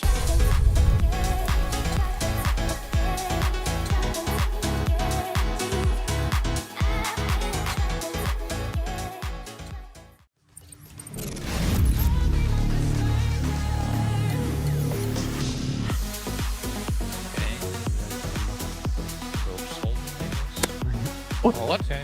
What? No, it's bugged, bro. That was bugged. This game fucking sucks. Welcome back to the Race to World First, me hearties. I'm Dratnus, joined by my trusty parrots, Krista. I pick up 4, 3, Pick up. 1. One more. Oh, it's fine. We're not going to bed until we kill this motherfucker, okay? So I know what you have to do. Pop a monster, pop a Red Bull, pop a motherfucking whatever you want. Okay? No. He means energy drink. Energy drink. Anything legal, of course. 2, 1. Why are you losing to me? I'll check boss damage. We're patting on the ass, bro. They called him out like that. I mean, no, I have more boss damage than you. What are you saying? Okay, never mind. Then have serious. Sounds like somebody's eating a croissant. Why do you gotta say it like that,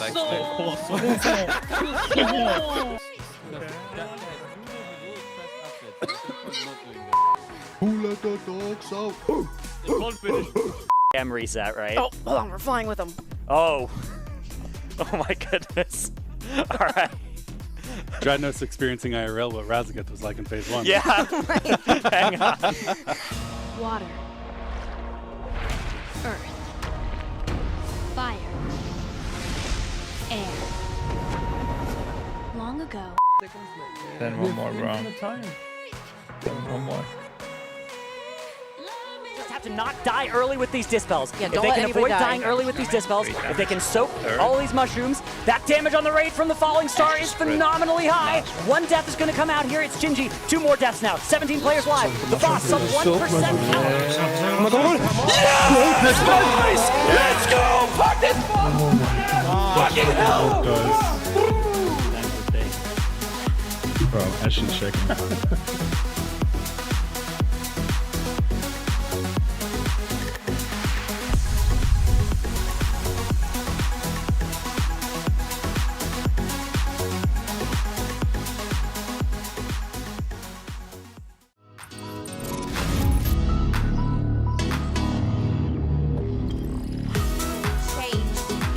A fiery orb or a shadowy orb. You can see the entire raid is marked with either fire or shadow, and they will need to make sure they're soaking those balls. Successful. Yeah. Just kind of soak them. Look at this replay. Look at Kush. That's all of our reaction to this moment. There are so many balls.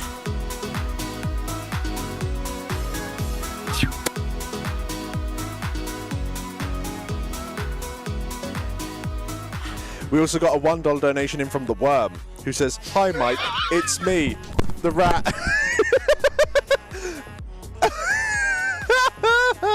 Welcome to the show where the questions are relevant and the people answering them are not. Dratnus, things you can say about your partner, but not WoW. Gosh, I hope these pants drop tonight.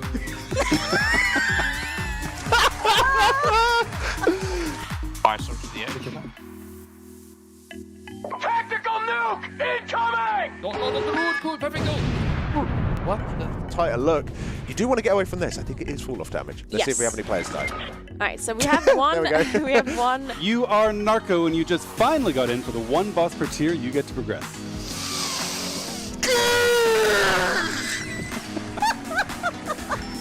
Alright, same thing guys, 6 and 3. I'll call it in 3, 2, 1, step. 2, 1, step. 2, 1, leg it. Narco? I told you! No. They broke the glass! He's here! He's been unleashed! They brought in Narco? From the fires of hell, he breathes yet again. He is risen from the ashes, deep from underground where he farms the infinite mythic Who did they glacier. sacrifice?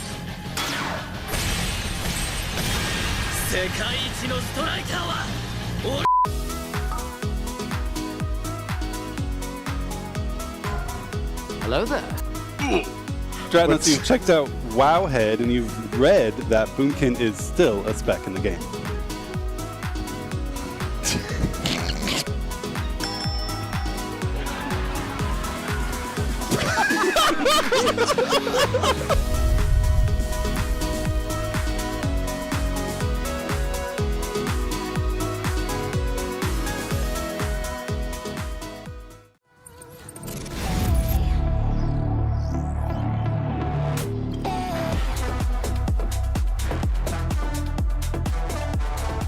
there's not a range. That's out of These mages. Calls himself a gamer. Sit down with Secret Lab with the one, the only, the benched. Say that again. 3, 2. Whoa, lag. What the fuck? Ups to prevent every single scream, and once one scream goes down, someone else is very likely to die, which makes the subsequent scream even more likely. And I love it, Gingy, I can hear him. That lasted for one pull. He did not like what he saw with The fire. whole room is laughing at Gingy. I can hear it over my headphones where is across he on that the room. meter? I can't quite see.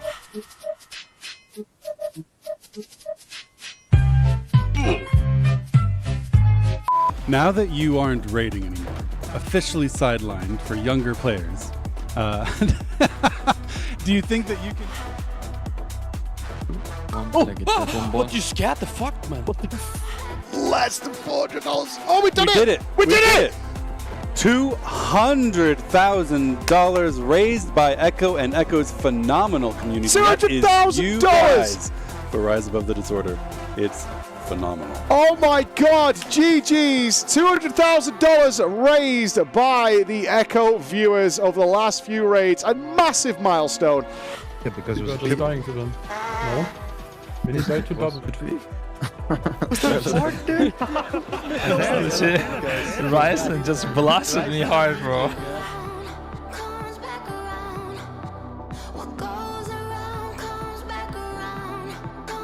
Now, did you come in here on a mission? Did you have something to say? I did come on a mission. I wanted to say that today has been a great day for our progression, and now it's the night, and during the night, it's dark. So it's time to go dark. Bravo 6, going dark.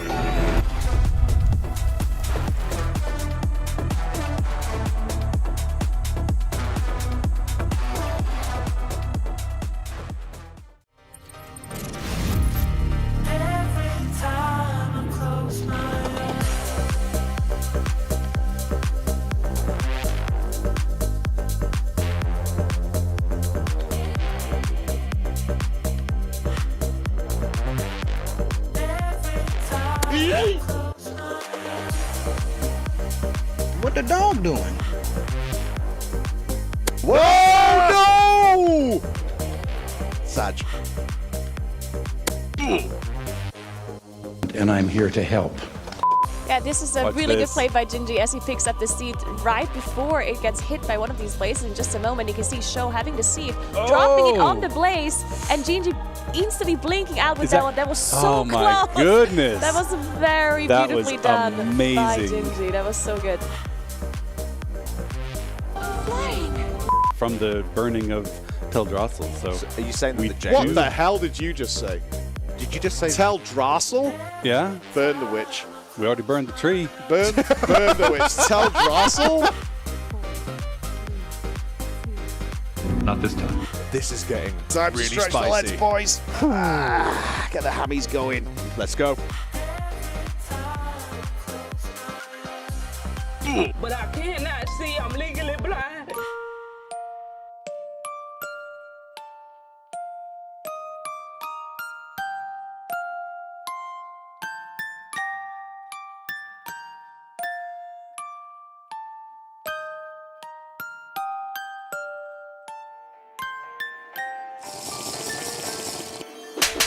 Okay, let's go. We do have some battle races available. Boss down to 10%, 9%. Do we see anything new here? This is what we wanted to see. Secret Mythic phase. See if anyone can stay alive. Banner's still alive with his bubble available. Let's see if the boss does anything after this cast. Probably not. And there goes the hopes and dreams of any Mythic phases. They Looks just like got to kill it, Alex. 5%. But they are there, dude. They are there. They could do that 10%.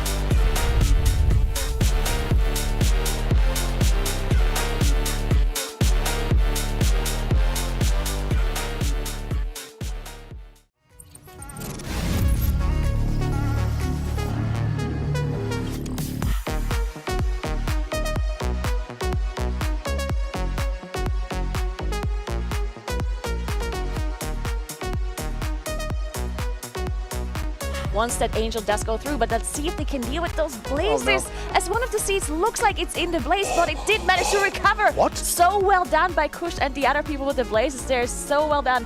This is a First Alert Weather special report. We do have a tornado warning.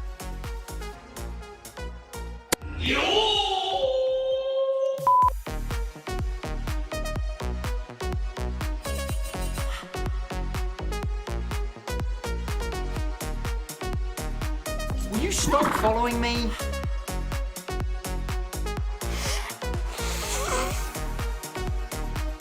Franco is taking an immense amount of damage, same with Zerwo, but so is the boss. Here comes the breath, here comes the blaze. Please, boys, focus up here. We need to do everything that we possibly can if we continue to push on through. The boss is going to die before the second set of blazes. Echo is racing to the finish line. This is it. They're unstoppable right now. Please, I'm in battle. Drop it.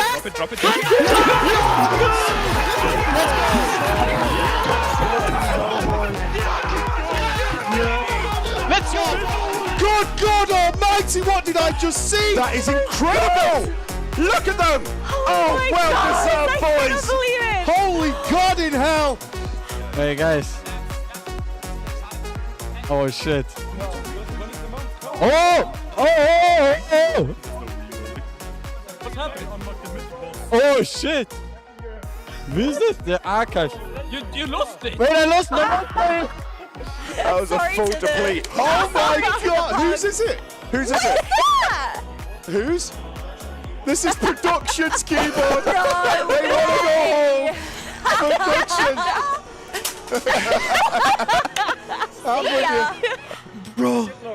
Yeah. Oh my God. This is amazing. This one was so good. Oh wait, I can duct tape this as well. Did you destroy the headset? Yeah, but I'll just duct tape everything. It's fine. Fix.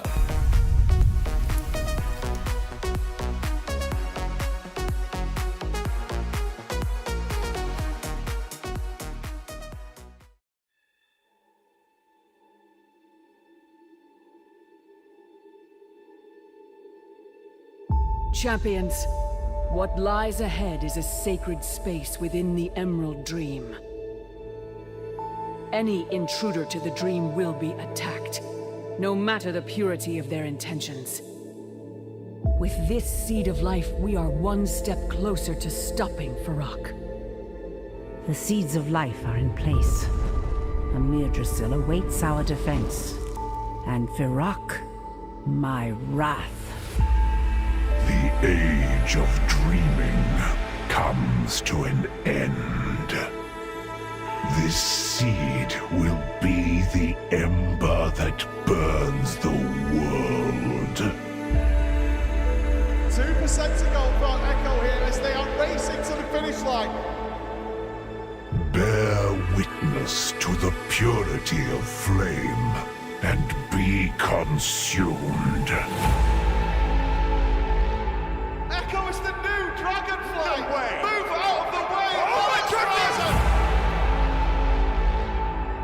What is born of fire can never be extinguished.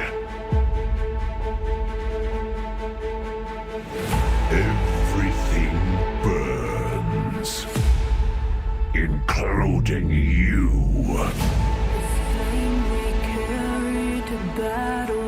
Finally, a worthy challenge!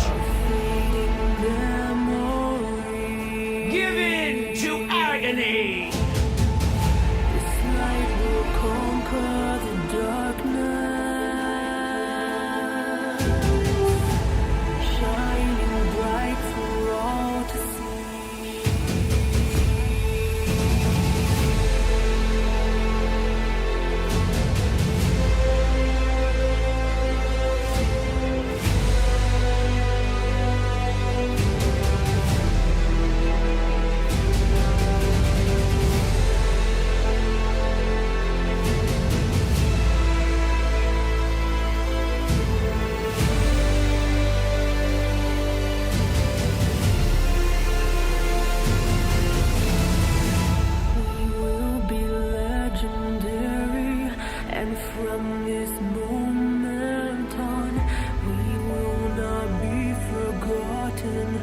Our flame burns on and on.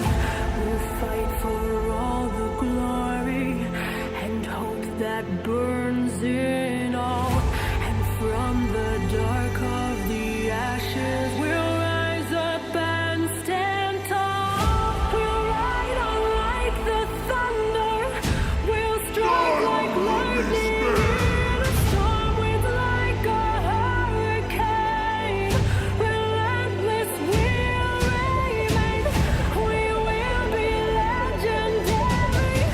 And from this moment on, we will not be forgotten. Our flame burns on and on. We'll ride on like the thunder. We'll strike like lightning in a storm with like a hurricane. Relentless we'll remain. We will be legendary. And from this moment on, we will not be forgotten. Our flame burns on and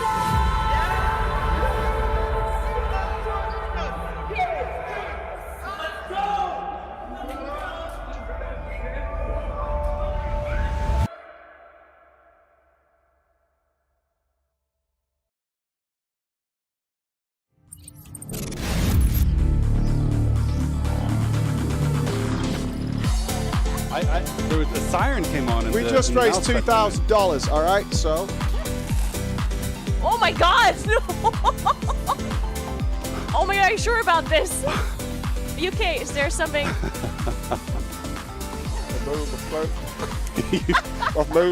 Are you aware that some of those taste like vomit? I am now. To survive, we needed to reclaim our aspectral powers. But they were never ours to take. It was about coming together I'm in as a silence. family.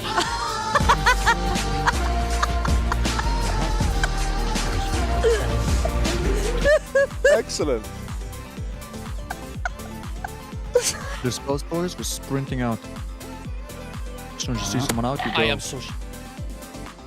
Continuum, which is redrawing the lines whilst doing a little bit of raid damage. Why? Is that Zerwo? What? Let's see. That's got to be Zerwo. He's got 5 buttons. What? Oh, I taunted, sorry. Sort one out yourself to be as cozy as Kush. Who is? Oh,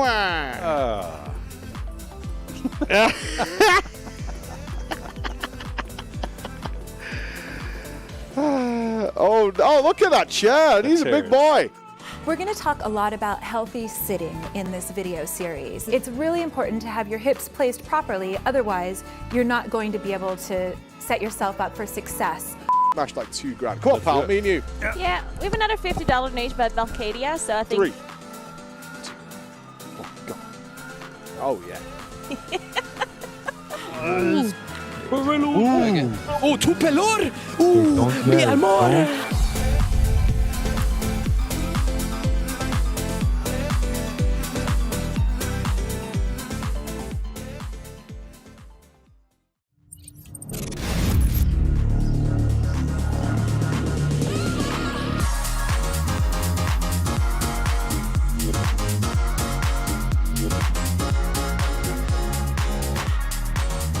Okay guys, soon we have the spokes, so we need to go back to the old fire puddles that we just left.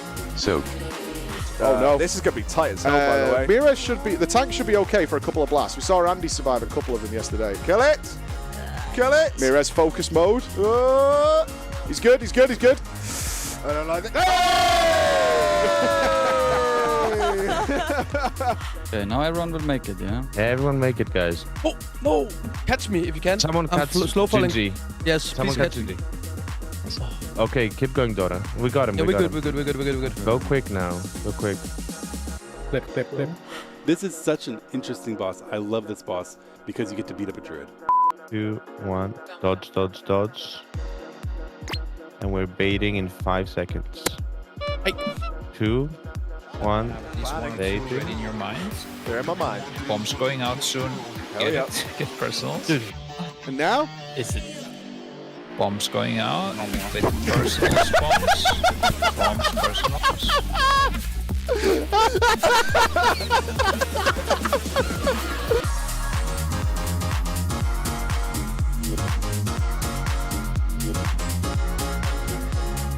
Oh guys, please make it.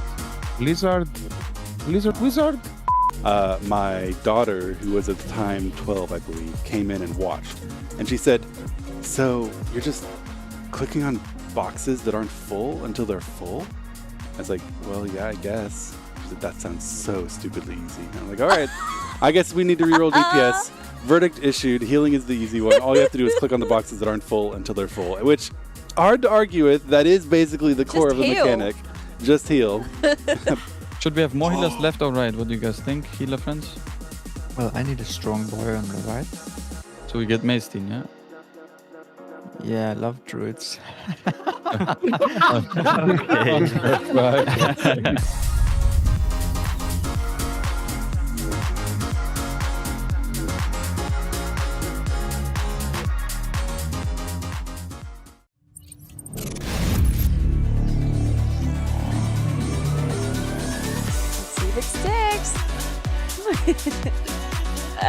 Well, I would say you have to turn it a little bit.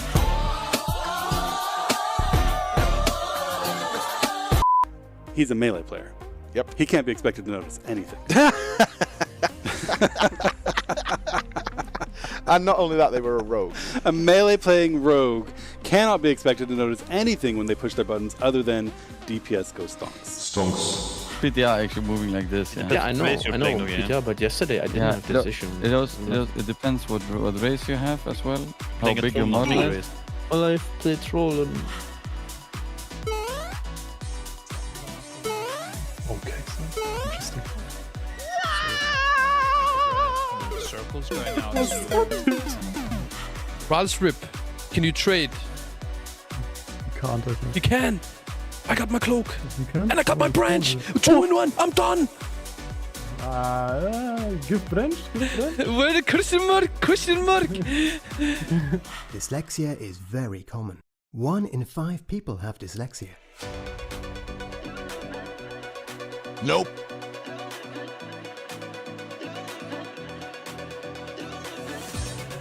Nope. Nope.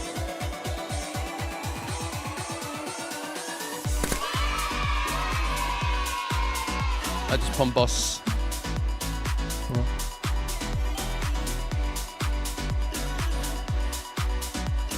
Boom bugger. Incorporeal. Okay, you just got clipped. Thanks into Blizzard. No, don't send the Blizzard, guys. Okay. Okay, we have another one apparently. Another one Something they're else going to show happening. us. We're getting tricked again. Oh. It's done. Oh. Normal splits 100%. Heroic splits 100%. Heroic Farak splits 100%. We are done with splits, which means now, finally, I can say unabashedly and without any further hesitation, it is time for a break. They have burned down the roots. He's taking double damage, and he is down. First one down, Mythic. Guys, let's have it for Echo being on the board with 1 of 9 on their way up. That's quite fun. Don't get it now. Clicks are actually like 3 times as much. Yeah, you sacrifice yourself. Yeah, one have wall or protect.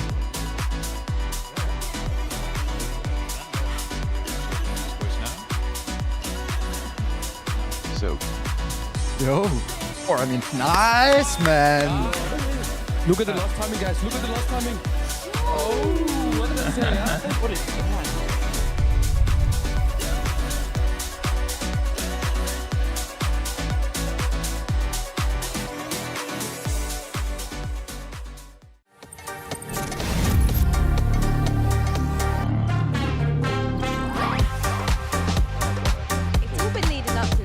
So much preparation, and I know there are so many players who aren't necessarily. What's that better tank positioning? A seal. Yeah. Doesn't seal like sound like. If we're going to head over towards production, which we'll need to turn the camera around to do so. We have got some amazing stuff. No, but seriously, guys, orbs, it's actually prohibited now. If you don't catch 5 of your balls, you lose 1 IRL. That's how it goes. Oh my god. What? That's fine. That's a minimum. We need. But yeah, the only thing I can get first 70. Fuck it. Yeah, I mean, as a group. Okay. Okay, here's our replay. Oh, This is wow. Oh my goodness gracious. That is so messed up. Hold on a second. Oh, wow.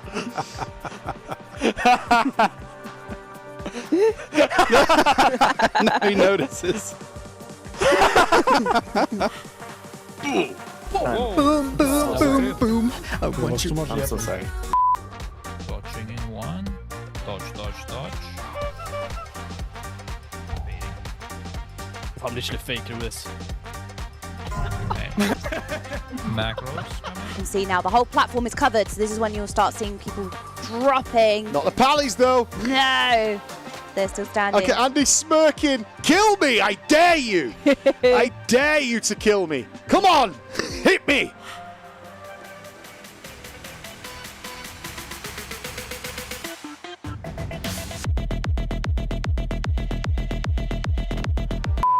Dodge in 2, 1. Dodge, dodge, dodge. I hate demon Just die. I'm so shit. I'm sorry.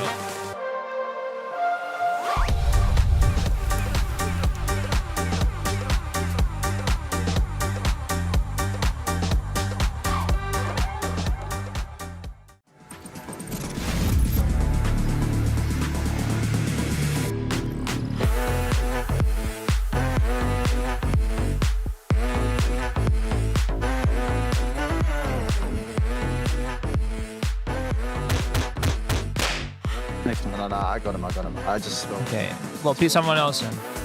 Good luck, Ginger. It's fine. Training. Let's kill it. Good job, boys. Let's fucking go. That was a good pump, dude. 1 seat each. 1 seat each. Go. Seat. One seat. What the fuck? Go off faster. There's a good chance that maybe Alex has some advice. If we could talk to Alex for a sec. Oh, welcome.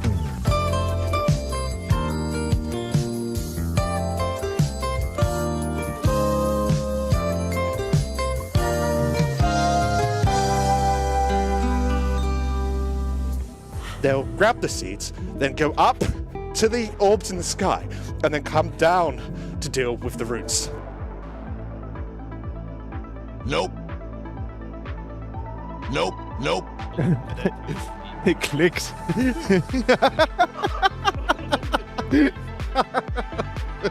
Alright, closer with the watch boss, the beams, or- watch the beams, watch the beams. Everything.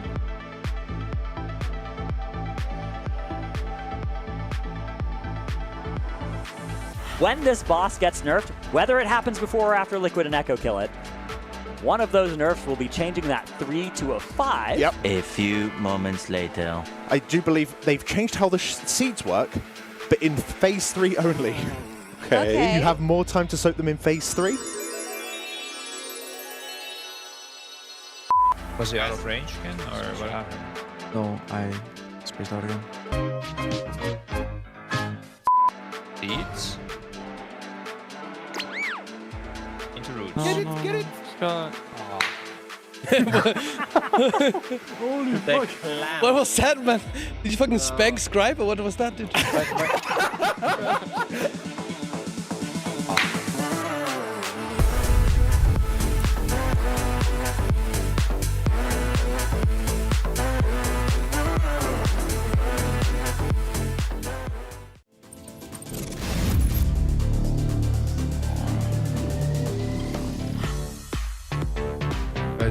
Guys, here's an opportunity.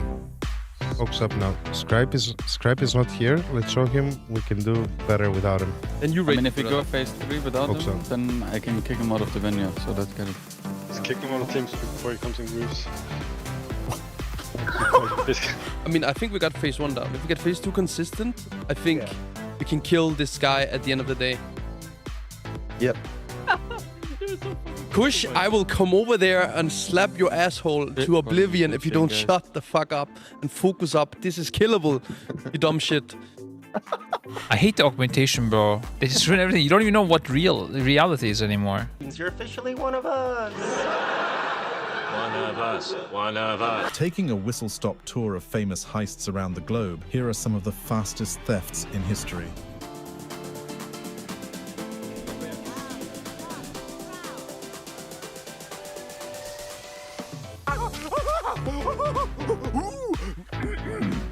That was fun.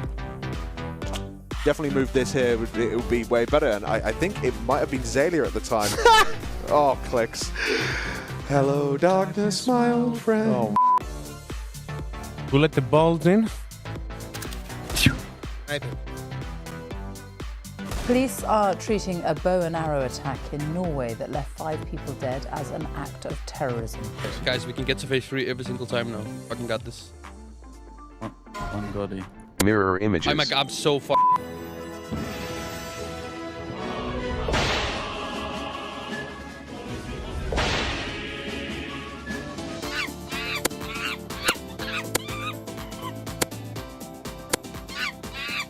Mini Playing with one hand. Go after this frontal. Getting hit by stun beams, man. That's gonna be really slow. Go and take the What's gateway. going on? Roger, focus up, bro. You're looking like you're falling asleep on the desk. Bro, I'm topping meter. Healers and tanks, I think, but specifically healers, this fight is brutal. Yep. Melee DPS, on the other hand.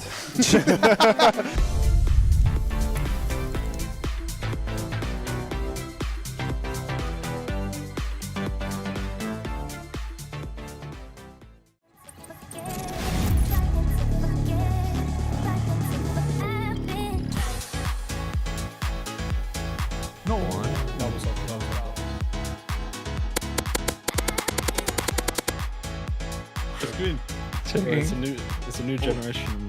Oh shit! Oh, I got delivery. Yeah. Christmas is early, dude. Time for Thanksgiving, boys. How many did you get, bro? Come on. Nein! Du selbst as Miraz has decided to Rubicanti himself up and is now ready to start spreading evil throughout the arena. Let's have a look. See here. Instant replay. Blair! Blair! Why is he wearing a cape? Wait, Tobo just ripped a fart, I swear. Oh, Tobo. Nope.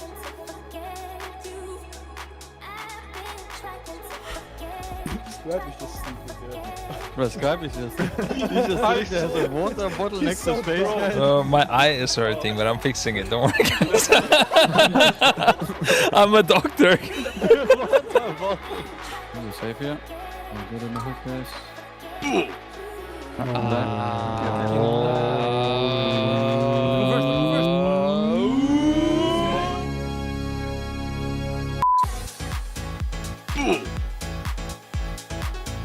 That's how we fucking raid these boys. What the fuck? What? How did I die? Okay, restringent seats are coming. Mostly leftish. 4.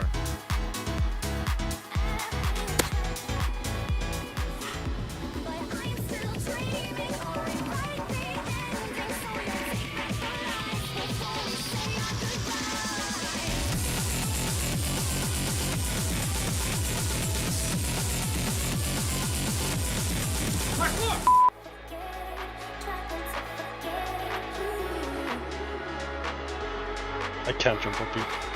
That was bug. Okay, This game fucking sucks. What? Gingy, What are you doing? what are you doing? Move away, guys. We're fine. Wait. I apologize.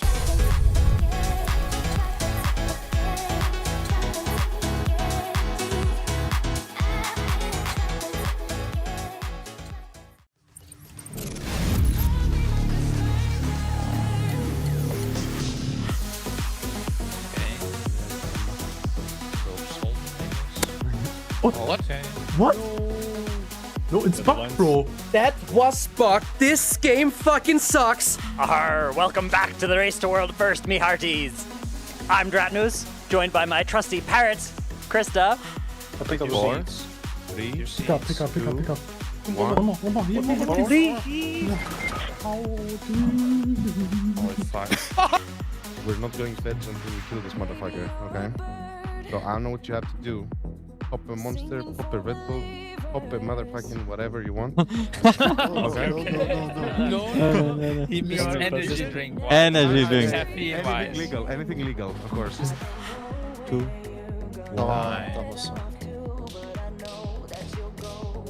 Why are you losing to me? I'll check boss damage. We're patting on the ass, bro. Big call him out like that. I mean, no, I have more boss damage than you. What are you saying? Okay, never mind. Then have serious. Sounds like somebody's eating a croissant. Why do you gotta say it like that,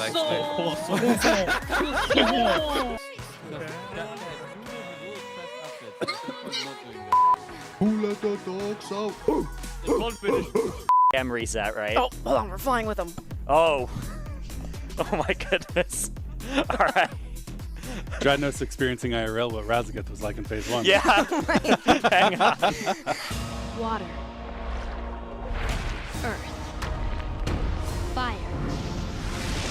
Air. Long ago. Then one more, bro. One more. Have to not die early with these dispels. Yeah, if don't they let can anybody avoid die. dying early with these dispels, if they can soak all these mushrooms, that damage on the raid from the falling star is phenomenally high. One death is going to come out here. It's Gingy. 2 more deaths now. 17 players live. The boss sub 1% count. Yes! Let's go! Fuck this! Fucking hell! Bro, Ashen shaking.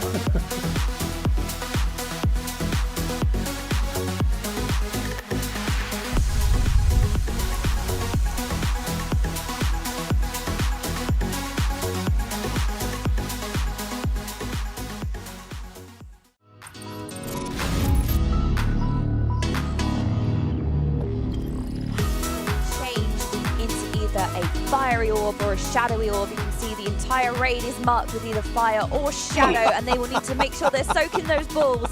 Successful. Yeah. Just kind of soak them. Look at this replay. Look at Kush. That's all of our reaction to this moment. There are so many balls.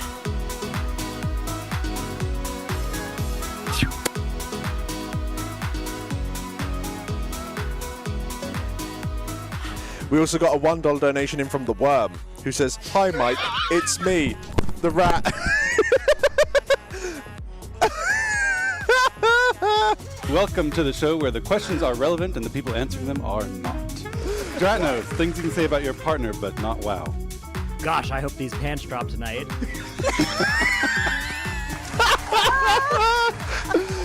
Fire some to the edge. Tactical nuke incoming! Cool, perfect. What? Tighter look. You do want to get away from this. I think it is fall off damage. Let's see if we have any players die. All right, so we have one. We have one. You are Narco and you just finally got in for the 1 boss per tier. You get to progress.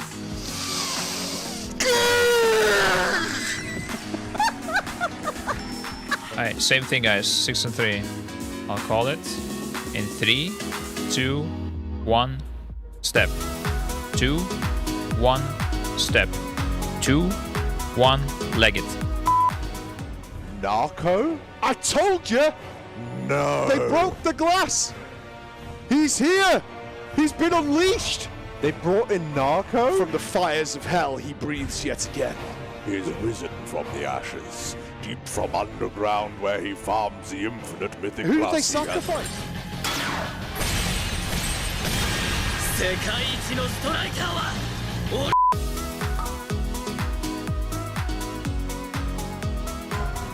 Hello there.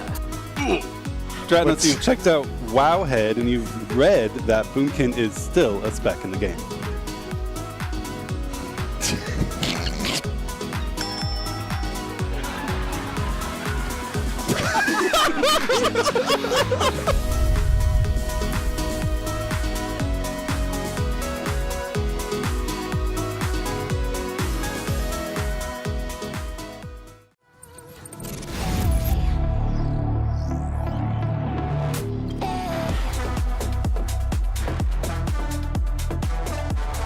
Oh, there's none in range.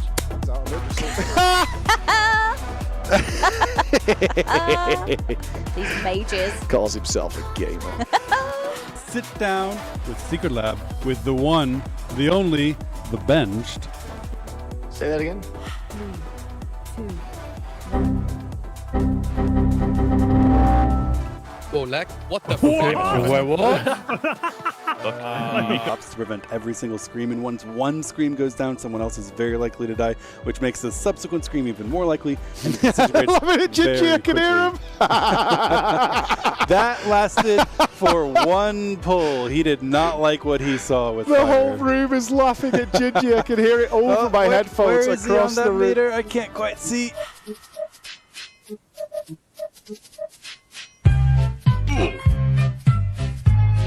Now that you aren't raiding anymore, officially sidelined for younger players, do you think that you can... What, you scared the fuck, man? Less than $400. Oh, we did it! We did it! $200,000 raised by Echo and Echo's phenomenal community. That is you $200,000! guys for Rise Above the Disorder. It's phenomenal. Oh my God, GG's, $200,000 raised by the Echo viewers over the last few raids. A massive milestone. Yeah, because it was dying to them. No. When you die to double. Was that a fart, dude? Ryzen just blasted me hard, bro.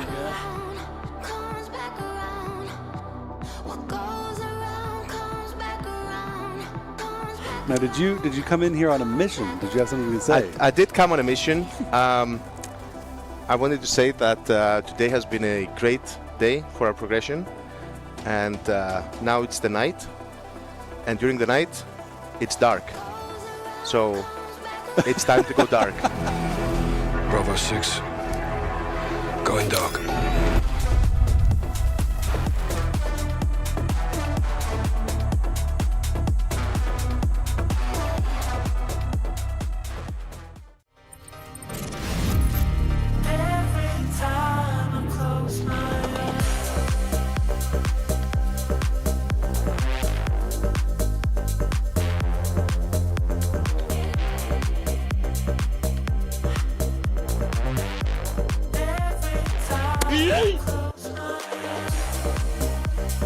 What the dog doing?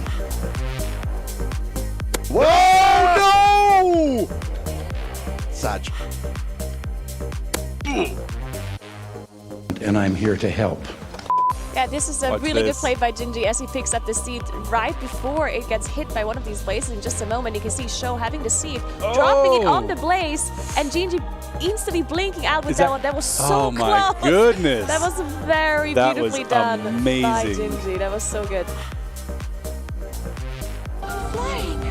From the burning of Amirdrassil. So are you saying that the What the hell did you just say? Did you just say Amirdrassil? Yeah. Burn the witch. We already burned the tree. Burn the witch. Amirdrassil? Not this time. This is getting Time to really stretch the spicy. legs, boys. Get the hammies going. Let's go. But I cannot see, I'm legally blind.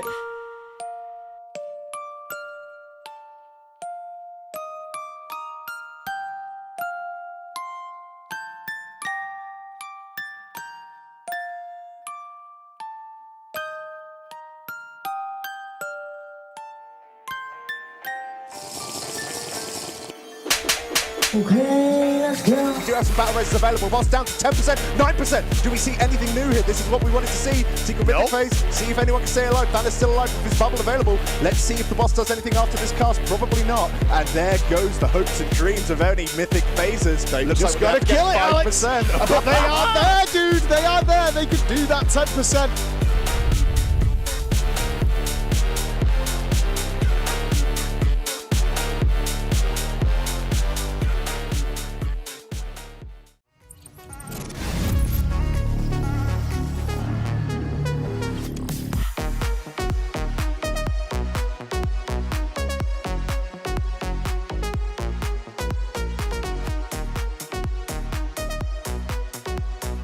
once that Angel does go through. But let's see if they can deal with those blazes. As one of the seeds looks like it's in the blaze, but it did manage to recover. What? So well done by Kush and the other people with the blazes there. So well done.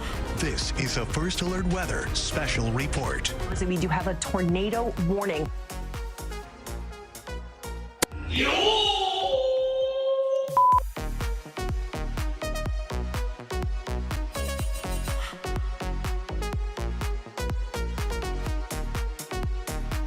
Will you stop following me?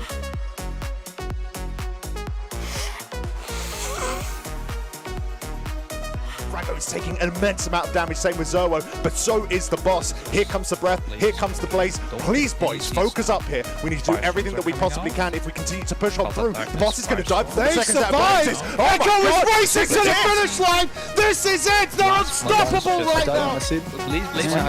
I mean, drop it.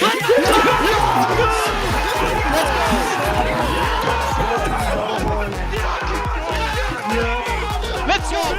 Good God Almighty! What did I just see? That is incredible! Look at them! Oh, well deserved, boys! Holy God in hell! Hey guys. Oh shit. Oh! What's happening? Oh shit! Who's this? The Akash. You lost it. Wait, I lost my That was a full deplete. Oh my God! Whose is it? Whose is it? Whose? This is production's keyboard. They want to go home. Production. I'm with you. Bro. Yeah. Oh my God. This is amazing. This one was so good. Oh wait, I can duct tape this as well. Did you destroy the headset? Yeah, but I'll just duct tape everything. It's fine. Thanks.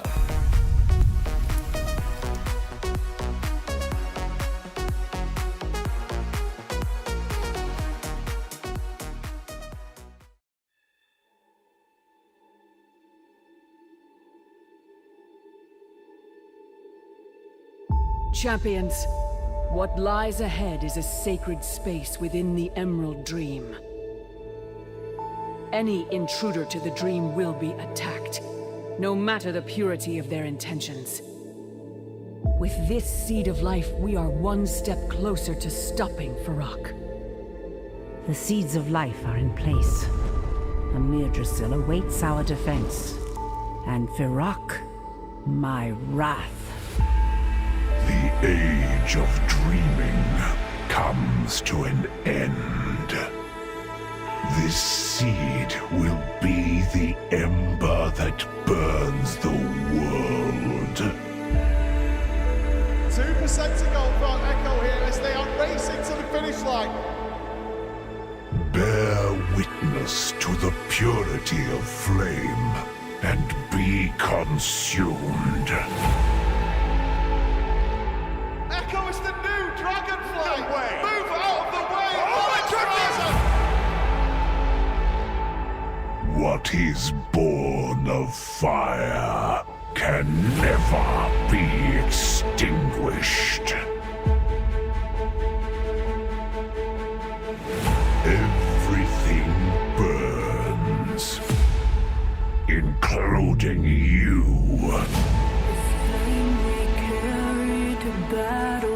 Finally, a worthy challenge! Give in to agony! This light will conquer the darkness, shining bright for all to see.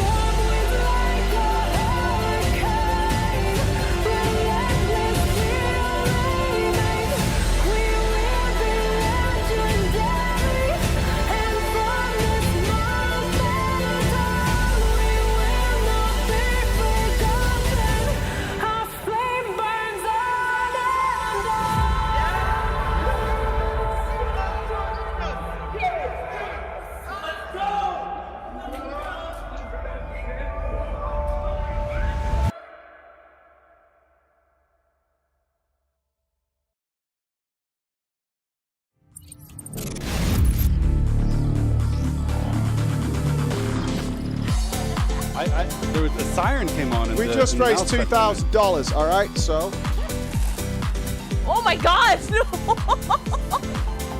Oh my God, are you sure about this? UK, is there something? I've made a mistake. Are you aware that some of those taste like vomit? I am now. To survive, we needed to reclaim our aspectral powers. But they were never ours to take. It was about coming together I'm in silence. as a family.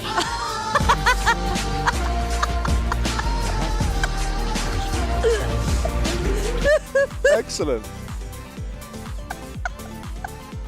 The Spells boys was sprinting out. As soon as you see someone out, you go. I am so. Continuum, which is redrawing the lines whilst doing a little bit of raid damage. Why?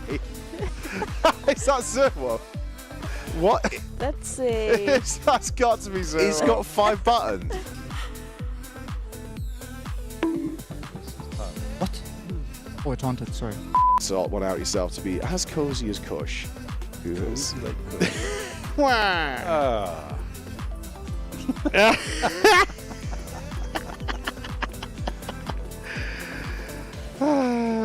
Oh, look at that chair. He's a big boy.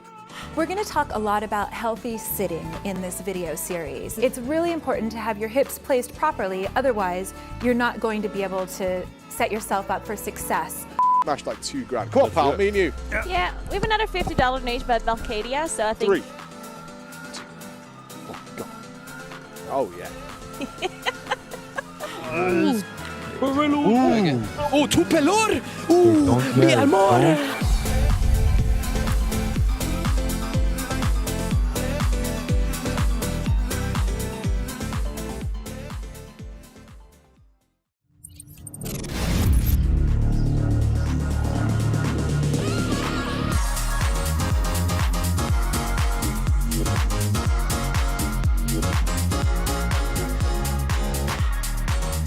Okay guys, soon we have the spokes, so we need to go back to the old fire puddles that we just left. So, oh no, this is going to be tight as hell, by the way. Mira should be, the tank should be okay for a couple of blasts. We saw Andy survive a couple of them yesterday. Kill it! Kill it! Mira's focus mode. He's good, he's good, he's good. I don't like it. Okay, now everyone will make it, yeah? Everyone make it, guys. Oh, no! Catch me if you can. Someone catch slow falling. Gingy. Yes, Someone please catch Gingy. Okay, keep going, Dora. We got him, Yeah, we got him. we're good. Go quick now. Go quick. Clip. This is such an interesting boss. I love this boss because you get to beat up a druid. 2, 1. Dodge, dodge, dodge. And we're baiting in 5 seconds. 2, 1.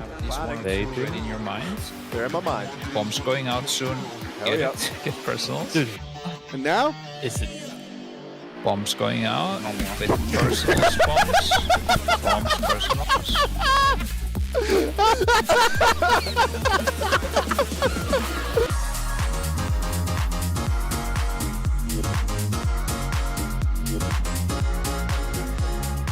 Oh guys, please make it. Lizard. Wizard. My daughter, who was at the time 12, I believe, came in and watched. And she said, so you're just clicking on boxes that aren't full until they're full? I was like, well, yeah, I guess. She said, that sounds so stupidly easy. And I'm like, all right, I guess we need to reroll DPS. Verdict issued. Healing is the easy one. All you have to do is click on the boxes that aren't full until they're full, which hard to argue with. That is basically the core of the mechanic. Just heal. Should we have more healers left or right? What do you guys think, healer friends? Well, I need a strong boy on the right. So we get Maestin, yeah? Yeah, I love druids. Okay, that's right.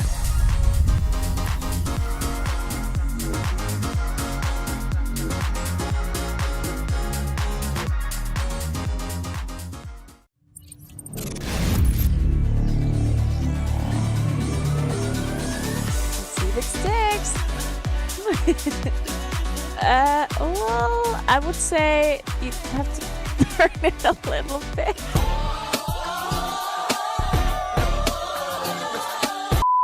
He's a melee player. Yep. He can't be expected to notice anything. And not only that, they were a rogue.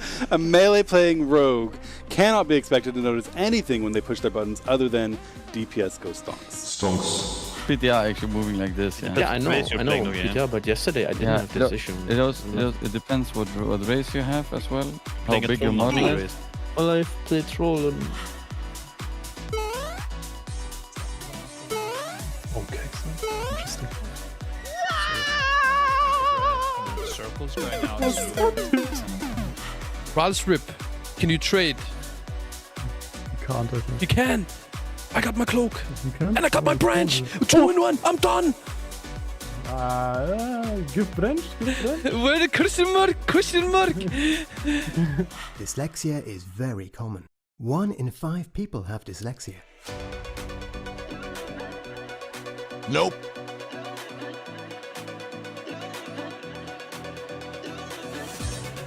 Nope.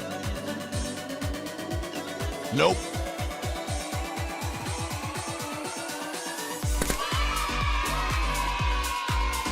I just pump boss.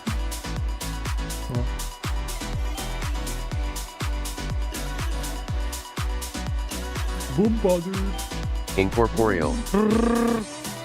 Okay, you just got clipped. Into Blizzard. No, don't do it. Okay. We have another one apparently. Another one Something they're else going to show happening. us. We're getting tricked again. Oh. It's done. Oh. Normal splits 100%. Heroic splits 100%. Heroic Farak splits 100%. We are done with splits, which means now, finally, I can say unabashedly and without any further hesitation, it is time for a break. They have burned down the roots. He's taking double damage, and he is down. First one down, Mythic. Guys, let's have it for Echo being on the board with 1 of 9 on their way up. That's quite fun. Don't get it now. Clicks us actually like 3 times as much. Yeah, you sacrifice yourself. Yeah, I agree. Yeah. One have wall or protect.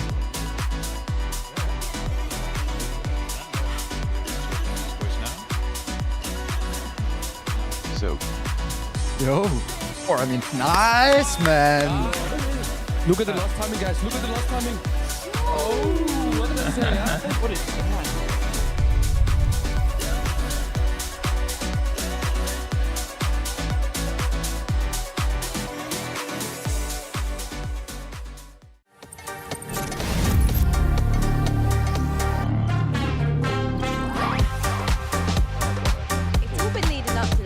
So much preparation, and I know there are so many players who aren't necessarily. What's that better tank positioning? A seal. Yeah. Doesn't seal like sound like. If we're going to head over towards production, which we'll need to turn the camera around to do so, we have got some amazing stuff. No, but seriously, guys, orbs, it's actually prohibited now. If you don't catch 5 of your balls, you lose 1 IRL. That's Oh my god. What? That's fine. That's a minimum we need. But I don't think I can get first 70. Fuck it. Yeah, I mean, as a group. Okay. Okay, here's our replay. Oh, This is wow. Oh my goodness gracious. That is so messed up. Hold on a second. Oh, wow.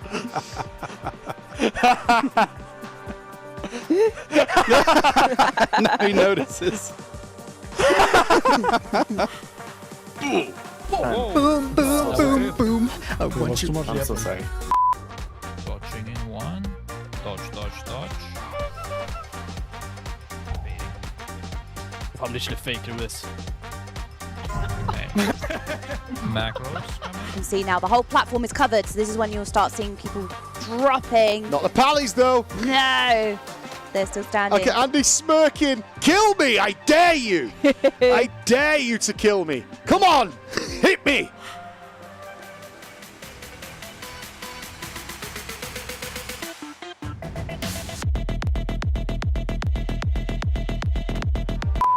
Dodge in 2, 1.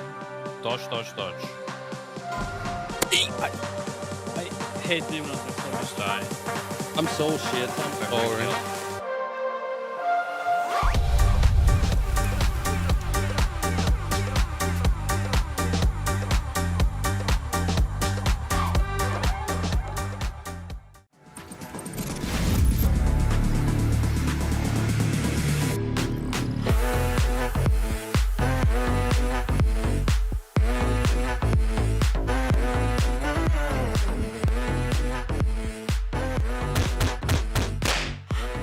No, I got him. I just... Okay. Well, pick someone else in. I said well, good luck, Ginger. It's fine. Training. Let's kill it. Good job, boys. Let's fucking go. That was a good pump, dude. One seat each. One seat each. Go. Seat. One seat. What the fuck? Go off fast. There's a good chance that maybe Alex has some advice. If we could talk to Alex for a sec. Oh, welcome.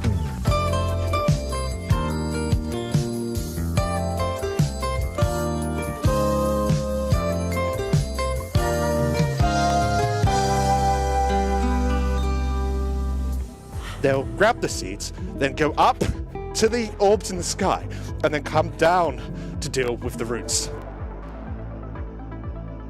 Nope. It clicks.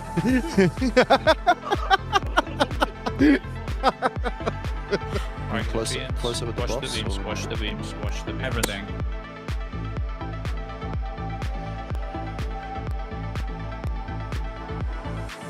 When this boss gets nerfed, whether it happens before or after Liquid and Echo kill it, one of those nerfs will be changing that 3 to a 5. Yep. A few moments later. I do believe they've changed how the seeds work, but in phase 3 only.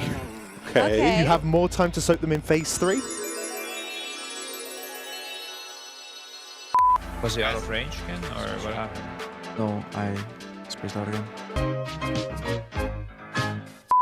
Seeds. Into roots. Get it. Holy fuck. What was that, man? Did you fucking spank Scribe or what was that, dude?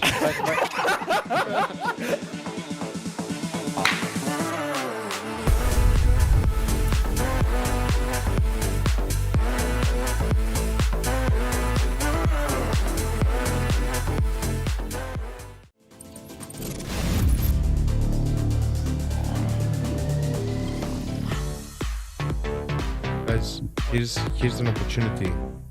Focus up now. Scribe is not here. Let's show him we can do better without him. And you I mean, if we go phase 3 without Hope him, so. then I can kick him out of the venue, so that's good. Just kick him out of teams before he comes in grooves. I mean, I think we got phase 1 down. If we get phase 2 consistent, I think we can kill this guy at the end of the day. Yep. Kush, I will come over there and slap your asshole to oblivion if you don't shut the fuck up and focus up. This is killable, you dumb shit. I hate the augmentation, bro. They just ruin everything. You don't even know what reality is anymore. You're officially one of us. One of us. Taking a whistle-stop tour of famous heists around the globe, here are some of the fastest thefts in history.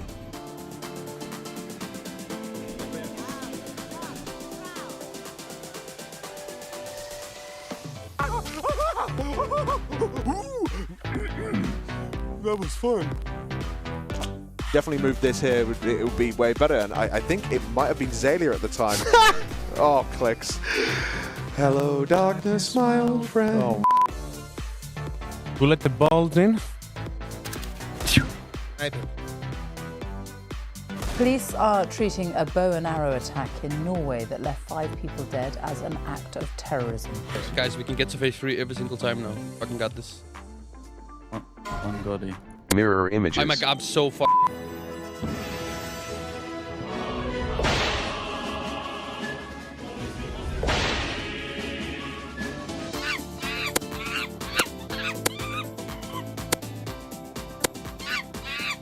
Mini Playing with can one swap already hand? go after this frontal. Getting hit by stun beams, man. That's gonna be really slow. Go and take the What's gateway. going on? Yeah, Roger, focus up, bro. You're looking like you're falling asleep on the desk. Bro, I'm topping meter. Healers and tanks, I think, but specifically healers, this fight is brutal. Yep. Melee DPS, on the other hand.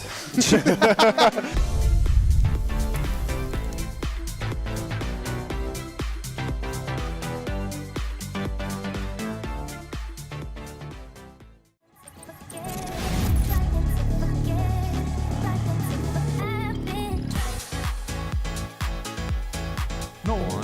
That was up.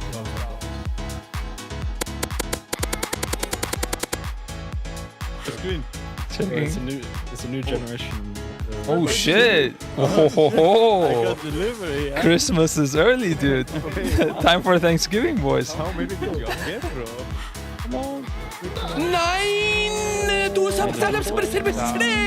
Asmirdrassil has decided to Rubicante himself up and is now ready to start spreading evil throughout the arena. Let's have a look. See here. Instant replay. Blair! Blair! Why is he wearing a cape? Wait, Turbo just ripped a fart, I swear. Oh, Turbo. Nope.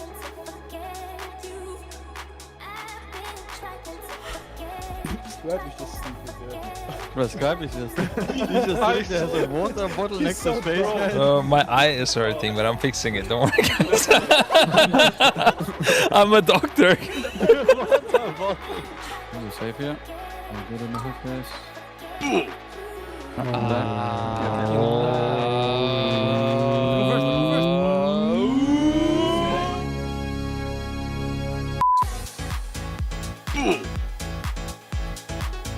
That's how we fucking raid these boys. What the fuck? What? How did I die? Okay, Restringy seats are coming. Mostly leftish. 4.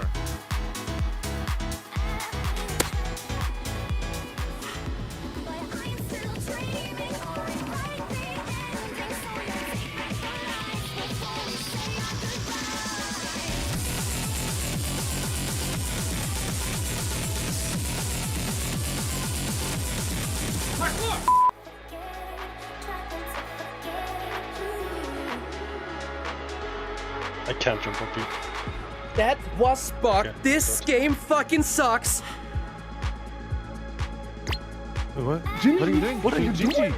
Move away, guys. We're fine. Wait. I apologize.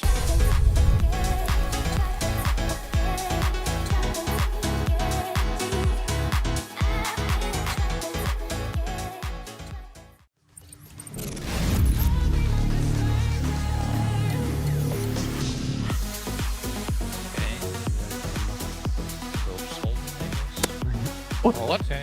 What? No, it's bugged, bro. That was bug. This game fucking sucks. Arr, welcome back to the Race to World First, me hearties. I'm Dratnus, joined by my trusty parrot, Krista. I'll pick up 4, 3. 3, Pick up. One more. It's fine. We're not going feds until we kill this motherfucker, okay? So I know what you have to do. Pop a monster, pop a Red Bull, pop a motherfucking whatever you want. Okay? No. He missed energy drink. Wow. Energy drink. Happy advice. Anything legal, of course. 2.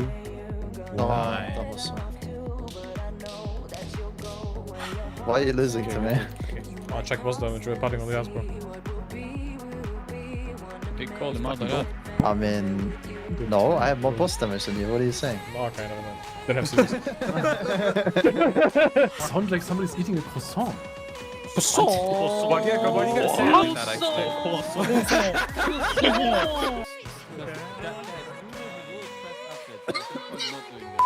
Who let the dogs out?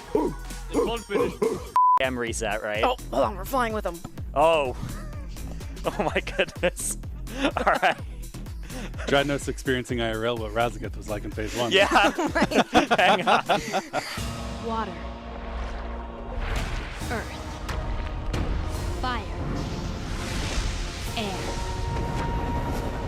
long ago. Then one more, bro. Then one more. Just have to not die early with these dispels. Yeah, if don't they let can anybody avoid die. dying early with these dispels, if they can soak all these mushrooms, that damage on the raid from the Falling Star is phenomenally high. One death is going to come out here. It's Gingy. 2 more deaths now. 17 players live. The boss sub 1% power. Yes! Nice! Let's go! Fuck this! Fucking hell! Bro, I should check.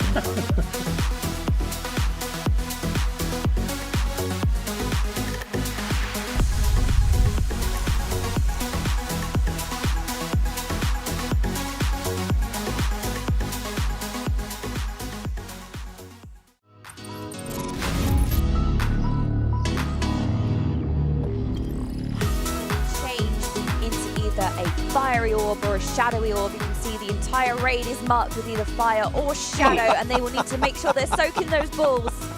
Successful. Yeah. Just kind of soak them. Look at this replay. Look at Kush. That's all of our reaction to this moment. There are so many balls.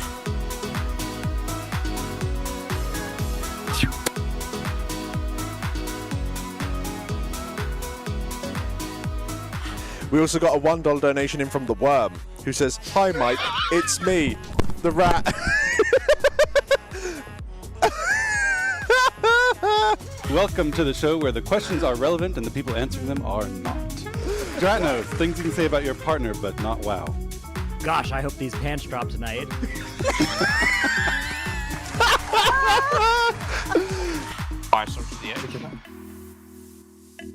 Tactical nuke incoming!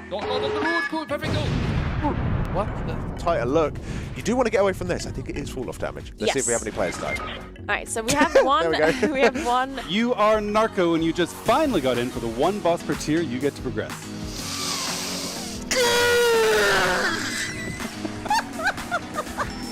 Alright, same thing, guys. 6 and 3.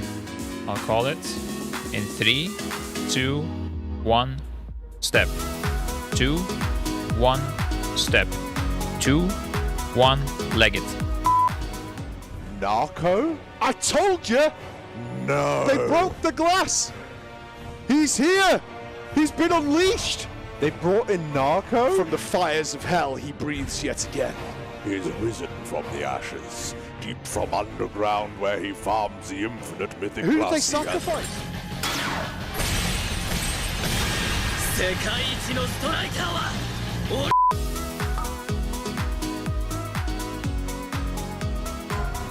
Hello there. Dratnos, you've checked out Wowhead and you've read that Boomkin is still a spec in the game.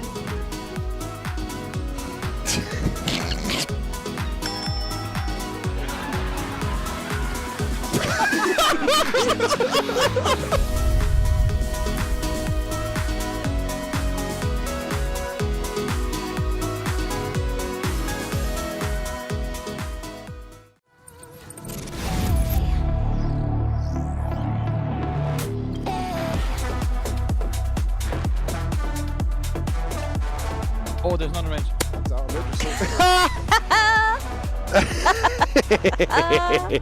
These mages. Calls himself a gamer. Sit down with Secret Lab with the one, the only, the benched. Say that again. 3, 2. Whoa, lag. What the fuck? Stops to prevent every single scream, and once one scream goes down, someone else is very likely to die, which makes the subsequent scream even more likely. And I love it, Gingy, I can hear him. That lasted for one pull. He did not like what he saw with The fire. whole room is laughing at Gingy. I can hear it over my headphones where is across he on the that room. meter? I can't quite see.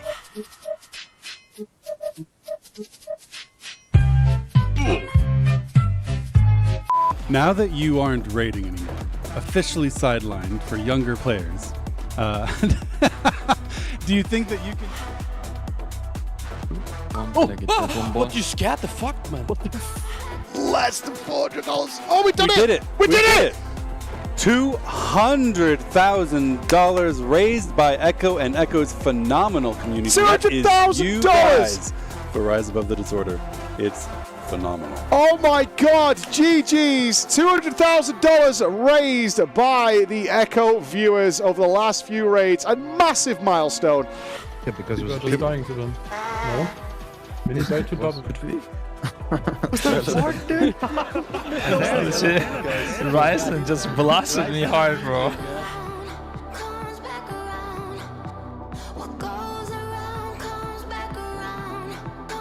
Now, did you come in here on a mission? Did you have something to say? I did come on a mission. I wanted to say that today has been a great day for our progression, and now it's the night, and during the night, it's dark. So it's time to go dark. Bravo 6, going dark.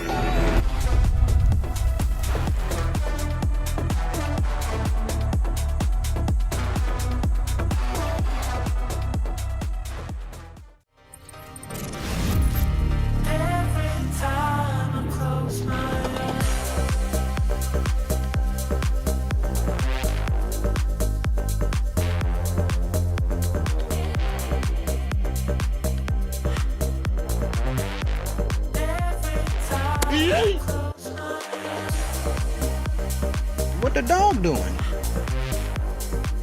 Whoa! No! Sag.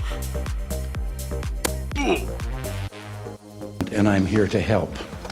Yeah, this is a Watch really this. good play by Gingy as he picks up the seed right before it gets hit by one of these blazes. In just a moment, you can see Show having the seed, dropping it on the blaze, and Gingy instantly blinking out with that one. That was so Oh close. my goodness. That was very That beautifully was done by amazing. Gingy. That was so good.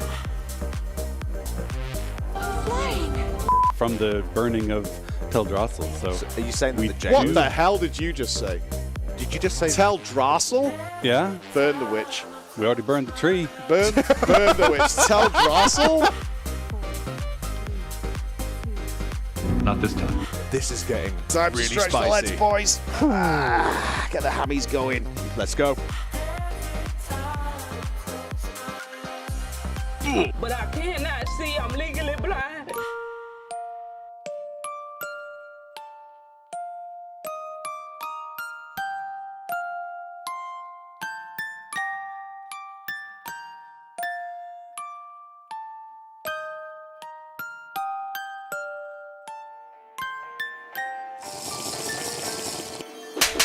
Okay, let's go. We do have some battle races available. Boss down to 10%, 9%. Do we see anything new here? This is what we wanted to see. Secret mythic phase. See if anyone can stay alive. Thanos still alive with his bubble available. Let's see if the boss does anything after this cast. Probably not. And there goes the hopes and dreams of any mythic phases. They Looks just like got to kill it, Alex. 5%. But they are there, dude. They are there. They could do that 10%.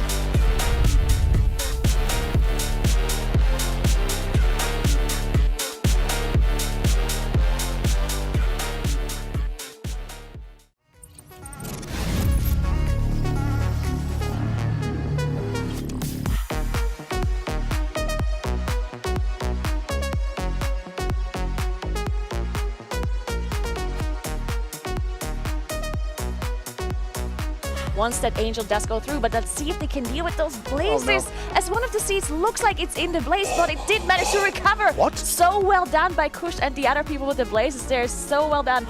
This is a First Alert Weather Special Report. We do have a tornado warning.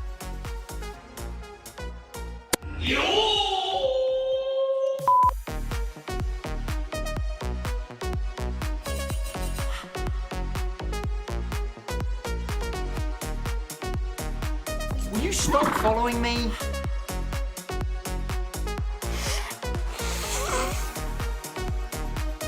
Franco is taking an immense amount of damage, same with Zerwo, but so is the boss. Here comes the breath, here comes the blaze. Please, boys, focus up here. We need to do everything that we possibly can if we continue to push on through. The boss is going to die for the They second set of survived! blazes. Oh my Echo God, is racing this to the is it. finish line! This is it! They're unstoppable right now!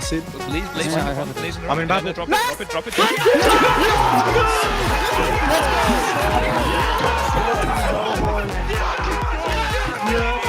Let's go!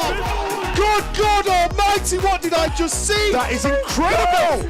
Look at them! Oh my well God, deserved, I boys! cannot believe it! Holy God in hell! Hey guys. Oh shit. Oh! Oh! What's happening? Oh shit! Who's this? The Akash. You lost it. Wait, I lost my That was a full deplete. Oh my god! Whose is it? Whose is it? Whose? This is production's keyboard. They want to go home. Production. I'm with you. Bro. Yeah. Oh my god. This is amazing. This one was so good. Oh wait, I can duct tape this as well. Did you destroy the headset? Yeah, but I'll just duct tape everything. It's fine. Fix.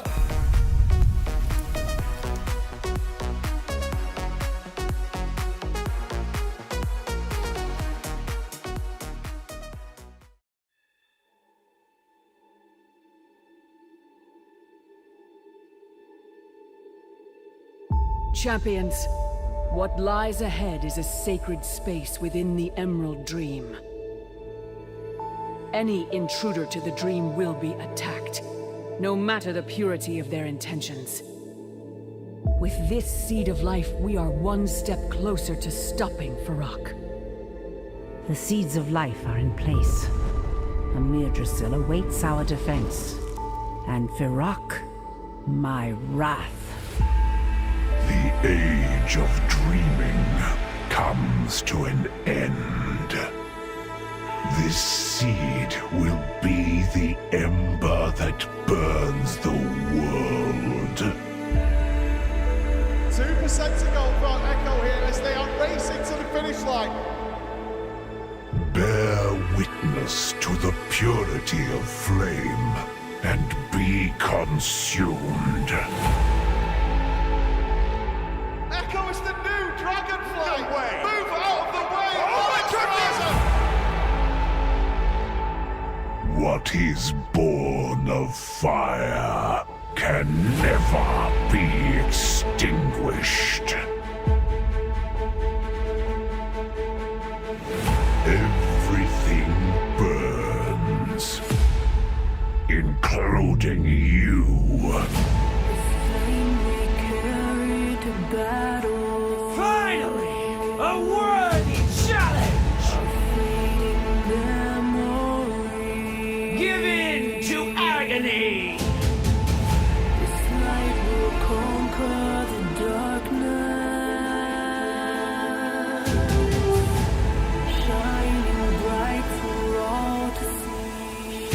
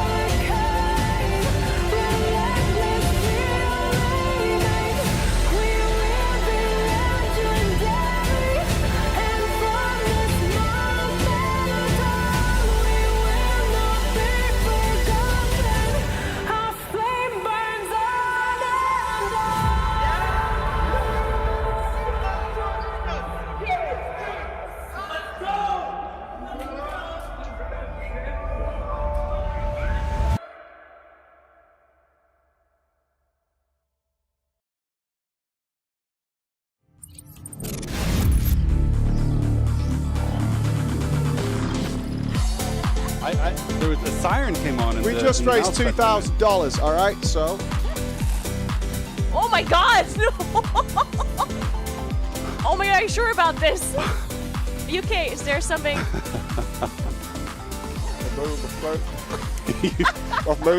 Are you aware that some of those taste like vomit?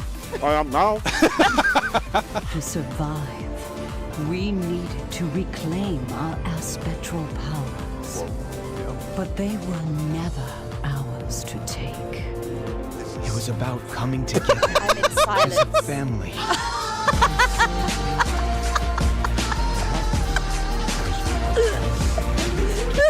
Excellent. The spell boys was sprinting out. As soon as you see someone out, you go. I am so. Continuum, which is redrawing the lines whilst doing a little bit of raid damage. Why? Is that Zerwo? What? Let's see. That's got to be Zerwo. He's got 5 buttons. What? Oh, it's haunted, sorry. Sort one out yourself to be as cozy as Kush. Who is?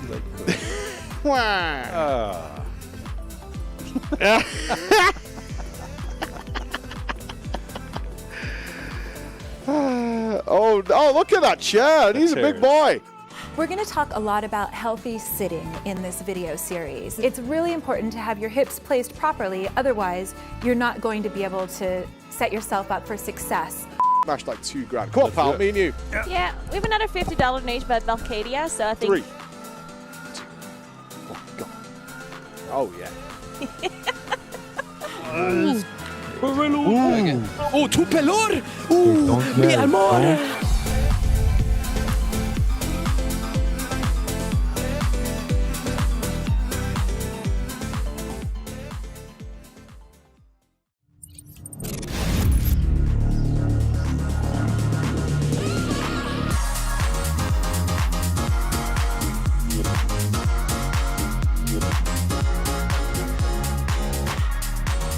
Okay guys, soon we have the spokes, so we need to go back to the old fire puddles that we just left. So, Oh no, this is going to be tight as hell, by the way. Mira should be, the tank should be okay for a couple of blasts. We saw Andy survive a couple of them yesterday. Kill it! Kill it! Mira's focus mode. He's good, he's good, he's good. I don't like it. Okay, now everyone will make it, yeah? Everyone make it, guys. Oh, no! Catch me if you can. Someone catch slow falling. Gingy. Yes, Someone please catch Gingy. Okay, keep going, Dora. We got him. Yeah, we got him. we're good. Go quick now. Go quick. Clip. This is such an interesting boss. I love this boss because you get to beat up a druid. 2, 1. Dodge. And we're baiting in 5 seconds. Hey. 2, 1. These ones already in your mind. They're in my mind. Bombs going out soon. Get it. Get personals. And now? Is it bombs going out? With personals, bombs. Bombs, personals.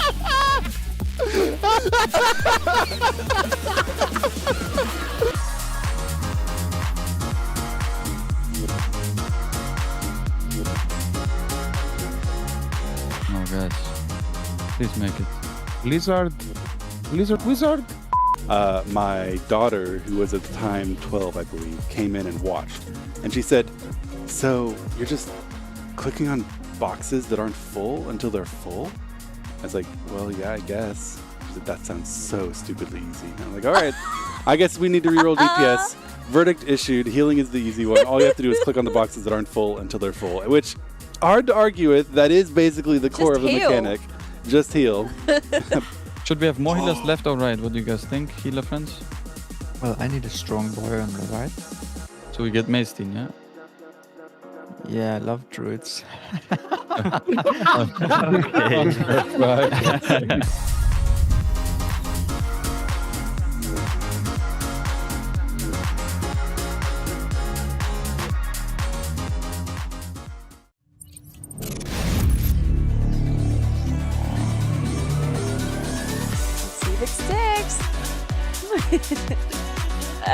Well, I would say you have to burn it a little bit.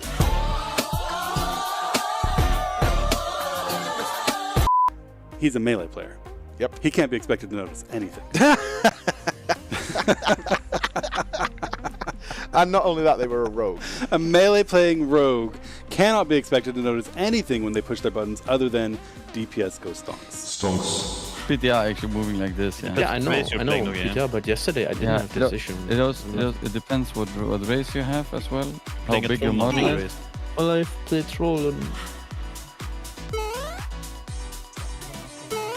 Okay, interesting. Circles going out. Ralsrip, can you trade? You can't, I think. You can! I got my cloak! You can? And I got my branch! 2 in 1! I'm done! Give branch? Where the question mark? Question mark! Dyslexia is very common. 1 in 5 people have dyslexia. Nope.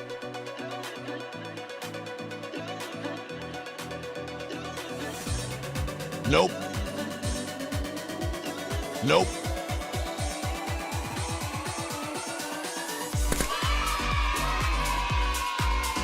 I just pump boss.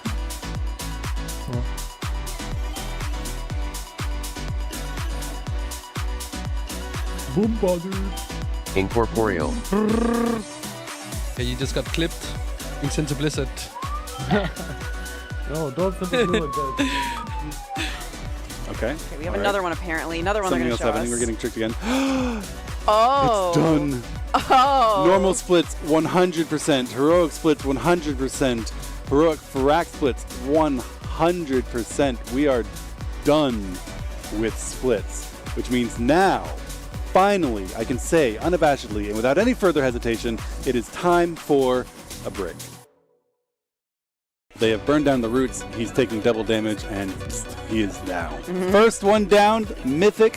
Guys, let's have it for Echo being on the board with 1 of 9 on their way up. That's quite fun. Don't get it now. Clicks us actually like 3 times as much.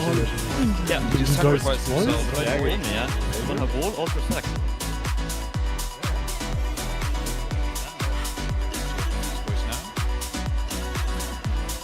So. Yo. Or I mean, nice, man. Look at the last timing, guys. Look at the last timing. Oh, what did I say? What is that?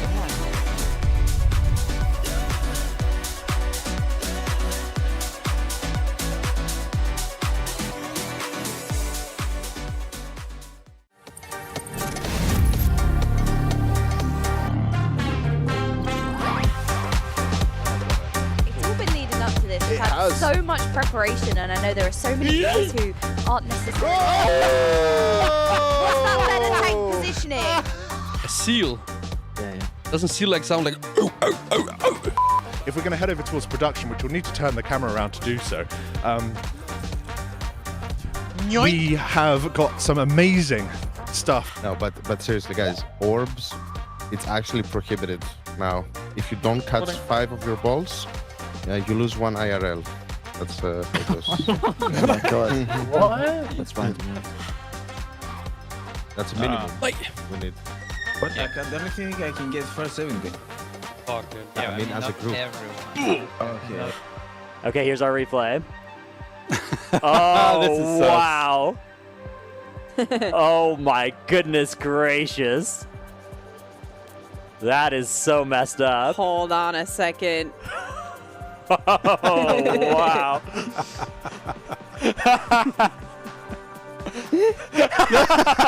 Now he notices. Boom, boom, boom, boom. I want you. I'm so sorry. Dodging in 1. Dodge, dodge, dodge. I'm literally faking this. Macros. You can see now the whole platform is covered, so this is when you'll start seeing people dropping. Not the pallies, though. No. They're still standing. Okay, Andy's smirking. Kill me, I dare you. I dare you to kill me. Come on, hit me.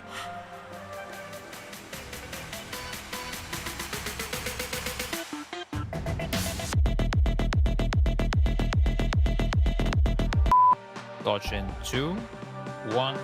Dodge, dodge, dodge. hate demon hunter. Just die. I'm so shit. I'm sorry.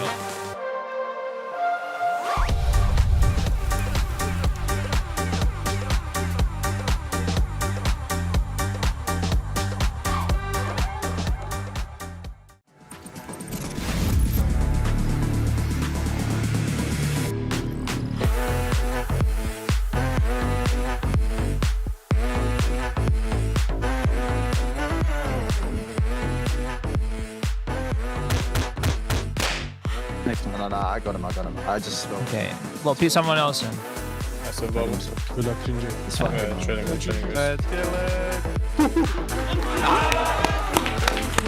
it. Good job, boys. Let's fucking go. That was a good pump, dude. One seat each. Whoa. Seat. One seat. What the fuck?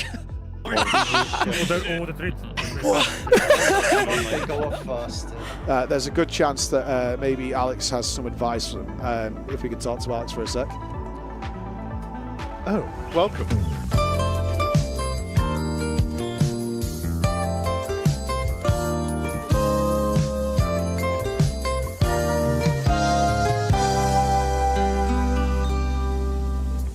They'll grab the seats, then go up to the orbs in the sky, and then come down to deal with the roots.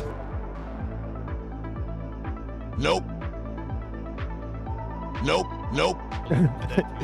It clicks.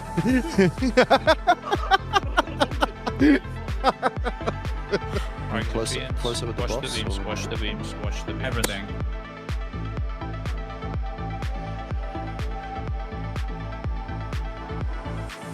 When this boss gets nerfed, whether it happens before or after Liquid and Echo kill it, one of those nerfs will be changing that 3 to a 5. Yep. A few moments later. I do believe they've changed how the seeds work, but in phase 3 only.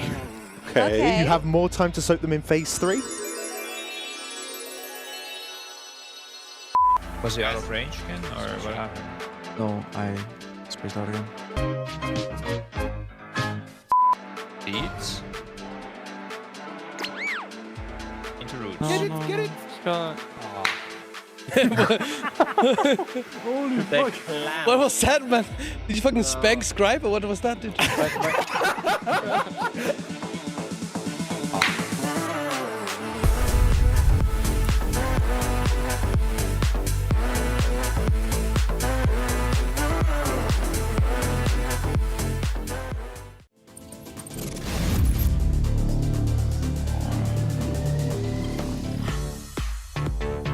Guys, here's an opportunity. Focus up now. Scribe is not here. Let's show him we can do better without him. And you I mean, if we go phase 3 without him, then I can kick him out of the venue, so that's good. Just kick him out of teams before he comes in grooves. I mean, I think we got phase 1 down. If we get phase 2 consistent, I think we can kill this guy at the end of the day. Yep. Kush, I will come over there and slap your asshole to oblivion if you don't shut the fuck up and focus up. This is killable, you dumb shit. I hate the augmentation, bro. They just ruin everything. You don't even know what reality is anymore. You're officially one of us. One of us. Taking a whistle-stop tour of famous heists around the globe, here are some of the fastest thefts in history.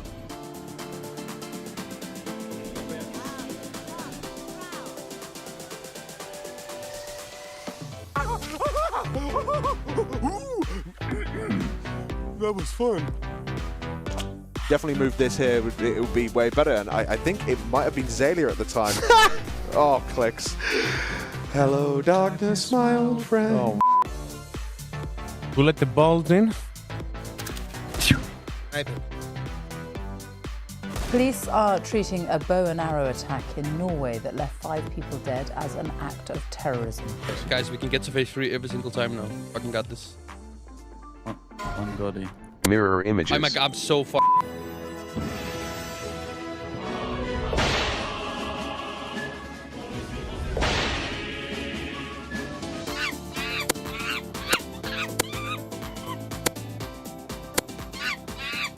Mini playing with one already hand. go after this frontal.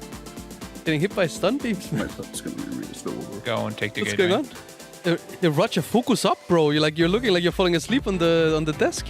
Bro, I'm topping meter. Healers and tanks, I think, but specifically healers, this fight is brutal. Yep. Melee DPS, on the other hand.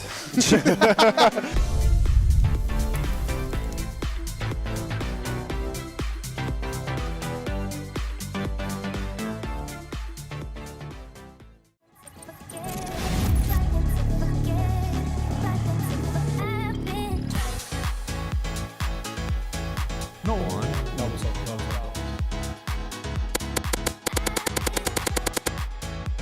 It's green. It's a new generation. Oh shit! Oh, I got delivery. Yeah. Christmas is early, dude.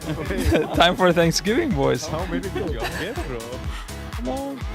Nein! Du hast alles Asmirdrassil has decided to Rubicanti himself up and is now ready to start spreading evil throughout the arena. Let's have a look. See here. Instant replay. Blair! Blair! Why is he wearing a cape? Wait, Turbo just ripped a fart, I swear. Oh, Turbo. Nope.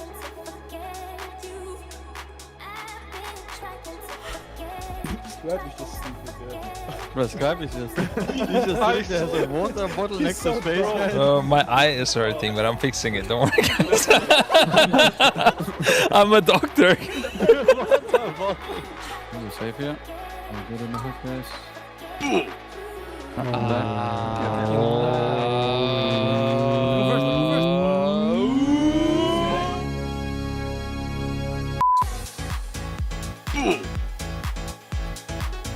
That's how we fucking raid these boys. What the fuck? What? How did I die? Okay, Restringy seats are coming. Mostly leftish. 4.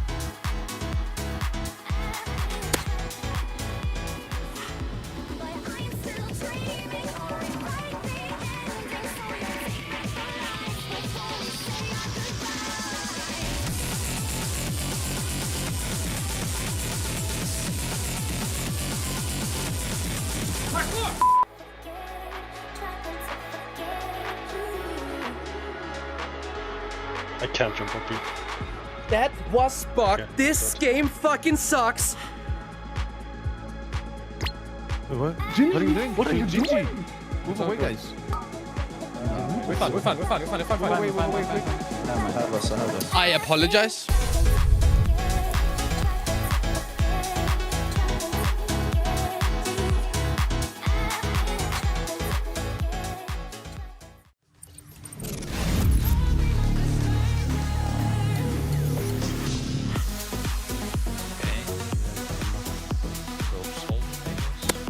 What?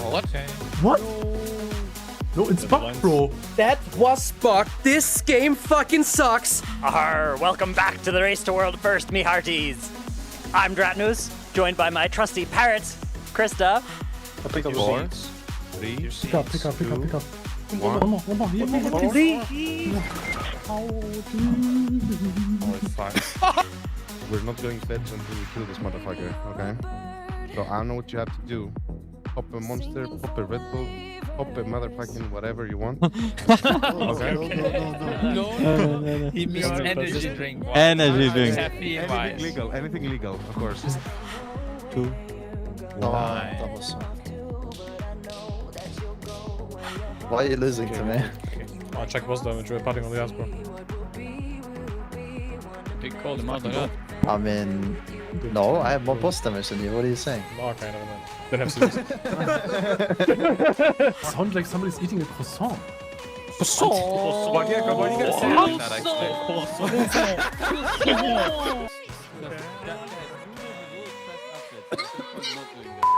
Who let the dogs out? Damn reset, right? Oh, hold on, we're flying with them. Oh. Oh my goodness. All right. Dratnos experiencing IRL what Razageth was like in phase 1. Yeah. Hang on. Water. Earth. Fire. Air. Long ago. Then one more, bro. Then one more. Just have to not die early with these dispels. Yeah, if don't they let can anybody avoid die. dying early with these dispels, if they can soak all these mushrooms, that damage on the raid from the falling star is phenomenally high. One death is going to come out here. It's Gingy. 2 more deaths now. 17 players live. The boss sub 1% power. Yes! Nice! Let's go! Fuck this fucking hell! Bro, Ashen checking.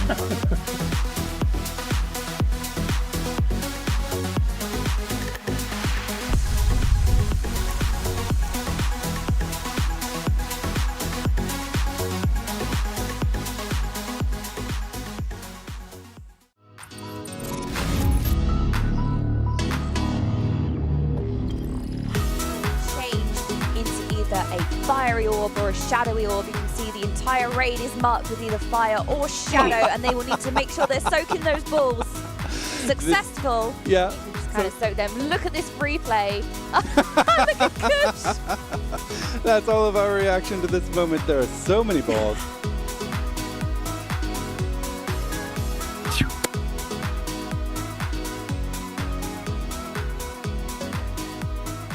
We also got a $1 donation in from the Worm, who says, "Hi Mike, it's me, the rat." Welcome to the show where the questions are relevant and the people answering them are not. Dratnos, things you can say about your partner, but not WoW. Gosh, I hope these pants drop tonight.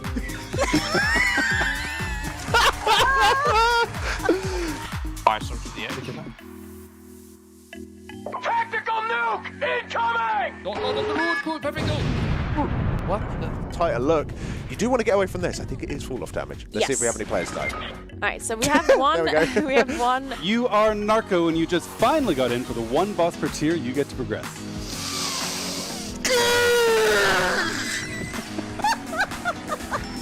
Alright, same thing, guys. 6 and 3. I'll call it in 3, 2, 1, step. 2, 1, step.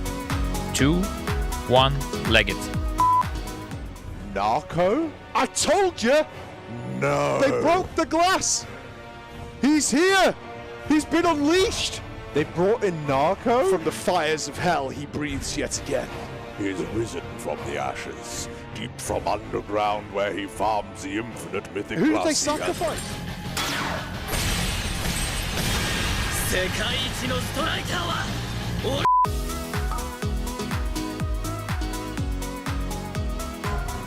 Hello there. Dratnos, you've checked out Wowhead and you've read that Boomkin is still a spec in the game.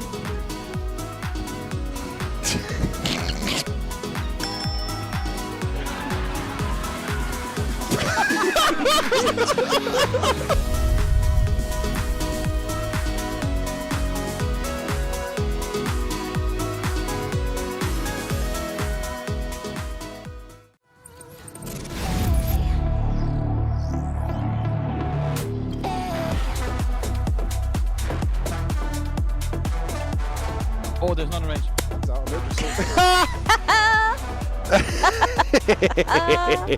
These mages. Calls himself a gamer. Sit down with Secret Lab with the one, the only, the benched. Say that again. 3, 2. Whoa, lag. What the Stops to prevent every single scream, and once one scream goes down, someone else is very likely to die, which makes the subsequent scream even more likely. And I love it, Gingy, I can hear him. That lasted for 1 pull. He did not like what he saw with The fire. whole room is laughing at Gingy. I can hear it over my headphones where is across he on the that room. meter? I can't quite see.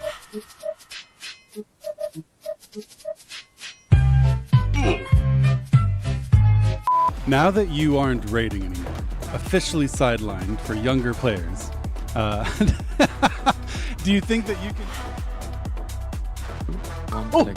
What, you scared the fuck, man? What the Less than $400. Oh, we did it! We did it! 2 $200,000 raised by Echo and Echo's phenomenal community. $200,000 for Rise Above the Disorder. It's phenomenal. Oh my God, GG's. $200,000 raised by the Echo viewers over the last few raids. A massive milestone. Yeah, because it was just dying to them. No. We need to double. Was that hard, dude? Ryzen just blasted me hard, bro.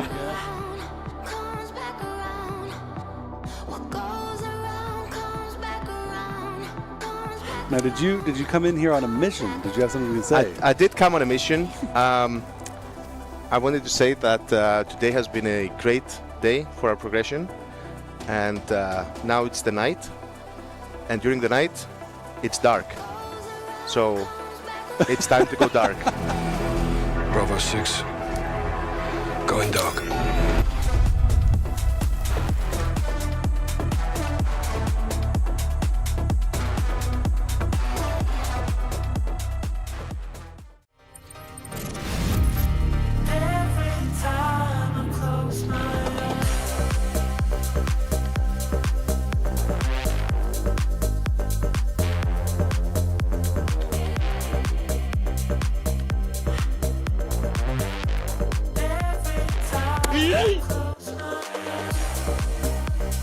What the dog doing?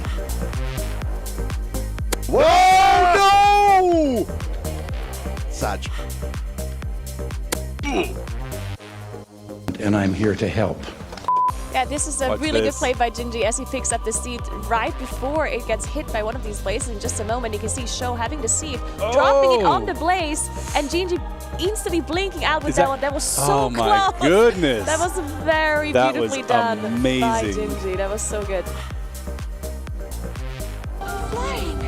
From the burning of Amirdrassil. So are you saying that we the do- What the hell did you just say? Did you just say Amirdrassil? Yeah. Burn the witch. We already burned the tree. Burn the witch. Amirdrassil?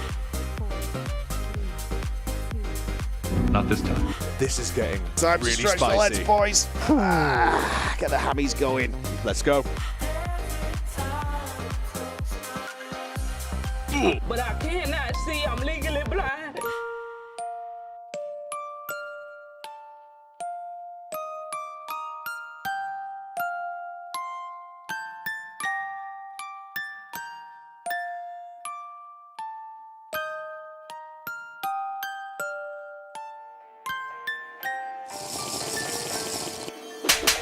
Okay, let's go. We do have some battle races available. Boss down to 10%, 9%. Do we see anything new here? This is what we wanted to see. Secret Mythic phase. See if anyone can stay alive. Banner's still alive with his bubble available. Let's see if the boss does anything after this cast. Probably not. And there goes the hopes and dreams of earning Mythic phases. They Looks just like got to kill it, Alex. 5%. But they are there, dude. They are there. They can do that 10%.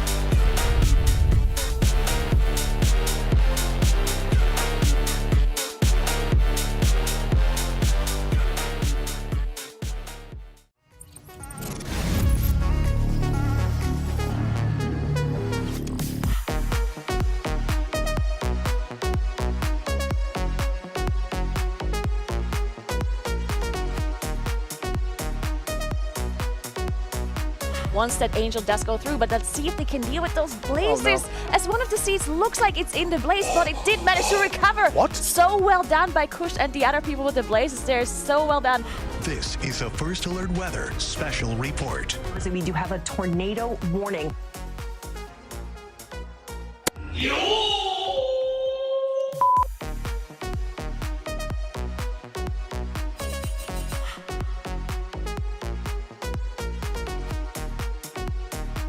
Will you stop following me?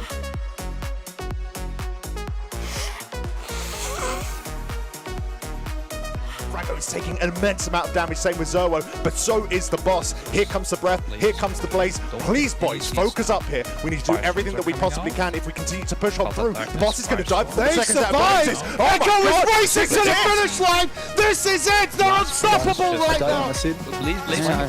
I mean, drop it, drop it, drop it.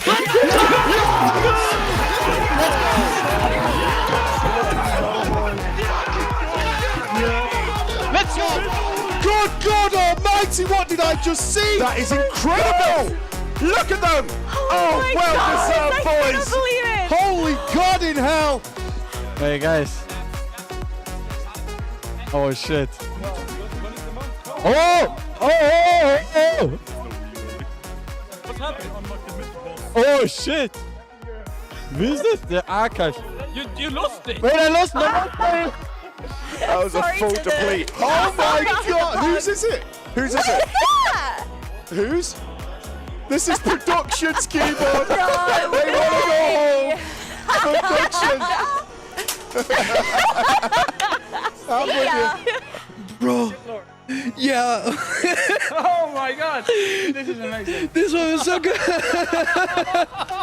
Oh wait, I can duct tape this as well. Did you destroy the headset? Yeah, but I'll just duct tape everything. It's fine. Fix.